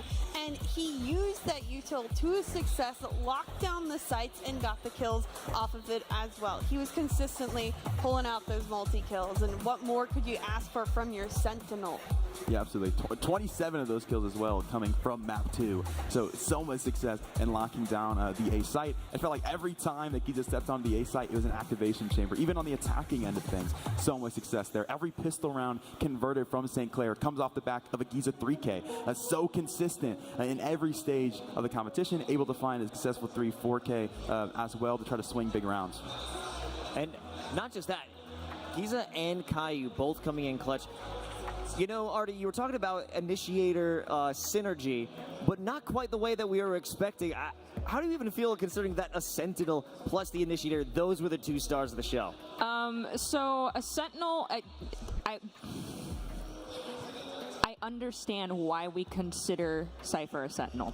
In reality, there should be a new label for a Sentinel type that is literally intended half the time to lurk. Because there's 2 types of Cypher players. There's that one that does the mid-lurk, that's going to go for those kills, try to get the late rotations. Brilliant. Then there's also the Cypher that is going to go in for the post plant, set up those tripwires, and make sure that they have information upon the retake attempt. Whereas, so that's the post plant, I think, late reaction Cypher, whereas you've got the mid-lurk, I am going to eviscerate you before you even get close to touching my team Sentinel. That's like, I don't need intel. I don't need you to notify me that you've broken my trip. I'm going to blow you up before you even know I'm there. So that is why I feel like Cyphers are so paramount on a map like Split, is that mid-zone control. And yes, I get it. It's a Sentinel. They're murderers. Well, we may have to contact some federal investigators about that, but that brings me to the question, do you think that this recent patch affecting Cypher has anything at all? No, I really don't. But with the showcase of Clove today, do you think that is now a new move? Because I would argue in a situation like this, many people, I think we spoke about it earlier, Kat, many people would be afraid or not so inclined to swap off their controller to maybe go to Clove because probably not practiced a lot, probably so used to that Viper. Okay, so I can tell you from what I have noticed with Clove is A, you're very precise with your smoke placements. Yes, it is limited, but if you position yourself properly, you have the ability to create a presence and make the team unaware of which site you're actually executing onto if you're floating around the mid zone. Secondarily, you have the ability called metal. You throw that in, people become vulnerable. You're able to swing a corner with your team on top of that, and you can drop bodies. Now, if you have someone else with you, you can continue to push into the space that is largely considered the attacking or defending team space, depending on where you're coming from. Hit the pick-me-up. If you're in a one-on-one and your teammate falls, you hit the pick-me-up from getting that assist, you're able to follow through and get another elimination. I think Clove is absolutely a force to reckon with in the right hands, and I do anticipate we'll be seeing more of them, considering the Viper nerfs that came through. Yeah, I'm certainly excited to see more about it. I really haven't gotten a lot of opportunities. I feel like there weren't many Clove representatives coming through CECC, but time will tell. It's our opportunity to check out more. But before we do, we're actually going to head over to the bracket. However, we have to make sure that we shout out McDonald's of North Texas because the CECC 2024 is presented by McDonald's of North Texas, the official quick service restaurant of the CECC. Download the McDonald's app to get $2 any size fries right now. I mean it. Right now, it's below me. Do it. If you don't, I'm going to know, and I'll be upset about it. But before I get mad and get off this table and find you, we're going to find ourselves over at the bracket for the MVP reveal and the championship bracket moment.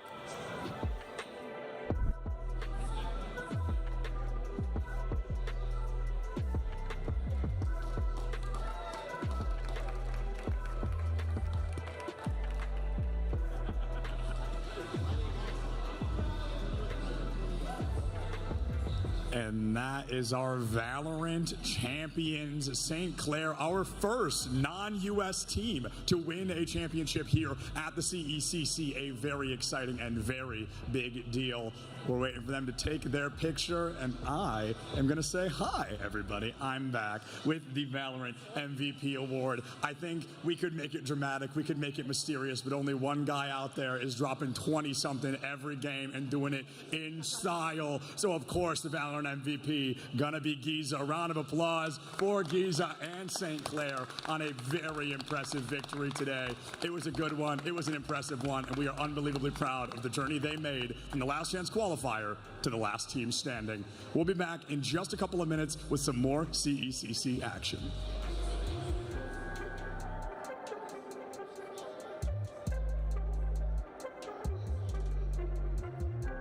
No, go middle, go middle.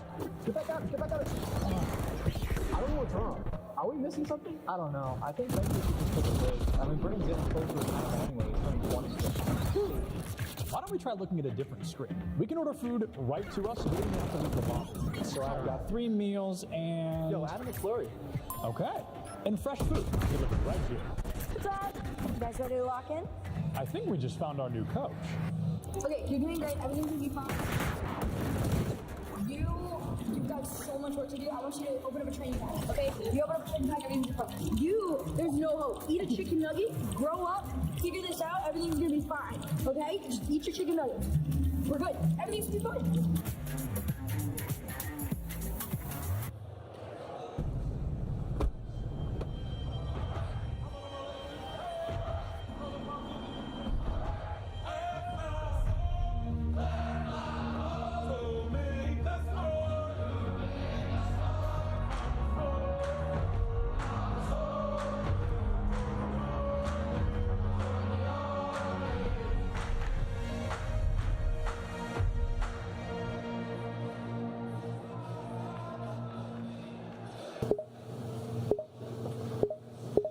What I miss? The Expression Pro. Lean back, nice and cozy. Here's your gaming chair, and then the Expression Pro. No pain, just game.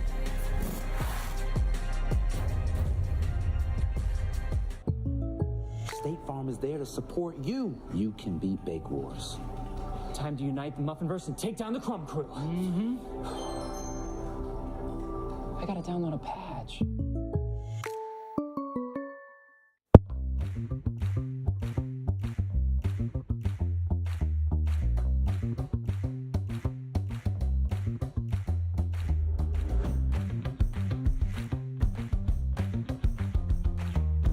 What's Circle? Circle makes your water taste amazing. With one bottle, you can transform your water into over 100 flavors. Just fill with water, fasten on a sip cartridge, dial in the flavor, and enjoy delicious tasting water. Get yours at drinkcircle.com. What's up, guys? We're Dude Perfect, and we've teamed up with Smoothie King to make the perfect smoothie. Let's go house now, boys. Let's start with the banana. Eat me. Oh, love that. Hey, Coach, don't forget the kiwi apple. 1, 2, 3. Thank you, T. Pineapple launcher incoming. Sauce G. Beautiful. My man. In time for the big finish. Some blue spirulina. Got you covered? Yeah! Hey guys, thanks for all your help, but we got this part covered. I like how you did it better. It is perfect. Get your Dude Perfect smoothie at Smoothie King today. I got it. No, go middle, go middle. Get back out it.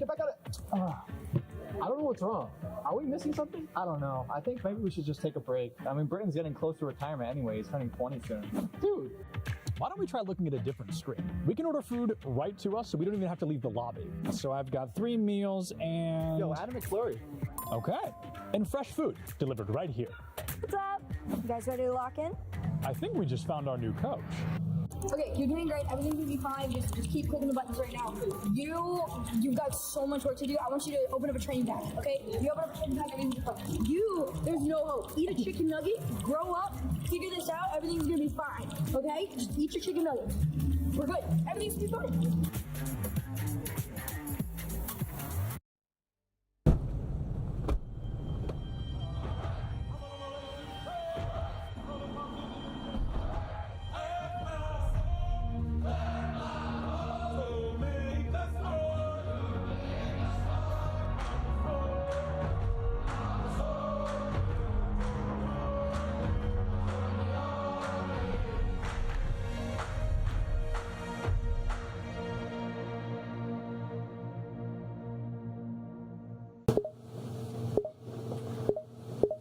What I miss?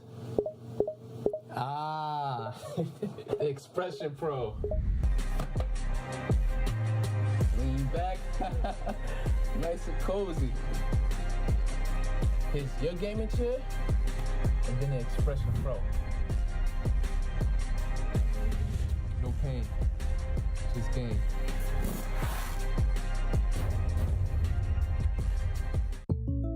State Farm is there to support you. You can beat Bake Wars.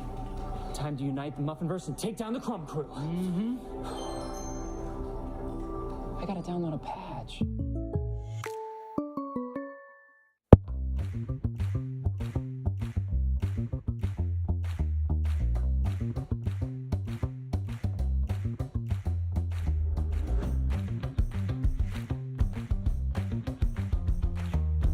What's Circle? Circle makes your water taste amazing. With one bottle, you can transform your water into over 100 flavors. Just fill with water, fasten on a sip cartridge, dial in the flavor, and enjoy delicious tasting water. Get yours at drinkcircle.com. What's up, guys? We're Dude Perfect, and we've teamed up with Smoothie King to make the perfect smoothie. Let's show 'em how it's done, boys. Let's start with the banana. Eat me. Oh, love that. Hey, Coach, don't forget the kiwi apple. 1, 2, 3. Thank you, T. Pineapple launcher incoming. Nice toss, G. Beautiful. My man. In time for the big finish. Some blue spirulina. Got you covered. Yeah! Hey guys, thanks for all your help, but we got this part covered. I like how you did it better. It is perfect. Get your Dude Perfect smoothie at Smoothie King today.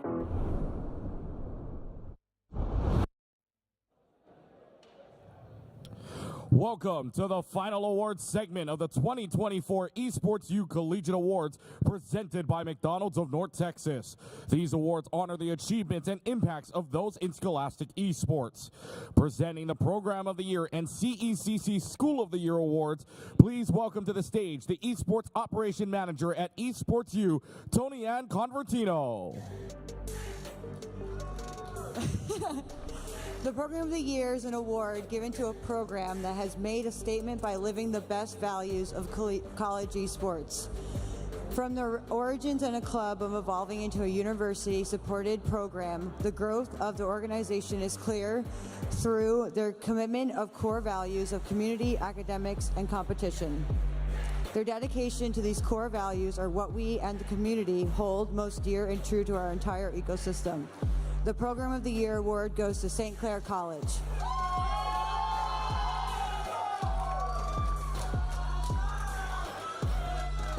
Thank you so much. You're welcome. I thought that I was going to be ready to talk about this before the game, but now my mind is just absolutely blank. But I just want to thank all of the colleges, all the directors that are here. We draw so much inspiration from each and every one of you, the Winthrops, Northwood, Maryville, Michigan State, Conestoga, Fanshawe, our friends up north. We can't do this by ourselves. We look to you each and every day for ideas on how to grow, how to improve our program, and share that experience and ideas with everyone else in the space. Super humble to be accepting this. It seems like every day I go to work and I come back home, it's like another day I survived. It doesn't seem like we're looked at as a school that, can win an award like Program of the Year. I'm just kind of speechless at the idea of it. I just think we all love our jobs so very much that we're just running on pure passion a lot of the time, and that passion is just like things like this here today that drive us. So thank you again. Thank you very much.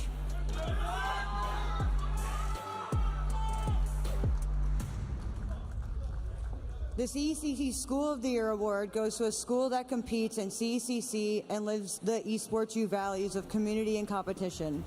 Every year we have honored to see this school rise up not only through the CECC but through all forms of competition.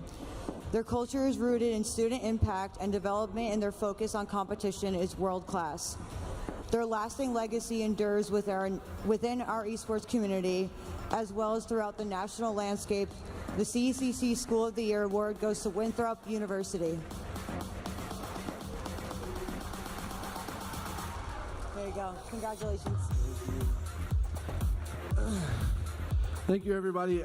I just want to say how blessed I am to be at a school that has so much love for esports. if you know anything about our program, you know that love is a big part of what we do. Our teams love each other. There's a lot of love in our program, and I always say, we always say that, without love, we are nothing. You can have faith to move mountains. Without love, we are nothing. So I just want to thank everyone for getting us this award. That's kind of a realization of that love. Thanks, everybody. Thank you. Thank you.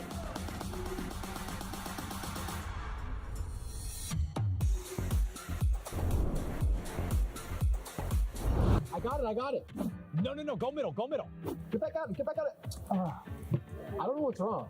Are we missing something? I don't know. I think maybe we should just take a break. I mean, Britton's getting close to retirement anyway. He's turning 20 soon. Dude, why don't we try looking at a different screen? We can order food right to us, so we don't even have to leave the lobby. So I've got 3 meals and... Yo, Adam McFlurry. Okay. And fresh food delivered right here. What's up? You guys ready to lock in? I think we just found our new coach. Okay, you're doing great. Everything's gonna be fine. Just keep clicking the buttons right now.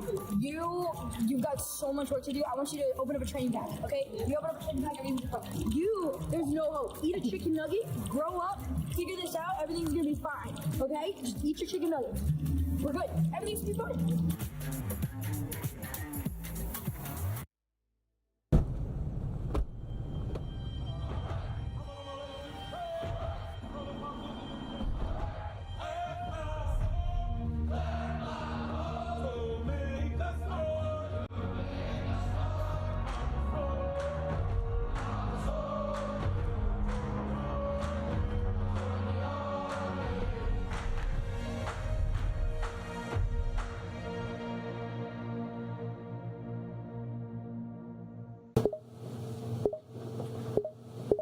What I miss? The Expression Pro. Lean back, nice and cozy. Here's your gaming chair, and then the Expression Pro. No pain, just game.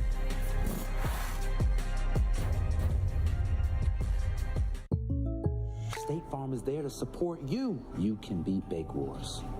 Time to unite the Muffinverse and take down the Crumb Crew. I gotta download a patch.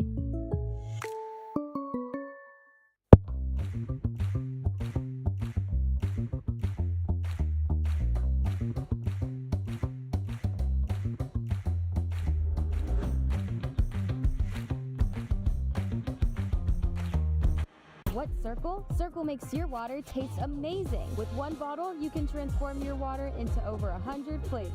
Just fill with water, fasten on a sip cartridge, dial in the flavor, and enjoy delicious tasting water. Get yours at drinkcircle.com. What's up, guys? We're Dude Perfect, and we've teamed up with Smoothie King to make the perfect smoothie. Let's show 'em how it's done, boys. Let's start with the banana. Beat me. Oh, love that. Hey, Coach, don't forget the kiwi apple. 1, 2, 3. Thank you, T.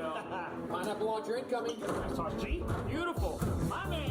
In time for the big finish. Some blue spirulina. Got you, Coach? Yeah! Hey guys, thanks for all your help, but we got this part covered. I like how you did it better. It is perfect. Get your Dude Perfect smoothie at Smoothie King today.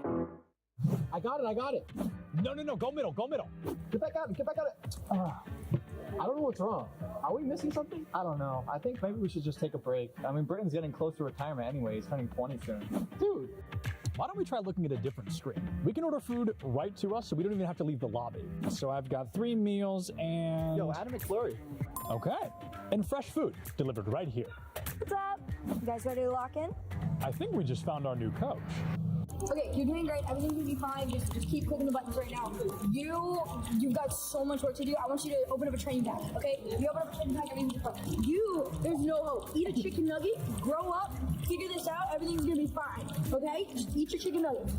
We're good. Everything's gonna be fine.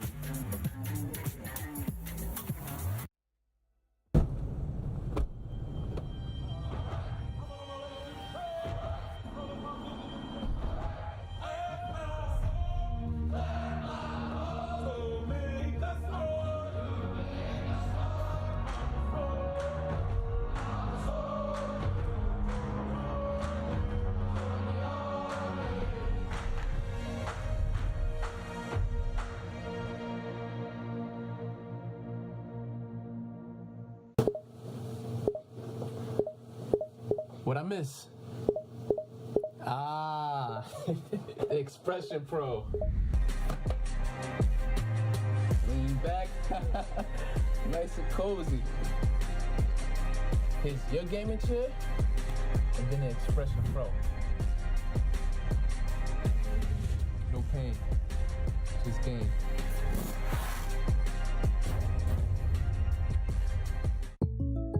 State Farm is there to support you. You can beat Bake Wars. Time to unite the Muffinverse and take down the Crumb Crew. I gotta download a patch.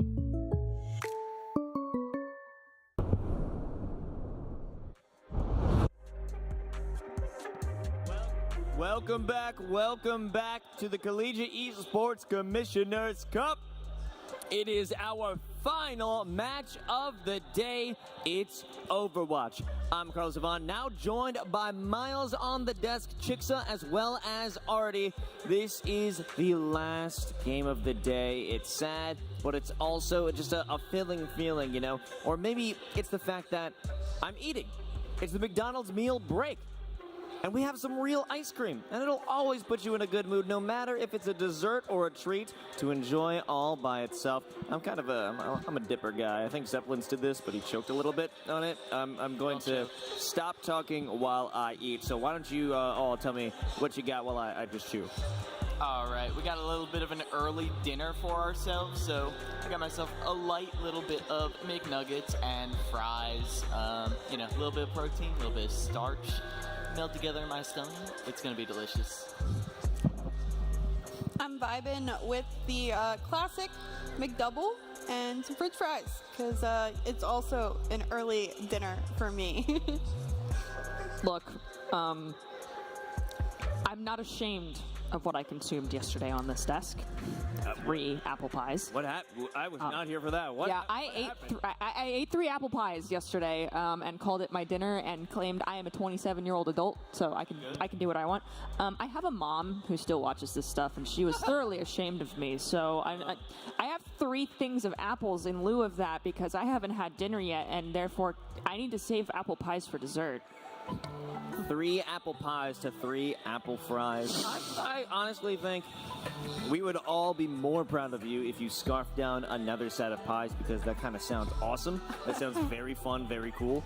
But we've got a very fun and very cool matchup today for the Overwatch Collegiate Championship. Come on! It's Illinois State University versus Northwood University. These are 2 incredible teams, and I believe this isn't the first time that they face off today, Chixa. No, you're absolutely right, because the other lane going on here, NECC, they also went to the grand finals. And guess what? That was a banger of a series. It went all the way to 5 in the best of 5. So these 2 teams, they know what they're up against. They've played each other many times before. In fact, in the NECC Championship Online, Northwood won in 4-0 fashion. So now we're going back in LAN environment. Seems to just be ISU's environment. And I'll go ahead and say what everyone's thinking at home.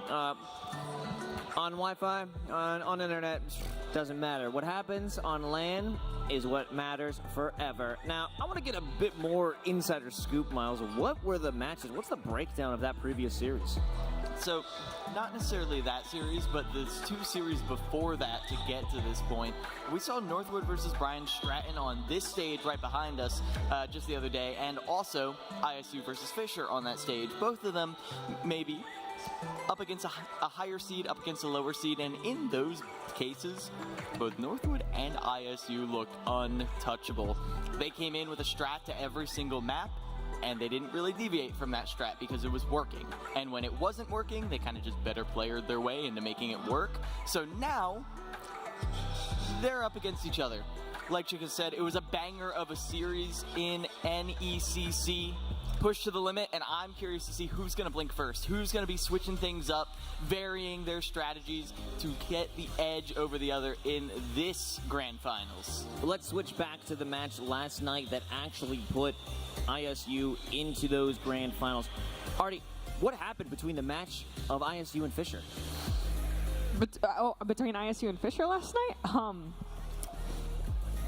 Let's see. Sunken cost fallacy, first and foremost. Look, I like Baptiste. Believe me, I do. But staying on Bap for too long. Look, the way I see it is if you're on the wrong hero, there's only one hero that you should be staying on if you have ultimate, and that is Lucio. Yes, I am somewhat biased when I make that statement, but I know I'm not crazy when I'm making it, because his ultimate cost, as far as all the supports go, is the most expensive. So, therefore, yeah, you keep the sound barrier. Window, not worth it. If you are dealing with a Winston and a Tracer, wombo comboing on your booty, chasing you down, and are the chasiest chasers, and you are Bap, your mobility is your jump boots. It's vertical. Tracer has boundless amounts of forward, backwards, left, and right mobility. Winston can go up, down, left, and right as well. Yes, it has a cooldown. Yes, it's 6 seconds. Your jump boots don't, but your jump boots do not send you in any direction other than up. So with that in mind, you needed to swap off. You needed to go that Kiriko sooner, and Fisher did not.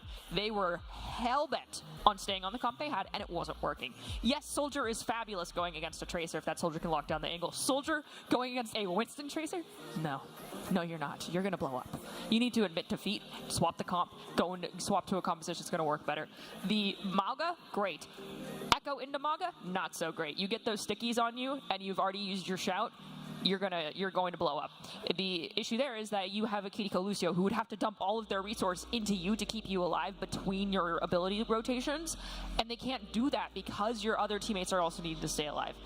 It was just not working out. The D.Va swap came too late. The D.Va was too preoccupied with so many other things going on that there wasn't... Anytime D.Va turned around, there was stickies on her back, followed up by the focus beam coming out from Echo, and Toki was blown up. So, unfortunately, as much as everyone was vamping the idea that, like, it's your senior... It was Neb's senior showcase, so to speak, there are other seniors that are here today. Some actually prioritized their own graduation, which I'm not saying is bad, and went to graduate and told their teams best of luck. But still... At the end of the day, you were here at the LAN. Yes, you're graduating, but hopefully you have good memories. Just because you're graduating doesn't mean anyone's going to bend their knee and make the game any easier. And with all due respect, ISU did not hold back. And I'm pretty sure this is the beginning of a new legacy for them, because previously they were the American Tornado University. That's how everyone within Overwatch themselves referred to them. That roster's gone. This is the start of a new era, and this is the new Illinois State University. Yeah, it's a nice deviation from the constant call of Redbird Esports, because that was more just that one specific roster. Illinois State University, it's more of a dynasty can be built, a program can be built, a whole organization can be built around that. And, you know, speaking of graduation, I actually got rained out on my graduation. I was completely soaked, and it was kind of trash, not gonna lie. I would have much rather have come to an event like this and had a good time, even if I lose, because getting to play on stage is what this whole thing is about. So, digging more into ISU, who are some players that we can look forward to once we get into the server? I mean, Chicksa, I gotta lean into you on this one. I mean... Oh, it's crazy. It just enters the field. I mean, we know Rocket, like one of the best tracers ever, if not the best tracer. Mm-hmm. For me, W. Maimon yesterday, Maimon, was just incredible. On May, in particular, the ultimate usage out of May was wild to me. I mean, on the side of Kappa as well, ISU's tank, incredible. I mean, it's littered. It's the field of like yes, crazy players. It's not as like flashy as it was in the past, and that's not throwing shade or anything. It's just players have transitioned to other schools so they could actually rent a home, interestingly enough. But with that in mind, I also want to point out, like, you mentioned Rocket. Insane tracer player. Punny enough was playing Pharah the other day. But also Cowman, a very versatile tank. And then Vega and CJ are the epitome of what, and then not over to Septilent since he is over near our little bracket area. They are the epitome of the phrase the Portal Combat. Those two are not afraid to just be like, go find a health pack to their teammates and go take a 1v1, shut down an angle, and make sure that the DPS just aren't in the backline for free from the enemy school. So with that in mind, I'm interested to see if we have that coming through today.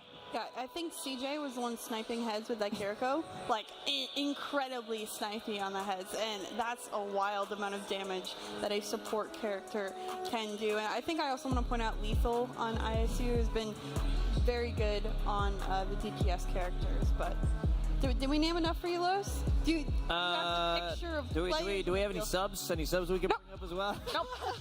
These guys don't need subs. Team managers, coaches, what's their social media manager doing right now?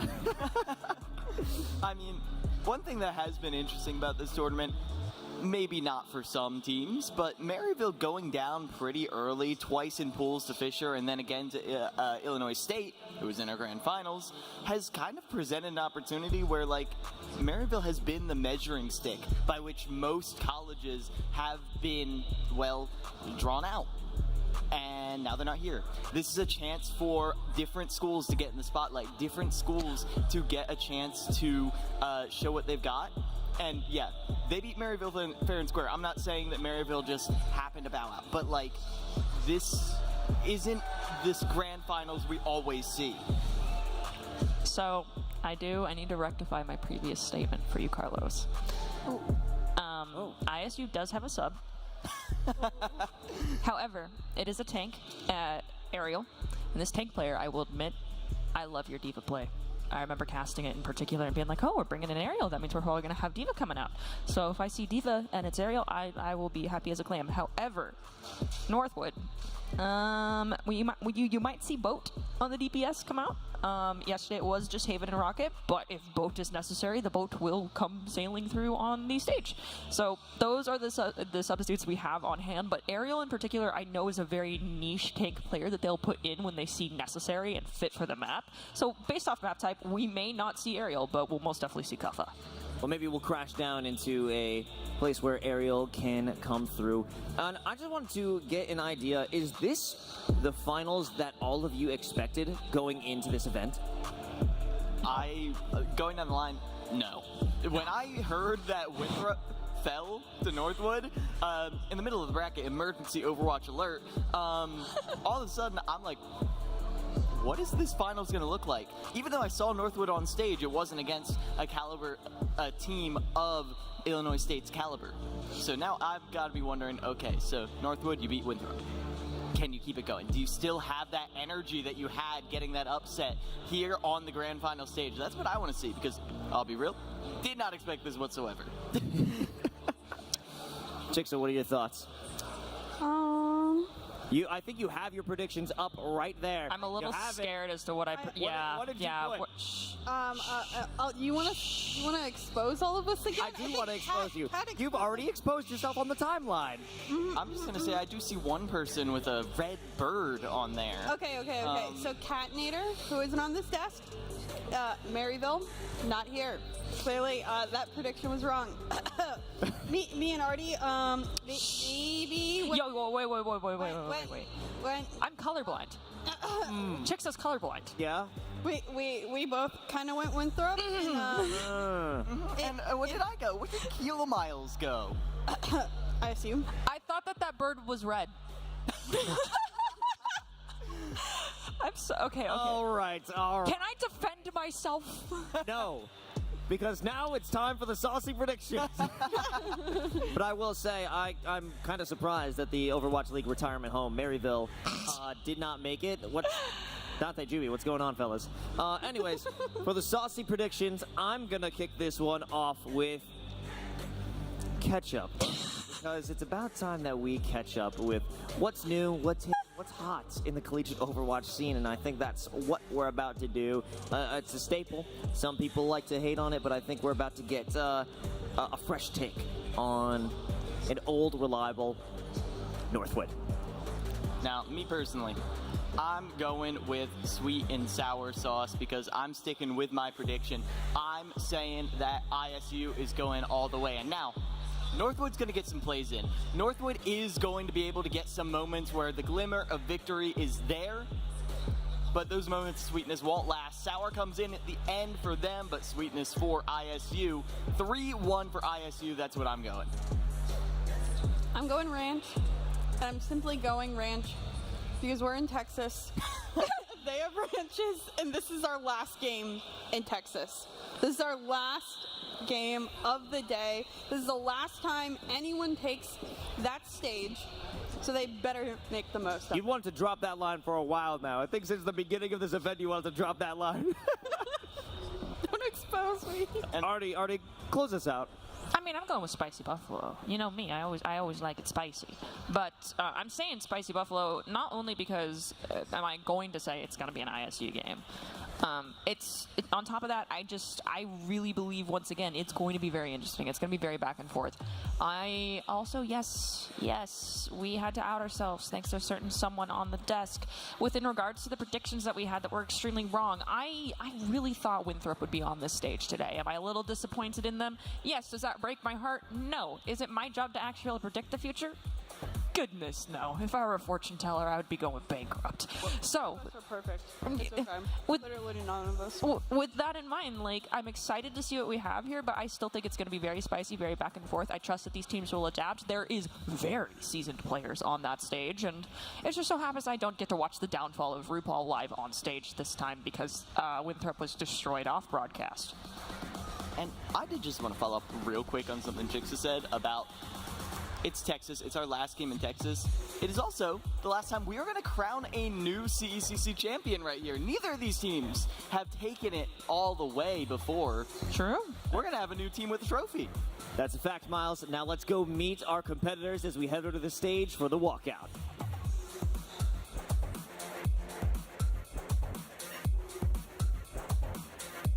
Welcome to the Overwatch 2 Finals here at the Collegiate Esports Commissioners Cup 2024, presented by McDonald's of North Texas. For the final time, let's meet and greet the two teams and our two finalists. At the number 5 seed, Northwood University. Vega, Cowman, Rocket, Boat, Haven, CJ.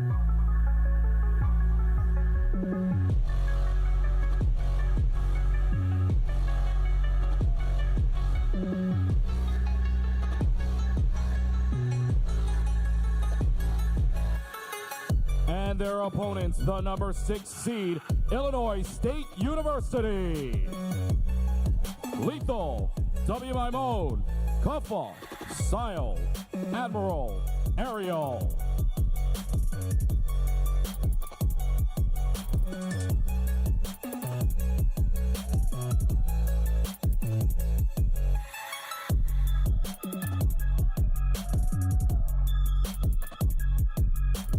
Now, please welcome back to the stage for the pre-match showdown, your host, Septalins. Hello, everybody. Players, feel free to get to your systems, but a couple of you we are going to get to chat with a little bit, so if you guys can join me up here, hopefully. You were given a heads up. Fantastic. Come on up, gang. How we doing? Yeah, pretty good. Good. How we feeling? Good. Good. All right, so first and foremost, before we even get into team specifics, you guys have been playing a lot, specifically each other this weekend. How are we feeling about that going into this matchup once again? Feeling great. You know, we'll just play our own game. They'll try to counter-comp us, but we'll still win. You love to hear it. You love to hear it. Let's take a step forward. I feel like we're a little far back. And on the other side, you guys have been going tooth and nail a lot, trying a lot of different compositions, coming in, trying to find some value. How are you feeling about this matchup again? We had some shenanigans earlier, but we're ready. We workshop. You hit the main stage. The shenanigans got it cut, right? Got it cut. So coming on to the other side, I'm really glad Artie brought this up on the desk earlier. That Redbird Esports, you know, there was a roster we saw a lot of last year and the year before. Very successful. You know, we called them Redbird much more often. It feels like you guys are shifting into a new roster. You've got 4 freshmen on the team right now, and it's more of an ISU situation. Do you feel kind of any additional pressure of living up to that name, or is it more about carving out your own? No, I think we're just a new iteration of the roster. There's not really much pressure to perform to previous expectations. I like that. I like that a lot. And on the other side, coming into this, you guys have obviously 1 senior on the team. Is this, first of all, is this the final hurrah? Maybe. Oh, all right. So it's up in the air. For sure. For sure. You love to hear it, man. So going into this, how are you feeling? Kind of taking that situation, coming in senior year and leaving a very talented roster behind. Yep. I've been hoping for a LAN the whole 4 years from Blizzard, but this is probably the final LAN of my, first 4 years. Yeah. If I do any more, I might do a Masters, but yeah, not sure yet. And I mean, the team's great. every one of the players has gotten better and better. Hey, first and foremost, let's give a round of applause specifically to Cowman for coming out here, the only senior on the team coming into play in the grand finals. And going into this, you guys are feeling pretty good. A huge opportunity here to walk away with another trophy. We saw ISU back in 2022, last year eliminated in top 8, and you guys have made it to the grand finals. So before you return to your statement, or before you return to your computer, any final statements? It's the last LAN, Cowman, last tournament in collegiate, so we'll send you home with a loss. Oh, you love the aggression. You love to hear it. And Cowman, on the opposing side here, we're looking at 2 Rocket League victories already under Northwood's belt in the CECC, 1 Valorant as well, and the opportunity at a first Overwatch victory, a trophy for Northwood. How does that feel? We're ready tonight. We're ready. You love to hear it, gentlemen. If we can get the handshake happening here, we are super excited. This should be a banger series. I do quickly want to give a shout out to Flats as well. As a retired Reinhardt player, I'm a big fan, man. Happy to have you in your community watching. We are now going to jump into this matchup. Twin Salty and Clutch Key, take us away.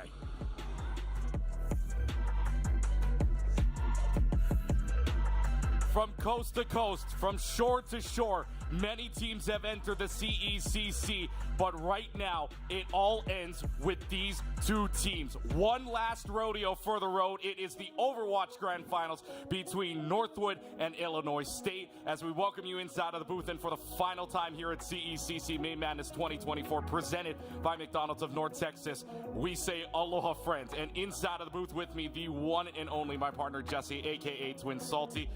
Got ourselves a good one, my friend. Number 2 in the Okras versus number 3 in the standings, 5 versus 6 in the seeding wise. But man, oh man, these games lately have been close between these 2 teams. They've been incredibly close. Just like the Dust said earlier today, a 3-2 game in the NECC Grand Finals with ISU taking that one. So it's time to tell, hey, can ISU bring it back once again?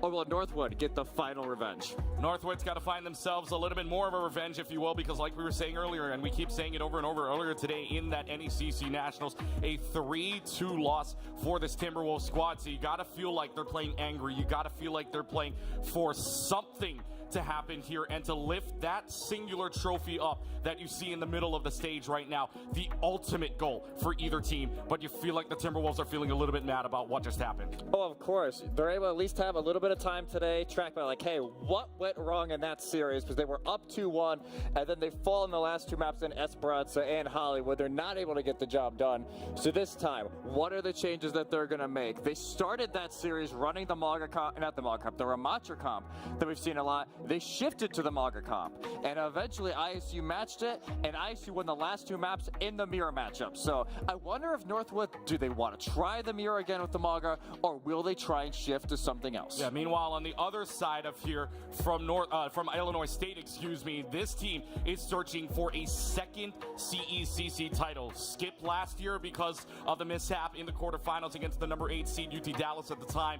This team looking for a second or 2 out of 3, if you will, of their own in this case. The second time to win a CECC title, and with a relatively, or rather, a roster that goes all over. So this is really, if you're looking at international taking on the U.S. right now between these 2 teams, and that's something to talk about here. We had Canada versus the U.S. earlier on. How about international versus the U.S. this time around? Yeah, it's like the world versus the United States. This is a fully international roster for Illinois State, and honestly, you look at this roster, it's ridiculous. You got Admiral on main support, was a stud for the London Spitfire for a very long time, and this is just an incredible roster for ISU, who are searching for the title. They were not a roster in fall, so they didn't play in homecoming. Northwood able to win in homecoming back in the fall. Northwood obviously want to bring it back to back, and they want to win that first title for the CECC after not being able to come last year. They were knocked out in the semis in 2022 to the eventual champion Illinois State. So not only revenge from Cowman from 2 years ago and Boat, who is the sub here for Northwood, but for all the history and to get that first CECC title. And of course, you talk about Cowman here as well, the only senior in this matchup. And by the way, a shout out to every single senior here. We know some of them have skipped graduation for the biggest collegiate LAN event. And of course, shout out to other seniors as well. I know yesterday got a chance to meet some of the parents from Fisher and Neb and Cave. So nice to see them as well. And unfortunately, Neb's last collegiate event, that is, and Cave as well, actually. So yeah. But otherwise, again, every senior, we want to congratulate you on a job well done. And of course, getting here on your senior year, man, oh man, that's got to be a great feeling. That's going to be a great feeling for Cowman. And he's had a great record in grand finals for all the Overwatch Blizzard official events. They're 4-3 in grand finals, 2-1 against Illinois State. Has yet to play them, like we said, in a CECC final. Time to see if he can end positive on that note. And just like that, we are entering map 1. Because we have to. We have to. There is no other map you could distinctly pick. If you are going to make a championship map, the classic is the one you play. You gotta go to Lijiang Tower. That will be our map 1. It is the map, probably second to Kings Row, that is the most scrimmed map in Overwatch history in the collegiate scene. And here we go. I cannot wait to see how this goes. In the map 1 of NECC, it was a 2-1 in favor of ISU on Oasis. So a little bit of a different feel here. But so far, it'll actually be ISU teasing that Manga comp. It will be Northwood actually not looking to run it. I mean, Northwood was trying to cook up something earlier on, talking to my friends out there, to Tryhard Ray, as well as Bullskunk that were out there watching the game earlier on.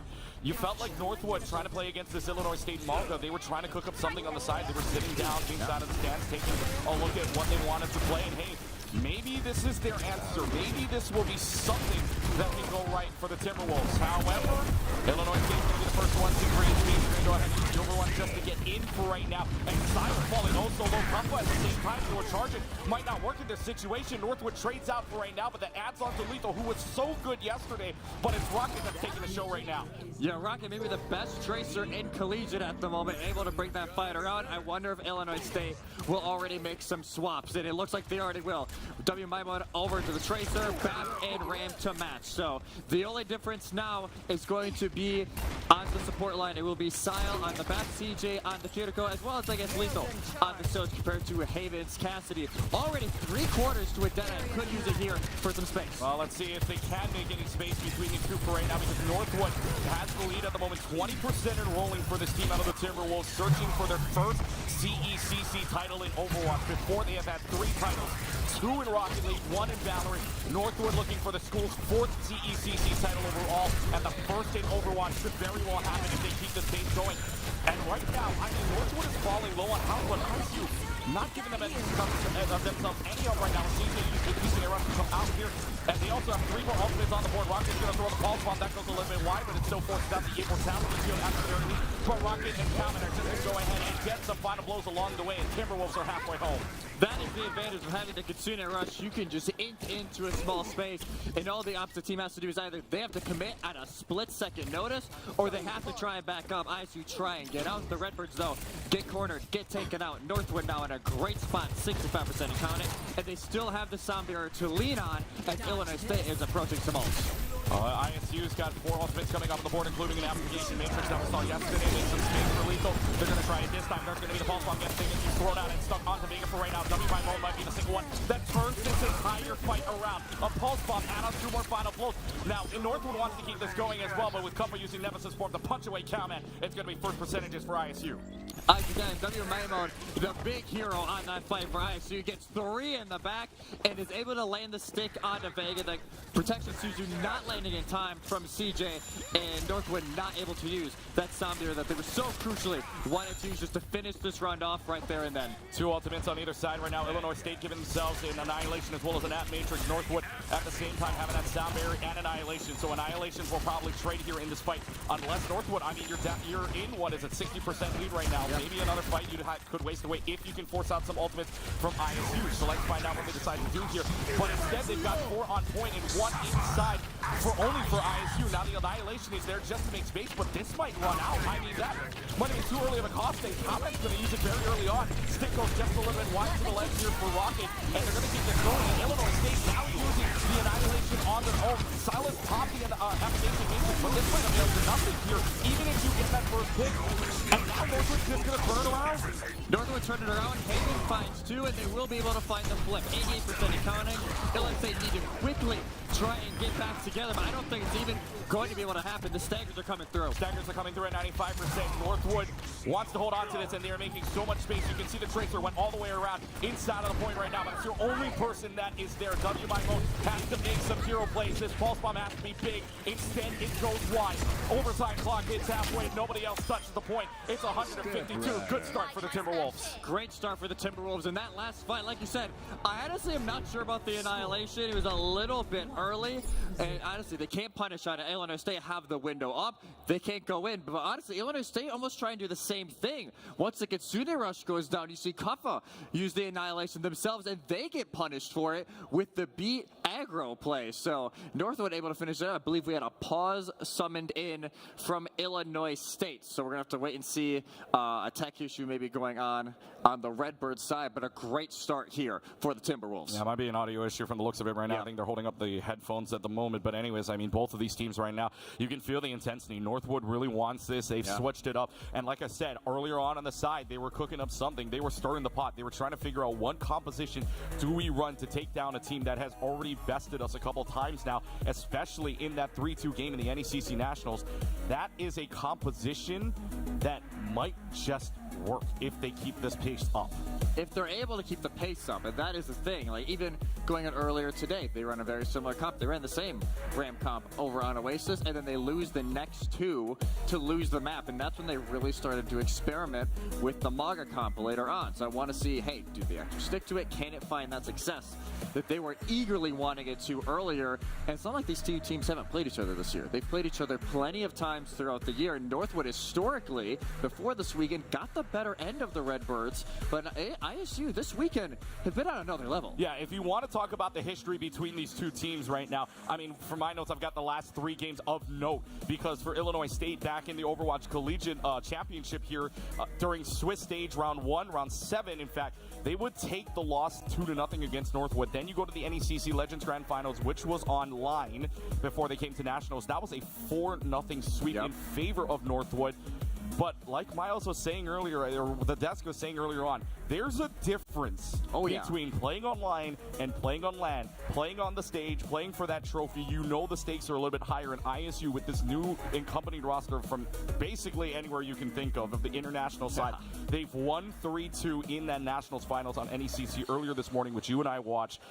And if that's as close as we are going to get it, I'm excited to see what this stage brings. And I guess the only difference between that setup and this one, they were both playing in the back room, in the back practice rooms. They were not on the NECC stage at that time. So this is at least a little bit of a different setting here for Northwood and Illinois State. As this time, hey, even though both teams have been on the stage this weekend at some point, Northwood's game, you could argue was they were very predictable. Very predictable, and they were very loose. No shots of Brian and Stratton at all. It's just that you're going up against the Northwood team that has 2 players now playing for TSN. Yeah, we saw Hog Mirror. Like that. Yes. If you say that, you kind of know the vibe that match. Which at the Hog Mirror, it was pretty fun to watch between the 2 teams. It was pretty fun. I mean, watching Hog versus Hog as a Hog main myself, look, it's fun. But only when I get to do the 2 hooks, 1 hole, on Elias Wall. That's just my opinion. But honestly, for Northwood this weekend, they didn't really have to show any of their cards until the semifinals, because their game against ASU, maybe not a lot of people were looking at. Quarterfinals were hectic, and even though ASU were able to get a map off of them, Northwood, after we had the OWCC pause, were able to just slide on by. It was the Winthrop series that really got people's attention, because Winthrop, you and I talked about it before this weekend started, they were the favorites going in. They have the reigning and the last Overwatch League world champion in RuPaul in that team, and Northwood shut them down. Yeah, and that's a big note as well. And earlier on, you mentioned a note about a pause at the same time, right? There was a pause. And for those that don't know the backstory, the game between Northwood and your team here of Arizona State went 1-1 to start. And then, of course, there was that timing procedure there for Overwatch Collegiate Championship, which forced them to pause the game, go into the pit area, and then play a different series altogether. Now, with this going on here, this is a bit of a long pause because it is a tech pause overall. It is a pause that is going to give themselves maybe a little bit of a break, maybe a little bit of a breather, and a timeout we usually don't see in Overwatch anyways unless we hit a 2-point intermission, right? So, and I mean, a 2-point intermission doesn't exist here either, but regardless, though, giving yourself this long of a pause, is this something that, for ISU, can you use to reset even if one of your players is in that pause right now? We saw it earlier this weekend when they played Fisher. They had pause on pause on pause due to IP issues and tech issues and a PC basically blowing up on stage. They were used to, hey, how do we adapt? Because in that series, too, they were having issues with Fisher in their May variant of them, that RAM comp. So now this time around, they have a little bit of a pause. Obviously, they're trying to figure out the tech issues during this. But they have to say, like, hey, what went wrong in that first round? round, do we want to change it up, or do we still want to stick to our guns on what we wanted to execute the rest of this map? Because obviously that first round over on Gardens, you kind of run a little bit of everything. I want to see, hey, do you want to change something going into this next round? Are you confident enough still, like you were, you know, when you and I both talked to him earlier today, like, hey, they're very confident. They felt it should be a 3-0. We heard Kuffa talk about it, like, they want to send Calman home on his last stage debut, on his last stage game. So far, it's not, at least granted, it's one round, but it's not looking the case so far. Well, I mean, if you're also Illinois State as well, you're probably thinking that the Oka rankings coming out a day before the semifinals was a little questionable, but at the same day as the semifinals was a little bit questionable because Winthrop left, and then if you're ISU, you're thinking, well, or ISU or Northwood, you're thinking, well, if we win this, we're pretty sure we're going to lock up the #1 spot at the end of this year. Yeah, depending Unless the OWCC decides to turn this whole thing around and then Winthrop decides to go on the revenge arc, in which case I do not want to be on the other side of that villain arc. I would not either. A very mad Winthrop team is not what I wanted to play, but, you know, enough about them because, hey, if they wanted to be talked about right now, they would have won yesterday. You know, that's what you got to say to them right now. But honestly, for ISU, you know, when we streamed the game yesterday against Fisher, going like, hey, Fisher could push them a little bit. Fisher only lost 3-2 to ISU during the NECC semifinals the day before. So this time around, it's like, hey, can you take that time? And this time around, they were able to really make that decision. Well, we are going to have a little bit of a short break, so we are going to have some couple of messages from our great sponsors right now. We thank every one of our sponsors here for CECC Main Madness to you, presented by McDonald's of North Texas. Short break due to the tech pause. We'll be right back here on CECC Main Madness.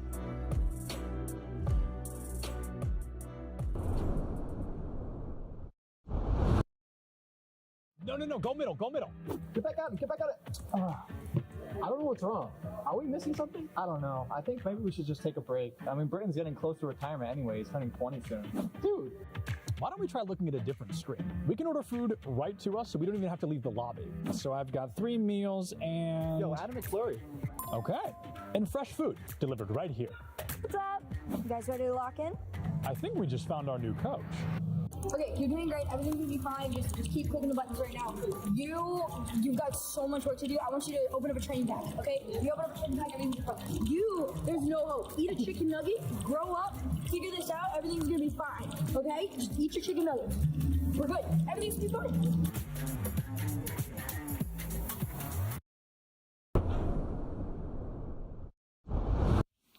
Welcome back, everybody, here inside of the booth. That was a little bit quick, but hey, why not? The quicker the better here for us to get back inside of the game as the tech pause is fixed down, and thanks to our technical crew for getting that all together for us. As we're ready to watch more Overwatch action right here, right now. I mean, it sounds like we're going to go back on here in only a couple of seconds.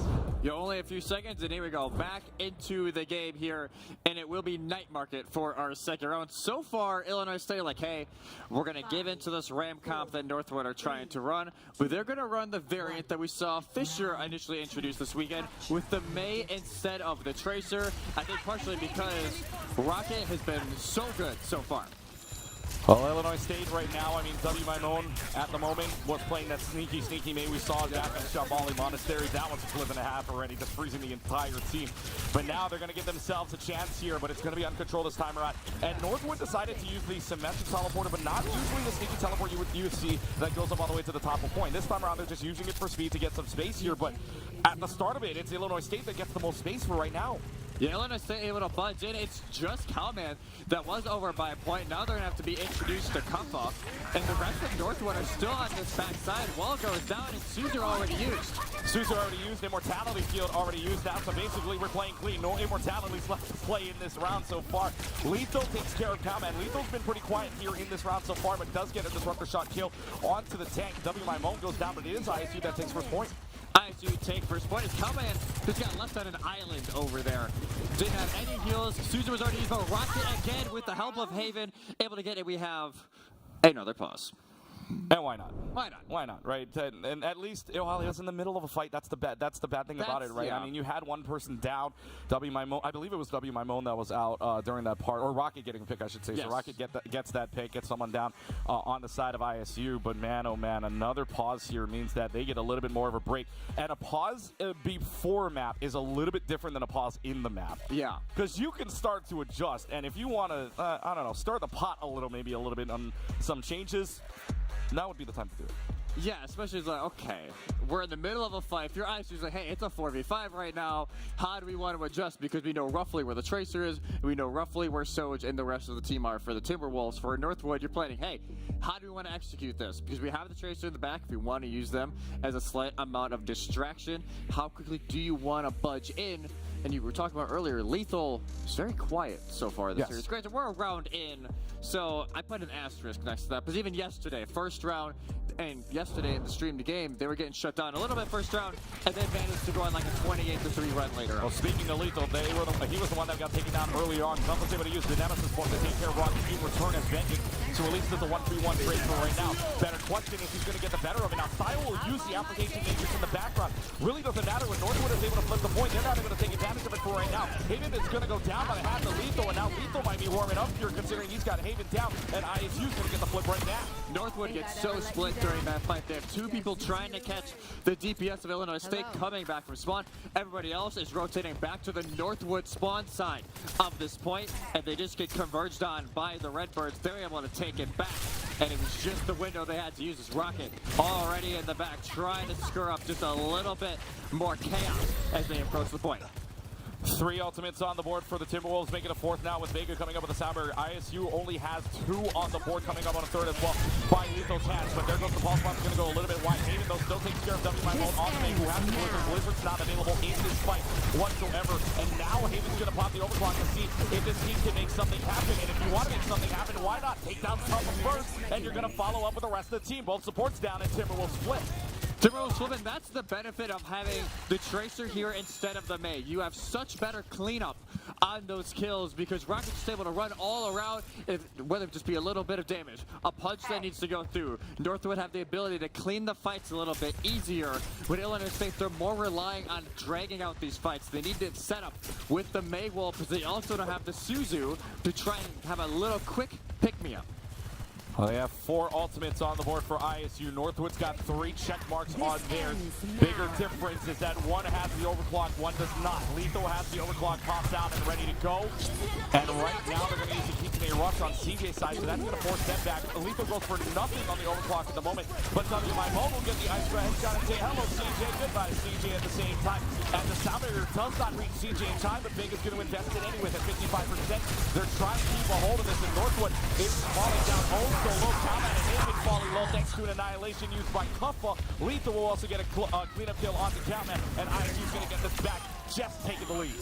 And Kamen uses the Annihilation as well during that fight, so they lose the Annihilation battle. Kuffa didn't have a ton of health, but they use, hey, the Annihilation buff, you get a little bit of extra armor back.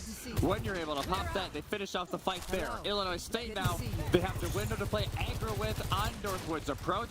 Watch out for Rockets, though. They have that pulse bomb. If they can drag out the Immortality field early, that could be the go button here for the Timberwolves. Rocket and Sio right now, the only ones having an all 10 on either side for right now, and really, Sile trying to make something happen here. Matt, the freshman out of Malmo, Sweden right now, having that 1-8 hazard for Rocket again. Man, you think he's going to be on CSM very soon. He's going to get the stake, but it invests the Immortality field, and that Immortality field could very well hurt. But speaking of hurt, we ain't done just yet because Lethal's able to get a kill on the Haven on the Merrimack. CJ still bloodthirsty as ever on the Kiriko. We know that for dang sure already. But Illinois State holding on to this into the overtime situation for right now. And you can see all the pressure that Northwood has on the ISU. But the question is it still going to be enough? Because now they're going to go ahead and use the Kitsune Rush out and about to see if they can clear out this point for right now. If your ISU is not the worst thing to lose this fight, they are going to start to lose this fight thanks to Sile going down. It's back to the Timberwolves, back in 99 for ISU. They're able to just drag enough time for the Kitsune Rush to come up from CJ, and they just go on in. Illinois State like you said, they don't need to win that fight. That's why they hold on to the sound barrier. Lethal holds on to the overclock, and they can use almost 3 to 4 ultimates during this final fight. Vega for Northwood needs to stay alive to be able to match the sound barrier if Illinois State get aggressive, or eventually for Compass Annihilation if they're just taking too much damage. An Ajax would equal Doom. Yeah, an Ajax would equal Doom for either side. But Lethal takes care of CJ. They just got to use it now or never here, my friend. And it's going to be a fight here for ISU to try to win this one out. They're going to pop the overclock. Lethal and Mine won't get it. But Vega gets a simultaneous shot. That's the third. There's still a chance for Northwood to turn this all the way around. Compass going to use the Annihilation. Almost got off the point. ISU's going to flip it in the meanwhile. And I don't know if anybody else is going to say. I don't know if anybody else is going to touch here. This overclock is there. CJ's going to go over the wall. CJ touches time. Yes, CJ's there. Switch steps away. There has a chance still. There is still a chance. The Wrecking Ball is coming into play. Northwood is online here. Let's see if there is. Illinois State, the only one that has an ultimate online with a pulse bomb. But Lethal takes care of Vega. And this is starting to fall apart. If it is going to happen, it's going to happen right now. Nobody else touches the point. The Wrecking Ball's off. Rocket's off as well, and that's it. We are not done just yet. We are headed all the way to Control Center. We'll head over to Control Center with the most wild rounds of Lijiang I have seen in a very long time. As Illinois State able to bring that back, we almost thought Haven almost gets the ace on that round. They get the collateral on both supports of the Redbirds, and they just don't have enough to bring it all the way back. But man, they got it real close. Oh man, could you imagine the insanity on this team, on the roster, on the cams, if Haven clutches that out with that overclock by himself?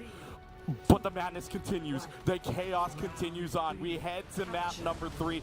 Control Center. Both sides will use the cement to teleport in. And who's going to get control room first, or rather server room first, I should say. And that is going to be Illinois State. Northwood opts to kind of split up just a little bit here. A few are going to be on point. Well, I think that's Rocket that's going to try to clean up on the other end for right now on the back line. But they're just going back and forth right now. They got to find some kind of pick for an opening round. The Rocket is trying to cause a little bit of disruption in the back line when the rest of the team take over the point. But like you said, ISU full server room control as the point opens up. Point unlocks. Lethal onto the Cassidy instead of the Soldier and is able to hit Haven right on the go. Takes care of the man that was trying to clutch it up last time. Northwood's had the first 2 flips. This time around it's ISU. ISU able to cap first. It's because it is. They find Haven right away. It's Lethal, the man who needs to get hot for the Redbirds if they want to win this series. And so far, able to do just that. As they almost have the Deadeye soon, just about 30% away. And they're going to keep playing aggressive with these walls in these very tight corridors. This is the run of Lijiang that may work excellently. Well, let's find out if it can work excellently. And you're also worried about Rocky getting a pulse bomb already halfway to it. Comment also halfway up to an Annihilation. Copper outbeating him right now by 20%.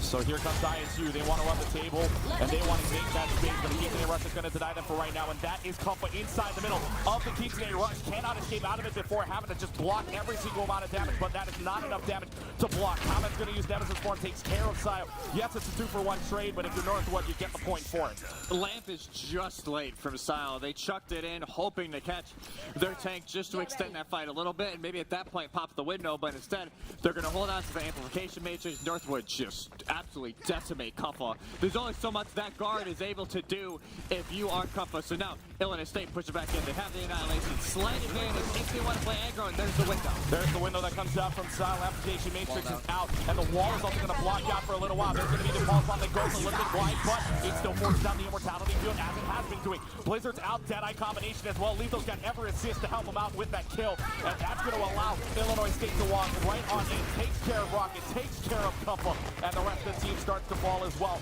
For ISU, they're going to get the point. Comment tries to get aggro with the Annihilation to deny the value from the window, but as soon as WMAMO sees like, hey, that's what you're doing, throws down the Blizzard, freezes Comment, deletes that ultimate from even existing for the Timberwolves, and it was a great counterplay from the Redbirds, and they still hold on to the sound barrier. Vega has it as well, a couple holding on to that Annihilation, and Rocket does not have the pulse bomb to kind of refuse that entry. It's going to be smooth sailing for Compa if they're able to get it. Well, the Annihilation, like you were saying, available early on, and if they don't have to worry about a sound barrier, that would be the best thing in the world if you're Cuppa right now. Northwood, though, would love to use the sound barrier to a great advantage, and they might not even need to use it. If Haven's hitting shots, like Haven's been hitting shots all round long, especially that last round, this could be something worth of note. And now they're going to force out the immortality field. It is going to be Admiral using the sound barrier first. Vega will follow Calvin. Getting the end of that sound barrier. But Calvin is still in it. Now Annihilations will come out from Cuppa. See if this works out anywhere because he's still stuck inside of that PTA run. And it's going to be Northwood trying to run it down. Application Matrix is their point. Does flip on over to Northwood for the meanwhile.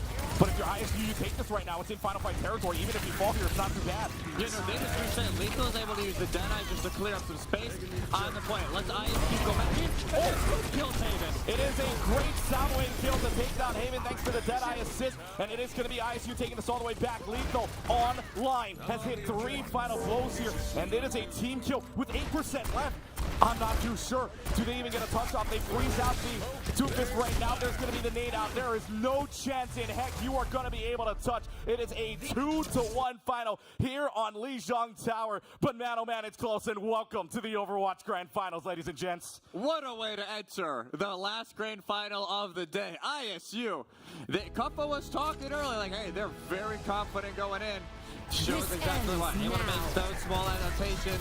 It'll be lethal in play, but honestly, the entire ISU team made great changes so far. And even though, yes, on paper, that Tracer variation with the Kiriko is able to clean up fights way faster, they extend those fights out. You saw it there at the very end, like, hey, we don't need to win this right now. We can settle down for half a second, wait out the Kitsune rush that denied us the Annihilation value, and we can push back in because Northwood used everything. And this ISU team is doing the old classic, go behind the stage. Yeah. Let's figure this out. We know we already won. We're 2 away from that cup. We're 2 away from lifting that trophy for CECC 2024 for the second time here for this school in a matter of 3 years. But man, I mean, if you're talking about controls overall, ISU, well, based on the last 2 games that we've seen them on stage, I'd like to keep this spicy.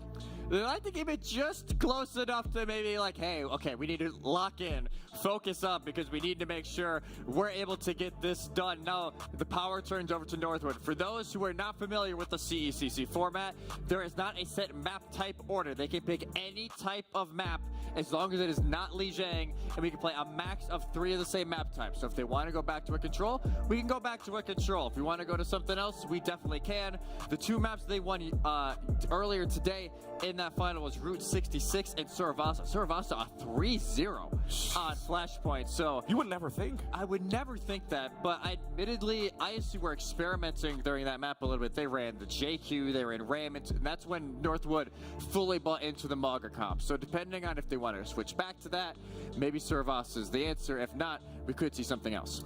I mean, we could see something else. What we could also see right now is your match summary of the grand final stats in map number 1 presented to you by State Farm.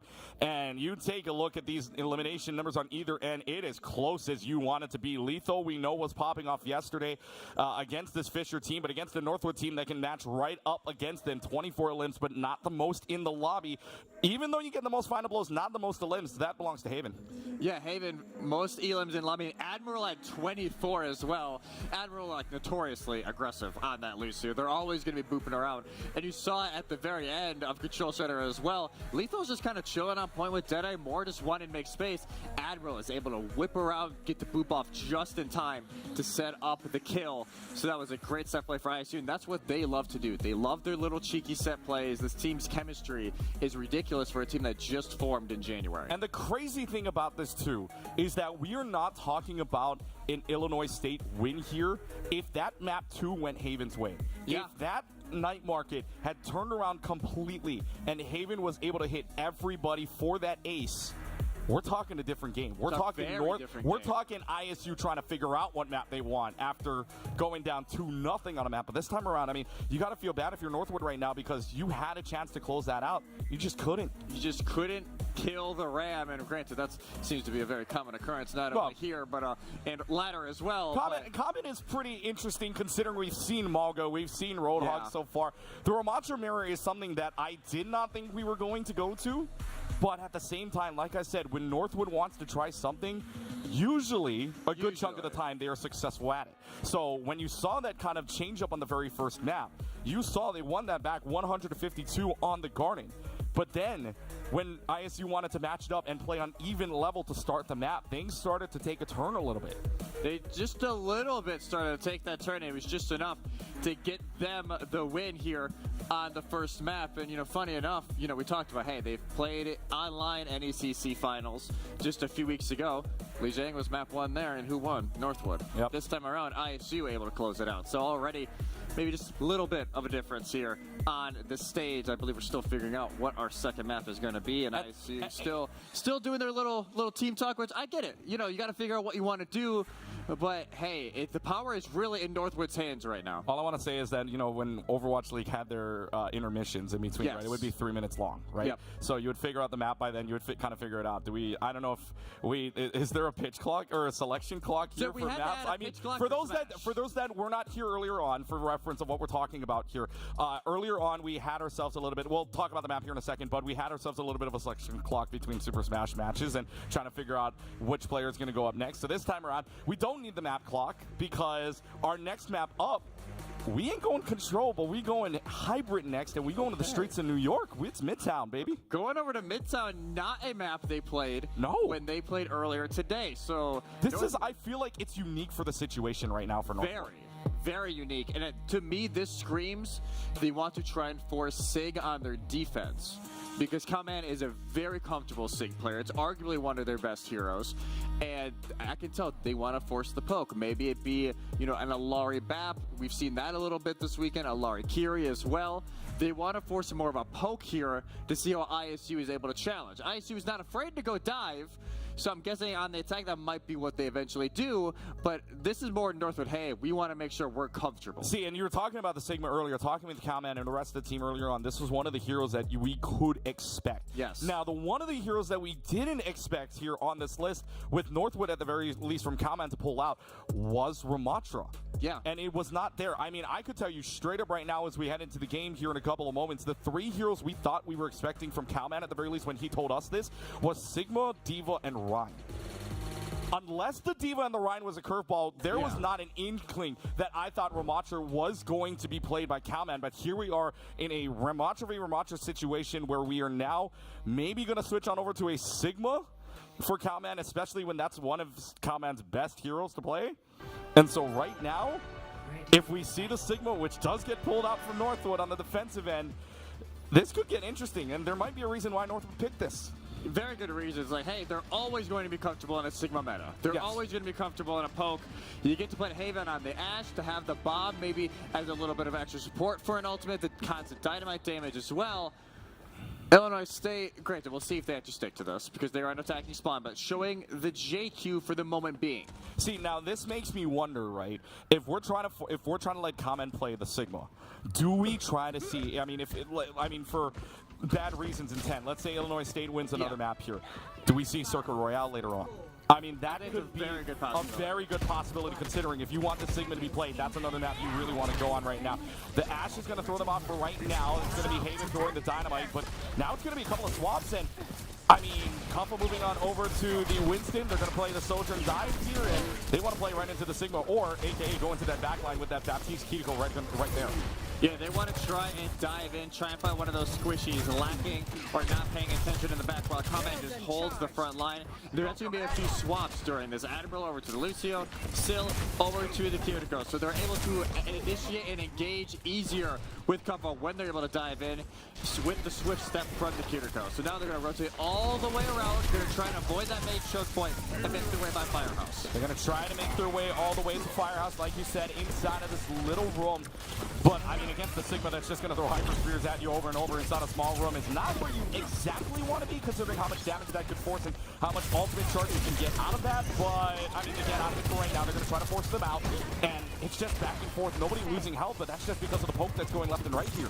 And especially in Northwood, they have so much heals at their disposal. You have CJ on the map, Vega on the Kiriko.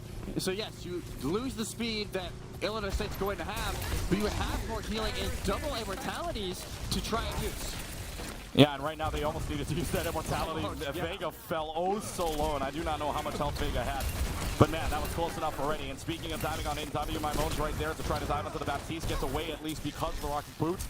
will stay away for right now. And CJ, no more immortality field either, so you feel like for ISU, this could be the go button now. Sayo will use the keys in rush to get them in for the moment here, but Comment does get lethal down. But this is just a dive party. Yes, you lose one, but how about 1 for 2 in return as Illinois State will keep this going.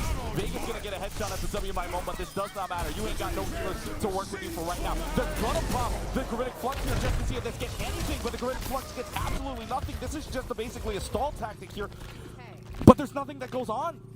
No, they're not able to turn it around. That was such a good engage from Illinois State. Admiral whipping around. Cuffa's able to meet them by the choke, and Admiral just knocks them back into the Winston. Both supports fall, and Illinois State, they will capture point. Just over 4 minutes for the Redbirds to use, and Comment, I thought maybe initially going to use that ultimate so they can swap, but they're going to stick to it now, and Vega gets staggered out. Yep, there goes the pack right on top of Vega, and so you don't have a Kiriko anymore. You're down to 1 immortality left. But what you also have left is an application matrix in case you want to play maybe the zoning game a little bit. But if you're Illinois State, all you have to do is just make the go button call and you can just dive right past it. I mean, that's pretty much what it's going to be unless you can get on the other side of the window. But Cuffa there, WMI having their ultimate, Admiral also having a sound barrier available. Northwood's got a few check marks of their own. Let's see what they decide to use here. There's a few shots being hit up on top of the bridge on the overpass right now that is this Northwood team. You can talk about poke all you want and Northwood has, but if they have the go button, Illinois State is going to run rapid. And here comes Cuffa that takes down Vega. Will pop the Primaries to make sure that this bad team is separated out for the moment, and there's going to be the keys in a rush out. Primaries is able to take care of Comment before Haven can, but if Comment goes down, that's not a good sign for you. No, Admiral will fall though. Rocket's able to finish up the kill after Haven's able to get some damage in. This is not done yet for Northwood. Illinois State not actually able to finish off the members off on high ground, and the Timberwolves should at least be able to slowly settle back into this, but it was a great start for Illinois State. That cart at least starts to go underneath the Midtown Tunnel, and halfway through this, Northwood still going to play a little passive, going to play farther back now. The worst part about this map is if you get stuck in that underneath zone, you are in hell. You are in a danger zone that you do not want to be in. You do not want Kenny Logan singing anything when you're down there inside of that lower area. But instead, Illinois State is able to push it in, at least to the uphill zone where you give yourself a little bit more space. But you've got 3 ultimates on the board for the Redbirds. Northwood has 2 now. Comment also coming up on a Gravitic Flux of their own. So let's see what Northwood wants to do here, because Illinois State's just waiting for that golden opportunity. If that pulse bomb landed down, that's a green light. That would have been hit Comment slightly, but they don't use the lamp on it. Now they use window. They're going to use the application matrix to start here. They're diving all over this Baptiste for right now, and as well as this Ash, but they're trying to dive inside of this lower room, but this fight's just going to be over here. Vega's gone, Haven's gone, CJ does get lethal, but that's going to be pretty much in. Once that green light is on, Redbirds fly in. The Redbirds soar on in. Comment going to use the ult again, and miss. So at this point, no one saw it. No one saw it. Nope. ISU going to continue pushing in. They will not. No, not touch. Yikes. Do we call it? I don't think so. Not really. Not really. Eerily close to. Yeah. Eerily close to a certain organization that our host works for. But that is not great for Northwood, as now they have to give up even more space, and they're not able to swap off the sig, which I gotta feel like Comment was wanting to do. I want you to know if you had actually said that Herc is, Herc's not going to like it. I really hope you know that. 2 minutes and 50 seconds on the clock. Your side does go down, so Illinois State playing on the back foot here for what feels like the first time in a little while now, considering they have to reset. You've got the key to go out. Yes, you can play with the speed and the dive right now, but losing a big part of your healing like that is going to reset you. Northwood's got 2 ultimates on the board, a Pulse Bomb as well as a rally for you. But that'll be my mode. I mean, has been hitting a few Pulse Bombs. Let's see if it lands this time. Our Pulse Bomb is out, forces out yet again the immortality field, and Lethal will take care of that in the meanwhile. They'll drop on down, and around this corner, this gets dicey. It's a little dicey. Vegas just trying to keep the trickster away, but now it's the Winston who dives in, forces Primary. Forces the rally out at the very least, but will also stun out and forces the Primal Rage at the very least at the same time. There's going to be at least 1 pick from WI Moan onto Haven at the moment, and that's going to force at least the Winston to jump off, let him reset for a little while, because you at least got that 1 pick, and maybe you're forcing Northwood back just a little bit more. Rocket's going to be able to go for the Pulse Bomb, and that goes wide, and now it's just going to be it's going to be the rush out from Sile here to see if they can get that green light going. And in fact, it might just be CJ's gone, Calmet's gone, support gone, tank gone, final corner coming up. Northwood have never been able to swap off the Sigma comp just because of when the fights were. They keep wanting to stick to it. Vega will eventually swap over to Lucio also to try and help stall out this point. And as you know, back over to the Braves. They're not going to stick with it. They lose a little bit of ult surge that they had built up. Cowman now close to that Gravitic Flux. 0 for 2 you for getting value out of it. Can he save this defense?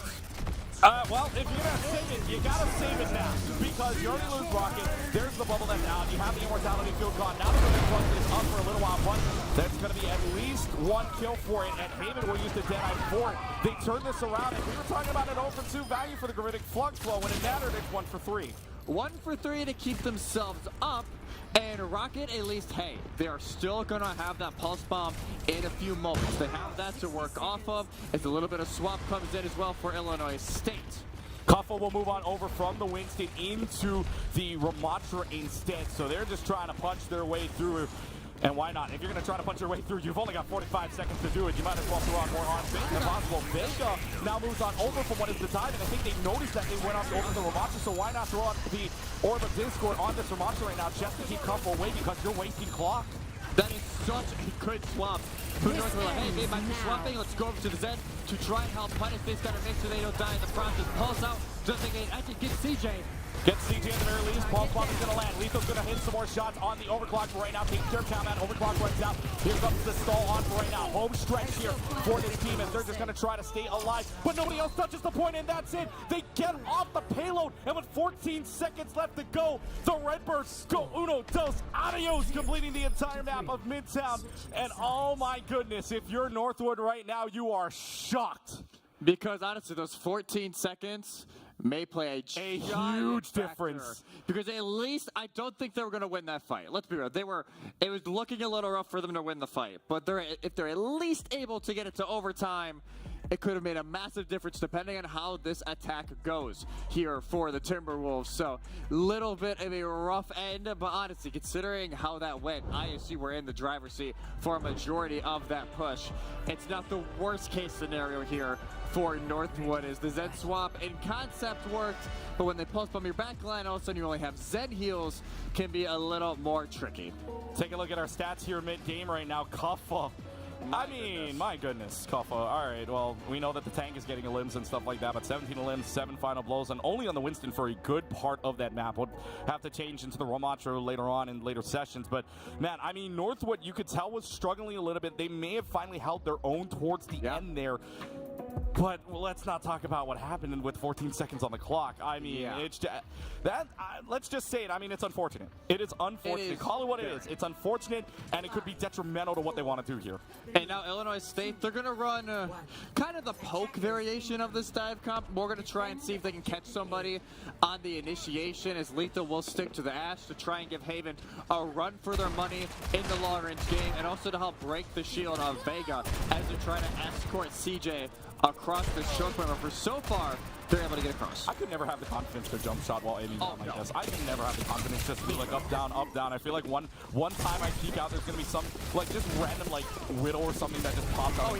Shot, right? I would never have that confidence, but hey, there's a reason why these players are on stage, and, well, not either of us at all. We're not. So, yeah, we're not there. 3 minutes and 25 seconds on the clock. Here is Calman going back on the Sigma. Maybe something will work out this time around here, but the way this is going right now, they're diving in. They already have to hide inside the firehouse. Yeah, they're just going to chill up on side Firehouse. This is going to set up CJ and Haven to have a great spot. CJ to heal, Haven to get that damage in as they start to make their way to point. The problem is, if you got somebody like Lethal hitting shots right now, that's probably on the Sash. You could make something else happen. There's a great bio need for it now. Forcing Immortality field out. Rocket's able to get rid of WY Home, so that's one less piece of design you have to worry about in this case. And now, I mean, Northwood could be very well in their position, but Haven has slept for a couple of moments. We're getting a great bio nade onto CJ and Haven. Haven won a bio nade from Sile, but is it going to be enough? Because they at least get 2 ticks up on the board for Northwood for right now. Rocket's going to get rid of Admiral, and yes, well, maybe not, because Rocket's still doing their Rocket things, but in fact, it is going to be enough to hold on with just those 2 ticks. 95%, but not everything for Northwood is still doesn't get looked at for a majority of that. They're just sitting on top trade. The Bionade hooked in, that saves that defense here for Illinois State as they're able to get 2 with a Haven and Vega gets taken out, and now Northwood, that whole push, 2 minutes are already gone. But if you're Northwood, you're thinking, okay, without that Bionade, we've got something going here. We've got some momentum we can play off of. If they can repeat what they just did, They only need one more tick to play with right now, and they've got another 2.5 minutes in the bank, so let's see what happens here. They're going to go ahead and now to boost the Winston up, and actually CJ will use the Immortality Field alongside the Matrix. WMI Mobile throw out the pulse bomb, and Lethal now going down. It's such a huge piece for the damage that is going to happen here. It's going to be increasing, and oh boy, this Winston is stuck. This Winston's in a really bad position, but yet again, Sile throws a great Bionine out that lands onto CJ. Couples able to wrap that up, but it is only going to be 2 ticks. They have to contest here. Couples not able to reach the point with the jetpack for right now, and 3 people on point. It's probably going to have to be Couple that's on there, and now they're going to bring out the rally. The rally will come out and stay if they can stick around here for just a couple more moments, and the 6th man out and about as well. Couple may go down, but he still have a tank. That tank's name is Bob, and WMI Mode with the help of Bob is able to take down Vega. They may turn this all the way on its head with 1 minute and 15 seconds left to go. Ain't no chance you're touching the point now, unless Haven can bring you up with a few more picks of their own. Haven's got 2 on the board for right now. With 2 ticks on the board here, Haven's got a 3rd. They may just get this tick. They might be able to. They came all the way back from spawn. They swapped after the Bob had died. They trade all the way through top trade. They're able to pick up Phil, who's been chilling. We're at 3, and it will be the cap here for Northwood. About 50-second difference from ISU, with still plenty of time to work with here for the Timberwolves. You saw it was just a little bit, right? It was just, it stopped for just a couple of moments. Just a little bit, and then we finally got the point. It's fine. It's all good if you're Northwood. You're chilling. You're not being chilling. Oh, just a little bit. You're waiting for something good to now happen here on the overpass, and this is where it stops just a little bit more. If you're Northwood right now, you've got that advantage with the shield, right? If you dive on in, you're kind of making yourselves a level differential anyways here. So Northwood going to try to use that shield throw, that advantage, especially when Common's got the Gravitic Flux online. Yeah, can they get 2 for 4? Now, as they're going on the way forward, like I said, it's one of the only ultimates they will have to work with. CJ should have done continue rush early, but look for Sil. They're going to be probably putting the nano on Akumpa to send them on in and just disrupt the entire play. 2.5 minutes left to go. Bione's in, and they go right up the Common. You got nothing to cleanse it for right now. CJ probably uses the protection Suzu to at least give themselves a chance. Now it's going to be the Gravitic Flux up. This may be too little too late. They just got on the hands of the pulse bomb, but Haven's able to take care of Sil. That really won't matter in this case because you lose a big chunk of your healing, lose a big chunk of your damage, and this is a backup game for ISU. Yeah, Northwood's like, hey, we can chill for a second. Spawn advantage is in our favor, and we can push in before Sil is able to get back here for ISU using Kumpa very low. They may just have to use the Primal early in this fight to make sure they're able to stay in it, but instead, they're going to give up that high ground positioning temporarily. Kumpa gets sealed up, and now can play around that Primal more aggressively. And that's what you love about the Winston right now, playing aggressively here for Kumpa. You're loving that at any point there could be a go blessing just like this one. Even if a keeps an rush is pulled out, guess what? You get yourself a Primal range, you keep yourselves in this a little bit longer, and in fact, separate out your entire tank on the other team as Common is divided up from the team from that Primal range. And this is just going to be over. I don't care, Rocket's got a pulse bomb kill. You lose a big kill, you lose your tank, it's game. And they will swap to the Manga Comp now. They have given in. They're not going to try the Sigma Comp anymore. And even though, yes, Rocket's able to get a stagger kill on Sil, which may reconsider Northwood's approach to this, depending on how quickly, but yeah, that is a great defense for Illinois State. And yeah, Kumpa's already going back to defend their spawns. They are going to get off the Winston, seeing that the Manga has now came out, and they're going to match it. Well, I mean, for right now, if you are this team from Illinois State, you are feeling pretty confident in what you're running right now because Illinois State sees, like we said earlier on, when they played the Manga Mirror, this was all ISU taking maps. Yeah. And so right now they're matching Kumpa to Common right now. Common does maybe only have like 80% more advantage for 1 down, only 50 seconds left to go. Bob is going to come out 6th man on the floor here for Illinois State. Common, though, is able to get rid of it for right now, so it's back to a 5v5. But 40 seconds left to go. I mean, time's just wasting away here. If they're going to blink, they're going to blink now. They need to go in, and granted, they don't need to finish with time left necessarily, but they still need to make sure they're able to finish off this fight as they're able to get this card now. Rounding the final corner with Bob in hand and a pulse bomb through the cup. But can they get anything going here in this final fight territory? Rocket's able to get the kill on the WMI Bone. 5,900 on the meter left to go before they can add another 90 seconds. And why not? They finally get one good here with 1 minute and 40 on the clock to try to complete this map and force a round 2.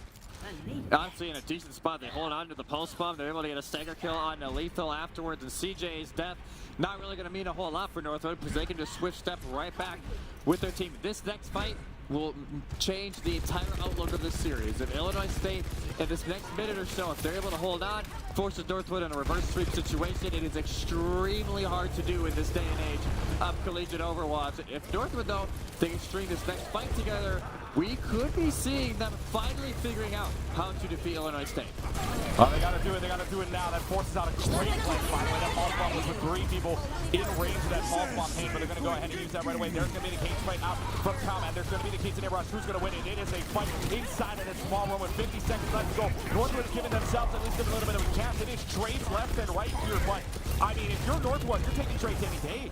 You take the trades, honestly. Illinois State is just W. Maymon who's able to get out. Everybody else died for Illinois State. But now, Cowman, you cannot stick around too long. You need to make sure this final fight is your best effort.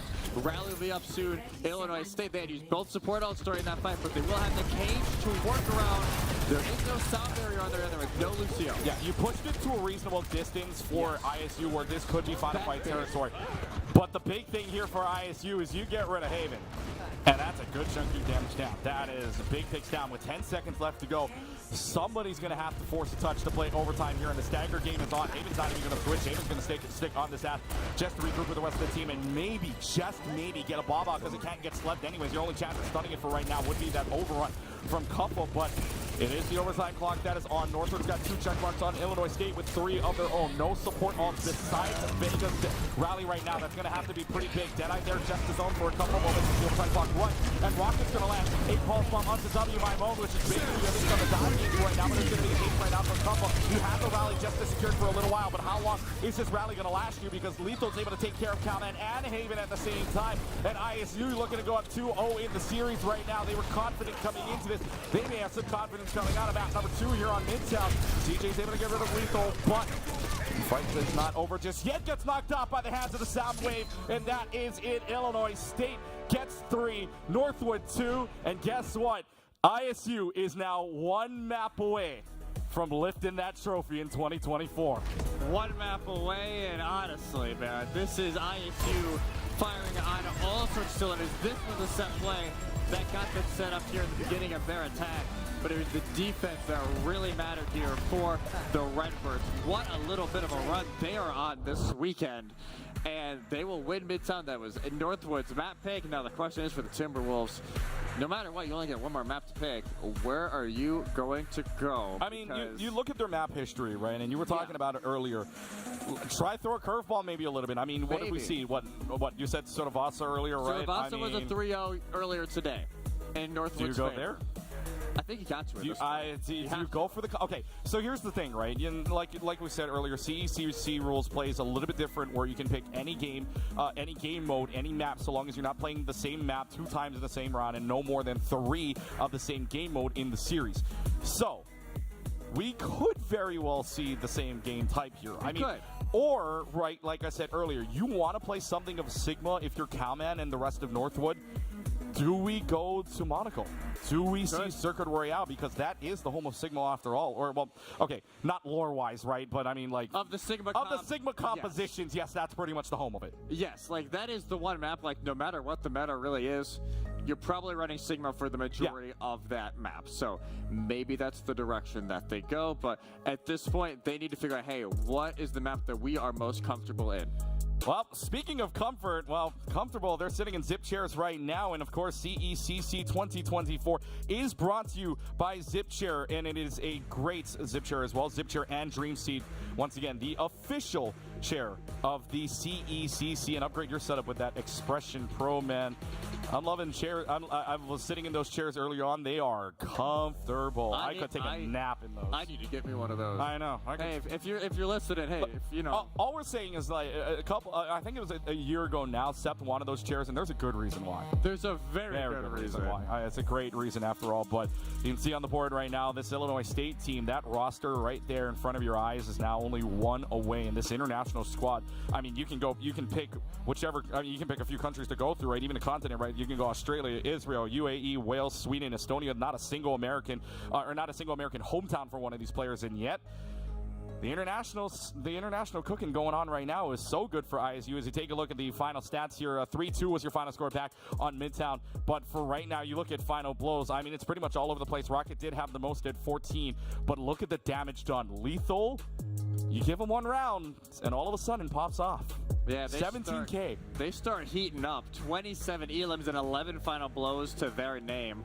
Nice little turnaround there for the Redbirds, but it looked like Northwood, for a few moments there, took back the momentum. But Redbirds like, no, like we're still in the lead. We want to continue being in the lead, and that's exactly what they're able to do over there on map 2. Is honestly for Northwood, you just need your confidence back because they are a little bit quiet at this point. And real quick, shout out to the elusive Neon Star down there. Shout out Neon. Right now.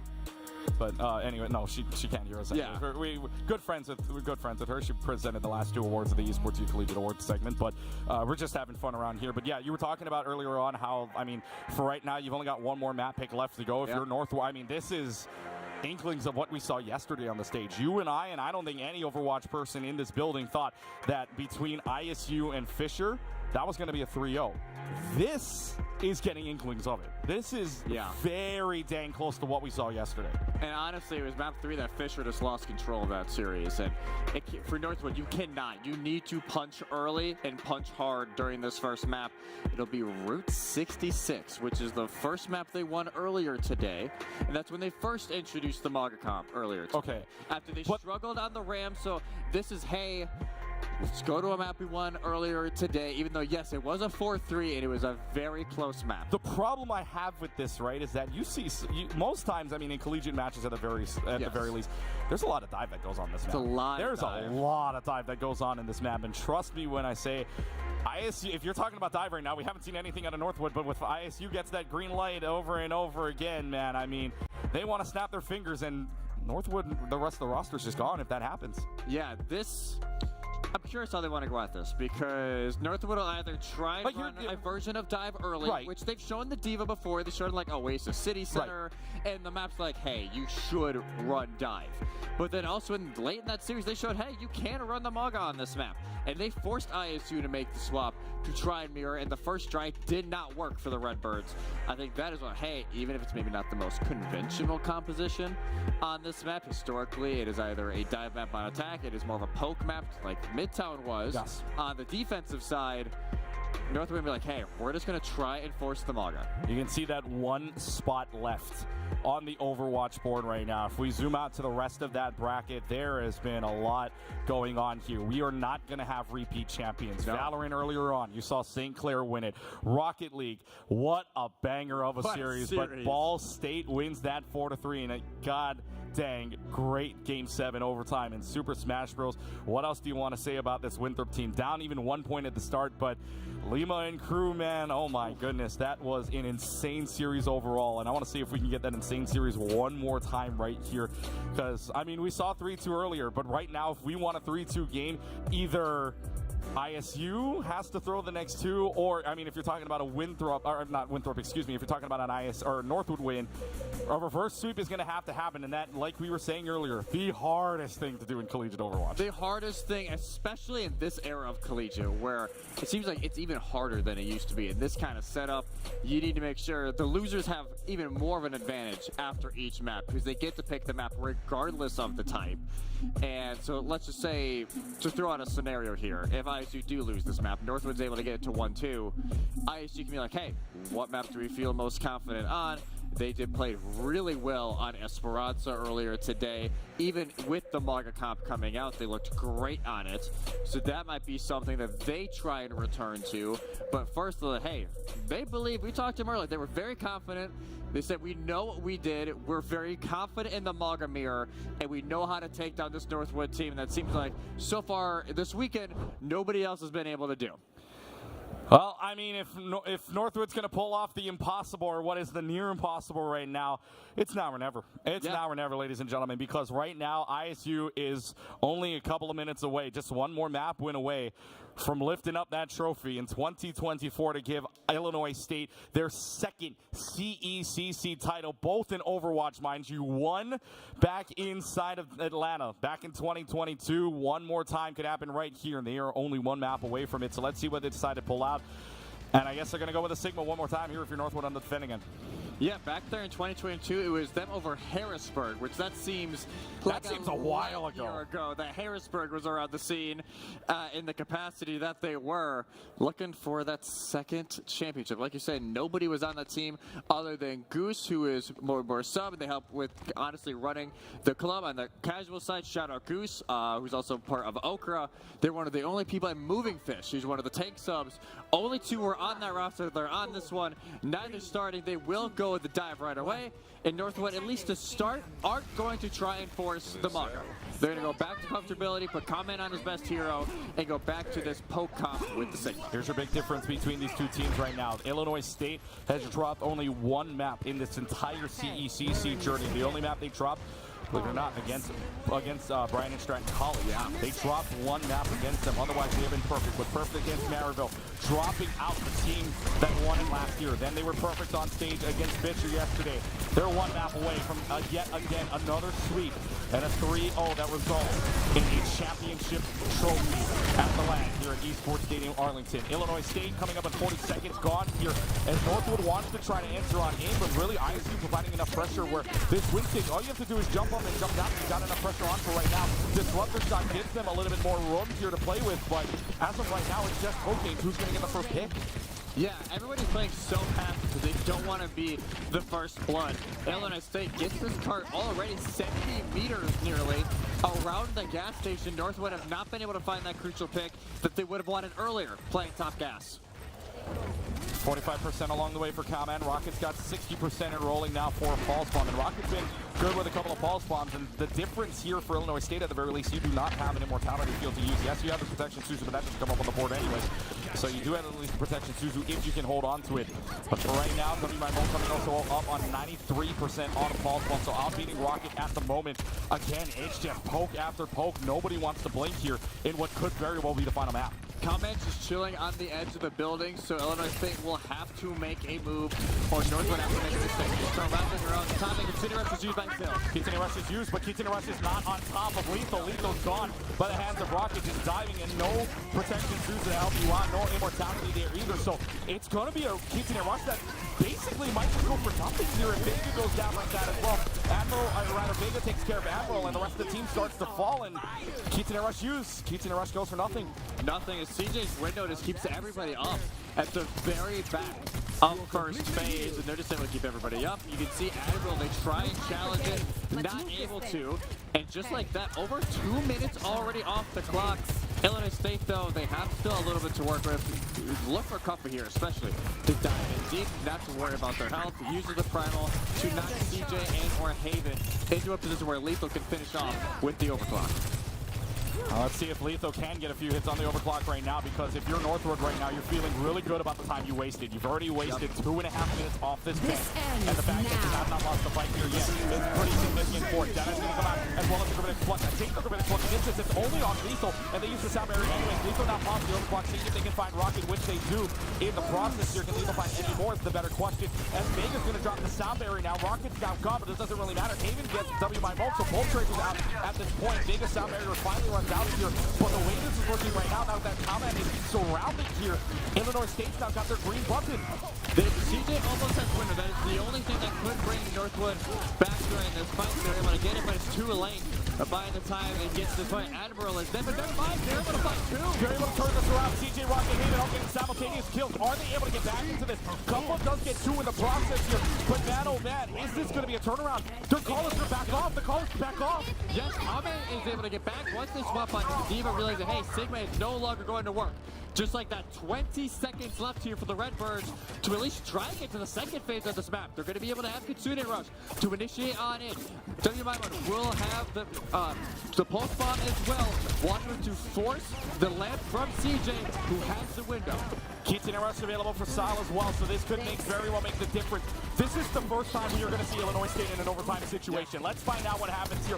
Northwood has wasted away every single second up to this point, and they may even waste the round. How that gets what a couple in the process. There's the Kitsune Rush out, but it's going to be countered out by the application inventory right now. Deadeye's out. Pulse bomb goes wide. Does Deadeye find anything? Haven's still holding on to it. Is Haven going to find anything within that? Answer is no. Haven does go down by the hands of Admiral with the help of Silent at the same time. Pulse bomb goes wide.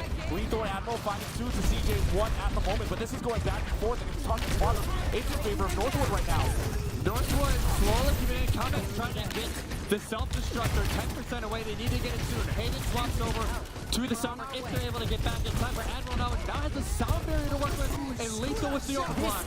He's got to make something happen here. Lethal does have the overclock available. Admiral does have sound barrier to use. Lethal's going to go ahead and take down Rocket. That's 2 picks already here for Illinois State. They are finally getting some picks, and they are finally going to get the last 4 meters down to their way. Yes, you get rid of a lot, but it didn't work out last time. This time around, you wipe the team, and you add another 2.5 to the bank. Woo! That was a little close if you're the Redbirds. Wipe your sweat off the brow now, folks. The credit goes in the chat is CJ's like, hey, nice Sojo. Yes. We got to shout it out when you see it, but what a little turnaround there for Illinois State as Northwood not able to finish off the fight when they needed to. Illinois State, they love dragging out these fights. They feel confident how they're able to turn it around and add 2.5 minutes on the clock. Come in, now has that self-destruct to use if they need it just to remech later on. But if you're talking about wasting time, Northwood did such a good job of that on the very first time. But look, that was the first time we had ever seen overtime from the Redbirds in this entire series. And look what happened. Look what happened. I mean, when Illinois State was on the attack at the very least, because the other maps, I mean, we're not going to count control at all, but still, for Illinois State at the very least, they are now on the back foot. They're playing on the back foot here from the looks of it right now, and with 1:30 left to go. I mean, the way this is going right now, they're not finding any answers, but the answer might come after Rocket is taken care of thanks to Kumpa. But Haven's still finding shots. Haven's working up at the same time as well. 2-1 in favor of Illinois State, making a 3-1 thanks to W. Mimone, and they will push the card in further. But look how far back it still is. They get another fight on this for Northwood. Oh, Northwood easily have another fight on this. They at least play around the point. But Rocket going in early, I don't think they realize how many people are sitting in that mega room, and they just get punished. And that's why Illinois State like, hey, don't have to worry about Rocket messing with our backline this entire fight. Yeah, let's just, no worries, go on in, finish off those kills. Northwood have both support elements to work with, almost all 5. This could be an ult frenzy, depending on skills used to continue as they do early on high ground. Well, application matrix is also going to be used here, maybe to stave them off, but I don't know where that app matrix is. It's down on the ground. It's on the lower level. You're absolutely right there. Keaton Rush is going to be used by Sile just to make sure that that happens. Immortality field is used, so that's going to stay up for right now. It's going to at least happen for Vega using the sound barrier at the same time. 3 ultimates online for Northwood, and nothing on the board for ISU. So if you're Northwood, you want to stall time here. You want to make this last fight here, because now the Deadeye's going to come out. Deadeye goes out for nothing, maybe just to reload a little bit. Admiral now forced out to use the sound barrier. We're in final fight. Final fight. Come in as a self-destruct if they need to use it to sustain that. Seems like what they will be able to do. Use it to rematch. They will be able to get back. Doesn't get any kills, but Haven finds the first blood. That splits up the entire team, so Kumpa's now gone from all the rest of the healers, and Haven's able to take care of Kumpa at the same point. So now with 8 seconds left to go, the Redbirds are on the back end here. 6 seconds left. They're going to have to touch. It's going to be an overtime. But for right now, it's just the stall tactic here. Lethal does have the overclock to use here. It's going to be the Tracer for right now. They're running down. It's hide. They're going to hide. All they have to do is hide, wait for it to run out, and in fact, overtime clock is right now. Oh, we almost said it one more time. But, well, these guys know where the time is. These guys know where the clock is right now. The overtime clock, again, just whittling away, but staying up on the contest right now. This is craziness, but the first one to get an ultimate in this entire scrum is the Prime Rage. Cup was able to swing away with those hands on the wristband and is able to take care of CJ. He's already up on the second level and already pushing out this Lucio. Lucio is going to have to get away with this. Lucio has nowhere to go except for the rest of the team. Get out! How is Vega alive? Vega finally goes down again. Another overtime here for Illinois State, and they're going to add time to the bank. Northwood just cannot seem to kill off Illinois State just when you think, hey, they lose their Winston, they're split off because of that self-destruct. Illinois State come right back into it. Even after Lethal, it doesn't get anything from the overclock. All it does is forces Northwood to back up. Kumpa's able to go in. They're able to get that Primal Rage. Kumpa now over to the Ramatra. Come initially went over to the Maga. Now they would go back over to the Ramatra, seeing that the Ramatra was pulled from Illinois State. Well, if you're going to pull out anything, you're going to pull out something now. I mean, you got to pull everything out of the tool bag if you wanted to, because if you're Northwood right now, your goal is to, even if right now it's not hybrid, so even getting 0 on the board does not help you one bit, unless, of course, you can get more than 1 minute on their time. But anyways, 45 seconds left to go on the clock down. We'll go ahead and pull out the CCC Rush. Admiral having the sound barrier to use. Haven's going to get one on the Deadeye. Finds Lethal. This is the chance that Northwood wants here. They also have 3 ultimates on the board, but if you're ISU, you back. Yeah, you have to back here. You cannot play into this, especially when lethal is your win condition going in next fight. They're at 17% to that overclock. You need to make sure your Soj is involved in the fight. Admiral has the sound barrier to try and counteract either Vegas or the window. Rocket will be looking to try and stick it early. They do. Forces the lamp out of Sill. Forces the immortality field out. Sal has nothing left, and Illinois State does not have any more calories left. The only thing that's going to keep you immortal, if only for a couple of seconds, is Admiral on the sound barrier. 5 seconds left. Northwood has not been able to close out this round on 2 overtime. There will be a third. This right here, Northwood tries to stay alive in this entire thing.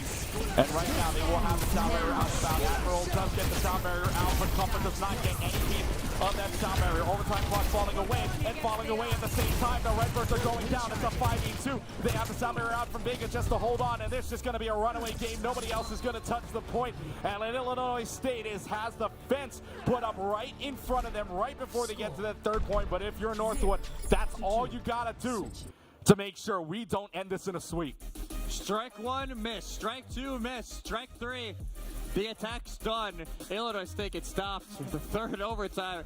I swear, if Northwood weren't able to stop it there was going to be a lot of questions being asked about being able to finish off those fights. The sound barrier just does not hit Kuffa. Oh, yeah. It is so close for being able to hit Kuffa. But honestly, if you're Illinois State, you went from almost not even capturing first phase to getting eerily close to capturing it all the way. And that was not the cleanest map from ISU. Let's be real. It was not the cleanest map from ISU. Especially with the dive that was going on too. We both thought, I think you and I both thought, that if there was a dive that was going to happen, it was going to be very nice. But the fact that Northwood, we're asking, well, why pick this map here? That map was to stall time, and point number 1, that's what showed. They played 3 overtimes, and guess what? Finally, third time's the charm. Third time's the charm. They're able to get it done, and now on the attack so far, they're teasing the Maga. We'll have to wait and see if that is the case. Kuffa, 17 eliminations and 9 final blows so What far. also helps you, by the way, is CJ with 12k healing. That is will help insane from CJ, and that's the benefit you have with the Baptiste instead of the Kiriko. But also, Sile, yes, they were running a little bit of both. They swapped to the Bap very late on during that. They don't have as much heal as you can see. It was just under 3,000. They're playing way more aggressive with the Kiriko and more just making sure they are able to use those protection Suzus to keep their tank in the fight. Comment will stick onto the Maga here, which is going to be very hard for Kuffa once they dive in. That shield is going to get burned down very quickly. Now they're finally noticing that right around here. So 3 minutes and 40 seconds on the clock now as they're finally noticing that, hey, you're running into a big, strong man from Samoa. You might want to back out of there. You don't want to really face that guy head because the gun usually beats the Tesla cannon in this time around, at least damage-wise. But Kuffa, I mean, look, already burning away to 130 health. Has already backed away. And now look, the Maga's going to chase this Winston down. This Winston has to dive back down. Overrun kills 1 and will take down Admiral at the same time. You got to forget him. Not too much longer anyways. The dive happens here, and it's this Maga that's taking space. I got a feeling, yeah, swaps are coming. Sal over to the Kiriko, Admiral back over to Lucio. They're probably going to match this mirror because you cannot run the Winston into it. It is just not physically possible. You get melted down way too fast. They're actually going to go to the Ramacho. Oh, never mind. They're going to bait us with that. They're going to go over to the Maga instead to just the full-on mirror, at least in the tank line. The only difference being the flex sports they should be able, they will be able to at least get one more touch here before they end the first phase. Well, there'll be one more fight here between these 2 minutes and 40 seconds left to go on the clock now as Haven's going to stay up on the second floor. Really nobody contesting Haven, and Haven has been hitting shots, but will drop down to the lower level here. See if they can force out any more pressure. Kuffa does get rid of the immortality field, but is it going to be enough in the process? It might just be because Lethal's able to take care of Comet. That's a big chunk of damage, and tanking is dropping back in your only tank here in Overwatch 2. And W Mode finding the next 2 and just diving all over the place here. Illinois State matching, and Illinois State will hold. Illinois State hold on, and now look at this. The counter picks of that. Comment's going to go back over to the We played rock, paper, scissors. That's exactly what it is. That is what this meta honestly is. Yes. It's going to be a lot of tank counter picks and a lot of compositions that are going to get changed around constantly. So instead, they're not going to have the cage to work with. They'll have the window, though, from CJ early, and Haven's then has to try and make some space. W Maymon did a great job last fight, just keeping the pressure on that point, and they were a menace over to CJ. They got to make sure to keep that up and force the immortality field early on in this engagement. A minute 45 on the clock here. If you're Illinois State, you are that much away from claiming a trophy. But can Haven and team keep this up? You're going to be keeping the rushes alongside an at matrix. That goes for nothing for right now. Trade, there's a great stick, but it's going to force out the immortality field, and that's going to be a lot of healing coming up for CJ anyways because of the at matrix. but let's see who gets the better of it. Haven's able to go through the window, and just as the window goes down, W by Mo goes down thanks to it, and Haven gets that headshot. But can they keep this going in the process here? Lethal falling also low down to 2.5 to get the protected to just to the line. But this is a scrappy fight, but if Lethal goes down here, this is pretty much it. Lethal finds CJ somehow, some way through all the chaos. But Cowman and Haven getting their picks usually mean that this fight is going to go the way to Northwood. They don't need overtime to capture the point. Or do they? They shouldn't. No, it will be traded out. And yeah, there's not a miracle touch. Northwood will have just a little bit of time going into second phase. A little bit more time than Illinois State had. Just a little bit. And this is honestly getting really funny at this point. When Northwood, like, going into the NECC game, the Mug Cup was their kind of their backpedal. Like, hey, this is what we want to try out. Now he's almost baiting ISU, like, hey, you want a mirror? And instead, nah, we're just going to go over to Sigma because we feel we can win the Sigma versus Maga matchup as long as we can keep Kappa away. So far, they've done a great job of that. But this positioning will be very difficult to do with Cage coming in just a moment. If you're Northwood right now, I mean, you've captured first point. Problem is you still got 1 more and 53 meters left to go. So Northwood does have a great flux. Now, we've said it before, Common's been a little hit and miss with these, depending on the situation you're looking at, but Common can hit one very good one. Things could turn around all the way here. Lethal's going to go on over and use the Deadeye, and Lethal doesn't even need the Deadeye to get the final on to CJ, but Haven does take care of Lethal, and Common used the British Flux only to die with it. Rocket and Haven might be able to turn this on to 10. Rocket's got a pulse bomb kill, gets rid of Cup at the same time. Swamp bombs are going to work well in the favor of the Timberwolves, and even if you fall your yes, you give it to Lucio. Hey, good luck here. I think you're winning this fight.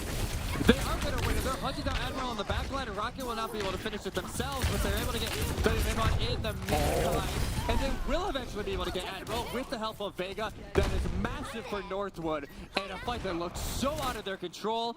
It does not work out this time around. It's a stagger. I mean, it's just a stagger. It's huge. I mean, you get, I know the Lucio comes back in on speed, but that's a great stagger for you. If you're Northwood, that's momentum for you for right now.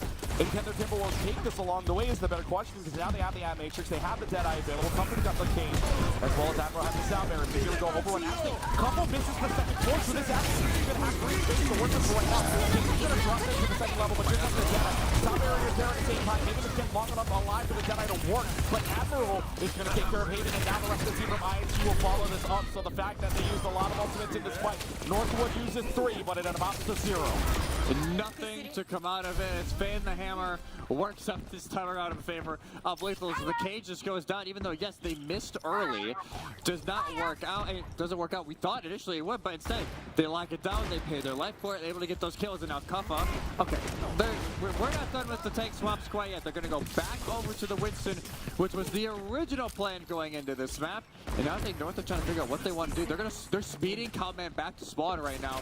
They will make a swap to this composition, and we'll have to see in a moment here. You're going to go back over to the Mug. You know they are holding tab. You know they are holding tab. As soon as you see that tank swap, you get the speed, you're going to run back, you're going to change, and now you're going to have it. Well, I would like to at least call this advantage at the very least for right now, because we do have Couple giving yourself, going on to the Winston instead. Deadeye's able to get rid of Immortality Field, but the bigger part of this is that Immortality Field no longer an option to save for a Pulse Bomb. They may not even need it here. W by Home gets rid of Rocket. I mean, at this point, back off game, you got 25 seconds left to go on the clock, but CD's able to take care of Admiral. Lethal is right behind Haven. They don't know. They have no clue. Lethal is just hunting right now. Northwood, at this point, you don't have the time to decommit. You have to make sure, yes, you're going to play a little passively, but you have to make sure you're at least lingering around this cart. You cannot fully reset. Rocket has the pulse bomb if they want to use it. WMA1 has it as well. 4 seconds left. Glory awaits Illinois State right now. The championship trophy, meters or feet away from them. And all they got to do is win on this map. They get the ball from, forces out the Immortality Field. Lethal gets rid of Vega. This could be your winning moment right here, right now. The sweep potential is on. Haven's getting rid of WMO, so that is a trade for right now. But the bigger part is that you lose out of Vega. Vega's going to speed back the rest of the way. They'll use the Association Matrix to hold on for right now. Lethal finds the headshot on the Haven. The closing moments might happen. Deadeye just to hold on for a little while. Lethal's able to get rid of CJ. This could be it. Overtime clock starts to run out. Barely runs out, but it's able to still get on. Nobody else is able to touch the point. And Illinois State, winners in Atlanta 2022. Soar high, Redbirds, because you are CECC champions. What a performance from the Redbirds. They went in confident, they go out champions, and Lethal, what can you say? They go in, fight the one, fight the few, and even though Northwood, they make the last second swap to try and catch ISU off guard. It is that early kickoff that ruins the entire fight plan, and the Redbirds are the first Overwatch champions for CECC to win 2. To win twice up on a stage here in the Collegiate Esports Commissioners Cup. They did it back in 2022 against Harrisburg. Well, they don't need no storm. Ain't no storm in front of them. All they have to go through are a few Timberwolves, and the Redbirds go flying home with the trophy. From last chance qualifiers to last ones standing. A very similar end as well, but these two matched up in that LCQ. ISU take him down. This time around for the actual championship, they do it again. This time 3-0 fashion. Exactly the way they would have wanted it in ISU. What a way to end your CECC campaign. What a way to end this CECC, man, oh man. It is going to be a fun one next year already. I cannot wait. I know we're the ending ones of it, but man, those Redbirds up there are ready to go and ready to lift up their trophy. So let's head on over to the trophy ceremony on that stage right now. Welcome to the stage to present the Overwatch 2 Championship Trophy. McDonald's of North Texas owner-operator Randy Richard. Congratulations. On behalf of McDonald's North Texas, we want to say congratulations and job well done.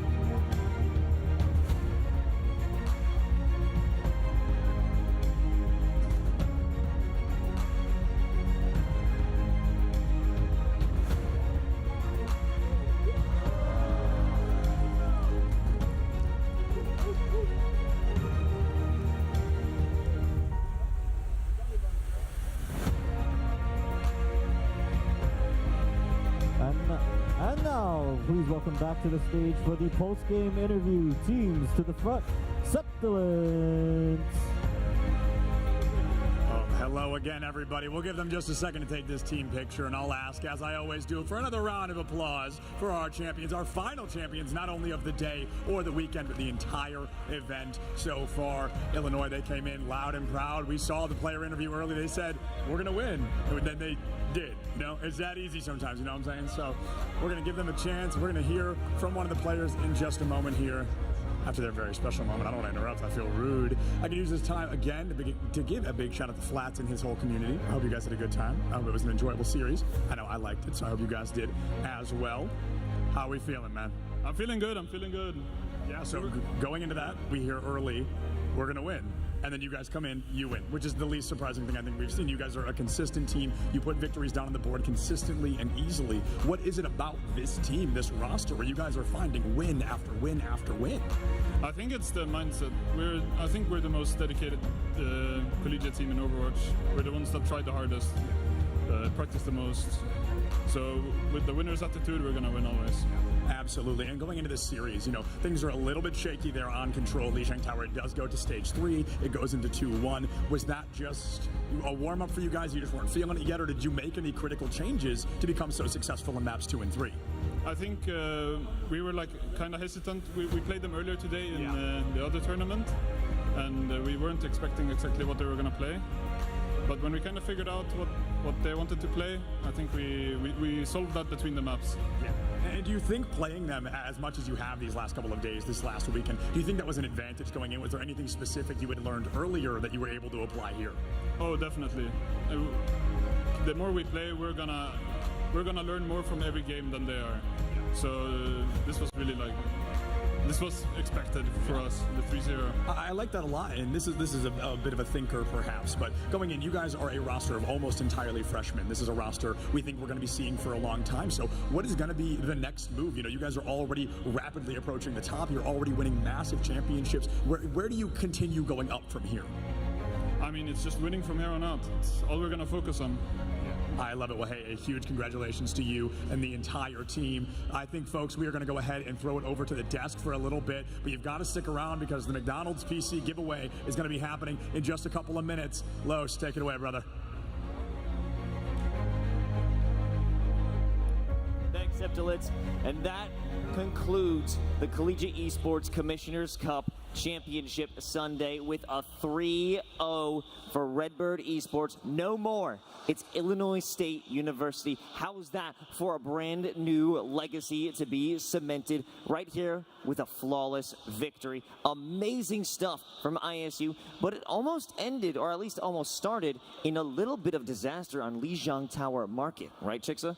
Yeah, it certainly wasn't going ISU's way to start, but they got more comfortable, they got into things, and they were able to make incredible kind of 99 percentile run that gave them the edge in the moving on forward. So very impressed with ISU throughout the entire culmination of this weekend, in particular this match, this game. They were able to just continue their momentum once they got comfortable. They had the strats. Yes, they had played Northwood earlier today already, but it looked like a whole nother series because they were on their game. They were absolutely on their game. And before we talk more, we want to give a quick shout out to Flats and his community for joining us for these grand finals. Thank you all for watching with us. Hope you loved the show as much as we did. Now moving on to map 2, or at least throughout this series, we saw a lot of denial of resources, forced use of resources onto Northwood from Illinois State, forcing them to waste everything. Tell me about that, Miles. Yeah, the idea of forcing moves is prevalent in a lot of games, but it happened a lot this game in particular. You saw there was a scene on map 2 where you saw a Nano shot into the Winston. Winston jumps up, Kuffa's coming down on top of Northwood, and what happens? Amplification matrix gets burned and everyone runs away, everyone scatters. And then nothing happens. Kuffa doesn't need to go in. Little situations like that were so prevalent because it was a lose-lose situation. Either you burn those resources and you don't get the fight, you don't get to use them at all, or you don't burn them, and then you've got a Nano Winston on top of you who sees that you haven't used any ultimates, and he goes, I mean, I don't mind if I do. Yeah, just a lot of double bluffs. You didn't really have the chance to have a sound solution when every single moment ISU existed in a state of perpetual threat. Yeah, you had such great combinations from Sile helping that Winston, Lethal being such a nuisance in the backline on those poke heroes, as well as Admiral keeping the backline secure so no one was able to give them a flank. But we really got to talk up the player of the match. Tell us all about Kuffa, Artie. 45,000 damage, 80 eliminations, highest in the lobby, 44 point something damage blocked. Yeah. 83 elims, 12 ults, 32 final blows, 45,000 damage, and 83 elims. 83 elims, by the way, highest. No one is near Kuffa. I mean, like, the closest, I think, was 72. 75 on Lethal. There we go. Lethal, your teammate. Yeah, so ridiculous in the best way possible. You are absolutely incredible. I love seeing the Winston gameplay, and honestly, like, look, like I said yesterday, I love the Mauga, but I'm glad that there was some shenanigans that occurred with people holding down the tab button, so there was like 4 tank swaps in rapid succession on Route 66 between both EU and Calman. But I'm glad we got off the Mauga, because like your Winston in conjunction with Lethal on Tracer just creates absolute chaos. Lethal is just left alone, able to just path wherever the heck they chose, and then when you're like, okay, 1, 2, 3, let's go, because you could tell there was 1, 2, 3 happening, or they're just so familiar with how they like to play together that they're on the same wavelength and they don't need to call that out, because the less cluttering comms the better. But Tracer would all of a sudden not be anywhere, and if you don't see someone on the enemy team, you need to be panicking, in all honesty. Like, that is a bad sign. It's like you walk forward and you don't see a shield from a Reinhardt, you should think, oh crud, did I just check the right corner where the Rein's probably hiding. Same with the Tracer. This Tracer was just left alone, and then Kuffa was able to engage, get some poke damage, and then just disengage at will. And honestly, part of it came down to just resource management, as Miles pointed out. It was a lose-lose situation within reference specifically to that window, but it was used in the wrong spot. I mean, it's a window. Use it early. It's an ability. It's an ultimate that is almost like an ability at this point for Baptiste. And it's just staying on the bat for so long when you have a Winston and a Tracer going after you. I understand you have a Cassidy who's supposed to protect you, but at the end of the day, so does the enemy team. And that Cass can stay back because you're dealing with chaos in your front line because there's a angry gorilla right in your face. Kaffa was just him today, and I wish we still had the April Fool's voice line of Winston. Whenever Winston like jumped in, he was like a Pokemon, and he would just say his voice line over and over again of Winston. That was Kaffa all day. You have such an amazing way of almost scolding them while you're complimenting them. After I do anything, after this cast, tell me I did great, but in that way, I don't know if I'll just wake up and become so much better. Yellows? I mean, yeah. Kaffa was insane. He was propped up by the back of his team, and I feel like Kaffa's determination to get kills was supplemented by the rest of the team's determination to not give up fights no matter what. You called it out on Lijiang. It all started out with 99 to 99. They're fighting out fights that they had no way of winning, and then all of a sudden we see DPS coming in from out of nowhere to get picks early on to start snowballing into a win. It happened on Route 66 too, right? Yeah, there was multiple times where we found that ISU was at death's door at that overtime moment, but in those moments, they still did not persist. I think it was such a elongated fight at the second point. They would not give up. It was probably the longest fight, I'm going to say, the most prolonged one throughout the tournament. I'm just saying that. But most likely, I don't know, Artie, how does that stand out to the resilience of the new Redbird Esports? A, speed, understanding you need to play fast heroes when you need to play fast heroes. B, understanding your cooldowns and how to work them in together when you're trying to stagger on or keep touching an objective. And C, I think it also is almost psychopathic because they're able to stay calm, cool, and collected in probably the most chaotic scene of their life. Well, at least of this current day, because I know some of these players actually play in contenders and have gotten very close to being professional. So with that in mind, I honestly think that they're crazy in the best way. They were able to stay calm. I mean, normally, Overwatch comms are very, very loud. Could barely hear either of the teams up there. And it was an absolute rampage and totally destructive today, but across the board, I think they did a fabulous job, and I look forward to seeing what they can do in the future with CECC, and in particular, CECC here today was it was brought to us by State Farm, and they are the official insurance provider of Esports U for anything that we might end up breaking. Thank you, Esports U.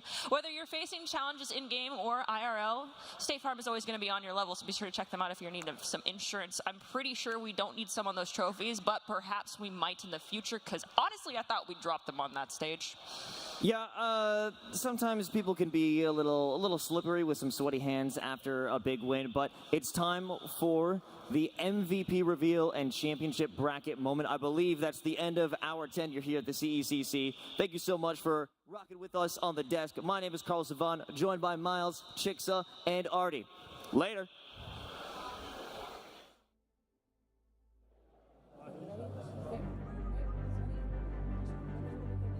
All right, we are down here on the bracket right now. Right here, we have our CECC 2024 champions. Redbird soar high, baby. Redbird soar high. Go ahead and take your name, place it on that champion spot. You guys got it.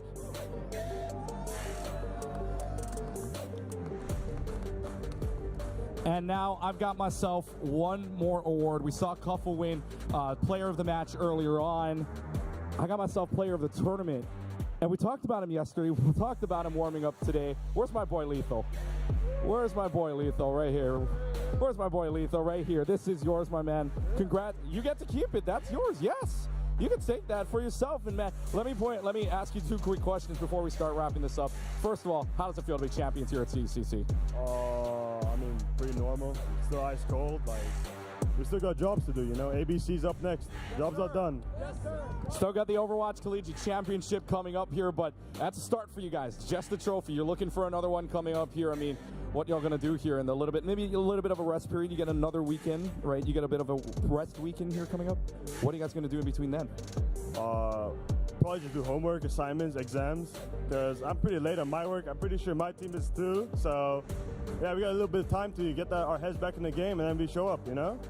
You know, they got homework and then they got work to do, and they did the work here today. Illinois State, one more round of applause, ladies and gentlemen, for your Overwatch champions here at the Collegiate Esports Commissioners Cup 2024. And I'll see you guys again next year, right? No more last chance qualifiers, by the way. We're going to see you next year, right? Oh, yeah. All these guys, not a single senior on here. You're going to be seeing them next time. All right. We're done here at the bracket, done at the desk, but we still got one more thing left to go. Let's head on over to the McDonald's pit right now where Septilant is giving away one last thing. I think it's a PC, ain't it? Thank you, Clutch Key, and it is a PC indeed, my friend. We have had 4 grand finalist champions, but there is one more winner at the end of the day. Last year, a student from Arizona State University was able to take this home, and folks, this PC is beautiful. It has got some custom-made signage here from CECC May Madness 2024, and it's got the giant McDonald's on the side. It's got another screen on it, and it's going to be McDonald's colors. Now, the winner has already been chosen. He already knows he has it, and he is just a couple of feet away. I'm going to be joined by Diego Flores from UNT. Now, you're probably like, who is that? You probably know this man as Skinny the Pooh, one of the best Super Smash Bros. Ultimate players we have seen so far. Now, Skinny, the question a lot of people are probably thinking, you're a Smash Ultimate player. What are you going to do with such a great PC? Finally become a PC gamer. Oh, you love to hear it, man. We are super excited for you to have this PC and to be technically our final winner of the CECC. But folks, I hate to say it, Diego, thank you again, my friend, but CECC is going to get ready to come to a close. It has been a great weekend of a lot of great games and matches that we have been nothing but excited and eager to be a part of. We've seen some great champions and some even better games, and we thank all of you for being able to join us. We saw Rocket League, Valorant, Overwatch, and Super Smash Bros. Ultimate, and unfortunately, the 2024 CEC season is getting ready to come to a close. We want to thank each and every one of you for joining us. That is all the teams and all the players, all the coaches and all of the managers, all the people that support each and every one of these teams, and of course, all of our beautiful, wonderful viewers just like you. This event could not go on without literally hundreds, if not thousands of people, but if I took the time to name all of them, we'd be here for a really long while. I have been your host, Septilence. Thank you so much for joining me. Check your posture, drink some water, don't forget to love each other, and we'll see you next time.